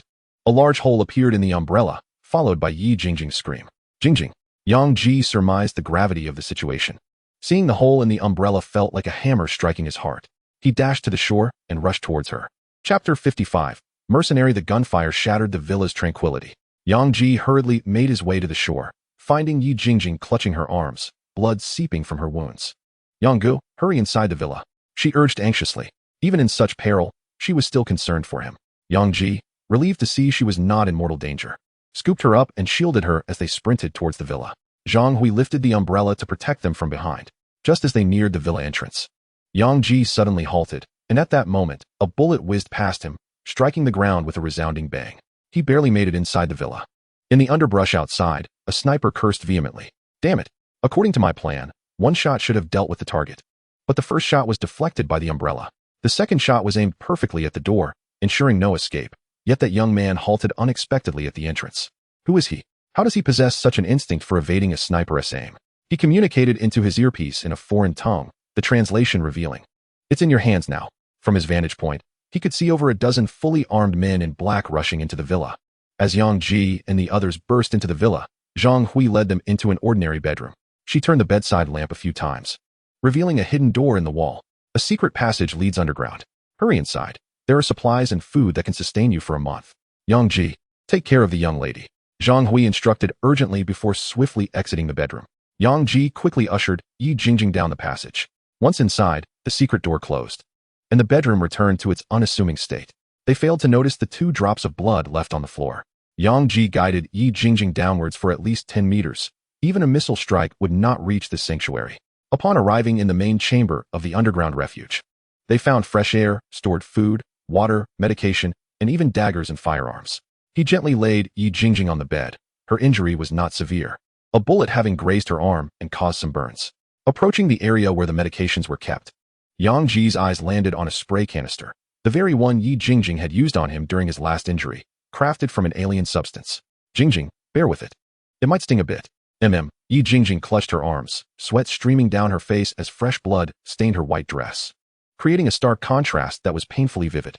Observing the wound on Yi Jingjing's arm, Yang Ji's anger surged, and he shook the spray can before applying it to her injury. Yi Jingjing's body trembled from the pain, yet she uttered not a single sound. Gradually, the bleeding ceased, and the wound began to scab at a visibly rapid pace. Yang Ji finally exhaled in relief and opened his light brain to call for help, only to find that there was no signal. It was unclear whether it was due to the depth of the underground or if the signal around the villa area had been jammed. Gently bandaging Yi Jingjing's wound, he asked, "Jingjing, what happened?" This was the first time he had encountered such a situation in his life. In this modern era, how could someone dare to attempt such a blatant assassination? As he mingled with a higher circle, the darker side of this world was slowly being unveiled. Yi Jingjing shook her head, biting her crimson lip, indicating that she was unsure, though she suspected it was mainly due to her mother's business rivals, who she had frequently encountered before. With a worried expression, she glanced towards the passage, concerned about Aunt Zhang's safety. Aside from a past incident a few years ago involving a gun, this was the first time a sniper had appeared in all these years. Yang Ji sat beside her, gently patting her shoulder. "Don't worry, Aunt Zhang is such a good person, she will be fine." Just then, his gaze fell upon the blood on the ground, causing his pupils to constrict sharply. There was Yi Jingjing's blood. She must have left traces when they entered. Thinking positively, perhaps there were no traces left. Or perhaps there truly were. He could not be careless. If they were discovered here, they would be in grave danger. Yang Ji speculated that there might be a group of armed enemies outside, and fear gripped him as he tried to reassure himself that no traces had been left outside. After a mental struggle, he resolved to go out and investigate. He could not afford to be complacent in such matters. "Jingjing, I need to step outside. We may have left traces when we came in." Yang Ji took a deep breath, suppressing his inner trepidation. "No, it's too dangerous outside. We have weapons here. Even if they discover us, they cannot breach this place." Yi Jingjing clung tightly to him, unwilling to let him take the risk. Seeing how much she cared for him only strengthened Yang Ji's resolve to go out. "It's different. They possess weapons like gas canisters, and if they throw them in, we will have no choice but to go out." He gently pecked her on her pink lips, revealing a radiant smile. "Look at me. Brother will perform a magic trick for you." With that, he activated his invisibility ability, causing his body to vanish, leaving only his swimwear behind. Yi Jingjing's eyes widened. "Yang Gij, this is impressive. But please don't tell anyone. This is our secret." Yang Ji removed his swimwear, rendering himself completely invisible. "I will go take a look. You stay here and be honest." Yang Ji released Yi Jingjing, picked up a dark blue dagger from the wall, and concealed it by controlling his body's secretion of a special substance. "Yang Gij," Yi Jingjing hesitated, "be careful. Rest assured, I intend to be your husband in the future." Yang Ji replied before making his way upward. Yi Jingjing clasped her hands over her chest, silently praying for Yang Ji and Aunt Zhang. Above the bedroom, two fully armed men in black entered the room, searching every possible hiding spot, but finding no one, and began to head outside. "Wait." A blond man with sharp eyes noticed the bloodstains on the wall. The other man followed his gaze and saw the droplets of blood. Knocking on the wall, they heard a hollow sound. The two men exchanged glances and retrieved sticky bombs from their backpacks, adhering them to the wall. With a creak, the wall suddenly opened. The men reacted swiftly, raising their guns and preparing to pull the trigger. Seeing nothing in the passage, they slowly lowered their rifles. "Let's go in and take a look." "Are you an idiot?" One man was about to enter when the other stopped him. "This secret door has likely been ambushed. Let's throw in a couple of grenades first." With a clang, they removed grenades from their bodies and prepared to pull the pins when both men's necks suddenly bore deep gashes, nearly severing their heads. Blood gushed forth, staining the entire room crimson. They collapsed to the floor, eyes wide in shock and disbelief. Even in death, they could not comprehend how they had met their end. Nearby, the sound of retching echoed. Yang Ji could no longer hold back, leaning against the wall as he vomited. Watching those individuals on television effortlessly take lives seemed so detached. Only when it came to him did he realize how false it all was. Unlike hunting beasts, the inexplicable nausea that followed taking a human life was uncontrollable and overwhelming. Chapter 56. The bloodstained villa. In the blood-soaked room, two lifeless bodies lay sprawled on the floor like marionettes. The invisible Yang Ji covered their bodies and squatted beside them, taking a moment to recover. Fortunately, having previously dissected beasts, he had a relatively strong tolerance and did not continue to feel nauseous. He had not intended to kill. He merely wanted to incapacitate them. However, upon seeing them prepare to throw grenades, he could not hesitate any longer and swiftly slit their throats with a dagger. The villa was suddenly filled with deafening gunfire. Yang Ji's heart raced. How many enemies had infiltrated this villa? Checking his body, he found no blood on him. The special substance he secreted seemed to prevent anything from sticking, remaining smooth, impervious even to rain. Armed with the dagger, he stealthily exited the room, moving towards the direction of the gunfire. In the villa's private cinema, the screen was stained red, and Zhang Hui was covered in blood. Her previously cheerful expression replaced by a demeanor of coldness and indifference. In her hand, she wielded a shotgun, specifically an old model SPAS 15, still in use despite its age. The two lifeless bodies on the ground had their heads blown to bits, a sight truly terrifying.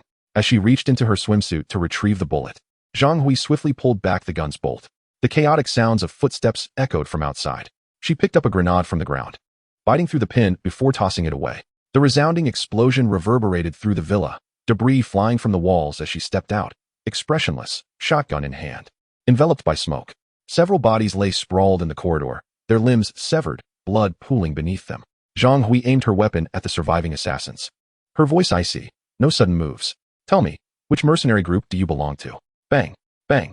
With each pull of the trigger, blood splattered. Her body quivering with each shot, a striking fusion of brutality and beauty that left a powerful visual impact.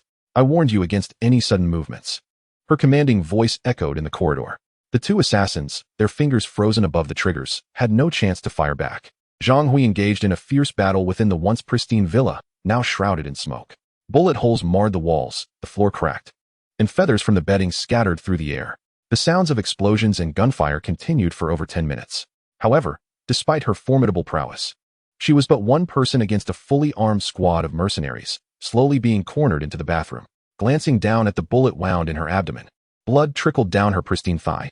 After checking her firearm, she found only one bullet remaining, while her adversaries numbered at least 4. Zhang Hui pressed her hand against her wound, gritting her teeth in determination. Each second she could endure would grant Miss and Mr. Yang another precious moment of hope. Holding her breath and suppressing the pain radiating from her injury, she listened intently to the sounds outside. The instant she heard the pull of a grenade pin or footsteps, she would spring into action. Suddenly, a series of sounds erupted outside, followed by terrified shouts. We are under attack. As the last cry faded, silence enveloped the area. Zhang Hui stood frozen, using the reflection in a mirror to examine the scene outside, where several bodies lay in disarray. Was it a ruse? She tore off her clothing to feign vulnerability, yet no bullets came as she had anticipated. Peering out cautiously, she saw blood gushing from the necks or hearts of those sprawled on the ground. A jolt of shock coursed through her. They were truly dead. What had happened? Clutching her shotgun, she stepped cautiously out of the bathroom, scanning her surroundings warily, finding not a single living soul. Investigating the cause of death, she found they had all succumbed to a single stab wound. A tempest of dread surged within her. How could they be dispatched so swiftly without even a chance to resist? Moreover, the weapons used were knives. With no one else in the villa, could it be that the individual her employer mentioned had intervened?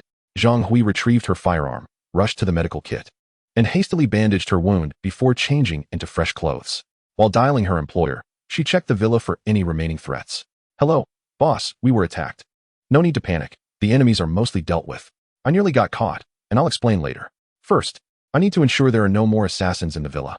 In the underground shelter. Jingjing, I'm back. Yang Ji reappeared, wiping the cloaking substance from his dagger and returning it to its place. Brother Yang, Yi Jingjing exclaimed, rushing into his embrace, tears streaming down her face. You scared me. Are you hurt? What about Aunt Zhang? I'm fine. Aunt Zhang sustained a minor injury but is in no danger, Yang Ji reassured her, gently patting her back. It's all over. The assassins outside have been resolved. Overcome with emotion, Yi Jingjing wept. Yang Ji recalled the events they had just endured. The thrill of dancing on the edge of death causing his adrenaline to surge, his body trembling uncontrollably. Jingjing, remember what I told you before. You must not tell anyone about my ability to become invisible. Do you understand? Such information could attract the attention of strange organizations, who might drag me into their laboratories for experimentation. If any of the researchers happen to enjoy hot pot, they might just throw me in. I will never tell anyone, Yi Jingjing promised, wiping her tears. Mr. Yang. Zhang Hui descended from above, and upon arriving, noticed the two in an embrace, with Mr. Yang still in his undershirt. A peculiar thought crossed her mind. Could Miss withstand such a burden? Aunt Zhang. Yi Jingjing rushed towards her, worry etched across her face. Are you okay? Here's some medicine. You need to spray it on your wound. Miss, don't worry. It's just a minor injury. I just spoke with the boss, and he instructed you to go with Mr. Yang to his home. It's safer there. We can't return home for now. We're being targeted. What happened? Who are these people? Yang Ji hurriedly donned his clothes. They appear to be foreign mercenaries, possibly linked to an experiment. Further investigation is necessary. Mr. Yang, I leave the miss in your care. I have connections in the assassin world and know who you are. She will be safer with you. Rest assured, I will never disclose your identity. Trust and admiration gleamed in Zhang Hui's eyes as she regarded Yang Ji. He felt a fog of confusion. How did his connections to the assassin world relate to his identity? What was his true identity? Did they suspect he was the one who intervened to help? And why would being with him offer safety? Was it because the assassins were targeting Yi Jingjing's family? Enough with the chatter. The agents will be here shortly. You're only complicating matters. Quickly, get in the car. It's armored, and sniper rifles won't inflict harm. Zhang Hui urged, pulling Yi Jingjing upstairs. In truth, there was no need to worry about the sniper. The one hiding in the bushes had also been neutralized.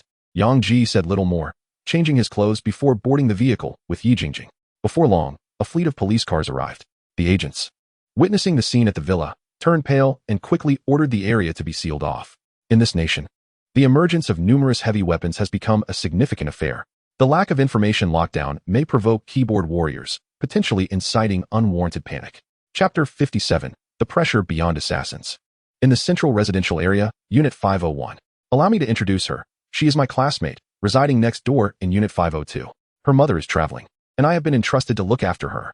Midway through his narrative, Yang Ji found himself at a loss for words, as the piercing gazes of the three women in the room felt akin to three sniper rifles aimed at him, inducing immense pressure and causing sweat to pour down like rain.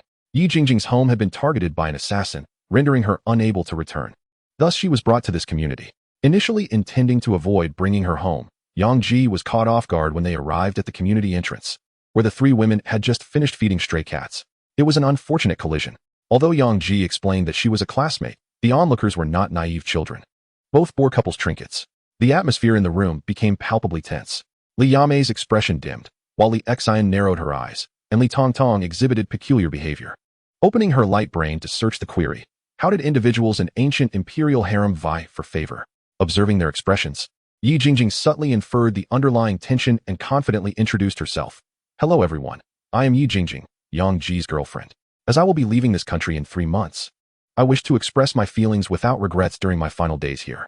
Li Tongtong's realization dawned, casting a disdainful glance at Yang Ji, scolding him silently for lacking the courage to acknowledge his own girlfriend. Li Yamei took a deep breath, wrestling with numerous unspoken thoughts, yet acknowledging that this was her brother's girlfriend.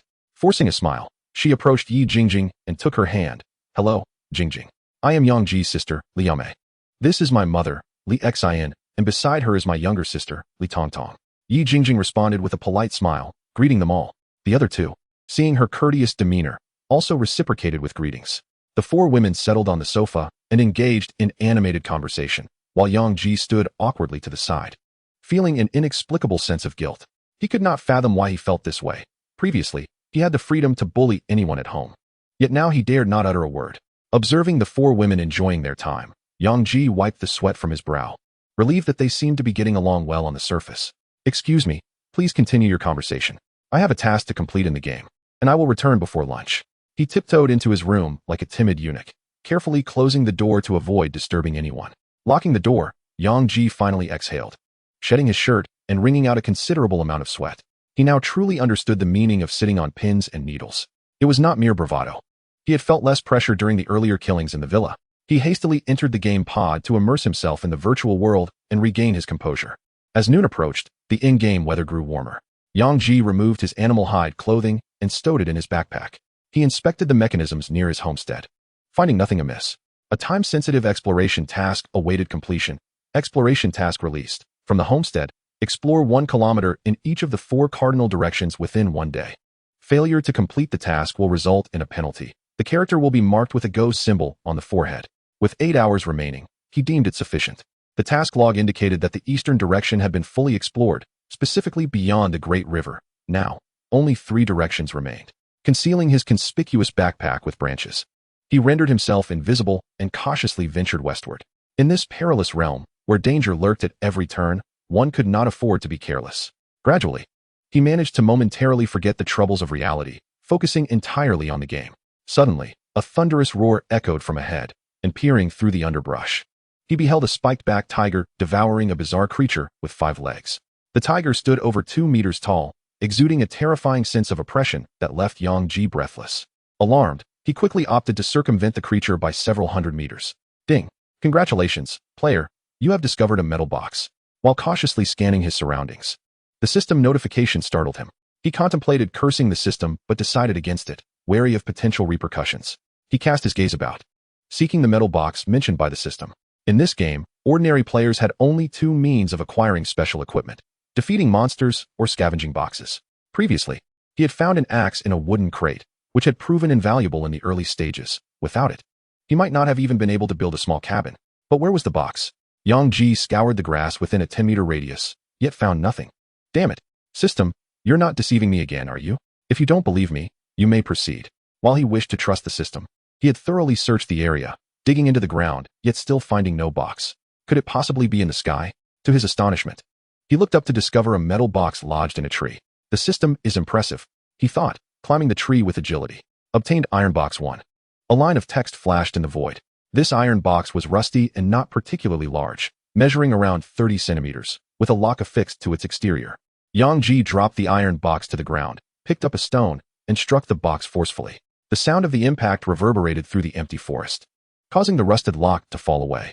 Yang Ji opened the box, revealing a collection of items: a bottle of mineral water, a can of meat, a dagger, 2 stones, and a small plastic bag containing a syringe.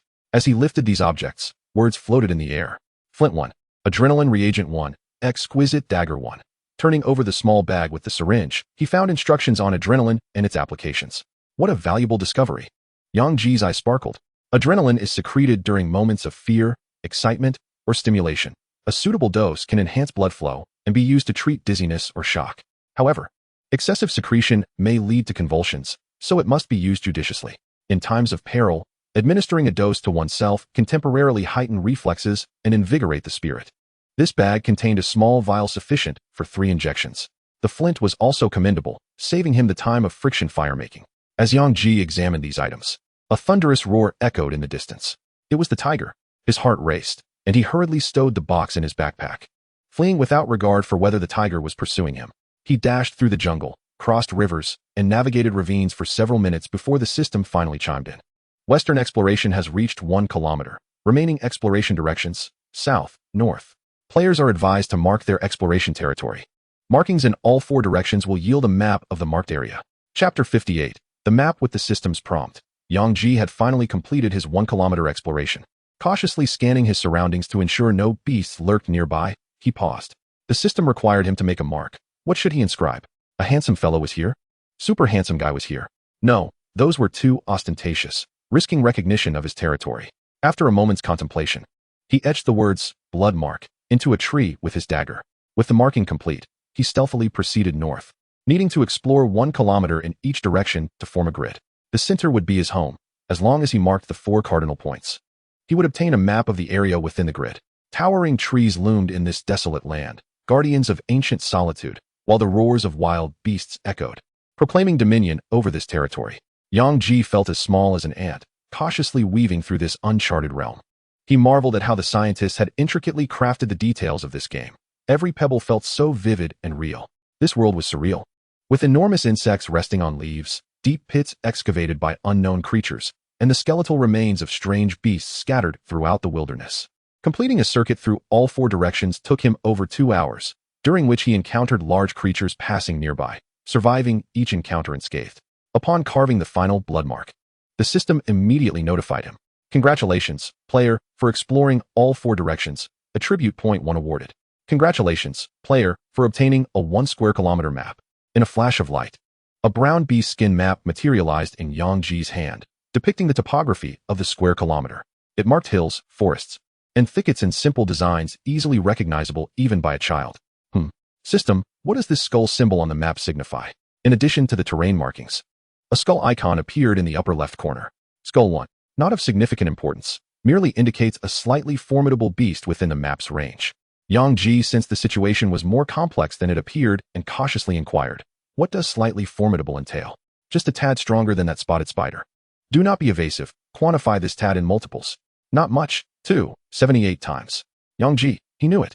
The system was infuriatingly misleading, suggesting it was only slightly stronger when it was nearly 3 times as powerful.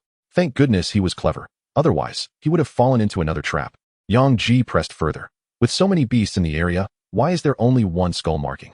Does a certain strength threshold need to be met for such markings to appear? If it denotes strength, how is the biological strength level classified? You are quite bothersome. Go explore yourself. The system seemed irritated by its failed deception and did not respond to his questions. Yang Ji deduced he had made the correct judgment. Given the system's nature, if he were mistaken, it would feign agreement. Thus, only beasts of considerable strength likely displayed the skull marking. He involuntarily recalled the massive tiger, towering at 2 meters with spikes on its back. Perhaps it was that terrifying creature. The spotted spider was already fearsome enough. This giant tiger was nearly 3 times its strength. How formidable could it be? One swipe might reduce him to mere pulp. The thought sent shivers down his spine. This world was perilous, and his current abilities were negligible. Alert! Someone is calling you outside the game pod. Yang Ji dismissed further thoughts, returned to the small wooden cabin, and allocated his gained attribute point to defense. Defense, 31. Speed, 31. Strength, 33. Recovery, 65. With the exception of recovery, his attributes were now relatively balanced. Lying down on the beast's skin, he logged off. Upon reopening his eyes, he noticed 2 pale figures on the game pod, with a piece of fabric featuring a cartoon character from Xiangyang between them. Lo and behold, it was Li Tongtong, that girl, sitting on the game pod in a dress. He tapped on the game pod, and Li Tongtong, engrossed in her holographic game, turned to glance at him. Upon realizing he was awake, she suddenly leaped down, blushing with embarrassment. How shameless. Sneaking a peek. After scolding him, she hurriedly left, clutching her skirt. Yang Ji. When did he sneak a peek? Once again, knowing full well that such a position would draw attention. Why persist in sitting atop? If one must occupy that spot, why not don protective trousers? This sister seems rather naive. Upon opening the gaming pod and rising from within, I glanced down at my shoulder. The gaping wound had nearly vanished, leaving behind 2 prominent scabs. The injuries sustained last night have nearly healed today, perhaps thanks to the efficacy of the Hubi in Thichditch's eyes. Of course, it may also be due to my recovery ability being elevated to 65. The aroma of food wafted in from outside, prompting me to hastily dress and venture out. The fare within the game lacked seasoning, rendering it rather unpalatable. As I stepped through the door, I was taken aback by the sight within the small living room, which was brimming with people. In addition to the Li matriarch and her daughters, YJNGJing and that Li Yo had also arrived, perhaps due to the presence of guests today. The atmosphere was particularly lively, filled with laughter and conversation, as chairs and sofas overflowed with people. Seeing YJNGJing enjoying herself with my sister and the others eased the weight in my heart. I greeted the ladies warmly. Good afternoon, everyone. Hee. You are also watching that movie? I'm following it too. The male lead was turned into mincemeat after cheating. That's not the worst part. The ashes were flushed down the toilet. What of that? In the movie I watched, the male lead straddled several boats and was stabbed over 700 times by women. The group of women seemed oblivious to my presence, engrossed in their discussion of obscure films.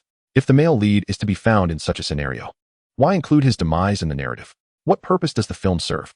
I sensed they were hinting at something, and beads of sweat began to dampen my shirt. I gulped. I'm not hungry. You all eat. I'll go do my homework. But there is no homework this week, YJNGJing replied, tilting her head and smiling, her eyes sparkling. My expression froze. Then I'll go review. Didn't you say that you mastered all this knowledge back in high school? YJNGJing inquired, her demeanor earnest and attentive.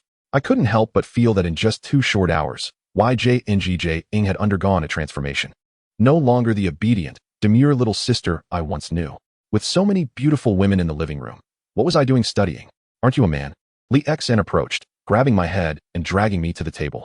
I sat up straight and solemnly proclaimed, my aspiration is to diligently study advanced scientific and cultural knowledge, leading humanity beyond the solar system, with absolutely no interest in women.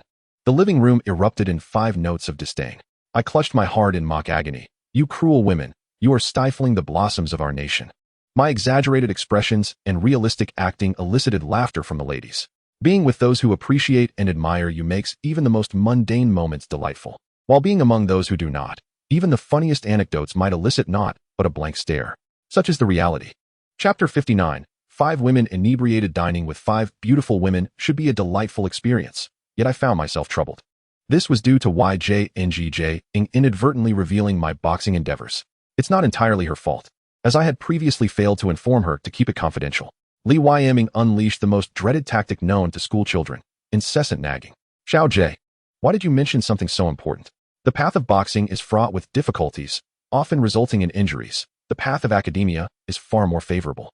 Even if you wish to pursue boxing, you should have told us. So that is why you bought so many medicines. Why must you be so disobedient? At that moment, I finally understood why Sun Wukong sought to eliminate Tang's son. The other women, witnessing my dejection and helplessness, stifled their laughter. Li Yiming's chatter was relentless as she served me food while continuing her tirade. I could no longer withstand it, and when no one was watching, I slyly let my left hand glide down Li Yiming's waist, aiming for a sensitive spot. She stiffened, her heart racing, and surveyed the surroundings. Only after confirming that no one had noticed did she relax slightly. The dining table was quite crowded, accommodating 2 additional guests, with everyone sitting closely. Thus no one noticed my actions. Xiao Jie, you must always communicate with the family about such matters. Li Yim's authority seemed to wane. Of course, dear sister. I replied obediently, discreetly withdrawing my hand. By the way, let us not engage in that game for now. I've created a tribe. Once the game develops and we have transportation, I'll seek you all out. Who would play that game? I logged in yesterday and was terrified by the tall trees surrounding me. I exited immediately. Li Tianjing expressed her disdain for the game. Come. I just bought some beer. Let everyone have a taste. Li Wio bent down to retrieve the beer from the floor and distributed it. I was momentarily taken aback. What do you women need beer for? Come on, we are fated to meet. Today we shall not leave sober. Tomorrow there are no classes. Without cups. They began to drink directly from the bottles. This group of rebellious women completely ignored my protests, and even Li Xn, the eldest among them, did not counsel moderation but instead stoked the flames, standing on a chair to clink glasses with everyone, appearing very much like a leader, casting doubt on whether the idea to buy alcohol was hers. Feeling overlooked, I experienced a pang of sadness and took a few bites of food before retreating to my room. I activated my light brain, projecting the screen to enter the official game forum. With high hopes, I clicked into the backend creation center to check the viewership of my videos. The disparity between expectation and reality was staggering. The most viewed video, which showcased the making of straw shoes, garnered only 50,000 views, yielding a mere $100 or so. The prior claim that one could earn over $10 for 1,000 views was utterly misleading. The total earnings from all my videos amounted to just over $300. While $300 a day might be commendable for an average person, it barely covered my expenses for nutritional supplements. Yang Ji initially believed that his video would achieve viral success, attracting advertisers to negotiate contracts and ultimately transforming him into a prominent internet personality with 1 million followers, reaching the pinnacle of his life. However, reality dealt him a harsh blow. His videos garnered minimal views and even fewer followers. Nevertheless, Yang Ji was the kind of person who grew more tenacious in the face of adversity. He refused to believe he was less capable than others. He scoured the comments section for critiques and insults, seeking to identify his shortcomings. The complexities of the craft overwhelmed him. Without proper guidance, mastering such intricate skills seemed impossible. How could he create a spear without an axe? It was absurd. And as for the bow, it required the tendons of wild beasts. Where was he supposed to procure those?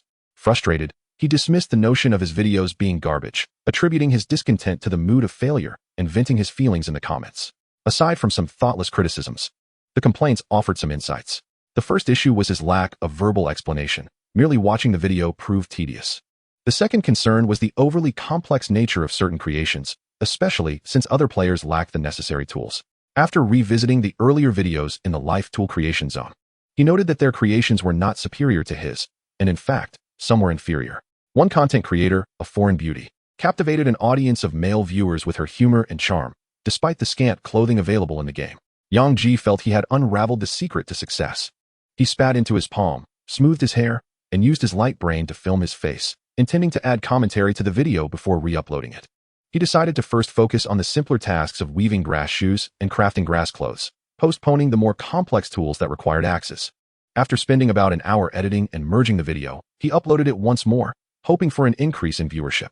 After completing these tasks, he opened survival videos to observe other beta players and learn from their experiences, understanding the various beasts in the game. Continuous improvement necessitated ongoing learning. Just as he was about to immerse himself in study, a cacophony of clattering dishes disrupted his concentration.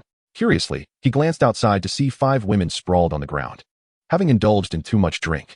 Although initially uninterested, he reconsidered, realizing that lying on the cold ground would not be wise, and stepped outside to assist them back to their rooms. With nowhere else to place Lu Yao, he laid her on the sofa. He intended to take Yi Jingjing to his room, but after weighing the options, he decided to place her in Aunt Li's slightly larger room. This group was a bunch of gluttons, eating and then sleeping. Yang Ji grumbled as he tidied up the table. Suddenly, Lu Yao, reclining on the sofa, slowly sat up, swaying as she attempted to stand and staggered toward the door.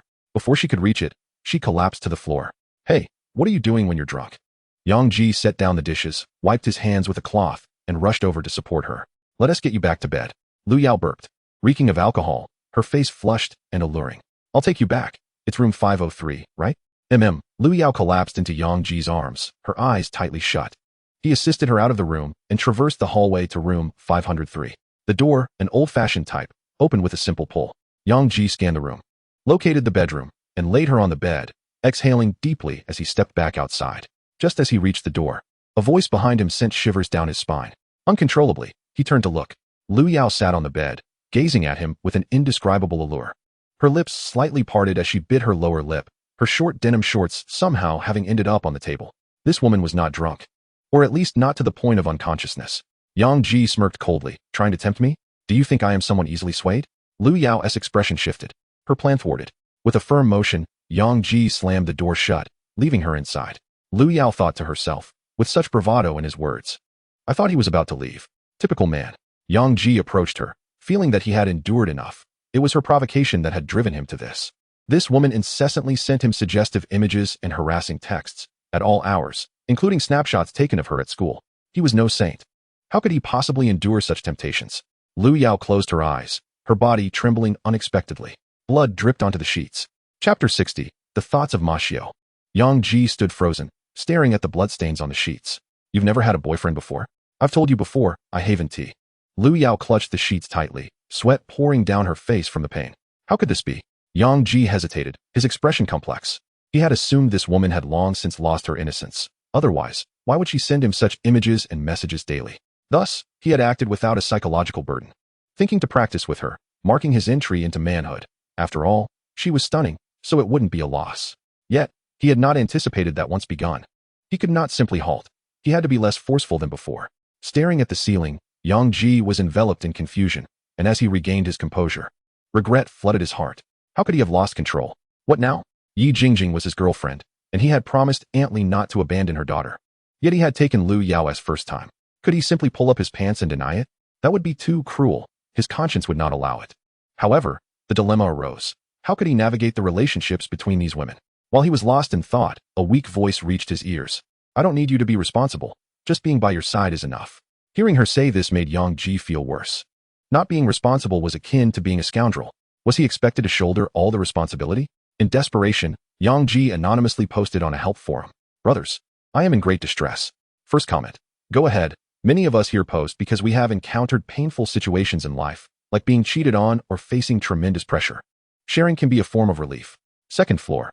Indeed, I previously experienced immense anguish due to my inability to find a woman. With the support of everyone, I have adjusted my mindset. A multitude of enthusiastic individuals on the lower floor responded to my posts. Observing their kind advice, Yang Ji felt overwhelmed with emotion, nearly brought to tears. Brothers, many women now show interest in me, and I find myself at a loss, utterly bewildered. First floor, for heaven's sake. Someone give him a wake-up call. Second floor, those with diabetes, step back. Do not let him taste the sweetness. Third floor, my monthly visitor has arrived. I am here. You have been muted by the administrator for 999 days. Everyone assumed he was merely putting on an act. Such messages frequently appeared on the forum, and no one took them seriously. Yet, this was indeed the truth. Alas, the hearts of people have become untrustworthy. Yang Ji's face bore the weight of the world. Lu Yao, if I were not unable to defeat this man, I would have surely choked him. How can he be so insufferable? I suddenly regret having surrendered my body to him. Yang Ji gazed down at the enchanting beauty in his arms, resembling a fox spirit, and gently pecked her fragrant lips, stating solemnly, to be honest, I harbor little affection for you at present, yet I shall take responsibility. This is a promise of a man. Lu Yao trembled slightly, nestled closer, and gradually drifted into slumber. Yang Ji quietly rose, donned his clothing, and slowly exited room 503. Not returning to his quarters, but heading downstairs to the Yuexia boxing gym. This girl was inexperienced in such matters. He had not fully unleashed himself, and now he needed to vent. Additionally, he must quickly endure hardships to grow stronger. Achieving significant progress within 3 months to demonstrate his potential to Yi Jingjing's mother and earn an opportunity. The afternoon air was stifling, as if the entire city were a furnace. On the bus, one could overhear elderly gentlemen discussing games, their words laced with disappointment. They were individuals from the early 21st century, influenced by the novels and television of that era, harboring dreams of martial arts and fantasy. After enduring much to reach this age, with the emergence of virtual reality online games, they found that reality fell short of their expectations. After a brief journey, he arrived in front of the boxing gym. As anticipated, the gym was operational, and his large poster stood proudly at the entrance, with a throng of girls swooning beneath it. How could such a handsome man exist, completely devoid of flaws? Surely, he cannot be computer-generated? No. I have seen his battle videos online. He is even more striking in person than in the poster. Hearing their words, Yang Ji felt a flicker of pride within. Yet he wished to sever all ties with women. There were already enough women in his life. Entering the boxing gym, despite it being daytime, the place was reasonably busy since it was Saturday. He had previously scheduled a match against a 3-star boxer on the bus, and now he merely awaited that contest. He walked directly to Boss Ma's office and opened the door, only to be met with an apologetic expression from Boss Ma. Yang Ji quickly shut the door, unaware that Boss Ma was conducting special training with a voluptuous woman. Moments later, the woman hastily gathered her clothing and exited in a flurry. Inside, discontented voices arose. Yang Ji opened the door and awkwardly smiled. "Apologies, Boss Ma. Rest assured, I will keep this to myself. What do I care? That's my wife." Boss Ma tossed a wad of tissue into the trash bin. "What is it? Speak." "Well, Boss Ma, I am preparing to challenge the 4-star boxer today, and I have a few uncertainties I would like to discuss." "What the hell? 4 stars? Have you lost your mind?" Boss Ma erupted in a fit of rage. The previous requirement set for Yang Ji was to achieve 4-star status within 3 months. It was expected to be exceedingly challenging. Who would have guessed he intended to reach 4-star status within a week? What about the 300 million? This boxing gym was barely worth 100 million. Where would he procure 300 million? The entire city was aware of the 300 million situation, and if they deferred or refused, the reputation of the US Xiao boxing gym would be tarnished. In today's age of rampant online communication, any issues with credibility could lead to the gym's immediate downfall. It seemed the only option was to employ the strategy suggested by his wife. Boss Ma, a man sturdier than a bear, suddenly wore a radiant smile. Just as Yang Ji was about to take a seat, he caught sight of that smile and jumped up, covering his behind, declaring, "I will not sell my body for the sake of enhancing my strength." Boss Ma nearly lost his composure, nearly swatting the boy's head. "Who the hell wants your body? I prefer women." Resisting the urge to strike, he retrieved a contract from the drawer, smiling as he said, "Yang Ji, here is a contract for shares in the US Xiao boxing gym. Once signed, half of this gym will belong to you." Yang Ji was taken aback. "What does this mean? Why are you offering me shares?" "Of course, it is to ensure the gym can grow and thrive, to transition from this small city to a larger one, to the nation, and ultimately, to the world." Boss Ma stood, speaking with fervor akin to a salesman. "Boss Ma, I do not quite grasp your meaning. Could you clarify further?" "Please, take a seat. I shall explain it to you in detail." Boss Ma invited Yang Ji to a chair, as if he were a subordinate. "The truth is, I see your potential and believe you will become a remarkable individual in the future. Hence, I wish to have you as a shareholder. Our company is valued at 600 million. That 300 million would be converted into shares here." "Wait," Yang Ji interrupted. "I understand now. You mean that 300 million is not for me, but rather to purchase these shares? That simply won't do." Boss Ma clicked his tongue. "You see, your vision is still too limited. Let me elaborate. First, what do you think you could accomplish with that 300 million? Do you understand investments? In today's society, there are countless rogues. What if your investment goes awry? Thus, you need to invest in a trustworthy enterprise, such as our US Xiao boxing gym. Look at our current revenue, which amounts to hundreds of thousands daily. You will quickly recoup that 300 million. Yang Ji furrowed his brow. Revenue does not equate to profit. After deducting payments to boxers, utilities, and rent, what remains is hardly substantial. His facial muscles twitched momentarily. It was surprising that this young man possessed such knowledge. However, that was not the crux of the matter. I am referring to the boxing gym we will establish in collaboration with Yang Ji. You possess both charm and talent, and your future achievements are undoubtedly promising. The gym will certainly expand and flourish, eventually opening branches in major cities, leading to a significant influx of wealth. Do you not believe in your potential to rise?" Upon hearing this, Yang Ji fell into contemplation. Indeed, even if he were to acquire 300 million, he would remain uncertain about how to utilize it. Investing might not guarantee returns, yet partnering with US Xiao boxing gym seems a prudent decision. In essence, this is an investment in oneself. As long as he succeeds, the gym will thrive. "Is there an electronic copy? Please send me one." "Yes, indeed." Observing Yang Ji's affirmative demeanor, felt an overwhelming sense of joy. This way, he would not need to part with 300 million, while also binding this future talent capable of venturing into Yuzhou Hangyun, together, seizing the opportunity to generate publicity and amass considerable traffic. My wife is indeed a genius." Yang Ji received the electronic contract sent by and contacted Jincheng law firm Xiaoyu via phone. Upon seeing the information on Yang Ji's screen, was taken aback. Did Yang Ji know someone from Jincheng law firm? Any slightly larger enterprise would inevitably encounter legal matters, and there was no exception. He was well aware that Jincheng law firm was the finest legal establishment in a city, boasting branches across the nation. Securing an appointment with their lawyers was notoriously difficult, as they primarily represented large corporations in legal disputes. The fact that Yang Ji possessed a contact number for such individuals was astonishing. Did he have a background?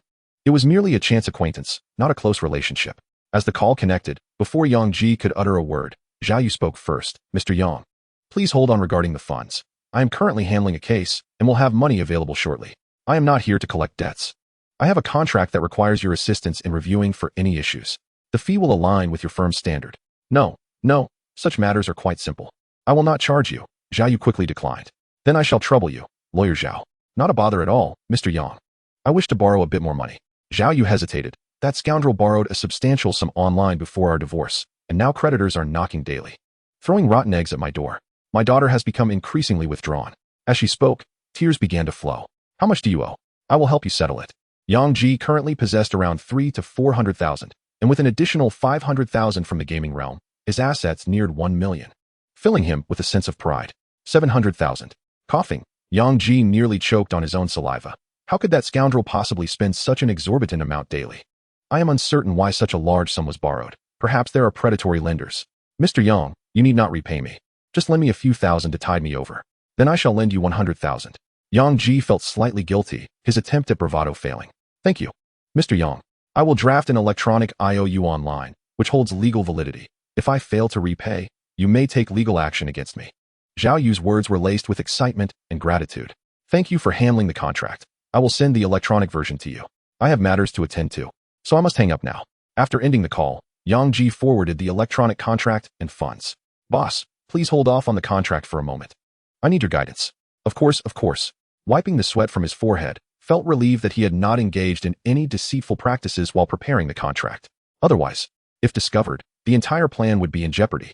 Suddenly, the door to the room burst open, and a student rushed in, exclaiming, Boss, trouble. The Longhu Martial Arts Hall is here to challenge us. Challenge. Have you been watching too many action films? Glanced back at the student with a disdainful look. Li Wei scratched his head, awkwardly explaining. Essentially, Longhu Martial Arts Hall accused our gym of lacking integrity, employing a pretty boy to attract attention. And they wished to challenge that pretty boy, Master Yang. Understood instantly. They were simply envious. No need to pay them any mind. We can easily send them away. Can they really destroy our gym? Wait a moment, suddenly interjected. Do they have her among them? They likely do. Otherwise, why would they challenge Master Yang? Li Wei had not paid much attention to their personnel. Then it's settled. I will accept the challenge. I cannot afford to wait for A. I am eager to advance too, and this opportunity is perfect. S logic was straightforward. It would save time. Quickly intervened. Do not act impulsively. If you are defeated, the Longhu Martial Arts Hall will exploit the situation, tarnishing your reputation and impacting our business. Smiled slightly, his eyes gleaming with determination. And if I lose, I will rise again. I am still young, and life is long. Why should I be entangled in victory or defeat, regardless of the outcome? I shall undoubtedly stand at the pinnacle of boxing in the future. Besides, I refuse to lose. With that, he stepped out of the office, watched retreating figure. Unable to regain his composure for a long time, tightly gripping the contract in his hand, murmuring, such extraordinary talent coupled with such a mindset. This young man is destined for greatness. S personality was unpredictable. At times, he resembled a spirited husky, while at others, he embodied the profound nature of Socrates, difficult to fathom, challenging to predict. The director of Longhu Martial Arts Hall, Lu Shuaibi, shouted at the employees of Yuexiao Boxing Gym. Just now, my people witnessed that pretty boy arrive. Hurry and summon him for a challenge. If he refuses, we will expose him to the media, claiming he achieved his status through fixed matches. Fixed matches? Do you have any evidence? Without evidence, that is slander. A voice, smooth as jade, resonated through the air, causing everyone to instinctively turn towards its source. As made his entrance, the previously chaotic gym fell silent, all eyes gravitating toward him. Those encountering for the first time could not help but think, so handsome. His allure was not the typical pristine beauty. He bore traces of acne and imperfections, yet his features coalesced into an extraordinary visage. His unkempt hair only added to his charm. Gazed at Lu Shuaibi, whose arms were adorned with tattoos. A battle, is it? Do you have A? Ideally, bring 5. I wish to challenge for today. The crowd was momentarily stunned. Such audacious words. It was already remarkable to challenge a Sanqing fighter within a week. Yet he aspired to reach the level of a Sixing fighter. Wow. How impressive. The women shrieked in delight. How domineering. How assertive. This is exactly my type. Is he 18? Then he is certainly capable of being supported. Observing the frenzy among the women, it was no wonder that not only Lu Shuaibin's followers felt envious, but even the men from the Yuexiao Boxing Gym could hardly bear it. Fortunately, they had acclimated somewhat over these past days. You certainly possess courage. I shall not waste words. I hope your tongue is as formidable as your prowess. Lu Shuaibin glanced at Yang Ji, raising his muscular arm adorned with a tattoo of the Azure Dragon, directing it towards a striking young man behind him. Luan, you step up. Luan, his nephew, aimed to enhance the visibility of the Yuexiao boxing gym, which had surged in popularity owing to Yang Ji's presence, by showcasing a handsome fighter. His challenge today was, in essence, a quest for attention. Wait a moment, Yang Ji interjected suddenly. Luan, stretching his neck, approached with a grin. What's the matter? Are you afraid now? That simply won't do. No, this competition is rather mundane. It lacks excitement. We should include a sponsorship fund. Let us say 50,000 for a round. Yang Ji stated calmly. The notion of a sponsorship fund was legally permissible, unlike gambling, which could be deemed illicit. Lu Shuaibin hesitated briefly, considering the proposal. Can you actually put forth 50,000? I, the Yuexiao boxing gym, shall provide it. Let the competition commence. Boomed a commanding voice as Ma Xiao, a burly figure, stepped forward. Lu Shuaibin beamed brightly. Unexpectedly, this match could potentially recoup 50,000. Yet, Ma Xiao soon regretted his bravado. Why had he acted so ostentatiously? If that young man lost, wouldn't he be at a loss of 50,000? He wished he could slap himself. He had faced many setbacks over the years due to his own tongue. Luan, go for it. Luan, go for it, cheered the Longhu boxing gym. The Yuexiao boxing gym countered, Yang Ji, go for it. Yang Ji, go for it. The boxing gym became lively as spectators settled in for what promised to be an extraordinary spectacle. As Yang Ji and Luan donned their protective gear and ascended the stage, Luan bared his chest, gesturing to several gruesome scars. These are remnants from my training in the capital, where I almost perished. You, who were born in a small place and never had the chance to venture out, will never comprehend the vastness of the world. The audience stirred. Luan had indeed trained in the capital. Today's capital is the most prosperous city globally, a melting pot of elites, where even a random passerby possesses an impressive background. Yang Ji appeared perplexed. What right did this fellow have to feel superior? What was the purpose of such meaningless chatter? Was he attempting to intimidate him with tales of his training in the capital, or with brushes with death?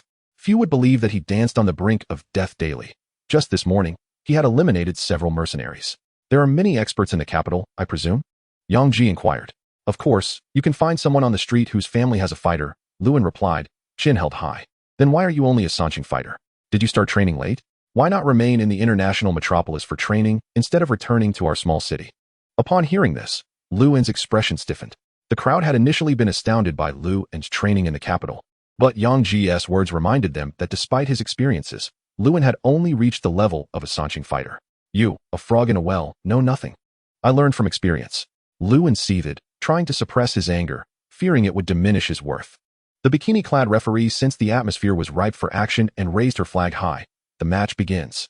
As the flag fell, Luan dashed towards Yang Ji, unleashing a flurry of attacks, a left hook, a right hook, an elbow strike, and a side kick, 10 full-force strikes within 3 seconds, all of which Yang Ji effortlessly deflected.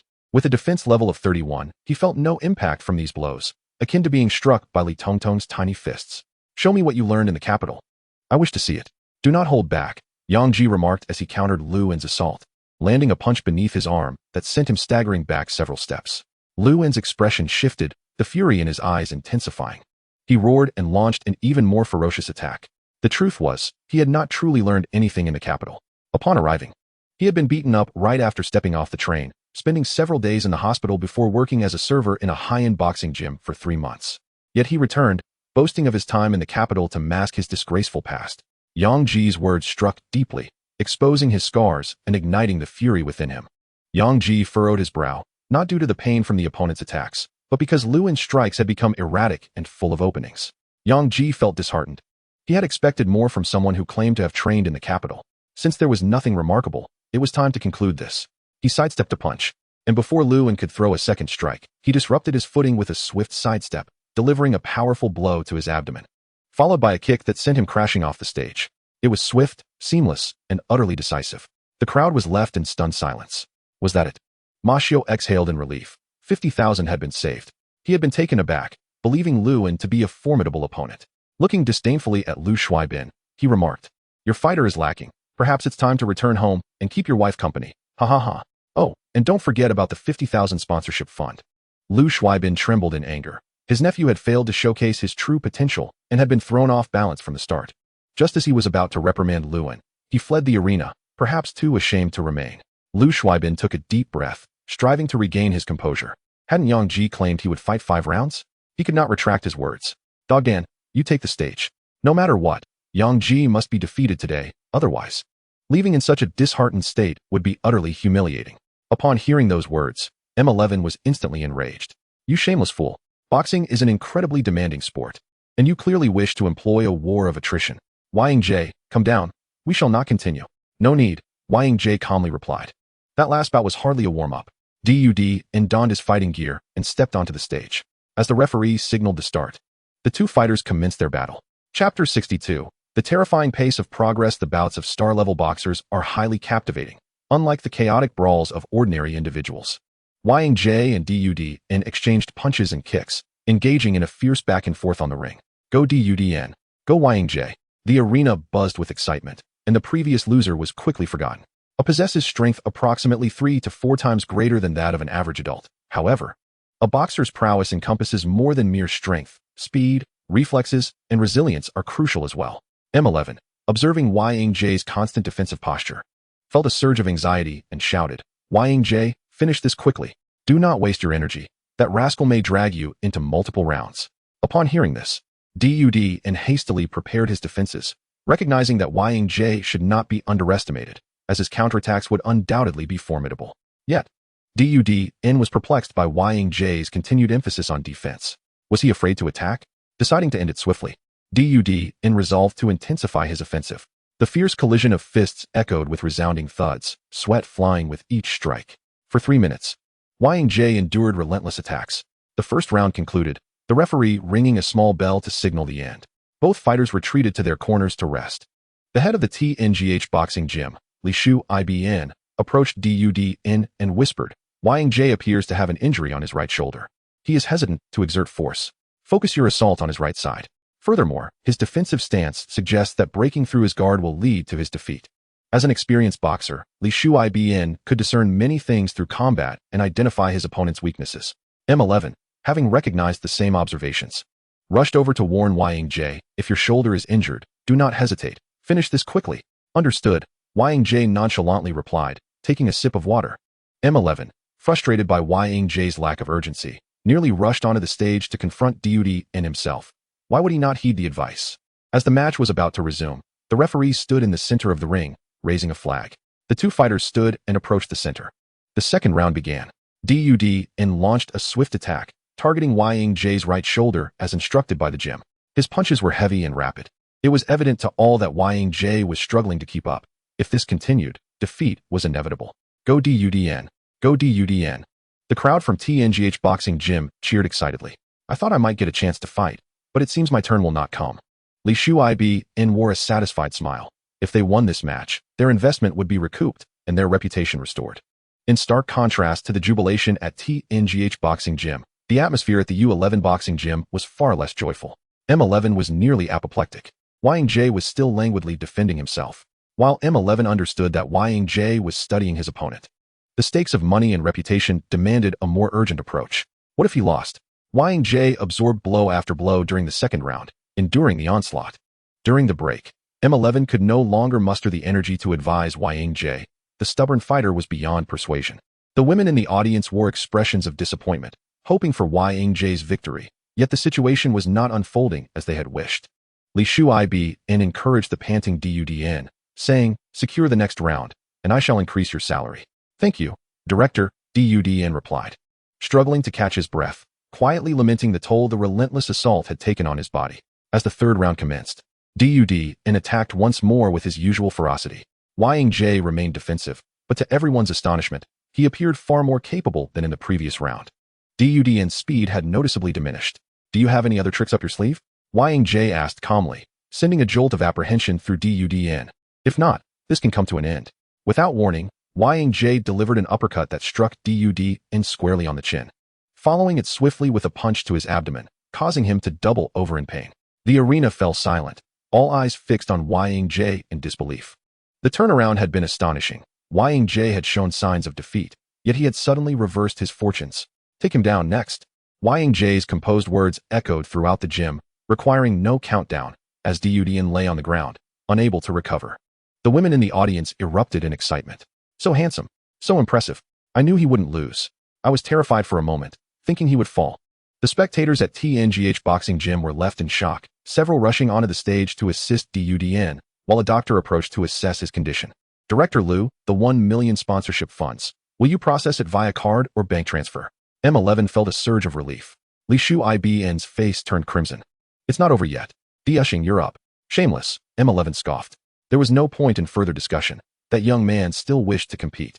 Ying had already stunned everyone by defeating two. He dared not hope for Ying to vanquish all his opponents, as that would be nothing short of monstrous. Wiping the sweat from his brow, Ying readied himself for the next round. He continued to prioritize defense, using it as an opportunity to observe his opponent, learn, and refine his own shortcomings, all while enhancing his physical prowess through the experience of taking hits. No matter how hard this group of individuals attempts to fathom the depths of his abilities, they remain oblivious to the fact that he possesses a unique martial art that grows stronger with each strike he endures. The more ferocious the assault, the swifter his enhancement. Sweat cascades down, embodying the vigor and passion of youth, as the gym pulsates with the thunderous roars of spectators, akin to a tempestuous storm. Coach Liu Shuaibin directs his students to exploit Yang Ji's weaknesses, while Yang Ji diligently works to refine himself in response to these critiques. His offensive maneuvers, defensive strategies, punching trajectories, and footwork, all once flawed, are continuously honed and perfected.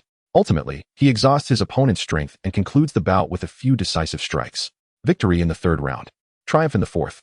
The cheers from the crowd reach a deafening crescendo, reminiscent of thousands rallying in fervor. By the fifth round, as his adversary collapses, an eerie silence envelopes the arena. All eyes are drawn to the striking youth, drenched in perspiration, standing in the spotlight. Having defeated 5 opponents consecutively, the emergence of an 18-year-old 4-star boxing prodigy in this modest gym is nothing short of extraordinary. Liu Shuaibin's initial feelings of anger, frustration, and resentment transform into astonishment, envy, and a sense of helplessness. Rapidly ascending 4 stars within a week, his progress is visibly remarkable. Such talent, even in a bustling metropolis, is a rarity. It is clear that individuals of his caliber are destined for greatness beyond the confines of a small city. He concedes defeat with grace. Let us go? Liu Shuaibin refrains from further words. Any additional commentary would only serve to embarrass him. Hold on, Boss Liu. You haven't forgotten the 2,500,000 in sponsorship funds, have you? The imposing figure of Ma Xiao blocks his path. Liu Shuaibin's expression twitches, and with a heavy heart, he transfers the funds. Maintaining his credibility is paramount, for the loss of his establishment would be catastrophic. All his efforts over the past 2 months would be for naught. As the patrons depart, the gym erupts in jubilation. Yang Ji is incredible, absolutely phenomenal. Defeating 5 opponents in one go, rising 4 stars in just 1 week. Perhaps we shall witness his presence in international boxing competitions in the future. The excitement reverberates through the gym, encapsulating the very essence of boxing, an exhilarating spectacle. Chapter 63. What movie? Young Master Yang. Come, have some tea. Young Master Yang. Would you like some fruit? I can have someone fetch it for you. Young Master Yang. What was it that you wished to inquire about? Ma Xiao, a towering figure reminiscent of a wall, approaches the descending Yang Ji with warmth and concern. Yang Ji's extraordinary talent leads Ma Xiao to recognize that this young man is destined for greatness. It is wise to foster a favorable relationship. I want to be eating. Just transfer that 2,500,000 to me, and then we'll practice boxing. Yang Ji wipes the sweat from his brow with a towel. Young master, this is the income from our gym's activities, and profits should be shared equally. Where are you going? Ma Xiao insists, attempting to guide Yang Ji outside. I'm not going anywhere. I'm just going to inquire if the Longhu Boxing Gym needs any personnel. Yang Ji replies without turning back. Wait, I was joking. I'll give you 2 million, and I'll keep the remaining 500,000 for promoting you. I spent the previous earnings on expanding the gym, and I'm left with nothing. It would be troublesome to take out a bank loan. Surely, young master can spare this little amount. Yang Ji remains silent for 2 seconds, then activates his holographic device. A virtual QR code projection materializes. Transfer it over. Ma Xiao reluctantly retrieves his device and scans the freshly acquired funds of 2 million. This kid is truly audacious. Had anyone else spoken to him in such a manner, they would have been slapped across the face. Yang Ji observes the increase in his account balance. 2 million more, yet feels little elation. Once perceived as an astronomical figure, it now appears trivial upon acquisition. Ma Xiao, do you have any tasks at hand? If not, join me in practicing boxing. Yang Ji hands a towel to a nearby attendant. Ma Xiao is taken aback. You just fought 5 rounds without a break. I still feel some energy left. I'll indulge until I've expended it all. Yang Ji casually responds, the perspiration on his forehead having ceased. Ma Xiao is struck by a revelation. How is it possible that this young man possesses such exceptional physical prowess? In just 1 week, he has transformed from being unable to retaliate into a 4-star boxer capable of defeating 5 opponents while still having energy to spare. Ma Xiao, time is of the essence. I value my time greatly, Yang Ji declares as he assumes his position in the boxing ring once more, suppressing his astonishment. Ma Xiao dons his gloves and steps into the arena. Yang Ji launches forward, his speed, power, and reflexes elevated to their zenith. At that moment, Ma Xiao is further astounded to realize that Yang Ji had not even exerted his full strength during his previous encounters. As night falls and the city lights begin to twinkle, Yang Ji returns home, burdened with a bounty of food. This afternoon's bouts have been exhilarating, and the gym contracts have been signed. Attorney Zhao Yu failed to uncover any hidden clauses within the agreement. However, Zhao Yu did discover that the Yuexiao boxing gym is valued at only 1 billion, not the 6 billion previously claimed. Yang Ji remains unfazed. If the gym is worth merely 1 billion, there is no way Ma Xiao could afford to pay him 3 billion. Securing half ownership of the Yuexiao boxing gym is already a commendable achievement. He is not one to be avaricious. After dinner, he also packed over 1,000 yuan worth of food to take home. I'm back, Yang Ji announces, kicking the door open, as if he has reverted to his youthful exuberance. What is all the noise? 5 heads turn from the sofa, collectively yelling at him. Yang Ji is startled, fearing that his secret with Lu Yao has been exposed. Upon closer inspection, he realizes that the women are engrossed in a romantic drama, seemingly at a climactic moment where the protagonists face separation, causing them to weep uncontrollably. Yang Ji thinks to himself, such a group of mundane women, crying over a television show. Only a fool would weep over such trivial matters. He places the food on the table and sits beside them, idly watching the screen. 5 minutes later, why is the male lead so foolish? He clearly loves the female lead. Why doesn't he confess? Why must they part ways? Yang Ji buries his face in Yi Jingjing's embrace, sobbing, tears, and snot flowing freely. Stop crying, stop crying. It's just a show, it's all fake. Let us eat quickly, otherwise, it'll get cold. We won't watch anymore. Let us switch to an animated series. The women comfort Yang Ji, changing the channel. Goodness. This man is more emotionally invested in the show than they are. Yang Ji takes the tissue offered by Yi Jingjing and wipes his nose. There are no appealing animated shows. Li Tongtong pouted. Animated shows? I have an old anime here. Yang Ji discarded a roll of toilet paper into the wastebasket, activated his holographic device, and connected it to the television. He played an old animated series, Xiangyang Yu Hui Tailang, which he had copied from a sensationalist title during his last film search with Yi Jingjing, who claimed it was a blockbuster, but it was merely an animated show. Time to eat, I'm starving. Li Tongtong rolled off the couch and dashed toward the dining table like a little husky. Sister Lu Yao, let me help you over. Yi Jingjing stood up gently to assist Lu Yao. Li Xian also rose to lend a hand. How could you be so careless and bump into your leg? I drank too much at noon. It was an accident. Thank you all. Lu Yao awkwardly expressed her gratitude, limping towards the table. As she passed the couch, she inadvertently glanced at Yang Ji. Yang Ji felt a pang of guilt. This woman surely wasn't injured by accident.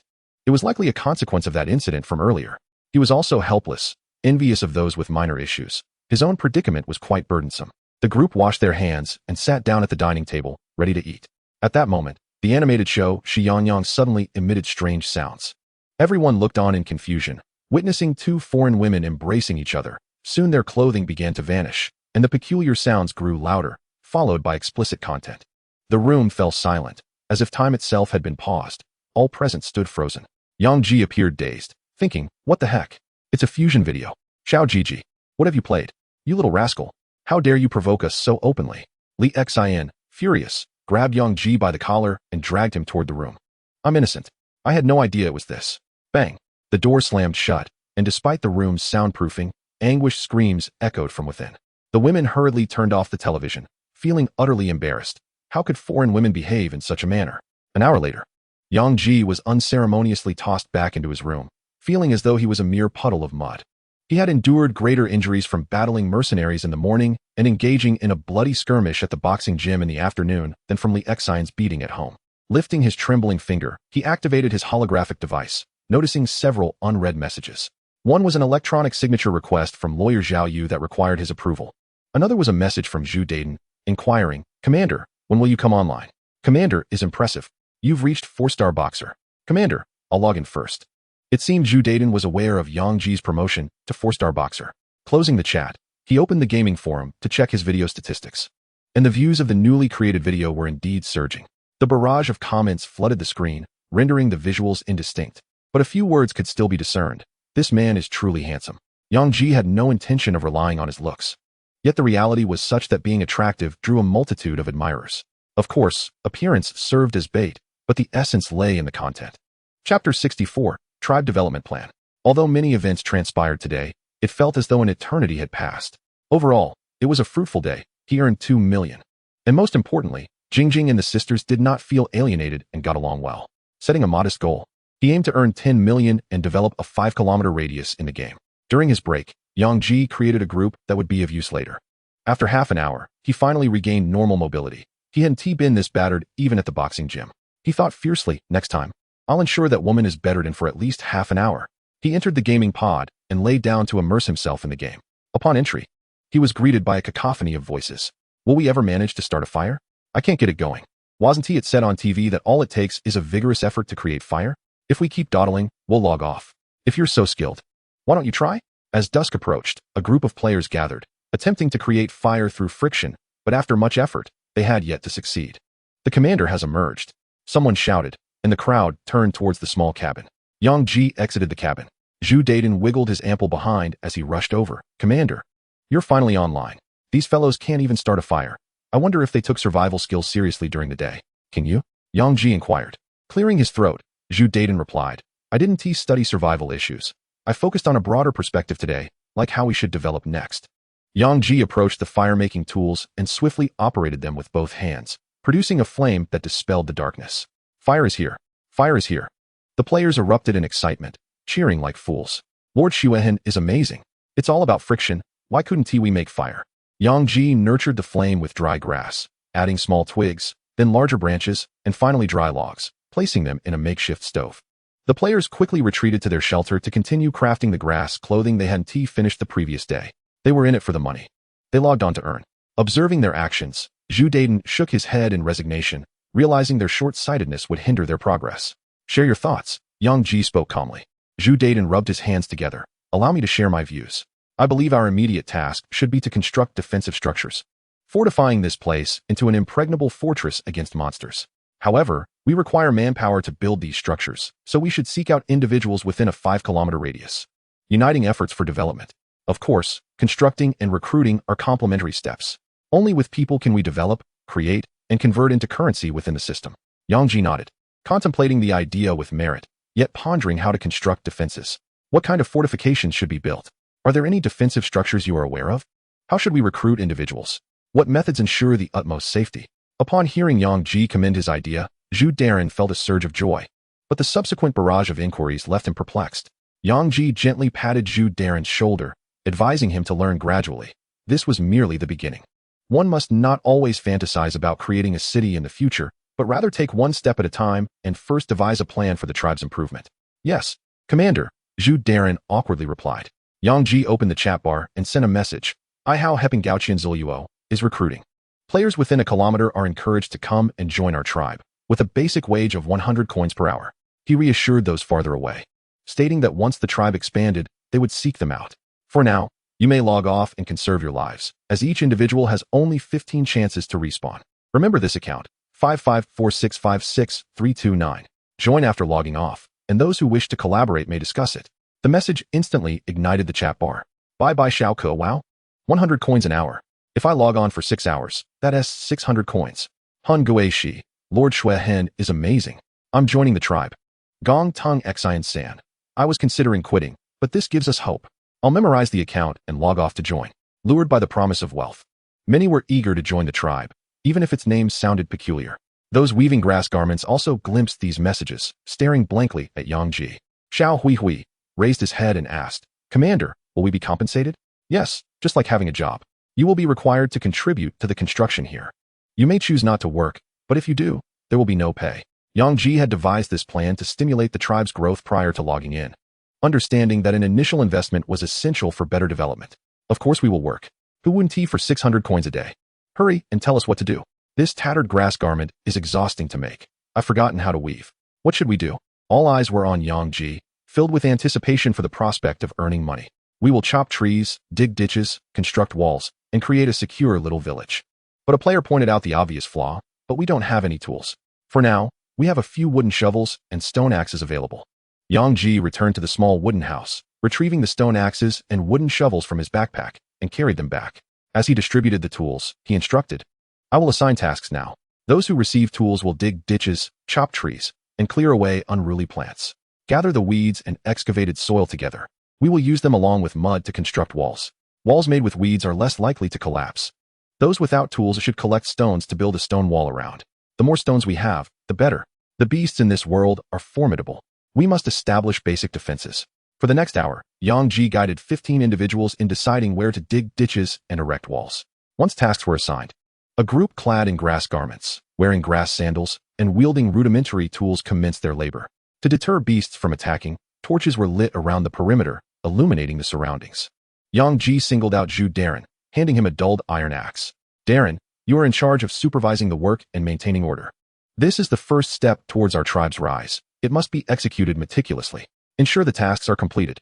Zhu Darren was deeply moved. He had nearly lost faith in himself, yet Yang Ji's trust in him was unexpected. "Supervise well. I hear wolves howling over there.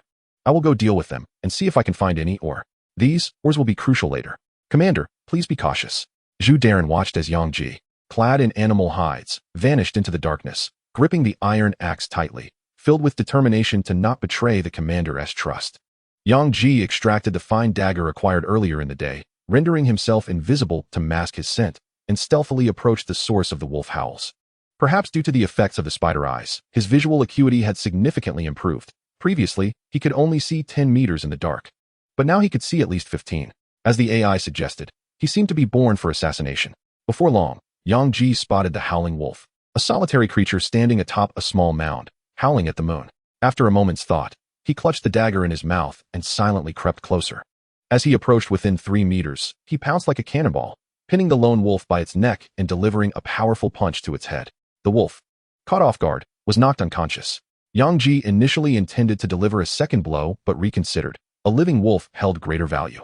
A live wolf could fetch at least 10,000 coins, while a dead one would yield less, possibly offering a few pieces of or wire, which were not immediately needed and thus not worth killing. Taming the wolf would enable it to guard and assist in hunting, perhaps even produce pups. In short, if it could be kept alive, it should not be killed. Dragging the unconscious wolf back to the wooden house, the players gaped in astonishment at the sight of him returning with a wolf. Lord Xue Hen is incredible. He just went out for a short while and managed to capture a wolf. And he essence Gaith. Is Lord Xue Hen a martial artist? He appears quite youthful. Commander is now a 4-star martial artist. You wouldn't believe it, but he is only 18 years old and has achieved this in just 1 week. Zhu Darren boasted about Yang Ji's feats, feeling a sense of pride for knowing him in real life.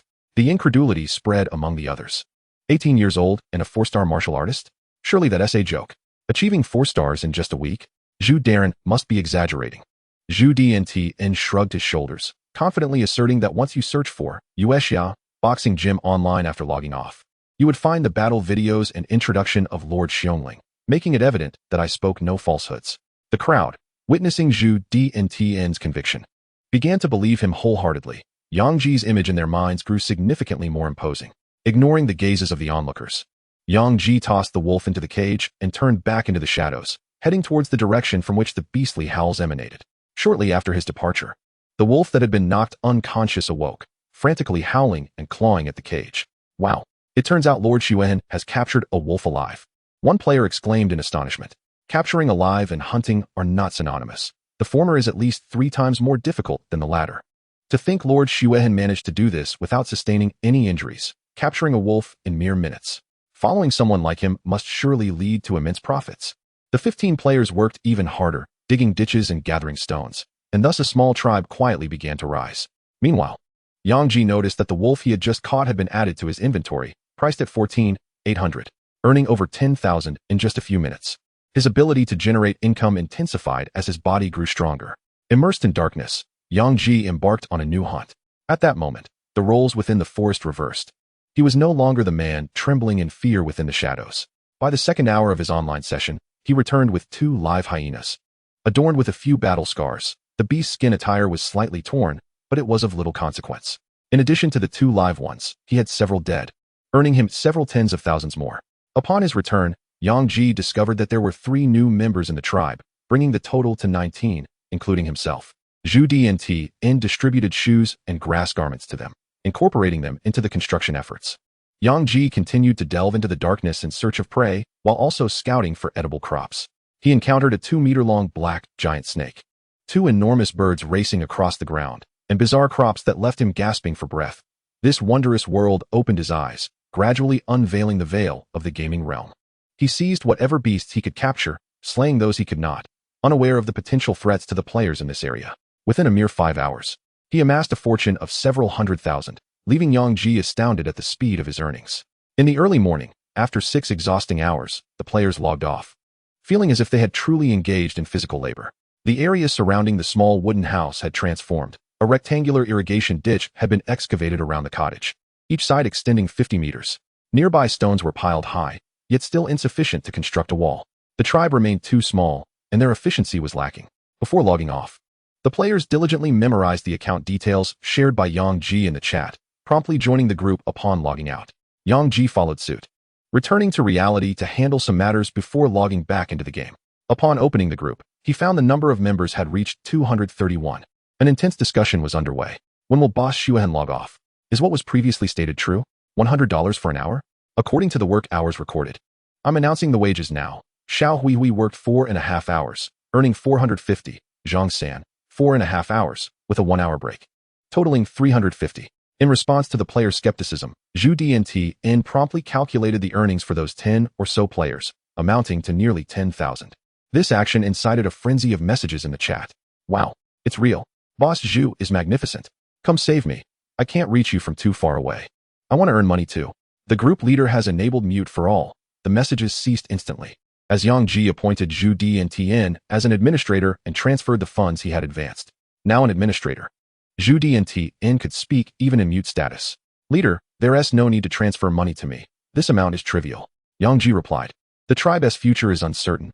What if it collapses down the line? Zhu DNTN responded with a hearty laugh. Boss, look at my name. Zhu DNTN. Only those with boldness can earn money. After a moment's contemplation, Yang Ji decided to postpone that discussion and instead address the recruitment for the tribe. Alright. Yang Ji gathered his thoughts and typed. As I previously mentioned in the game, we are preparing to recruit for the tribe's development. Given our diverse professions and varying online times, we will conduct a tally based on everyone's availability, distinguishing between night and day players.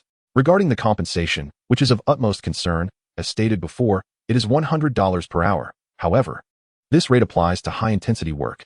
If the work is even more demanding, such as for combat personnel, additional compensation will be provided. Simpler tasks like rope making or tending to plants will be compensated at a lower rate. Since this is work, I will issue an electronic contract for everyone to sign online. Once signed, you will officially become a member of the Aihua He Ping Gaoqian tribe. Are there any questions? When will you come to rescue us? I can't wait to start earning. Take it slow. I should be able to bring everyone over this week. Once again, do not waste your lives. Each life is incredibly precious. We will communicate once we reach a suitable point, and at that time, you can log on and be brought near the wooden house. Will there be equipment provided? Yes, the higher the level, the better the equipment. Yang Ji dedicated an hour to addressing the players' inquiries. Simultaneously, discussions with Zhu DNTN about collaboration were finalized, with Zhu DNTN seeking to invest funds. Yang Ji, currently not in need of money, appointed him to the management team, overseeing various affairs. Zhu DNTN did not request compensation and made no demands regarding the shareholding. He simply stated, I believe Brother Yang will never treat me unfairly in the future. Chapter 66. The return of the mysterious creatures. Yang Ji pondered how Zhu DNTN had managed to survive in society for so many years. Integrity tends to crumble in the face of immense profit, rendering contracts far more valuable. Regardless of Zhu DNTN's assertions, Yang Ji still promised that 10% of the future tribe's profits would be handed over to him. Such matters surely needed to be documented, prompting Yang Ji to seek the assistance of a lawyer to draft a contract and leave a message for Zhao Wai. Lawyer Zhao, I would like to request your help once more and consider that 15,000 as compensation. To his surprise, Zhao Wai was online at this hour and replied, Mr. Yang, if it is a minor task, there is no need for payment. This is no small favor. I would like your assistance in drafting several contracts concerning the employment of players for HINYUX. Zhao Wai responded with a hint of astonishment. Are you also planning to establish a tribe? Yang Tingxu? Also, Yang Ji was taken aback, realizing that Zhao Wai was aware of others initiating tribes as well. Our law firm has received over 10 such contract drafts today alone. It won't require 15,000, with the most expensive being merely 2 or 3,000. Hearing this, Yang Ji felt a pang of despair. It appeared he was not the only one considering this avenue of expanded gameplay. Even in just one city, there were already more than 10 such contracts. And this was only the second day of the game. There would surely be many more in the future. He could not compete with the large conglomerates. Once they developed further, they could easily lure away his players with billions of dollars. The only assets he had to rely on were the gaming pod and auxiliary system left by his parents. Zhao Wei insisted on accepting the payment, saying, "Otherwise, I would feel embarrassed to assist you in the future. I have already destroyed the IOU." Wang Jie decisively discarded the IOU. He needed to expand his network, enhance his influence, and lay a foundation for better future development.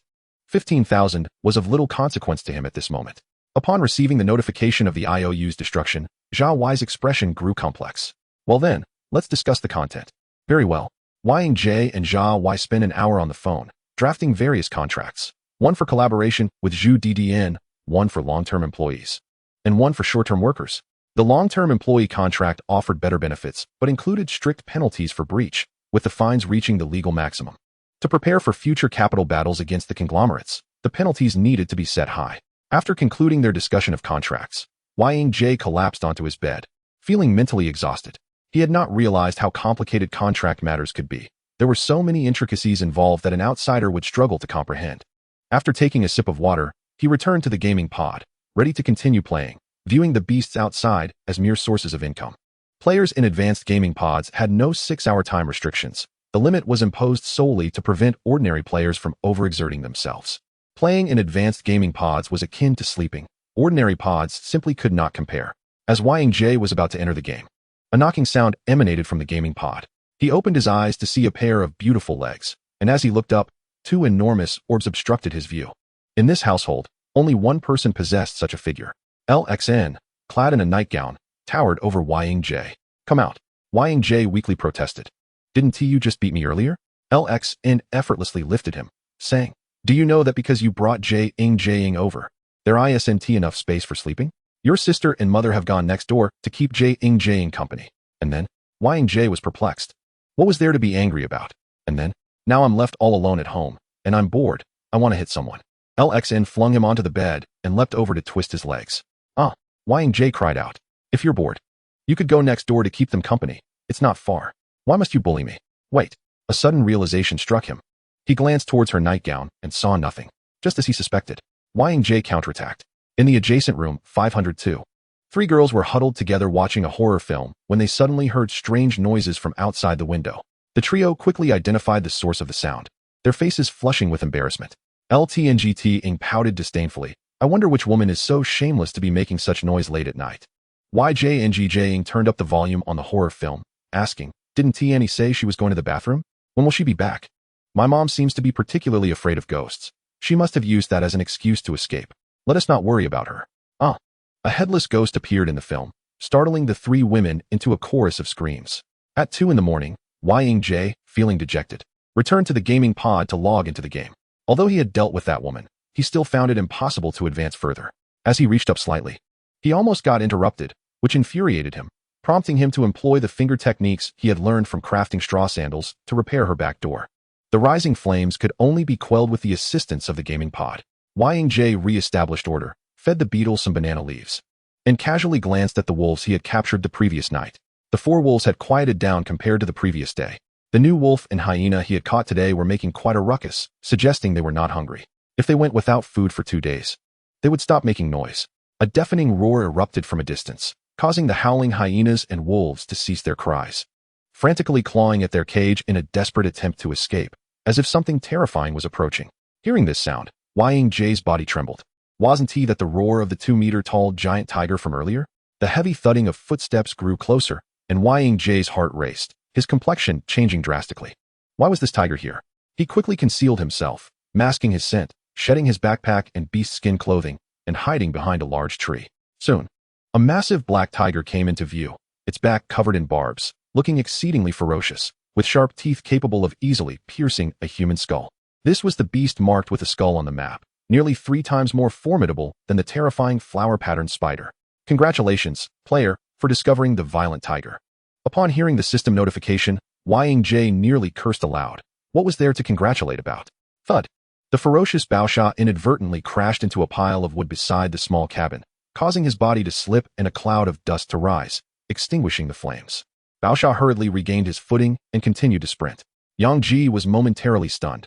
How could this Baosha appear to be fleeing for its life? A strange roar echoed again.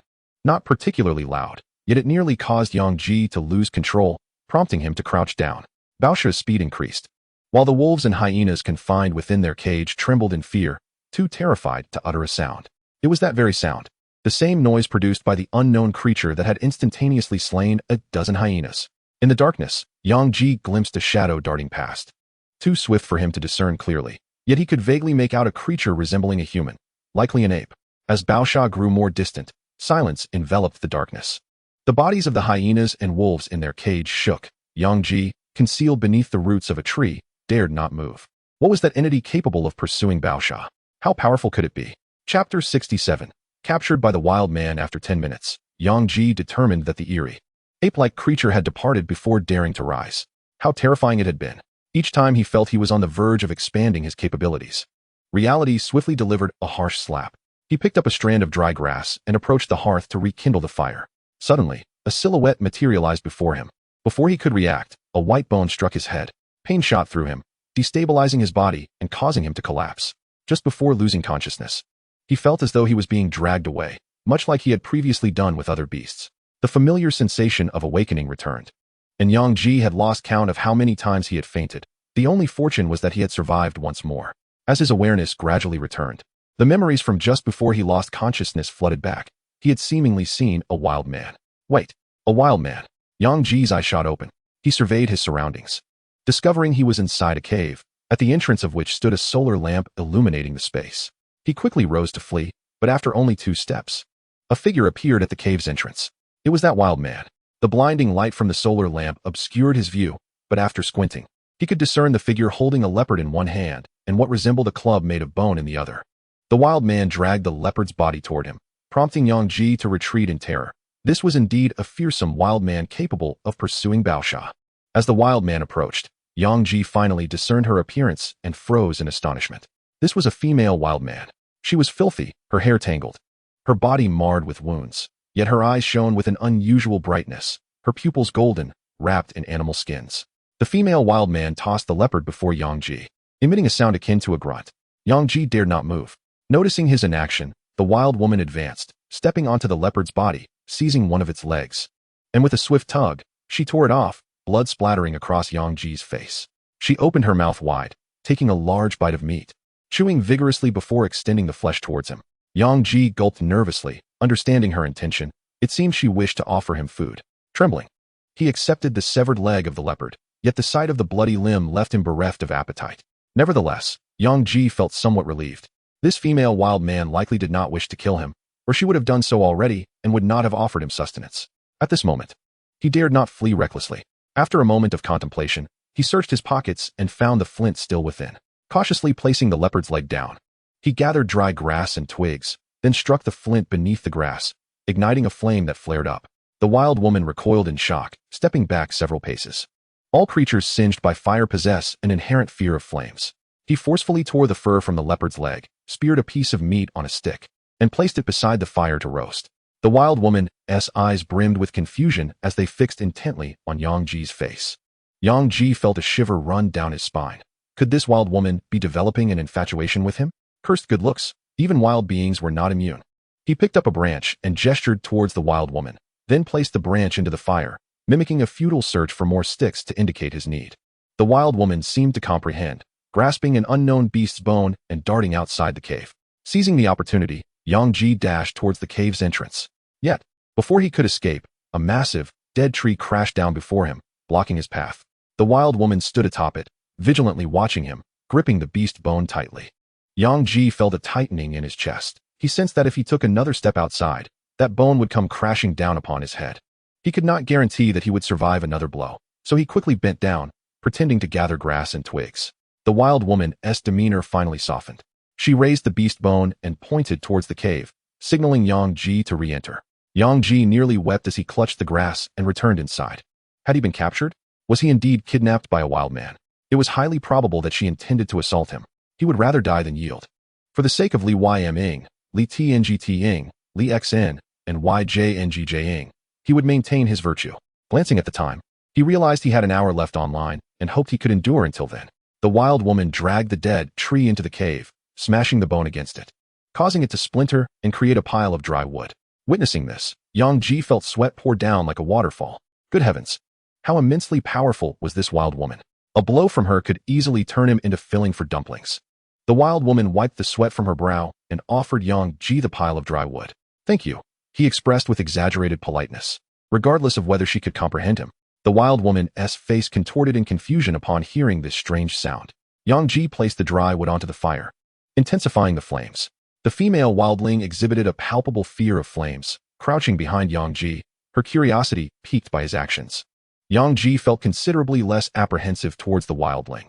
She was not like the mindless beasts that attacked indiscriminately, but resembled a young child, filled with wonder about everything around her. Nevertheless, he remained wary, for her strength was truly terrifying. One misstep could lead to his demise. With no chance to escape, and with idleness weighing heavily upon him, he decided to tend to the corpse of the leopard. To his astonishment, the system credited him for the leopard's value, netting him over 10,000 in unexpected wealth. However, without tools, as his backpack had been left in a tree, he resorted to using stones to painstakingly dismantle the carcass. The wildling soon grasped Yang Ji's intentions and, seemingly impatient with his slow pace, seized the leopard from him. With a fierce roar, she began to tear the body apart, the sound of cracking bones echoing throughout the cave as blood splattered. Within mere minutes, the leopard was reduced to chunks of meat, while Yang Ji huddled in a corner, trembling with fear.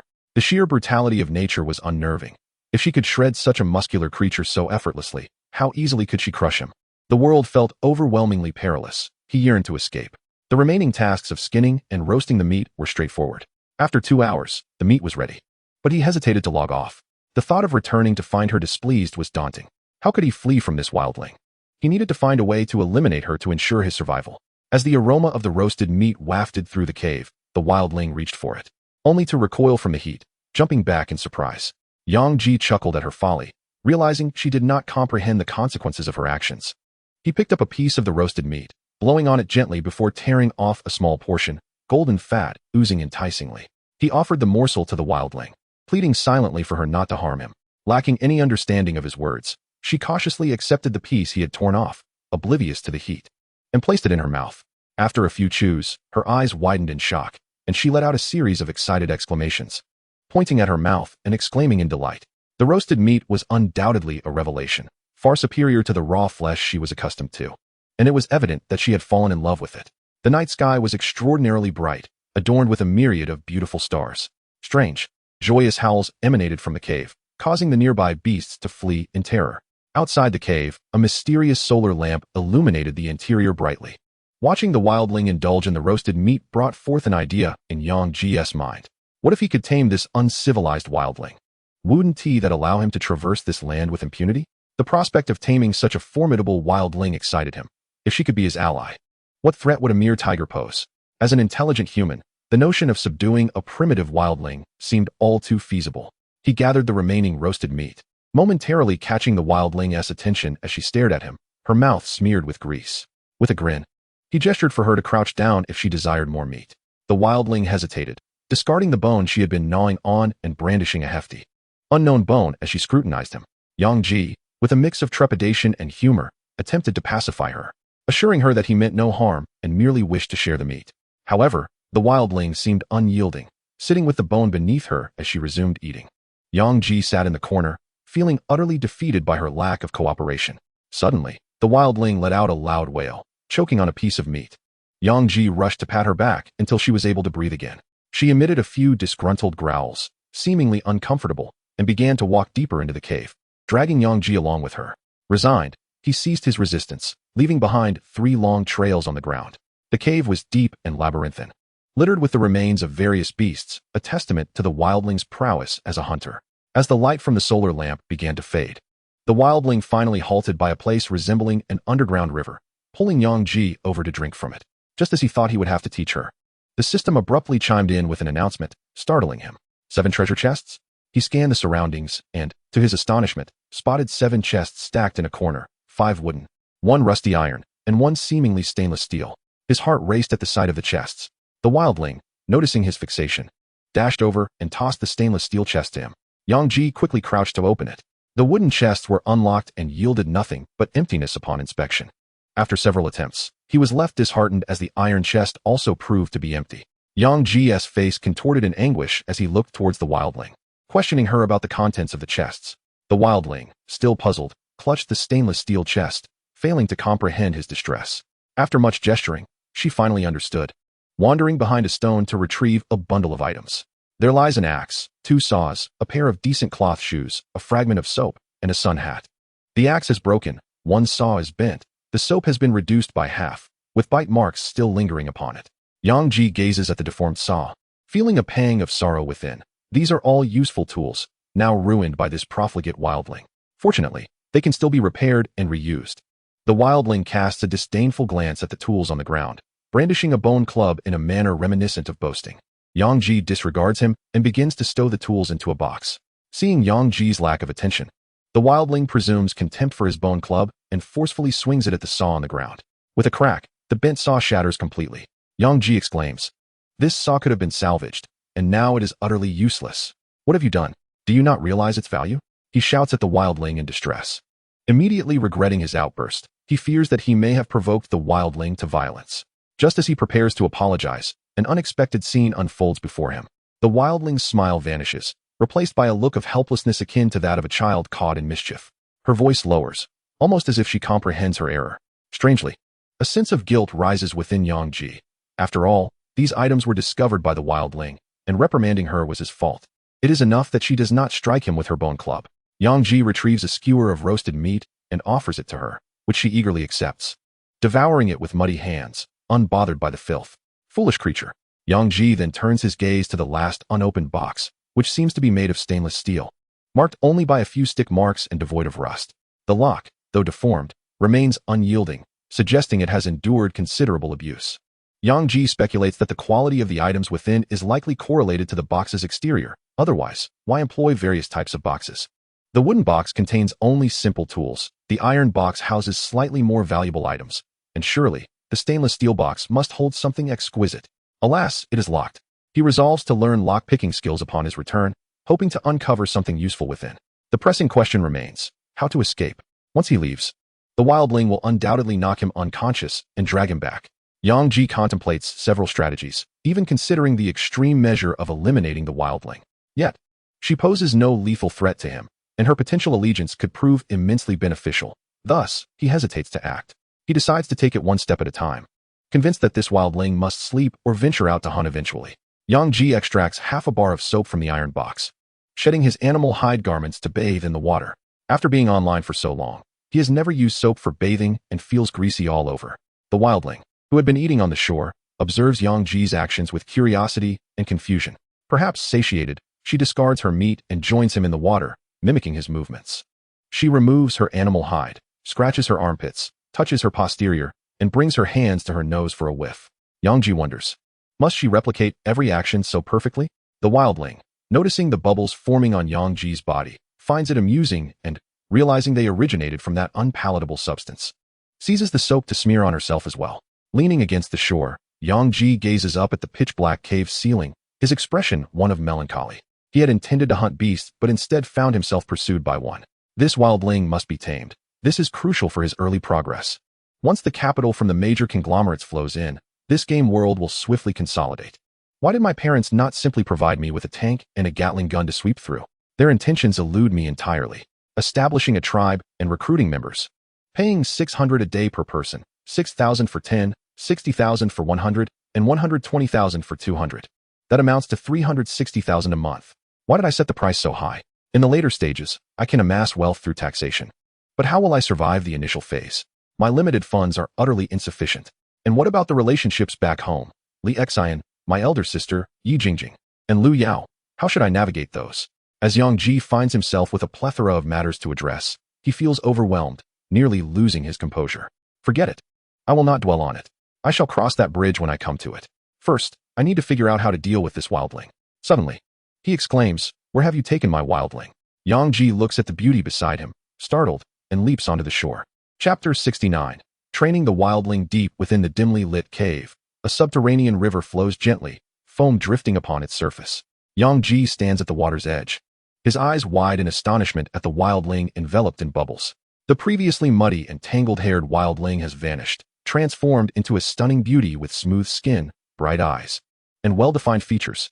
She appears to be around 18 years of age, her peculiar golden pupils shining brightly. How can a wildling possess such beauty? What becomes of those internet celebrities reliant on photo editing? The wildling curiously lifts her large eyes to observe Yang, bewildered by his sudden leap. Her gaze inadvertently drifts to his lower region, her expression shifting to confusion as she submerges her head beneath the water to inspect her own. Why is it different? For reasons unknown, her body reacts differently. Saliva begins to flow, she feels warmth, and an itchiness arises, accompanied by a strong desire to consume this man. Yang notices the wildling swallow hard, his body instinctively recoiling. Dear sister, do not act impulsively. You must not misconstrue this salivating sensation as a desire to devour. That is not the intent.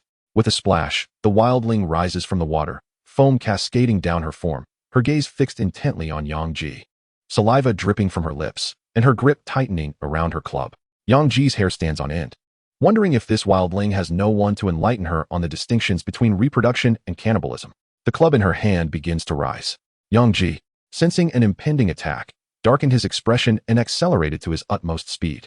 Before the beautiful wild woman could strike, he swiftly maneuvered behind her, enveloping her in his embrace, while simultaneously employing the techniques he had used against Li Xian. The wild woman initially attempted to break free, yet the sensations rendered her unable to resist. Strange howls resonated within the cave, and after a few minutes, the sounds faded into silence. The beautiful wild woman clung tightly to Yang, her eyes shut. This peculiar creature, subdued by a blow to the head, proved formidable, capable of preparing delectable meals while also providing her comfort. Yang carried her to the river, meticulously cleansing her body, teaching her to rinse her mouth, and tending to areas that required special attention. Taking a deep breath, he commenced his formal endeavor to tame the wild woman, whom he affectionately named Xiaoman, signifying a woman of great strength. He instructed her not to consume items that fell to the ground, demonstrated proper toilet etiquette, and emphasized the importance of cleanliness after using the restroom. If she disobeyed, he would withhold massages, barbecued meat, and his embrace. After a night of diligent teaching, Xiaoman finally grasped some concepts and fell asleep, exhausted, in Yang's arms. He gently placed her on a bed of grass and quietly logged off, confident that upon returning, he would no longer face the threat of a sudden blow. Upon awakening from the game pod, Yang remained in a daze for a considerable time, his mind replaying the events of the previous night. It seemed unbelievable, yet he had spent an entire night with a beautiful wild woman within the game. Xiaoman's physical prowess was truly remarkable, as Liu Yao had only managed to endure for a few minutes, while he had finally experienced complete release. It must be said that the game simulated reality to such an extent that Yang almost wished to remain inside. It was Sunday, and by 6 in the morning, he found the living room devoid of any presence. Opening the game community, he checked the views on his video. To his astonishment, the view count for his grass shoemaking video had skyrocketed to 100 million, propelling it to the front page of the entire forum. The comments section exploded, with bullet comments reaching millions. This up master is so handsome. Has the beauty filter been cranked up to 1,000? How can anyone be this attractive? What nonsense. Have you not noticed the acne and freckles on his face? This is pure, natural handsomeness. Followed and followed. In just one night, his follower count surged to over 20 million, making him the third most followed up master on the forum. The top 2 up masters were exceedingly eccentric individuals who created videos showcasing their beast-slaying prowess, resembling human tanks, having vanquished several terrifying creatures akin to Tyrannosaurus Rex, captivating viewers both visually and aesthetically. Yang was a fan of theirs. The backend data was also explosive, with the revenue from the grass shoe video alone reaching 100,000. Including the earnings from other videos, the total soared to an astonishing 300,000. This was merely the result of one night's traffic. It would be disingenuous to say Yang was unhappy. The viral success of his video instilled him with confidence to develop his tribe. His mind was flooded with several messages. I am from Sunting Network Technology Company, and we wish to sign a contract for you to stream on our platform. Please contact us for further details. I am from Leon Entertainment. Sir, your looks are exceptionally high, and you have the potential to become a star.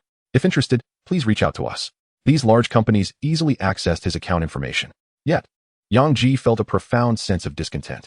Why did these people only see his appearance and fail to recognize his exceptional skills and cultural depth? He had subdued both the formidable Li Xian and the beautiful wild woman through his craftsmanship. These uncouth individuals. With a pout, Yang chose to ignore them. Of course, he did not genuinely disdain them. Rather, He was reluctant to sign a contract with a company so soon.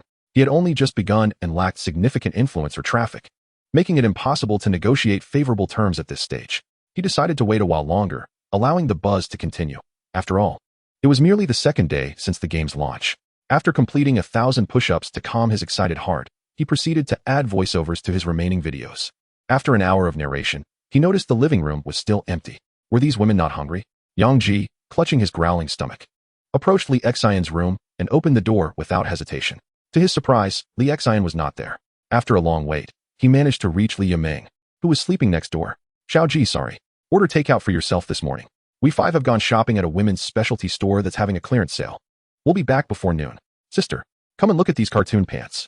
They're so cute. Li Tongtong's excited voice echoed. The call ended. Yang Ji felt a pang of heartache. Those women had left him at home to go shopping.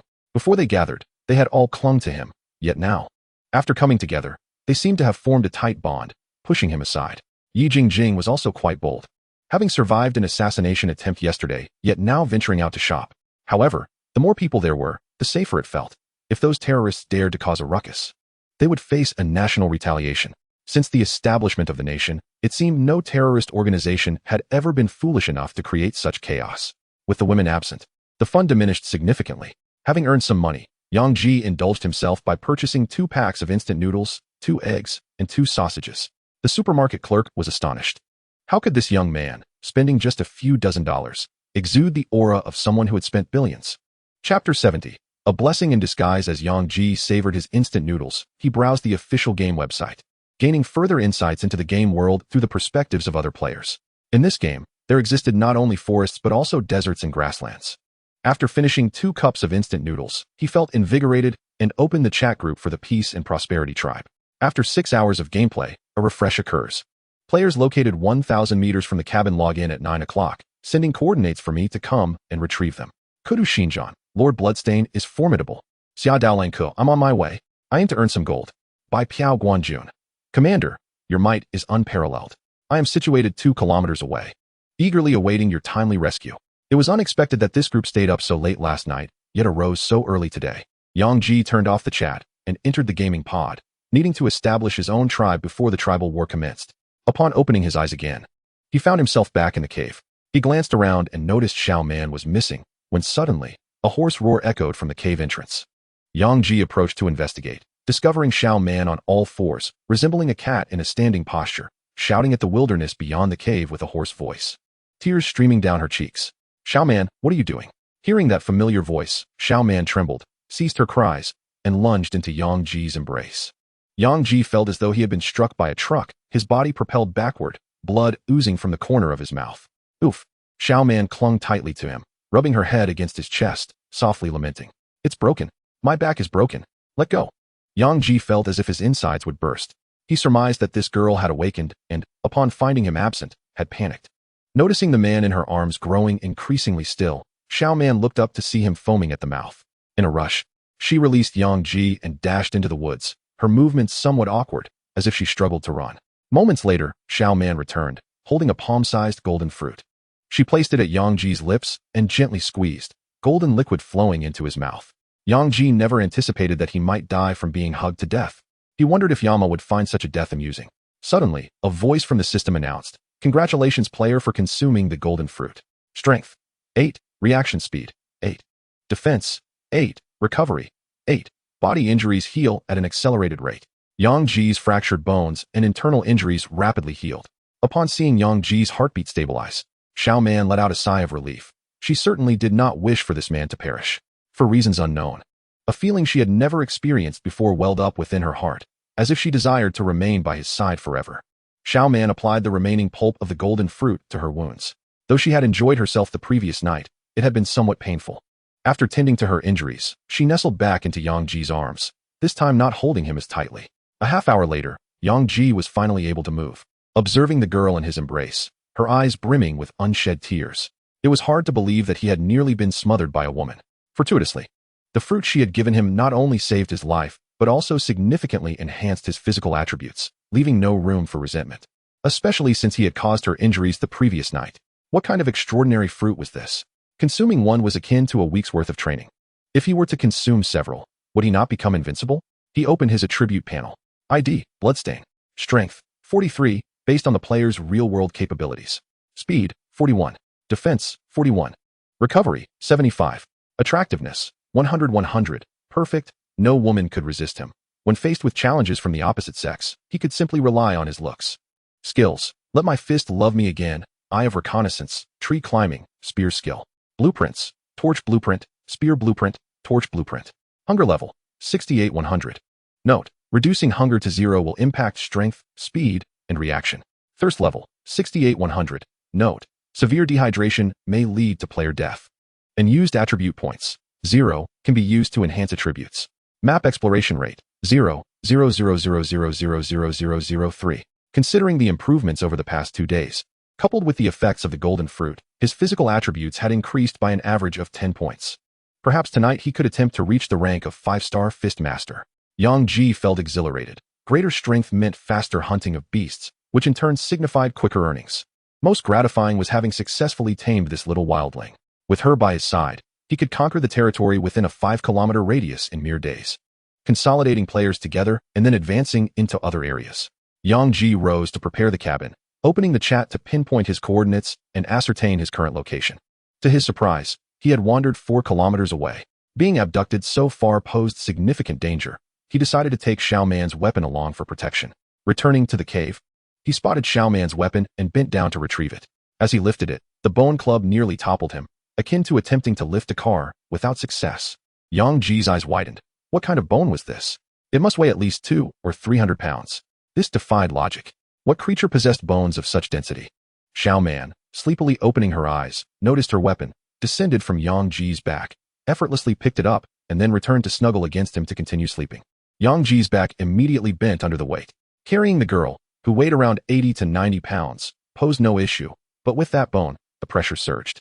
Was this some form of weight training? Xiao Man clung to him like a leech, refusing to let go. Yang Ji sighed. Thankfully, he had just increased his strength by 8 points. Otherwise, he would have truly felt exhausted.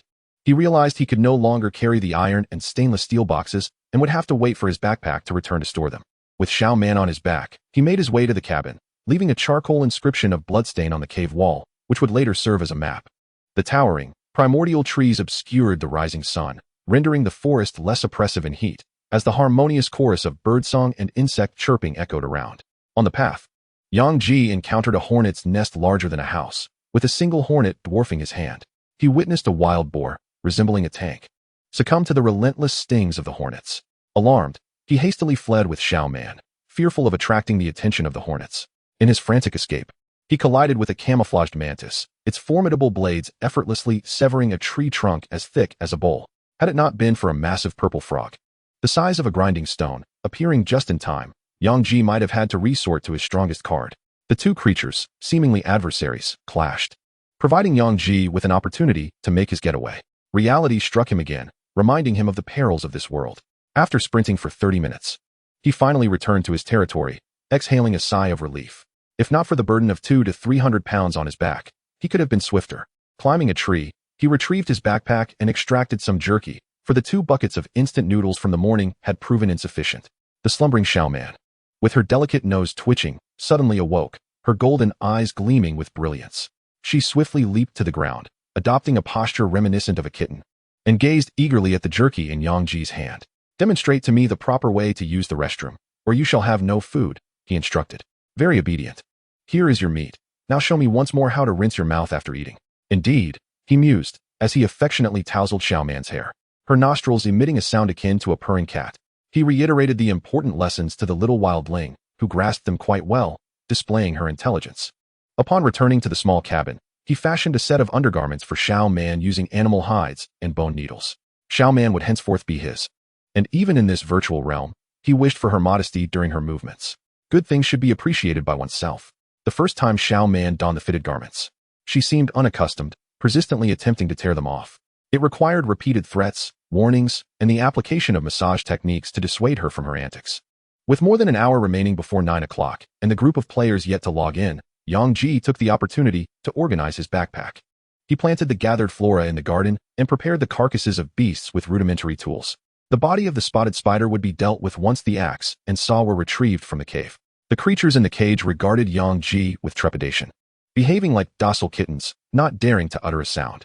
Even before 9 o'clock, a group of players materialized in the chat room. Kudo Shinzo. Commander, I have arrived. Come rescue me. Coordinates, Rogue Wanderer. Boss, I'm here too. Biming Yaoxing. I'm here as well. I will head over shortly. Please remain still to avoid attracting beasts. Yang Ji rinsed the blood from his hands, packed a collection of straw sandals, spears, and Xiaoman's bone staff into his backpack, and set off with a dagger to locate them. By the riverside, a buzzcut young man huddled behind a rock, trembling in fear. Not far from him, a peculiar large black fish basked in the sun on the bank. The notion of a fish sunbathing was utterly bizarre in this game world. He witnessed a rat, larger than a dog, being devoured whole by the black fish. To avoid causing a commotion, he dared not even breathe, perhaps due to holding his breath for too long. He felt a pressure in his belly and subtly raised his rear, preparing to release it quietly. Suddenly, a loud bang erupted. The sunbathing black fish was startled, darting back into the river. It looked around, saw nothing, and cautiously returned, approaching the rock. Kudo Shinzo, pale-faced, peeked out, only to see the ominous black fish moving closer, causing him to tremble and flee. The black fish, initially frightened by the movement, lost its fear upon seeing him run and accelerated its pursuit. Without shoes, Kudo Shinzo could not outrun the black fish. He stumbled and fell after only a few meters, with the black fish lunging towards him. It was over. He resigned himself to his fate and ceased his flight. Just then, a bone staff fell from the sky, striking the black fish on the head, flattening its skull and sending blood splattering. Kudo Shinzo felt a jolt of surprise as he looked towards the approaching figure. The man, clad in animal skins that could not conceal his muscular build, bore a striking face that outshone the sun, his cascading hair giving him an air of effortless charisma.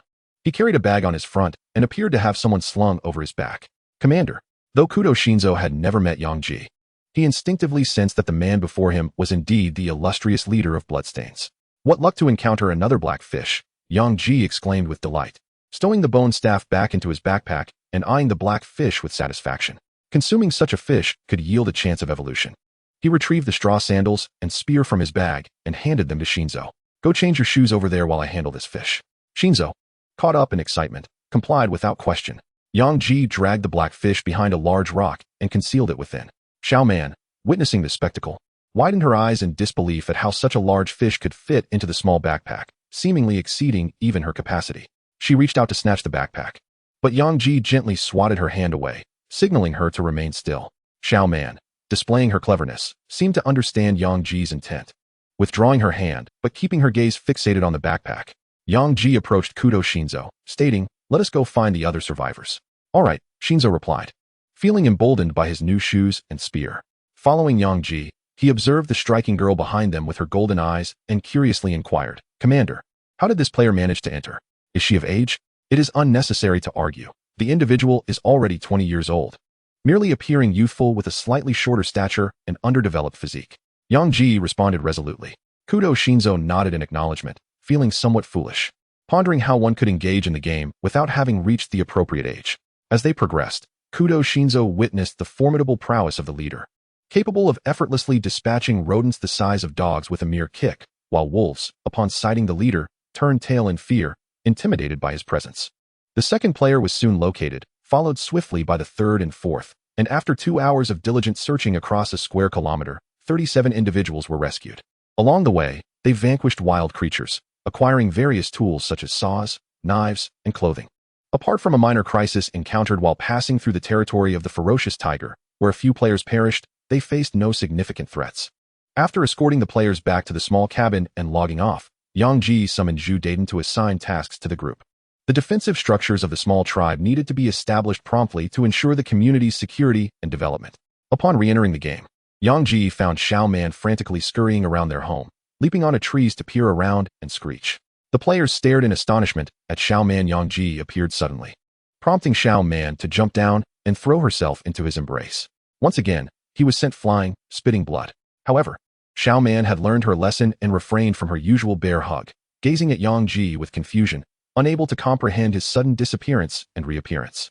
Yang Ji wiped the blood from the corner of his mouth, addressing the astonished players, instructing them to continue their work and heed Zhu Daiden's directives. In the midst of his speech, he suddenly noticed the cabin had been overturned. Kudo Shinzo hesitantly pointed towards Xiaoman, unsure of the situation. He explained that after the leader logged off, Xiaoman seemed to have gone mad in her search for him, resulting in the overturned house. Yang Ji finally understood the reason behind the player's fearful gazes toward Xiaoman, who wouldn't be startled by such a terrifying sight. My sister has some cognitive issues, but her strength is somewhat formidable. I advise you all to keep your distance to avoid a fatal blow. Yang Ji fabricated a small lie. The players, already aware of the leader's extraordinary capabilities, would not dare approach her, having witnessed the leader being flung over 10 meters by a mere embrace. Yang Ji pointed at the cabin, chastising Xiaoman, demanding that she write it. Initially bewildered, Xiaoman eventually grasped the meaning, walking over and effortlessly returning the cabin to its upright position. After fixing the cabin, she joyfully ran back, leaping onto Yang Ji's back. The players resumed their construction efforts while Yang Ji, carrying Xiaoman, ventured into the forest in search of the ferocious tiger. As noon approached, the sun grew exceptionally fierce, and the once active insects and beasts had seemingly vanished. Yang Ji suspected the temperature exceeded 30 degrees Celsius, and the heat made breathing difficult even amidst the dense foliage. Wiping the sweat from his brow, he turned to the small head resting on his shoulder, saying, "Hey, Xiaoman, stop clinging to my neck. Come down and walk a bit. You've been on me all morning, isn't it hot?" Despite the heat causing her to sweat profusely, Xiaoman was reluctant to let go. Sighing, Yang Ji removed his backpack, set Xiaoman down, and loosened his animal hide clothing, leaving only a thin layer to safeguard his modesty. Xiaoman attempted to emulate him, but when she reached to remove the last two pieces, Yang Ji stopped her, stating those were off limits. Moreover, she was not to remove her clothing in the presence of others, understood? Xiaoman blinked in confusion, entirely perplexed. This is called clothing. This is called a body. Your clothing protects your body. This is a tree. This is a stone. This is a large stone, Yang Ji explained as they walked through the forest, identifying various objects to pass the time. They stealthily navigated through a vast expanse of trees, inching closer to the territory of the ferocious tiger. Xiaoman seemed familiar with the area, her demeanor shifting to one of seriousness as she tugged at Yang Ji, urging him to leave. "No. Today we shall work together to take down that ferocious tiger and feast upon its meat, which surely must be delicious," Yang Ji declared with enthusiasm. Xiaoman appeared hesitant, but ultimately nodded, raising her hand to request a bone club. Once armed, her expression softened somewhat. Yang Ji retrieved a spear and bow, applying the venom of spotted spiders to the weapon tips. They had to eliminate the ferocious tiger, as it posed a significant threat. Earlier that morning, several individuals had been killed by it shortly after respawning nearby. If it discovered the inhabitants of the cabin, it would undoubtedly attack. Utilizing her keen sense of smell, Xiaoman pinpointed the location of the ferocious tiger. Stopping over 20 meters away, she perched on a tall tree to observe. The black ferocious tiger lay resting by a small river, its massive form towering at 2 meters and stretching nearly 5 meters in length, resembling a small mountain. Its barbed spines appeared menacing, akin to a giant saw. The distance was somewhat far for an effective shot. They needed to close in further. Yang Ji signaled Xiaoman to remain still, activating his invisibility ability to vanish from sight. Xiaoman, witnessing this spectacle, gasped in astonishment. Raising her finger to prod at the empty space where he had been, her expression filled with wonder. Yang Ji noted her amazed reaction, recognizing her potential, and resolved to bestow upon her a new skill once this matter was resolved. "Do not move," he whispered, quietly leaping to another tree, inching closer to the ferocious tiger. Solitary creatures maintain heightened vigilance while asleep. Whether felines or canines, their ears remain alert, ever watchful. As Yang Ji stood 15 meters away from the fierce tiger, its ears suddenly twitched, turning toward his direction. He froze in place, holding his breath, and after more than 10 seconds, the ears shifted away. Yang Ji realized he could not approach any closer and quietly drew a poisoned arrow from his quiver, aiming at the tiger's eyes. With a swift release, the arrow flew forth. At that very moment, the tiger's eyes sprang open. With a powerful swipe, it knocked the arrow away. Yang Ji's heart raced, and he quickly loosed 2 more arrows while simultaneously throwing a spear. Both archery and spear-throwing skills had been gifted to him by the system, showcasing exceptional expertise. He was capable of hitting a target flawlessly within 20 meters. However, this was against a stationary target. Despite its large size, the fierce tiger was remarkably swift, evading the attacks in an instant while locking onto Yang Ji. Although it could not comprehend why it could not see its prey, its murderous intent remained unwavering. With its gaping maw, it leaped the 15 meters in a heartbeat. Yang Ji's expression changed dramatically. He had underestimated the tiger's strength. He quickly dropped to the ground to avoid the onslaught. Xiaoman, the thick branch he had been standing on was shattered by the tiger's powerful paw, leaves scattering everywhere. Xiaoman, wielding a bone club, jumped in and struck the tiger on the head. As the thunderous impact echoed through the forest, countless creatures awakened from their slumber. The tiger let out a pained roar. Xiaoman's arm was left numb from the force. Yang Ji swiftly drew his bow again, releasing arrows with precision. The arrows struck the tiger's abdomen. Upon seeing Xiaoman, a flicker of fear crossed the tiger's eyes as it turned to flee. Yang Ji rummaged through his backpack, launching spear after spear, piercing the tiger's body with remarkable accuracy, albeit with limited lethality due to their wooden composition. The primary threat lay in the venom of the spotted spider. Xiaoman, appearing at the tiger's left side, swung her club with tremendous force, breaking one of its massive legs with a resounding crack. The enormous body collapsed, its momentum toppling numerous trees. Enraged, the tiger swung its other paw at Xiaoman, but she vanished in an instant, evading the attack. Yang Ji released a flurry of arrows in a matter of seconds, painting the tiger's body with blood. The toxin from the spotted spider began to spread through the tiger, and it would take several minutes to fully incapacitate such a large creature. While the poison would not kill it outright, it would diminish its strength, leaving the rest to Xiaoman. An experienced hunter, Xiaoman was not hasty in her approach. She retreated when the tiger attacked and pursued when it fled. The tiger's second leg was also broken, leaving it utterly unable to escape. Its enormous eyes turned crimson, filled with fury as it fixed its gaze on Xiaoman. Xiaoman, gleefully brandishing her club and jumping with delight, resembled a fool. This tiger had long harbored enmity toward her, always seeking to steal her golden fruits, almost succeeding the night before. Now, after taking her revenge, she was filled with joy. The tiger, realizing it could not escape, opened its massive jaws and lunged at Xiaoman, its frenzied demeanor indicating a willingness to perish together. Xiaoman's slender legs burst with agility as she easily leapt aside, dodging the attack. In that instant, the tiger abruptly changed direction, charging toward Yang Ji. Its true target was never Xiaoman, but Yang Ji. Aware it could not take Xiaoman, it sought to seize another human. Yang Ji swiftly dodged, yet his speed paled in comparison to that of the tiger, and its colossal paw descended with lethal intent, poised to reduce him to pulp. At the critical moment, a figure swiftly positioned itself in front of him. Xiaoman, gripping her bone club tightly, struck with all her might, confronting the massive creature. The two collided with a thunderous crash. Both the tiger and Xiaoman were sent flying. Yang Ji quickly dashed forward to catch Xiaoman, and they rolled away for over 10 meters. Xiaoman rose, intent on charging at the tiger once more, but Yang Ji restrained her firmly, shouting, "Don't move. You're injured." Xiaoman's slender arm was twisted, a bone protruding through her skin, stark white against the crimson flow of blood. Witnessing her injuries, Yang Ji felt as if his heart had been gripped tightly by a large hand, the pain rendering him breathless. Chapter 73. Yang Ji's heartache. Xiaoman pointed at the retreating tiger, anxiously speaking in her own language. "You fool, can't you see your arm is like this? Why care about it?" Yang Ji held her tightly, ignoring the tiger, and quickly retrieved gu chow, lizard fruit, and spider eye liquid from his backpack to alleviate her pain and apply medicine. Xiaoman wanted to say something more, but upon seeing the redness in Yang Ji's eyes, she ceased to concern herself with the tiger, lying in his embrace and softly moaning in pain. She was not unyielding. She felt pain just like anyone else. Just moments ago, she understood that charging forward would lead to injury, yet she also knew that without her intervention, this man would perish, and she could not bear to let that happen. Grabbing a stick from the ground, she bit down on it, forcefully pushing the bone back into her flesh. The branch in her mouth splintered as tears streamed down her face, her anguished cries echoing through the air. Sweat drenched her body, and after several cries, she fainted. Yang Ji sensed Xiaoman's heartbeat slowing and was struck with fear. This seemed like a sign of shock. "You idiot. Wait for the anesthetic to take effect before resetting your bone. You think that shows your strength?" With reddened eyes, he scolded while extracting an adrenaline serum, injecting a third of it into Xiaoman's body. Soon, her heartbeat stabilized, likely due to the anesthetic properties of gu chow, and her expression gradually relaxed. Yang Ji poured spider eye liquid onto her arm, without concern for the expenditure. "System, can spider eye cure her arm?" "Yes." Hearing this, Yang Ji's spirits lifted somewhat. The image of Xiaoman risking herself for him flashing vividly in his mind. Guilt, self-blame, and regret surged within him. If it weren't for his desire to use Xiaoman as a pawn, if he hadn't insisted on confronting the fearsome Baosha tiger, if he had been just a bit stronger, the earlier incident would never have transpired. At the moment Xiaoman shielded him, she transformed in his heart from mere game data into something far more profound.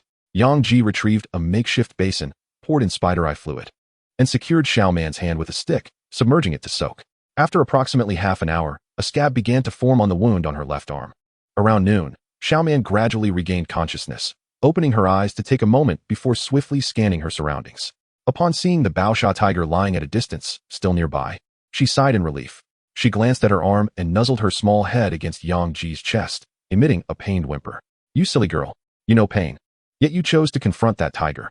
Yang Ji chastised her with a pang of tenderness.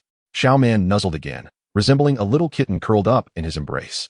Yang Ji gently applied some gu chao juice to her wound to alleviate her suffering. Xiao Man lifted her head to gaze at the Baosha tiger. Do you wish to eat it? Yang Ji had come to understand the meaning behind her peculiar sounds. Xiao Man eagerly nodded, recalling the significance of the word eat. Yang Ji couldn't help but smile at her persistence regarding food, instructing her to wait and not move, lest her arm hurt further. He gently set her down by the cool riverbank and retrieved a dagger from his backpack. The Baosha tiger was still alive, incapacitated by the venom of the spotted spider. Its limbs broken and unable to move. He removed an arrow embedded in its body and thrust it forcefully towards its heart. Wait! A deep, resonant voice suddenly rang out. Yang Ji turned to see a muscular man clad in animal hides sprinting towards him at an astonishing speed. Without hesitation, Yang Ji plunged the arrow into the tiger's heart. Then, feeling uneasy, delivered several powerful punches for good measure. Congratulations, player, you have slain the Baosha tiger. Equipment obtained, Xian Tai sword. Yang Ji swiftly picked up the sword and slung it over his back. The man, now upon him, glared at the deceased Baosha tiger and then at the iron sword behind Yang Ji, bellowing, "Who gave you permission to kill it?" This man was built like a powerhouse. A common trait among strength-based fighters, with exceptionally developed muscles. However, his skin bore a darker hue, clearly indicating he was of a different race. Yang Ji stepped back cautiously. I discovered the Baosha tiger first. What is wrong with me slaying it? According to game rules, the one who kills a beast claims the monetary reward it yields. Checking the attribute panel revealed the Baosha tiger's worth was a staggering 900,000. What does that mean? Enough to buy a house. You skinny yellow-skinned monkey. Do you even know who you're speaking to? Do you want me to beat you into quitting the game? The dark-skinned man approached, looming over Yang Ji. Upon hearing such an insulting moniker, Yang Ji narrowed his eyes. Everything has its reasoning. I found the Baosha tiger first and inflicted wounds upon it. Surely, I am entitled to kill it? The man, however, was not interested in reasoning. He seized Yang Ji by the throat. In this game, strength dictated authority. Yang Ji swung his sword at him, but the man effortlessly disarmed him. You garbage, attempting to sneak attack me? Die. Suddenly, the man's expression froze, his body shuddered. And he dropped both Yang Ji and the Xian Tai sword, collapsing to the ground as he gazed in disbelief at his now purple left hand. Yang Ji rubbed his sore neck where he had been gripped, picking up the Xian Tai sword from the ground. Oh, I forgot to mention. I coated the sword handle with poison. The man, known as He Shin Wudi, finally comprehended why Yang Ji had carried the sword behind his back in such a futile manner. With a swift thrust, Yang Ji pierced his heart, stating coldly, "You are a fool." Xiao Man, arriving just in time, let out a sigh of relief upon seeing Yang Ji unharmed. The man succumbed to the ground in a fit of unfulfilled rage. Congratulations, player, you have slain He Shin Wudi. Attribute point gained. 1. Yang Ji paused in surprise. Players received attribute points for killing each other. Killing monsters didn't yield such rewards unless a quest was completed. Was this merely a coincidence? Or was it a standard for player kills? Xiao Man bounced beside the massive Baosha tiger, drooling and eager to devour it. I know. Go sit aside and rest. Yang Ji affectionately patted her head, taking the Xian Tai sword as he approached the tiger. The sword weighed around 20 to 30 pounds. Its surface dark with a faint red glow, resembling steel. Gripping it tightly, he swung down to strike its leg, but the muscular tissue was too tough, only managing to shear off a bit of fur. Congratulations, player, you have mastered the swordsmanship technique. One technique, blueprint obtained. Yang Ji couldn't help but scoff internally.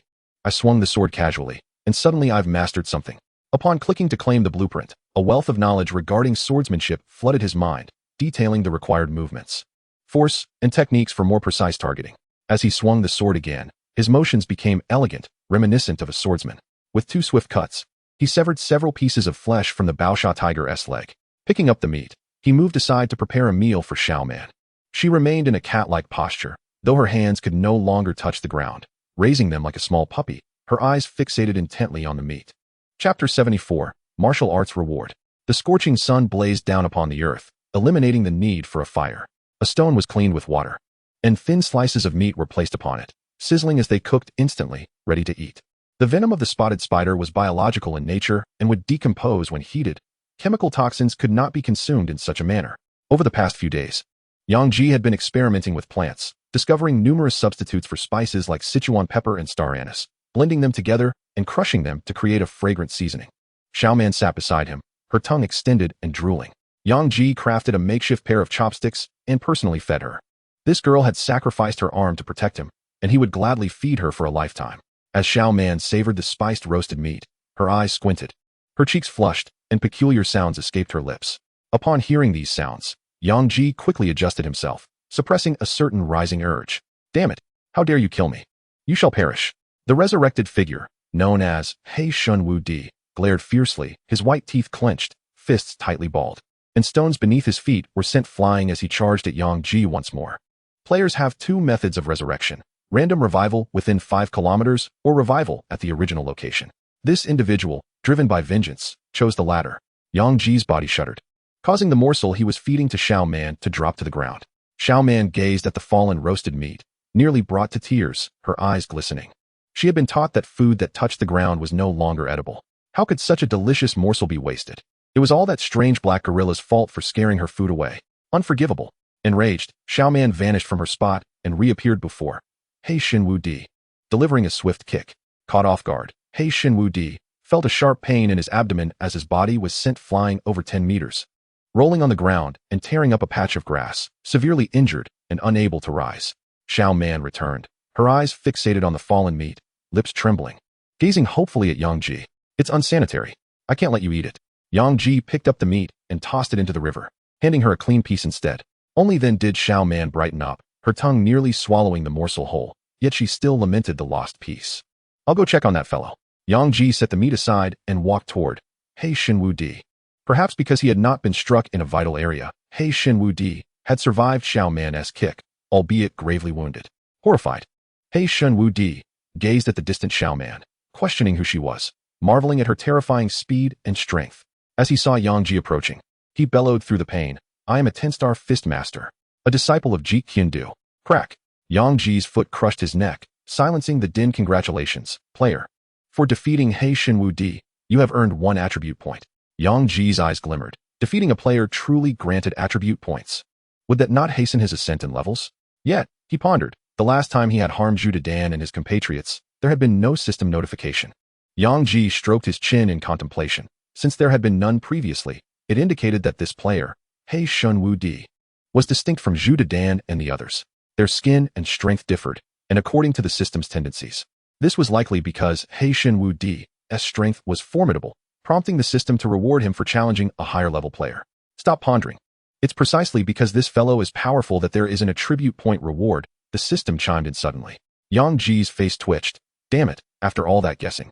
The system had simply told him, could you not nurture my capacity for independent thought? It's utterly dull when you just reveal everything outright. Didn't you previously claim to be a genius? Just say whatever. Yang Ji turned back to continue feeding Xiao Man, mentally composing a lengthy critique of the system.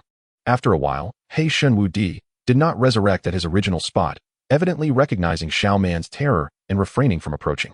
Yang Ji felt a twinge of disappointment. Xiao Man had a hearty appetite. A few pieces of meat were insufficient to satiate her. There was no choice but to start a fire. He retrieved the pot he had made by the river, constructed a stove with stones, and filled it with water from the river to boil and cook the meat. This time, he added a hint of the spicy plant that had previously overwhelmed him, being cautious not to use too much, wary that Xiao Man might not handle it. The stream flowed, smoke rose, and beneath the trees, atop the grass, Yang Ji and Xiao Man joyfully feasted on the flesh of the ferocious tiger. Xiao Man's laughter transformed from roars to human-like giggles, her hands gradually regaining mobility, allowing her to perform simple actions. The two gluttons dined throughout the afternoon, indulging until the sun dipped below the horizon, and the ferocious tiger had lost a leg. Ding! Congratulations, player, for accumulating sufficient energy. You have earned 2 attribute points. Congratulations, player, for surviving continuously for 7 hours. I'll reward you with something good if you call me a good system. Yang Ji felt quite pleased upon hearing the initial notification. Although it was not as many attribute points as he received from the mosquito previously, 2 points were still commendable. However, upon hearing the latter part, he nearly cursed. The demand to call the system a good one evoked a sense of humiliation akin to being coerced by Li Xin to call her good mother. I, Yang Ji, am a man of dignity. I shall not grovel. If you wish to reward me, do so. If not, so be it. With unprecedented resolve, Yang Ji asserted that even without rewards, he could grow stronger. A martial art that surpasses all martial arts on earth. Good system, good system. You're such a good system. Yang Ji's voice took on a playful tone, completely forgetting his previous declaration. The system remained silent for several moments, caught off guard. It had anticipated that he would struggle with his pride, only to find it shattered so easily. Yang Ji pouted. There was no one around, no other presence. So what did dignity matter? His pride had long been trampled by Li Xin. A martial art is paramount for a martial artist, significantly enhancing their combat prowess. Typically, only those of note are entitled to learn authentic martial arts. The opponent he faced previously at the martial arts gym practiced Muay Thai, which, while a legitimate style, was of a lower echelon. The system claimed he would acquire a martial art that transcends all earthly techniques. How could he possibly cling to his pride? Congratulations, player, for obtaining the first layer of the martial art Shi Ba Ji Beng Shan Quan. The first layer? Yang Ji's expression of anticipation solidified, revealing the layers of complexity involved. Of course, it was the 18 Extreme Crumbling Mountain Fist, precisely 18 layers. I can't believe it. You intend to distribute this reward in 18 installments? This is already the reward for surviving the 7th consecutive hour. Don't even think about splitting it into 17 more. I just took a nap. Please don't bother me. What do you mean you took a nap? It's almost time for dinner. Besides, how can an intelligent system even sleep? Yang Ji felt utterly deceived, trembling with anger. Had he known, he would not have praised the system so profusely. Xiaoman looked at the man who suddenly shouted, feeling utterly perplexed. As the sun set, the heat dissipated, and the sounds of birds and insects returned. Xiaoman buried her head in the pot, sipping the soup inside, while Yang Ji sat beside her, perusing the introduction and content of the 18 Extreme Crumbling Mountain Fist. Previously, acquiring skills in the game merely required collecting blueprints to learn them directly, but this time he needed to learn it himself. The first layer of the 18 Extreme Crumbling Mountain Fist allowed for a temporary amplification of physical strength, doubling it for a brief period. However, this technique could strain the bones and muscles, so it was advised not to exceed 1 minute per execution. The method of channeling strength through the limbs, merging intention with the fist, embodies the spirit of the crumbling mountain. Following the requirements of the fist technique, Yang Ji began his practice. Around 7 in the evening, a notification from the game pod interrupted him, along with someone calling out to him. The 18 Extreme Crumbling Mountain Fist was challenging, and he wouldn't master it immediately. It would take at least a few days. Having spent an entire day in the game, it was time to venture outside. Yang Ji stowed the pot away, washed Xiaoman's greasy little face, and carried her toward the cave. I need to return for a while. Don't wander off. Wait for me to come online. Xiaoman did not understand what he meant, but after Yang Ji gestured using his invisibility ability for some time, she began to comprehend. Reluctantly, Xiaoman clung to him, nuzzling her little head against him, emitting a whimper of longing. Don't worry, I will return, Yang Ji reassured her. Upon returning to Xiaoman's cave, he vanished from her reluctant gaze. Back in reality, Yang Ji emerged from the game pod and replenished the nearly depleted nutrient solution, which he had just added before going online. It seemed that the 3,000 yuan per bottle of nutrient solution was insufficient if he wanted to extend his online duration. He needed to purchase the premium version. Resolutely, he ordered 10 bottles at 5,000 yuan each, instantly spending 50,000 yuan, something he would never have dared to consider before. Now, with the ability to casually slay a few wolves in the game and earn tens of thousands, if Yang Ji were a lazy fish, he could live quite comfortably. The problem was he could not afford to be lazy. To provide a better life for the women in his family, he had to strive diligently. Joyfully, he dashed out of the room, shouting, I have wonderful news. Have I traversed realms? Is this my home? The layout of the living room had undergone a remarkable transformation. The space appeared larger, the once yellowed walls were now pristine white, and the old floor tiles gleamed with brightness. Yang Ji closed the door and reopened it, only to find the living room unchanged. He shut it again and opened it once more. Then, kneeling on the ground, he clutched his head and cried out in anguish. I do not wish to traverse realms. There are a group of women at home waiting for me. The women dining in the kitchen regarded this man as if he were a fool. Li Yame approached her foolish brother, explaining, Room 502 has been connected to our home, and it has been renovated, which is why it appears so new. Renovated? Actually I knew. Just now, I was practicing my acting skills. You may not realize, but I am now famous, and a company has invited me to film a movie. Yang Ji stood up, attempting to appear nonchalant. The women scoffed in disdain. The newly renovated home resembled a brand new property, featuring 2 bathrooms, 7 bedrooms, 1 kitchen, and a spacious living room, perfect for running around when children arrive. Why was he even thinking about children? Yang Ji sat at the dining table, asking, Did you hear what I said? I am now famous. We know, otherwise. How could we have afforded the renovation? Li Xian calmly sipped her soup, a cloth draped in front of her to catch any spills.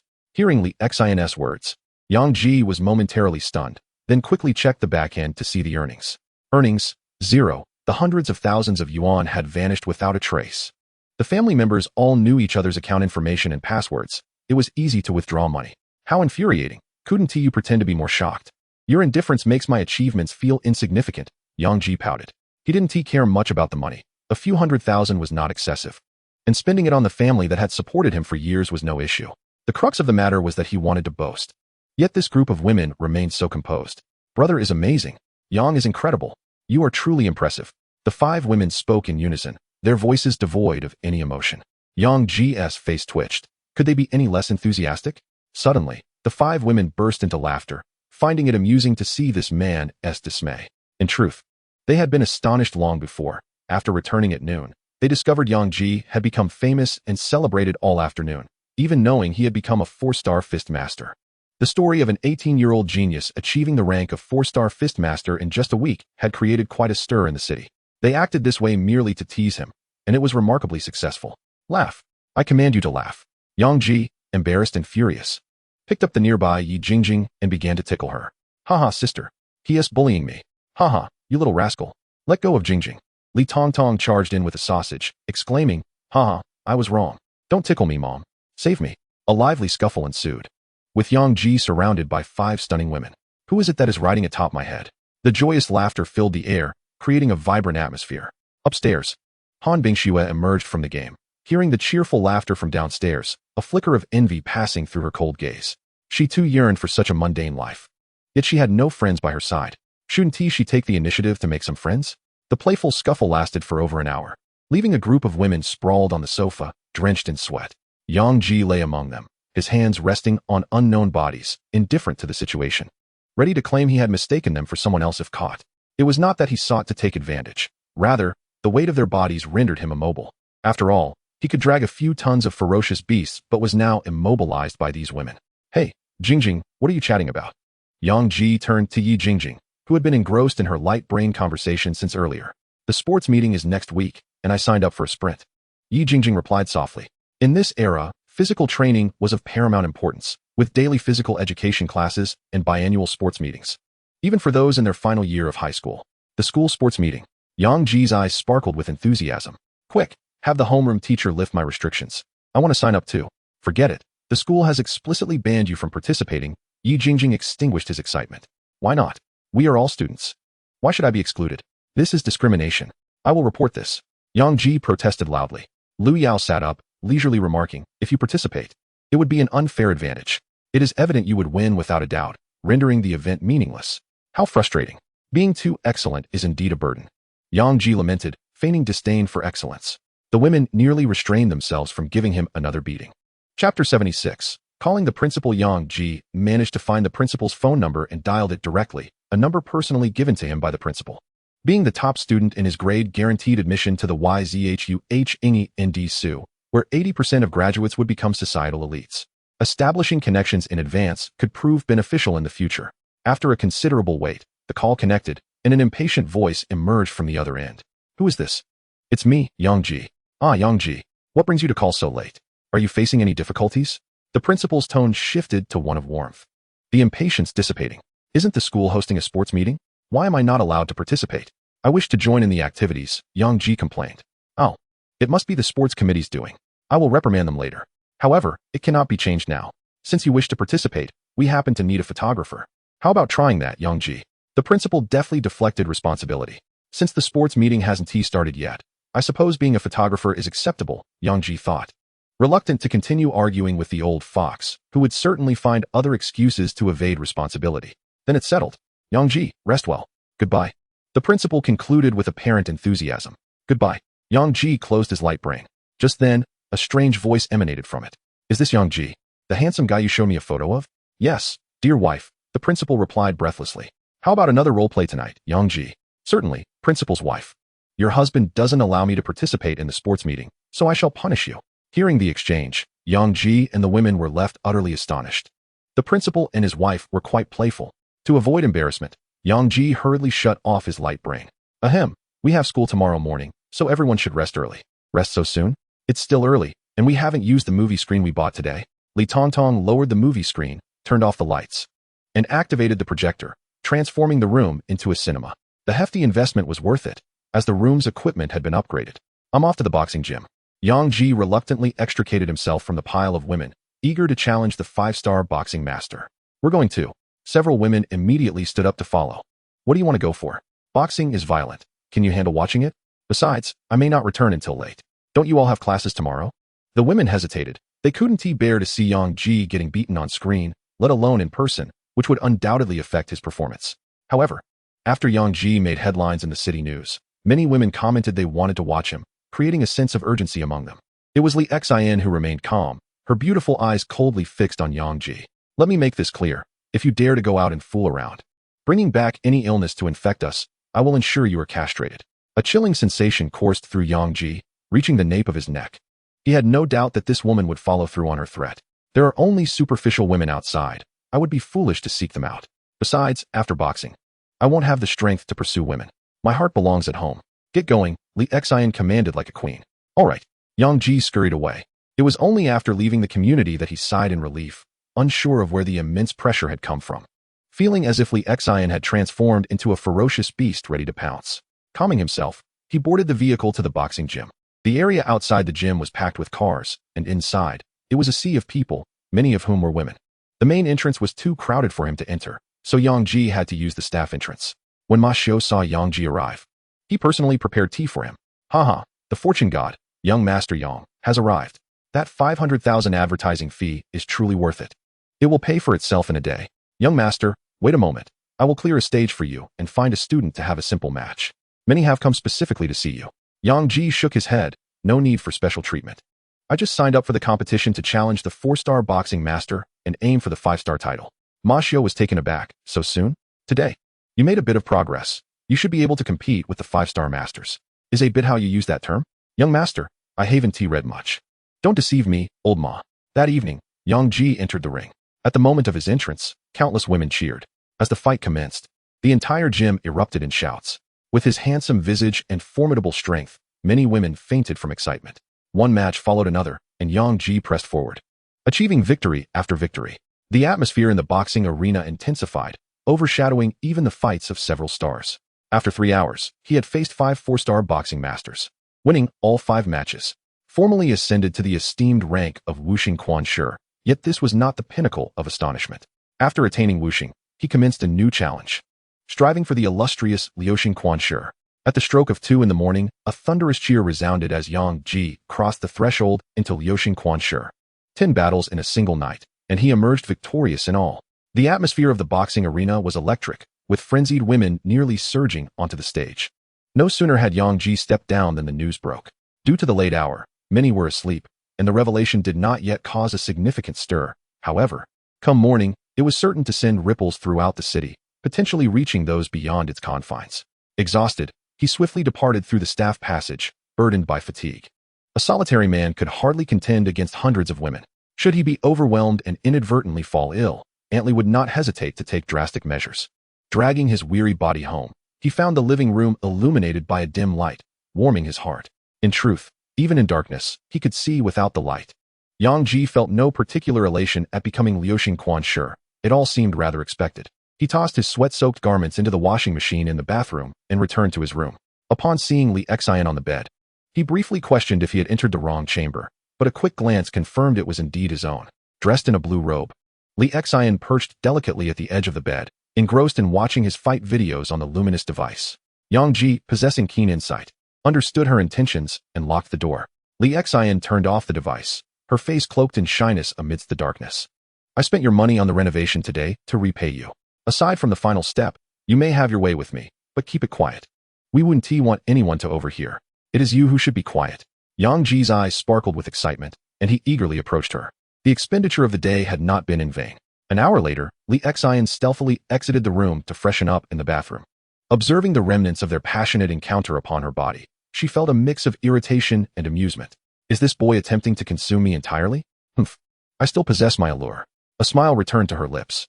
Yang Ji joyfully entered the gaming chamber, regretting the 10 matches he had fought that night. Had he known Li Xin awaited him, he could have conserved half his energy to engage with her.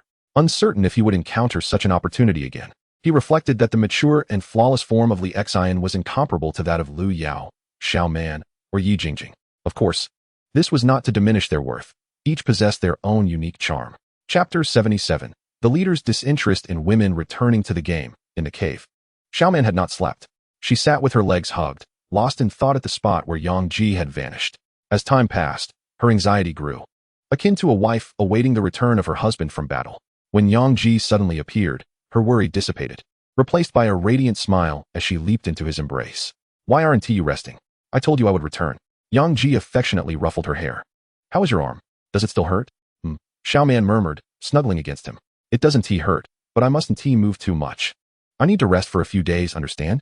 Her voice grew softer, akin to a purring kitten, as she drifted into slumber. She had been waiting for him to return, her heart finally at ease. Observing the clingy girl, Yang Ji's gaze softened with tenderness. He gently laid her down on the fur rug, but she awoke instantly, refusing to let go. I want to leave. I'll practice my punches right beside you. Yang Ji demonstrated some moves, explaining their significance. Once she comprehended, she settled down, though she periodically opened her eyes to ensure he remained close.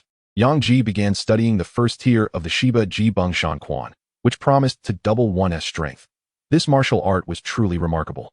Inquiring about martial arts at the gym, Ma Xiu mentioned that a technique that quadruples strength is considered top tier, while the first tier of Shiba Ji Beng Shan Quan enhances strength by merely twofold. However, proficiency in martial arts requires more than just strength. Agility, speed, resilience, technique, and other attributes are equally important. Martial artists have crafted styles unique to themselves, all bearing the influence of Huaxiao martial arts. The revival of ancient martial arts holds a significant place in the world. Advanced martial artists possess abilities akin to Qigong, enabling them to maximize the power of their techniques. These skills still felt distant to Yang Ji.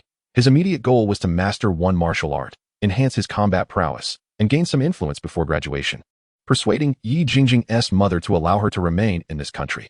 While martial arts may appear straightforward, the execution is challenging, requiring precise coordination of every muscle and bone. It is not merely a matter of memorizing stances, demanding inherent talent and physical agility. The solar-powered lamp illuminated the cave entrance, casting Yang Ji's shadow as he moved, sweat glistening as he executed his punches with vigor. The world is not lacking in talent. It is the perseverance that is scarce. The young girl beside him would occasionally open her eyes to glance at him. The desolate cave was imbued with warmth. Yang Ji practiced from dawn until daylight broke. Though he had not fully mastered the technique, he felt more adept in harnessing strength. Around 7 in the morning, he ceased his training to prepare breakfast. Xiaoman had a fondness for the robust meat of the savage tiger. While cooking, Yang Ji tasted the broth and was pleasantly surprised to find it had taken on a salty flavor, enhancing the dish's overall deliciousness. An idea struck him, and he hurried to the riverside, scooping up a bowl of water to taste. Indeed, it was salty. Ecstatic, he realized that the water contained salt. With salt, his meals would achieve new heights of flavor. As the aroma of the cooking wafted through the air, Xiaoman's body sprang upright. Her golden eyes did not focus on the food, but rather turned toward Yang Ji. It was not only men who exhibited special reactions upon waking, women did as well. Xiaoman playfully pounced on Yang Ji, splashing him into the water. Hello, Xiaoman, your hand has yet to heal. Wait until you are well. In the mountain cave, amidst the flowing water, a gleaming white frog frolicked in the splashes. Half an hour later, the frog transformed into a shrimp, and the two returned to shore to eat. At 8 in the morning, Yang Ji was due for class and reiterated to Xiaoman that he would step out for a while before returning. She remained reluctant to part. Alas, this was merely a game, and Yang Ji could not remain there indefinitely. Following Yang Ji's example, Xiaoman planted a gentle kiss on his forehead and waved her little hand. Yang Ji suppressed his longing as he logged off. Upon opening his eyes from the game pod, he felt a bit dazed. This game, crafted by global governments, truly excelled in simulating even the emotions of primitive beings. The AI on the game pod screen wore a peculiar smile, hinting at the wonders yet to be discovered. What wonders, you ask? Revealing them would diminish the intrigue. The AI shook its head while brushing its teeth. Yang Ji did not press further. This AI, like the game's system, would remain tight-lipped if it chose not to speak. Opening the official game website, he noted that the game's online participation rate had plummeted to 60%.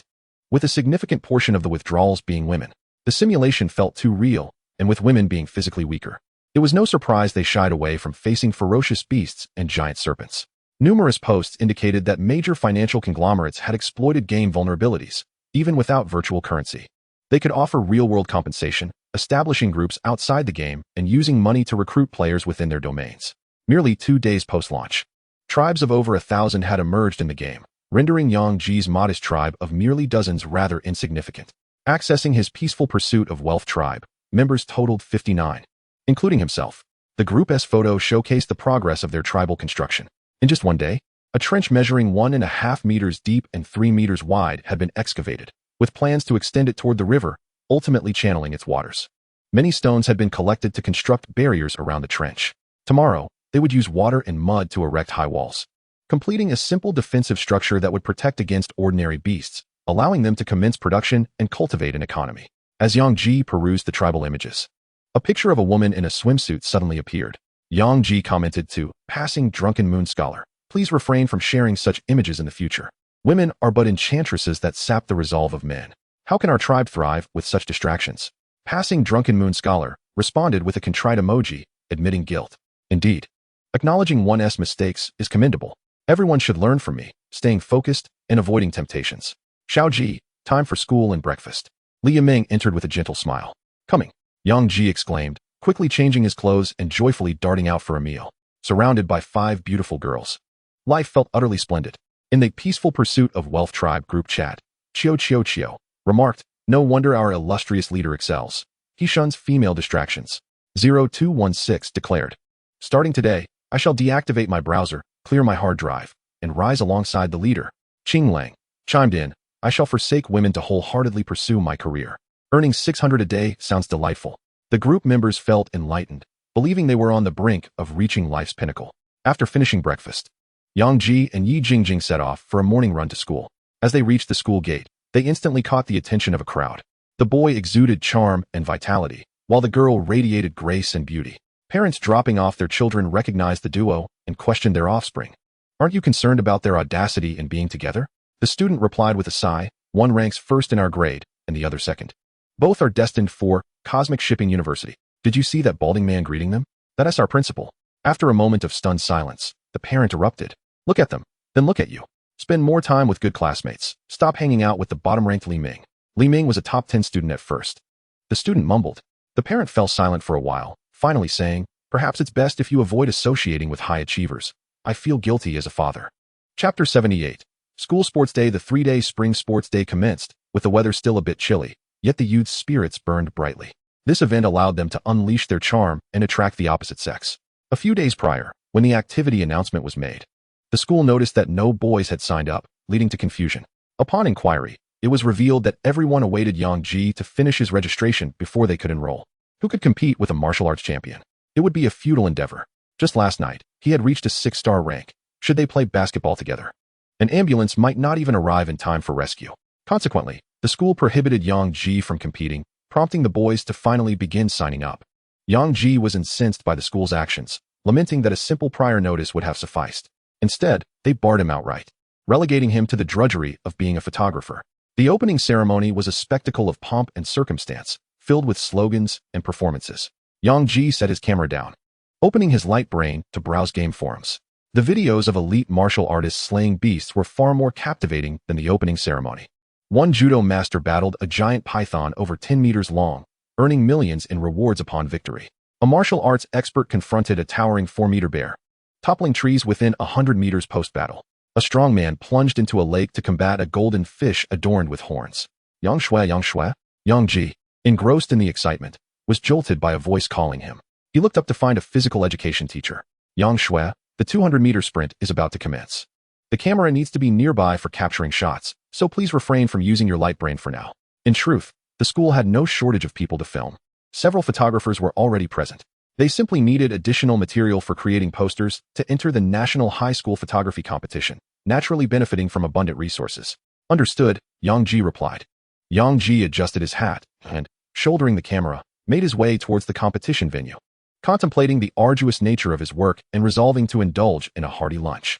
8 students clad in athletic attire stood at the starting line, warming up, while fellow students and teachers rallied to cheer for the athletes, creating a fervent atmosphere. "Number 8, go! Li Ming, go!" Suddenly, a voice exclaimed, "Isn't that Yang Ji? He has become a photographer." As Yang Ji arrived, all eyes inexplicably turned towards him. It truly was Yang Ji. Rumor had it that he had ascended to the rank of 6-star boxer last night. "I saw the news. Such talent could easily attract the attention of some elite boxing academies or major martial arts sects," someone remarked. "With his achievements, he should not even consider an academy. After all, the esteemed Yuzhou Hangyun Dashue offers superior opportunities." As the cheers intensified, the spectators, who had initially focused on supporting the athletes, began to discuss Yang Ji instead. "Referee, when will this start?" one athlete plaintively inquired, gazing at a drooling female teacher. "Ah, this is the start. Are you all ready?" The teacher wiped her mouth, placed the whistle in her lips, and raised the signal gun. Get set, go. Bang. The gun fired, and the 8 athletes surged forward, propelled by the desire to outshine the attention Yang Ji had garnered. The spectators, finally recalling the competition, leapt to their feet, shouting in excitement. Number 1, go. Shaoli. Go. Each athlete raced with fervor. Yang Ji, with the camera in hand, recalled the sports teacher's instruction to stay close to the athletes, prompting him to run alongside them. In an effort to capture their faces more clearly, he began to run backward, aiming the camera at them. A bizarre scene unfolded on the track. Yang Ji, running backward with the camera, found himself increasingly distanced from the 8 athletes who raced ahead. The cheers from the crowd abruptly ceased. The athletes, bewildered, stared in disbelief. Just as they approached the finish line, Yang Ji leaped over the ribbon, capturing the moment the leading athlete crossed the finish. He recorded each athlete's finish in succession. Done, Yang Ji declared, saving the footage and muttering to himself. No wonder there's a shortage of photographers. This job is quite exhausting. The crowd murmured. Is this how photographers work? Yang Ji turned to a nearby staff member, inquiring about the next task. The staff member's face twitched slightly, advising him to capture whatever he could, as the footage would be used for the upcoming national sports photography competition. Oh, I see, Yang Ji replied, before moving on to film other events. After his departure, the atmosphere on the field surged with excitement. Did you see that? Yang Ji, running backward with the camera, was faster than anyone else. Is he a speed-type boxer? How utterly unfair. Why does he get all the advantages while we are left with nothing? Yang Ji approached his duties with a newfound seriousness, particularly as they pertained to the honor of the school. He became less lackadaisical and more focused, diligently moving from venue to film. During the high jump, he followed the athletes, executing a flawless 360-degree spin to capture their airborne poses perfectly. At the basketball game's conclusion, he sought to capture a few close-ups, one hand holding the camera while the other gripped the ball for a dunk. The students initially believed that restricting Yang Ji from competing would diminish his impact, yet they were left astonished as his influence only intensified. Normally, each competitor could only participate in 3 events. However, as a photographer, he managed to traverse nearly every competition, overshadowing the athletes. Soon, a strange phenomenon emerged. Wherever Yang Ji went to film, a throng of students gathered to admire the pinnacle of athleticism. With a cap perched atop his head and a camera in hand, Yang Ji became the most striking figure on the field. As noon approached, the atmosphere of this year's sports meet lacked the fervor of previous events, with the victorious athletes appearing disheartened. Famished, Yang Ji eagerly rushed to the dining area of the school cafeteria, devouring a multitude of dishes. After finishing his meal, he sought out Yi Jingjing to join him. Holding a meat-filled bun in one hand and chopsticks in the other, he grumbled about the taxing nature of being a photographer and planned to ask the principal about compensation. Otherwise, it felt like a raw deal. Yi Jingjing quietly suggested, "Yanggu, you really don't need to work so hard. You could just set the camera down and play with the light bring." She had received tearful requests from athletes yet to compete, pleading with her to tell Yang Ji to stop overshadowing their efforts. Regardless of the athletes' achievements, the moment Yang Ji arrived, everything seemed devoid of joy and competitive spirit. Play with the light brain? That's out of the question. I am a responsible person. I either do something or do it well, Yang Ji firmly declined. Yi Jingjing opened her mouth, intending to respond, yet words eluded her. At that moment, a cheerful voice emerged from behind Yang Ji. "Yang Ji, is there enough food?" Turning around, he saw the bald principal, rubbing his hands together in anticipation. "Barely enough. I might go grab a roasted chicken. It's quite delicious." "No, Yang Ji. You've worked hard this morning. Let me get it for you," the principal insisted, preventing Yang Ji from rising. Under the watchful eyes of many teachers and students, the principal hurried to the serving area to procure a roasted chicken for Yang Ji. Chapter 79. The reviewer. Others looked on with envy. Such treatment was reserved solely for Yang Ji. "Thank you, principal." Yang Ji expressed his gratitude politely, feeling slightly embarrassed. "No need for thanks. Serving our students is my duty." The principal smiled. "You've worked hard this morning, so here's the deal. For the remaining 2.5 days, I'll grant you a leave of absence. Take this time to familiarize yourself with the Yuzhou Hangyan Dashu." Yang Ji, along with the surrounding teachers and students, was taken aback. The principal had issued a strict prohibition against anyone taking leave prior to the sports meet, yet here he was, not only granting leave, but actively offering it. The principal was left with no choice as a group of students came running, tearfully pleading with him. They insisted that if Yang Ji continued as the photographer, they would withdraw their participation, thus prompting him to concoct an excuse to dismiss the young man. It took Yang Ji a moment to comprehend the situation. The University of Cosmic Navigation did not allow outsiders, and he had recently been preoccupied with gaming. Should Yang wish to attend, he could let his wife accompany him, as she was a professor there and had always held Yang in high regard. However, since Yang Ji seemed eager to play games. The principal urged him to hurry home and catch up with other players, emphasizing that he must not fall behind. With that, the principal cheerfully departed, taking the camera with him. Yang Ji nearly dropped the bun he was holding, had the principal not criticized gaming during the opening ceremony, claiming it led to a loss of ambition. Now he was encouraging him to go home and play games. Sigh. I still had hopes of winning an award at the photography competition, but evidently, gaming took precedence. Jingjing, when is your competition? Yang Ji stuffed a large piece of bun into his mouth. My competition is the day after tomorrow, Yi Jingjing replied, her head bowed as she ate slowly, disliking the attention she attracted. Yet, whenever she was with Yang Ji, she inevitably became the center of attention. The day after tomorrow? That is splendid. Since there are no guests these 3 days, I can eat and then return home, Yang Ji said, leaning closer to Yi Jingjing and whispering that it would just be the two of them at home. Yi Jingjing trembled slightly, her face flushed, enhancing her beauty, which only whetted Yang Ji's appetite further. Perhaps this was the essence of being a feast for the eyes. After finishing their meal, Yang Ji packed several roasted chickens from the dining area for his sisters to enjoy after school. Upon leaving the campus, a wave of cheers erupted. The sports meet could finally return to normal, free from the sight of someone bouncing around with a camera. Yang Ji took Yi Jingjing home, ensuring that he checked every room to confirm their solitude before, like a wolf pouncing on a lamb, he tackled her onto the sofa. His hands seemed to possess a GPS, instantly locating what was forbidden. Yi Jingjing's heart raced, her voice barely a whisper as she said, Brother Yang, I fear pain. She had intended to heed Aunt Zhang's advice and deny Yang Ji access to her body for the time being, but at this moment, she found herself unable to resist. Yang Ji spoke gently, I will be tender. Yi Jingjing closed her eyes, awaiting the final moment. Suddenly, Yang Ji's arm-mounted device buzzed. A call had come in. Seeing it was from Ma Xiao, he raised his hand to hang up, intending to remove the beautiful woman's clothing. The device buzzed again. Yi Jingjing opened her eyes, covering her clothes. Brother Yang, perhaps we should first see who is calling. It could be urgent. Yang Ji, infuriated, swiped to answer, exclaiming, What is it? If it's not important, I'll deflate your tire tonight. Yang Ji was frustrated. Just as the pivotal moment arrived, a call interrupted. Ma Xiao, anxious, said, Young Master Yang, the auditors from the Boxing Alliance have arrived. What nonsense is this? Shoo, keep your voice down. Don't let them hear you. Your rapid progress has prompted them to come check. They'll be here at noon, so you must come quickly. It won't take long. Can it wait until evening? Get them out of here as soon as possible. They've already consumed tens of thousands for lunch. If they eat again tonight and find somewhere else to play, then leave in the morning. That'll be at least 100,000 gone. Young Master Yang will lose 50,000 from this month's share. Damn it, I'm coming right now. The moment Yang Ji heard that their arrival would cost him money, he immediately refused. He tidied his clothes and took Yi Jingjing to the boxing gym. It was Monday, and the gym was nearly empty at noon. Yi Jingjing's eyes were drawn to a blue vehicle from the fantasy series, her brows slightly furrowing. I feel like I've seen that car somewhere.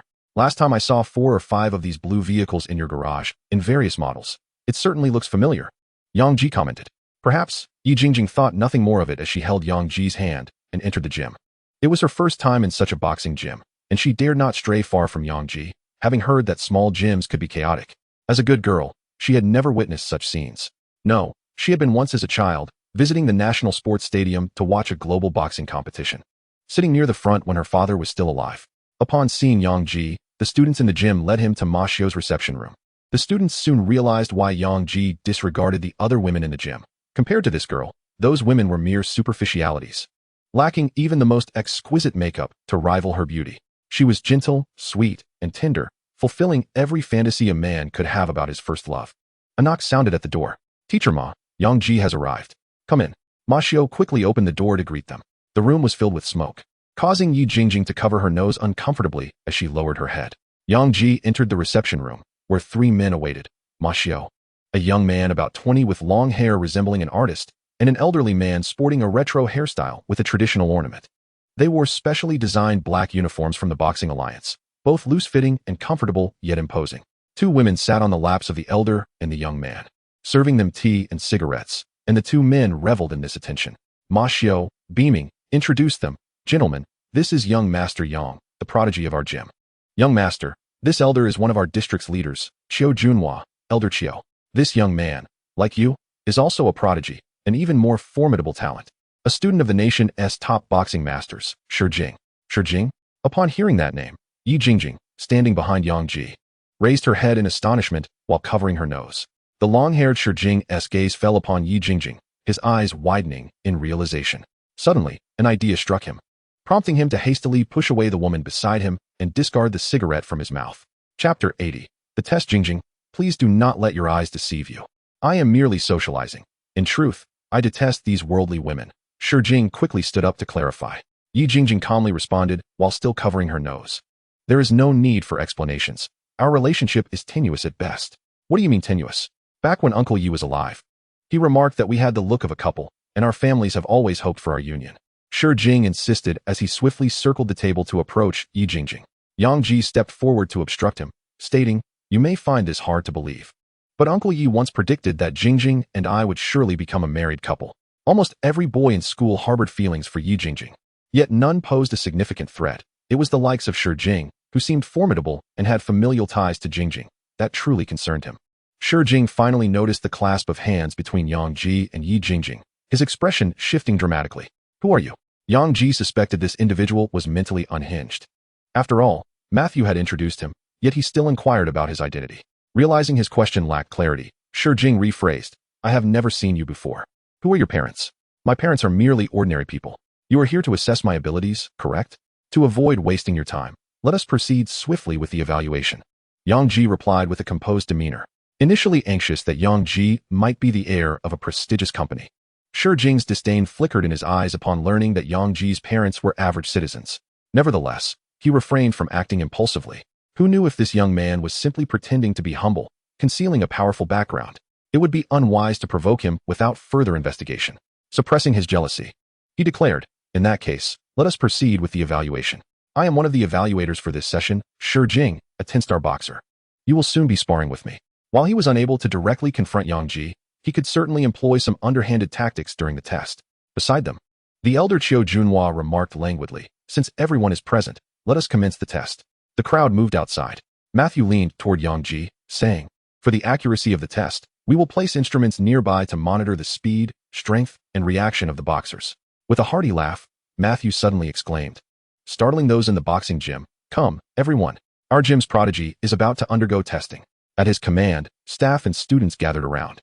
Shi Jing squinted slightly, while Yang Ji cast a grateful glance at Matthew, understanding that the proprietor was aiding him. Shi Jing was clearly not a benign adversary. He would likely attempt something during the test. To prevent any undue mischief, it was prudent to have everyone watch. The testing apparatus had been set up at the edge of the boxing ring. Yi Jingjing personally helped Yang Ji don his competition gear, saying, "Yang Go, please be careful. If things go awry, we can concede. It is not a big deal." Gaining admission to YZHUHENDSU is far more promising than being a boxer. Boxing should merely be a hobby. Yang Ji tousled her hair, responding, "I must fight. I want to demonstrate my talent in front of your mother, to show her that I have a bright future, so that she will agree to our union." Yi Jingjing's heart fluttered, and she quickly lowered her head, affectionately stating, "Who said I would marry you? I have not consented." Nearby students shed tears of envy. "I have endured worse injuries as a mercenary in Syria. This romantic display is overwhelming." Some wished for Yang Ji to receive a lesson. Shi Jing, observing the intimate interaction between the two, ground his teeth in frustration. In his mind, this woman ought to belong to him. Had he known the young man's true background, he would have eagerly approached to deliver a decisive blow. This test would not allow that individual an easy time. The two donned their protective gear and ascended to the boxing ring. The audience watched the match with bated breath, while Matthew and Yi Jingjing held their breath in anticipation. Qiu Junhua, seated at the judges' table, announced, "The test will last 3 minutes. The subject, Yang Ji, must meet the basic data standards of a 6-star boxer within this time frame. Failure to do so will result in the revocation of the 6-star title and a 1-year ban from any boxing competitions." The test begins now. With the signal given, both competitors sprang into action. Yang Ji, who typically favored a defensive style, took the initiative today, launching an aggressive assault. He understood that, against a 10-star boxer, a purely defensive approach would lead to suppression, jeopardizing his chances of meeting the required metrics. Thus, he chose to attack, aiming to showcase his utmost potential. Shi Jing was nearly amused at Yang Ji's audacity to strike him as a 6-star boxer, almost laughing aloud. "Fool, watch as I shatter your hand with a single punch." He raised his fist, intent on attacking Yang Ji's. Matthew, discerning Shi Jing's intent, felt a surge of alarm and shouted, "Do not engage. Get out of the way." With a resounding impact, their fists collided, and Shi Jing's smile vanished in an instant. Both fighters staggered back.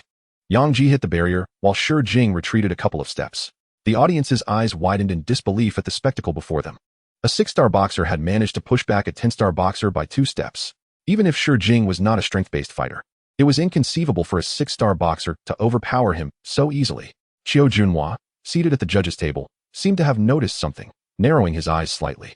Yang Ji, feeling the tingling in his hand, recognized the considerable gap that still existed between him and a 10-star boxer. His technique, BSHJing, had only yielded a performance around 0.5. Shi Jing, equally incredulous, pondered how this young man could have unleashed at least a 7 or 8-star level of power. In a surge of emotion spurred by Yang Ji's remarkable prowess, Shi Jing's negative feelings flared as he unleashed an even more ferocious barrage of attacks. Yang Ji elevated his speed and reflexes to an extraordinary level, swiftly evading attacks with his experience, managing to dodge 3 punches and 4 kicks.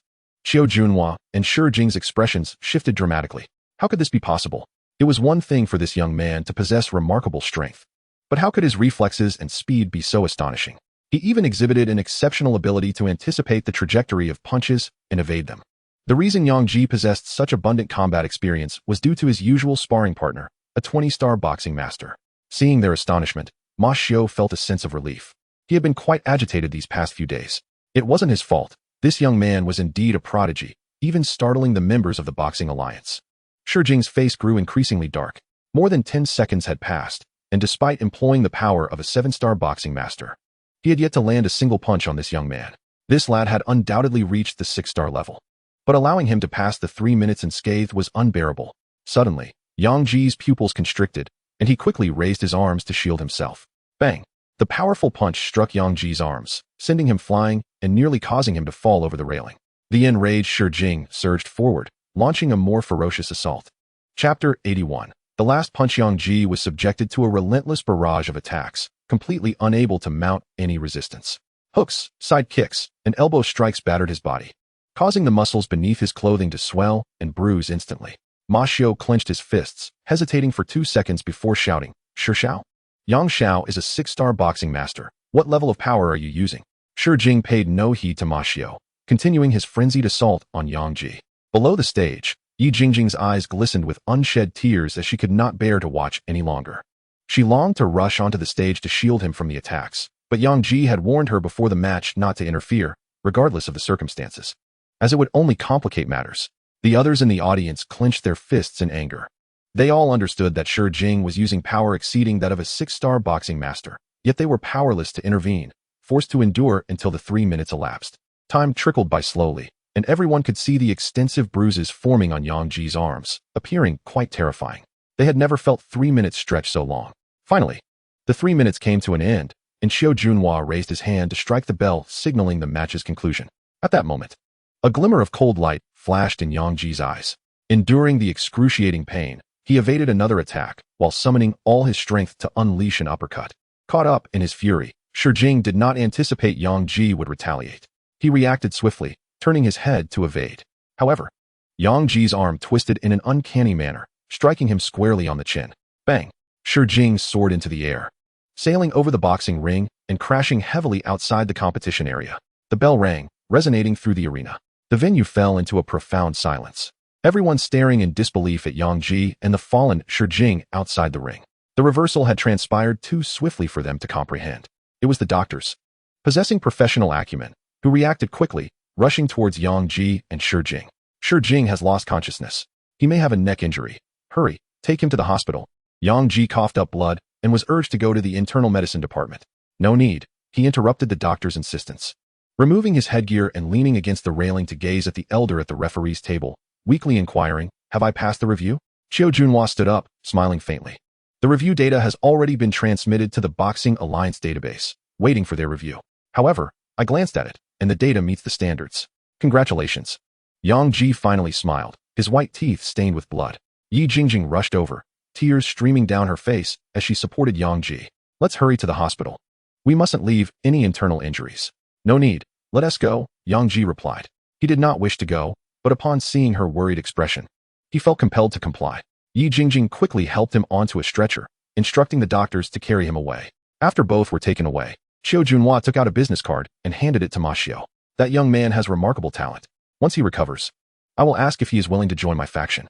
Ma Xiu trembled, although he did not know which faction this elder belonged to. Being the leader of this city must be no simple matter. If he could join a significant sect, Yang Ji would undoubtedly soar to great heights in the future. But no, even without these factions, Yang Ji would still rise to prominence.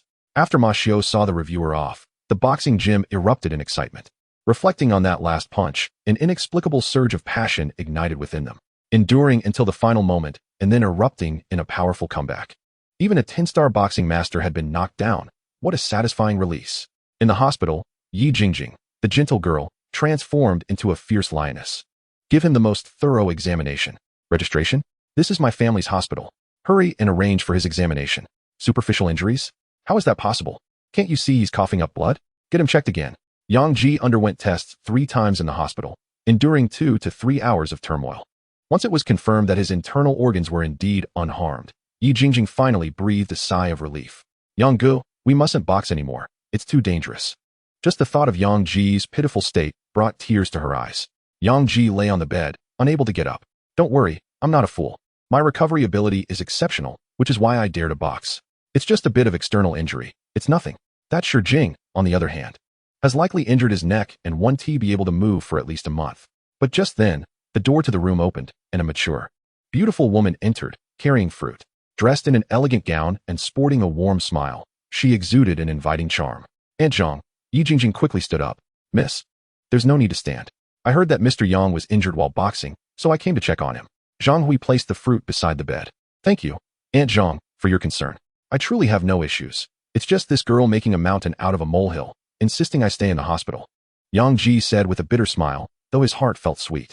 Mr. Yang, you don't necessarily have to box. Staying on your original path is perfectly fine. Zhang Hui glanced at Yang Ji's hand, but noticed that the golden ring was absent this time. Yang Ji looked perplexed. What original path? The path of learning? I find myself in a predicament. I wish for Jingjing's mother to witness my talents, for how else would she entrust her daughter to me? Zhang Hui mused inwardly. Truly worthy of being the third-ranked assassin, his performance is remarkably convincing. He must be seeking to reinvent himself, to seamlessly reintegrate into society. Therefore, I shall pretend to remain oblivious to his former identity. Mr. Yang works diligently. Surely, his wife will take notice. At that time, I shall speak well of Mr. Yang to her. Thank you, Aunt Zhang. By the way, regarding the mercenary incident, due to the absence of survivors, we have little information. Merely that it was a group of international mercenaries. Our city has strengthened its undercover agents, so there should be no issues. However, it would be prudent for the young lady to remain near Mr. Yang's residence. Additionally, I will be moving in today to ensure her safety. Upon returning home, Li Tongtong and Li Yamei were greeted by a beautiful woman who had prepared an exquisite feast. Yang Ji awkwardly introduced her. Allow me to present. This is Yi Jingjing's nanny. Her mother, concerned for her well-being, has hired a nanny to care for her, who will now reside in room 502. Isn't 502 just another name for 501? Yang Ji added. Pardon the intrusion. I shall take it upon myself to cook for everyone and make the beds. Zhang Hui said gently while bowing to the ladies. Li Tongtong was not fond of having an outsider in the house and discreetly conspired with her sister and mother on how to evict her. However, once they tasted Zhang Hui's cooking, Li Tongtong completely forgot her prior grievances. Wow, this is so delicious. Aunt Zhang, please make more of this next time. Is this really radish? It's incredible. Li Tongtong exclaimed, clinging to Zhang Hui, her lips sweet as if coated in honey. Although the others did not exhibit such exuberance, they too were astonished by her remarkable culinary skills. Lu Yao suddenly recalled something, opened her phone to search, and looked up at Zhang Hui in shock. It is indeed you. I knew I had seen you somewhere. Last year at the Global Culinary Masters competition, you were the champion. The ladies stared wide-eyed in disbelief. Even Yang Ji was taken aback. This fierce woman, adept with firearms, was also a culinary genius. Thus, Zhang Hui won the hearts of the women with her cooking. Who would refuse someone who prepares meals for you daily at no cost, and with such kindness? Yang Ji sighed in relief, grateful that there were no conflicts. Chapter 82. Meet. As he surveyed the 6 women at the table, Yang Ji felt an odd atmosphere pervade his home. I have finished eating. You may continue your conversation. A peculiar pressure enveloped him, rendering him unable to eat further. Before departing, he exchanged a knowing glance with Yi Jingjing, silently urging her not to mention the incident where he had coughed up blood from their sparring session. Upon returning to his bedroom, he activated his holographic device, where he found 3 contracts sent by Lawyer Zhao Yu.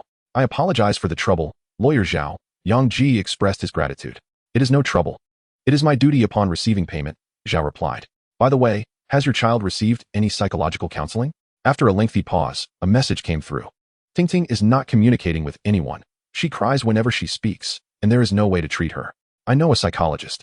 Although she is yet to graduate university, she is highly skilled in psychology. If necessary, you might consider reaching out to her, Yang Ji suggested, providing Lu Yao's contact information. Lu Yao was indeed remarkable. Not only had she captivated him, but she also managed to maintain her composure among so many women, demonstrating her exceptional prowess. Yang Ji's recommendation of Lu Yao was also self-serving, aimed at fostering a closer relationship. Thank you, Mr. Yang, Zhao Yu replied without much enthusiasm. Many top child psychologists have been unable to help, let alone a university student. I shall attend to other matters now. Yang Ji concluded the conversation and opened the clan chat, sharing the long-term and short-term contracts within the group. The contracts were finalized, distinguishing between long-term and short-term employment agreements. In essence, the long-term contract signifies that players are under the clan's protection during their time in the game, with higher wages and future benefits as the clan develops. The short-term contract, however, offers lower compensation. Please consider carefully before signing. I do not wish to deceive anyone. Signing a long-term contract benefits the clan. And should the game flourish, any desire to leave the clan will incur substantial penalties. Death before dishonor. I believe the clan will surely thrive. I choose to sign a long contract. Of course, I prefer the option with higher pay. Many players began to express their opinions. Yang Ji sent another message, urging them not to rush. They could finalize their decisions before tomorrow morning. Players within 2 kilometers of the cabin should prepare to log on by 8 p.m. tonight. As he would come to escort them. Cool-hearted leader, you are impressive. Finally, I can earn money. Watching this group receive their salaries fills me with envy. I am always ready for the clan. The enthusiasm for earning money among the players was palpable, and soon, the messages surged to 99. Yang Ji handed another equity contract to Zhu Daiden, expressing his gratitude for the upcoming hard work. Thank you, Yang brother, Zhu Daiden replied, profoundly moved. In truth, he had been testing Yang Ji all along. He did not shy away from a written contract, but sought to gauge Yang Ji's character. Verbal promises are worthless. Years ago, he had dropped out to aid a friend in starting a business, with a promise of half the shares. In his youthful naivety, he had neglected to secure any written agreement, and when the company prospered, that friend had discarded him without hesitation. Zhu Daiden genuinely wished to collaborate, but he also sought a principled brother. A contract represents a true commitment, and upon receiving it, he resolved to follow Yang Ji's lead, regardless of profit or loss. Unbeknownst to Yang Ji, after sending the contracts, he logged into the game. Meanwhile, at the hospital, despicable scoundrel. How dare you ambush me? You wretched scum. That hurt like hell. Shi Jing cursed, suddenly clutching his neck in agony and collapsing back onto the bed. Yang Ji's unexpected punch had caught him off guard, resulting in a sprain.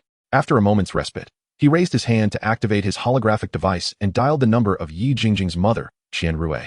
Good evening, aunt. He is remarkably well behaved. I am Xiao Shijing, the son of Shi Yaoqian. Oh, what brings you here? Qian Rui's tone was calm. Today, I came to a city intending to visit you, but unfortunately, I twisted my neck and may have to postpone my visit for a few days. There is no need for you to come. Focus on your recovery. I have been rather busy lately. Is there anything else? If there isn't, I shall hang up. Yes. Aunt Qian, please don't hang up. It's about Jingjing. She is no longer a child, and I have reached the age for marriage. Our families are well matched. No need to discuss further. Jingjing is still young, and I do not wish for her to engage in romantic relationships that might hinder her career development within the next few years. Qian Rui firmly rejected. Upon hearing this, Shijing felt a wave of disappointment wash over him. An idea struck him, and with a sly glint in his eyes, he said, Aunt Qian, I believe I saw Jingjing shopping with a man today. Since today is Monday, she should be attending classes, shouldn't she? He chuckled inwardly, determined to make that wretched Yi Jingjing suffer today. Knowing Qian Rui's character, that fellow surnamed Yang would undoubtedly face repercussions as well. Oh, you must be referring to that very handsome youth, right? Yang Ji is a fine boy, consistently ranking first in his grade. Under his guidance, Jingjing finally attained first place in her grade. Young people should make more friends. I have matters to attend to. I shall hang up now. Beep, beep. The busy signal resonated in Shijing's ears, leaving him momentarily stunned. She claims Jingjing is too young for romance, yet encourages friendship with that young man. Shijing, not being a fool, grasped the implications, his teeth grinding in frustration. I shall inevitably claim your family's wealth and women. Before Yang Ji had fully awakened, he felt as though he had been struck by a car again. Xiaoman, could you refrain from welcoming me in such a manner in the future? Yang Ji coughed up blood. Xiaoman rubbed against him with her head, clinging to him like a puppy. Having not seen him for an entire day, Xiaoman felt frantic, fearing he would not return. Suddenly, she had an idea, releasing Yang Ji and retrieving 3 golden fruits from her hide. Golden fruits. Upon seeing them, Yang Ji was overwhelmed with excitement. These fruits not only possess formidable restorative powers, but also enhance attributes. Last time, consuming merely the broth increased his base attributes by an average of 8 points. Xiaoman lifted her small hand and offered one fruit to Yang Ji, noticing his delight. She handed him another. After a moment's hesitation, she gave him the third golden fruit, revealing a joyous smile. Xiaoman, do you have any more of these fruits? Yang Ji's body trembled lightly. Consuming this fruit would empower him enough to confront Shijing. Xiaoman shook her head, indicating that these were the last 3. Yang Ji was taken aback. You gave me all 3? Xiaoman nestled into Yang Ji's embrace, emitting soothing purring sounds. As long as it brought him joy, she would gladly give away all the fruits. Yang Ji glanced at Xiaoman's arm, still swollen despite having soaked in the spider eye liquid. She could have quickly recovered by consuming the fruit, but chose to give it all to him, simply because it made him happy. Xiaoman, hearing Yang Ji call her, she curiously lifted her head, already recognizing that this was her name. First, consume a golden fruit to heal your wounds, and then you can have some meat. Yang Ji spoke with a tone of endearment. No matter how precious the golden fruits or spider eye liquid, he would trade everything to restore Xiaoman's health if it meant that much to him. Xiaoman held her belly, excitedly opening her mouth for some meat. Yes, after you have the golden fruit, you can have some meat. Wait, Yang Ji's body jolted. You can speak. Chapter 83 for the tribe meat. Can you say anything else? Yang Ji gazed incredulously at the wild girl in his arms, astonished that she had learned Chinese. Meat. Is that the only word you can say? Xiaoman pouted, clutching her belly. Yang Ji couldn't help but laugh. This little girl had only learned that one word.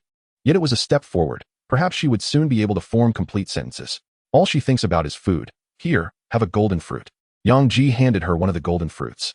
The remaining 2 were set aside for later, as these fruits could save lives. And there was no need to waste them on mere attribute enhancements. As the sun set, the solar lights at the cave entrance flickered to life, and a wisp of smoke wafted into the air. Xiaoman's injured arm had already soaked in the spider eye liquid, and now with the golden fruit, her recovery was remarkably swift. Yang Ji, not wasting any of the spider eye liquid, applied it to his eyes, enhancing his vision. The 2 of them feasted on roasted meat while engaging in physical activity to aid digestion. Xiaoman, with her long hair and slender waist, her golden pupils shimmering, embodied a perfect fusion of wildness and purity, exuding a beauty that modern individuals could hardly comprehend. Most importantly, she was exceptionally obedient, learning swiftly and cooperating flawlessly. Around 8 o'clock in the evening, Yang Ji took a torch to escort the players to the small wooden house. The night was filled with the howls of wild beasts. But upon Yang Ji's arrival, they fled in terror. The players were taken aback by this spectacle. Soul returning west. Wow. Blood Trace Leader is astonishing. He can actually scare the beasts away. My 1,000 solitary graves. Could this be the legendary aura? Destroy my youth. Following such a leader can't be wrong. Yang Ji presented himself as a super expert, his demeanor calm and composed, a small girl yawning on his back. In less than an hour, he gathered all the players within a 2-kilometer radius. Any beast with even a hint of intelligence was scared off by Xiaoman. Yang Ji then instructed to bring in the players from a 3-kilometer radius, all together into the small wooden house. The players within a 4-kilometer radius hesitated to approach, as there were a large frog, a giant mantis, and a wasp nest resembling a small mountain. The vicinity of the wooden house became bustling, with numerous bonfires illuminating the area for hundreds of meters. The presence of so many people alleviated their fears of the unknown world, including the previously rescued individuals. A total of 133 lives have been saved. The completion of the Dingbu Luo task has resulted in a tally of 120 individuals, granting an addition of 12 attribute points. Yang Ji opened his attribute panel. ID, Xuehen. Strength, 44, determined based on the player's real-world capabilities, with subsequent values following suit. Speed, 44. Defense, 44. Recovery, 75. Charisma, 100. Perfect, no woman can resist, and in the face of challenges with the opposite sex, he can simply rely on his charm. Skills, let my fist love me again, eye of reconnaissance, tree climbing, spear mastery, archery, and 18 extreme crumbling mountain fist. Schematics, torch schematic, spear schematic, grass shoe schematic. Hunger level, 98-100. Note, reducing hunger to 0 will adversely affect strength, speed, and reaction. Thirst level, 98-100. Note, severe dehydration can lead to player death. Available attribute points, 12, can be used to enhance attributes. Map exploration rate, 0.000000005. Outstanding quest, defeat a small dragonfish. After being thoroughly beaten today, his defense, speed, and strength have each increased by 1 point. Yang Ji allocated the newly acquired 12 points equally among defense, speed, and strength, raising them all to 47. He still has the quest to defeat the small dragonfish. Opening the map, he noticed that the previously explored 1 square kilometer had expanded to 9 square kilometers. The skull in the upper left corner had also changed. One skull turned gray, and another appeared within the 9 square kilometer range. Yang Ji understood that this skull represented the small dragonfish, a terrifying entity at least on par with the ferocious tiger. The system had not deceived him. This was indeed a small dragonfish, merely 4 to 5 meters long. He had seen a post on the forum earlier today about someone encountering a golden dragonfish over 10 meters long while swimming in a lake. Unable to confront the small dragonfish for the moment, he decided to focus on eliminating the mantis or frog first. Yang Ji left the axe, saw, and other equipment dropped by beasts for the players to use in building near the base, while he ventured into the darkness under the watchful eyes of numerous players. Dressed in grass attire, Zhu Dan raised his axe and shouted, "Brothers, our leader is braving the wilderness to clear the beasts for our safety. We cannot bring shame to him. For the tribe, let us begin. For the tribe." 100 players shouted in unison, causing the trees to tremble, flames to flicker, and hearts to surge with fervor. For the first time, the voices of humanity within this 5-kilometer radius surpassed the roars of the beasts. Yang Ji entered the territory of the large mantis and placed Xiao Man on a tree branch. Stay still on this tree to avoid scaring away the wild monsters. No matter what happens, do not intervene unless I call for you. I need to grow stronger through battle, understood? Xiao Man blinked, the golden moonlight shimmering in her large eyes, filled with confusion. Perhaps his words were too profound for her to comprehend. Yang Ji retrieved a length of hemp rope and secured Xiao Man to the branch. Xiao Man, now even more perplexed, wondered if her brother was about to initiate a new game. "Why are you sticking your rear out? I mean for you to stay put." Yang Ji, exasperated, covered his face, finished tying the rope, and jumped down to find the mantis. Realizing she was bound, Xiao Man understood that she was not to move and remained perched on the branch, watching her brother. The moonlight poured through the dense forest, casting an eerie ambience. However, this did not hinder Yang Ji. With the enhancement of the eye of reconnaissance and spider eye liquid, he could discern even the smallest ants within a 20-meter radius. An impressive vision akin to that of an eagle. Moreover, with the application of the spider eye liquid, his sight would further improve. He quickly spotted the large mantis concealed within the grass, towering slightly above him, its sharp forelimbs capable of severing a tree, undoubtedly useful as an axe. Congratulations to the player for discovering the night mantis, with a chance to drop items: ordinary scythe, premium scythe, and legendary scythe. This time, the system had even indicated that wild monsters could drop equipment. He wondered why this had not been mentioned before. Suspecting the system had previously been too lethargic to share such details, Yang Ji picked up a stone and hurled it towards the hidden night mantis, declaring, "No more hiding.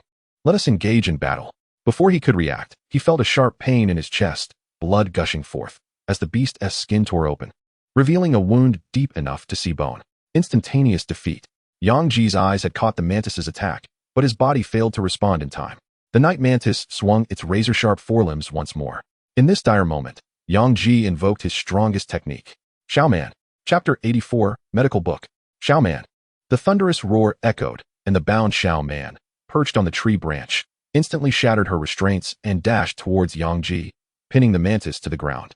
Just as she was about to crush the mantis underfoot, Yang Ji pulled her away, saying, "Do not kill it. We must retreat." Xiao Man obediently released the mantis. Yang Ji led Xiao Man away for 200 to 300 meters, and by the time they halted, the gaping wound had ceased bleeding. With a look of anger, Xiao Man gazed at Yang Ji's injury, shaking her fists as if questioning why he had not killed that vile mantis. "Because I am in training." Yang Ji carefully removed the shredded beast hide, moving gently to avoid aggravating the wound. Xiao Man, completely lost, could not comprehend his words. Much like a foreigner struggling to understand, Yang Ji took out gu chow and lizard fruit, mashing them to apply on his wounds. "I wish to grow stronger. I do not want to be powerless in the face of danger. I cannot allow the incident with the ferocious tiger to repeat itself before my eyes. For you, for myself, I must become stronger." The night mantis may not be overly formidable, but it presents a challenge, making it an excellent sparring partner.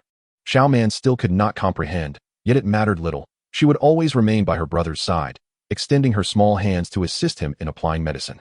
Yang Ji's recovery rate had reached 75, and in less than 10 minutes, the wound on his chest had scabbed over. He bound the bones of the ferocious tiger to his arm and set forth once more to the territory of the Anya Tanglang. Picking up a stone, he hurled it towards the Anya Tanglang concealed within the grass. The Anya Tanglang surged forth in an instant, brandishing its sharp forelimbs. This time, Yang Ji was well prepared and evaded in advance. The surrounding grass was swiftly severed. Failing to land a hit, the Anya Tanglang swung its forelimbs again, and Yang Ji, unable to evade, quickly raised his arm. When the scythe-like limb of the mantis clashed with the sturdy tiger bone, Yang Ji simultaneously lifted his leg to strike. But the mantis deftly dodged. The two engaged in a rapid exchange, colliding over 20 times within 3 seconds. Ultimately, Yang Ji succumbed, enduring for over 20 seconds before retreating, leaving him with 3 additional wounds. The Anya Tonglong's prowess lay in its speed. It could unleash its full potential in a surprise attack under the cloak of darkness, capable of slaying foes several times stronger than itself. This was precisely why Yang Ji possessed the ability of the Scout's Eye. Otherwise, he would have met his demise long ago. After 10 minutes, with his wounds scabbed over, Yang Ji sought out the Anya Tanglang once more. The Anya Tanglang was infuriated. Was this fellow never going to relent? Would it not be allowed to hunt? A new round of combat commenced, and this time, Yang Ji lasted for 40 seconds. His reflexes noticeably sharpened. He retreated to heal, and after his wounds had scabbed, he sought out the Anya Tanglang again. Xiao Man, resembling a small kitten, perched on a distant tree, observing Yang Ji's battle, and she vaguely grasped something. Moonlight bathed the earth, and in the darkness, 2 remarkably swift figures darted about. Yang Ji continued to improve, from the initial 10 seconds to 40 seconds, then to a minute and a half, and finally 3 minutes, perspiration cascading down, shimmering brilliantly under the moonlight. Yang Ji reveled in the joy of striving, basking in the sensation of teetering between life and death, and relishing the sense of achievement that progress bestowed upon him. After several hours of combat, spanning from the first half of the night to the latter, Yang Ji finally managed to endure for 30 minutes. As the new round of combat concluded, he, battered and bleeding, prepared to return and recuperate. Suddenly, he caught sight of the mantis dragging its weary body away from its territory. "Hey, Anya Tanglang, where are you going?" The mantis shot a glance at Yang Ji, as if to say, "Get away from my territory, you strange creature, akin to an unkillable cockroach. You recover from injuries in no time and grow even stronger." It had not hunted all night. If this continued, it would go hungry. Yang Ji stepped in front of the Anya Tanglang, calling out, "Wait, how can you just leave your territory like that? How about this? I won't rest. Let's have another round." The mantis disregarded him and turned to depart from another direction, muttering, "Nonsense, do you want to exhaust me?" Yang Ji fell silent for a few moments before shouting, "Xiao Man, bring me my bag." In a flash, Xiao Man appeared, clutching the backpack, causing the Anya Tanglang to retreat in fright, raising its forelimbs in defense, warily eyeing the little girl, aware of her terrifying capabilities. Yang Ji pulled a hyena from the bag and tossed it to the mantis, saying, "Here, your meal is on me. After you finish, join me in battle. I need to replenish my energy as well." With that, he took out some pre-cooked meat and sat down to eat, restoring his strength. Xiao Man obediently squatted beside him, mouth agape, waiting to be fed. The Anya Tanglang stood frozen for a while, glancing at the hyena meat on the ground, then at the two who were dining. It seemed to realize this fellow was feeding it. It was indeed hungry, having been pestered for an entire night to fight, and as it faced the offered food, it sniffed to confirm there was no poison, then proceeded to slice open the hyena's carcass, eating while cautiously observing the two, wary of a sneak attack. Half an hour later, Yang Ji sprang to his feet, declaring, "Anya Tanglang, let us continue our battle." The mantis understood his intent, its expression darkening. How can this bastard recover his strength so swiftly? Does his digestive tract run straight to his rear? Without its choice, a new round of combat began. This time, Yang Ji relinquished the tiger bones strapped to his body, relying solely on his own physique to confront the crisis, coming perilously close to having his arms severed. Gradually, Yang Ji adapted to the Anya Tonglong's speed, taking a meal midway through. At this moment, the system notification chimed. "Congratulations, player, for surviving for 8 consecutive hours. Given how badly you've been beaten, here's a medical book, lest you perish, for then I would have nothing to observe." Yang Ji retorted, "Is this the sort of thing a person would say? Well, the system is certainly not human." He accepted the medical book, and a wealth of knowledge pertaining to herbs and healing flooded his mind. Upon glimpsing its contents, he was taken aback, his body trembling with excitement. Within were many extraordinarily potent medicinal concoctions. Ultimate Strength Potion, Strength 10,000. Ultimate Recovery Potion, as long as you don't die, even a shattered heart can be healed. Ultimate Poison Potion, 1 dose can poison creatures across a vast river. Yang Ji was rendered speechless, breath quickening, his eyes reddening. Although the names of these potions seemed rather haphazard, their effects were otherworldly. However, upon seeing the materials required for these potions, it was as though a bucket of cold water had been poured over him, extinguishing his enthusiasm. The ingredient for the ultimate strength potion included the heart of the Huanggu Taiyuan, a fearsome creature over 10 meters long with a single foot. When one could defeat the Huanggu Taiyuan, their strength would already exceed 10,000. What need would there be for the ultimate strength potion? This was merely what he was aware of. Materials such as Jiuhua Luli Hua and Yinyan Shinzhong Ru were entirely unfamiliar to him. Setting aside these ultimate potions, they were far beyond his reach. Dwelling on them would only disturb his calm, leading to unrealistic aspirations and hindering his progress. The simpler reagents are quite manageable, such as the PTing Hu FDN, which merely require commonplace items like XY Gu.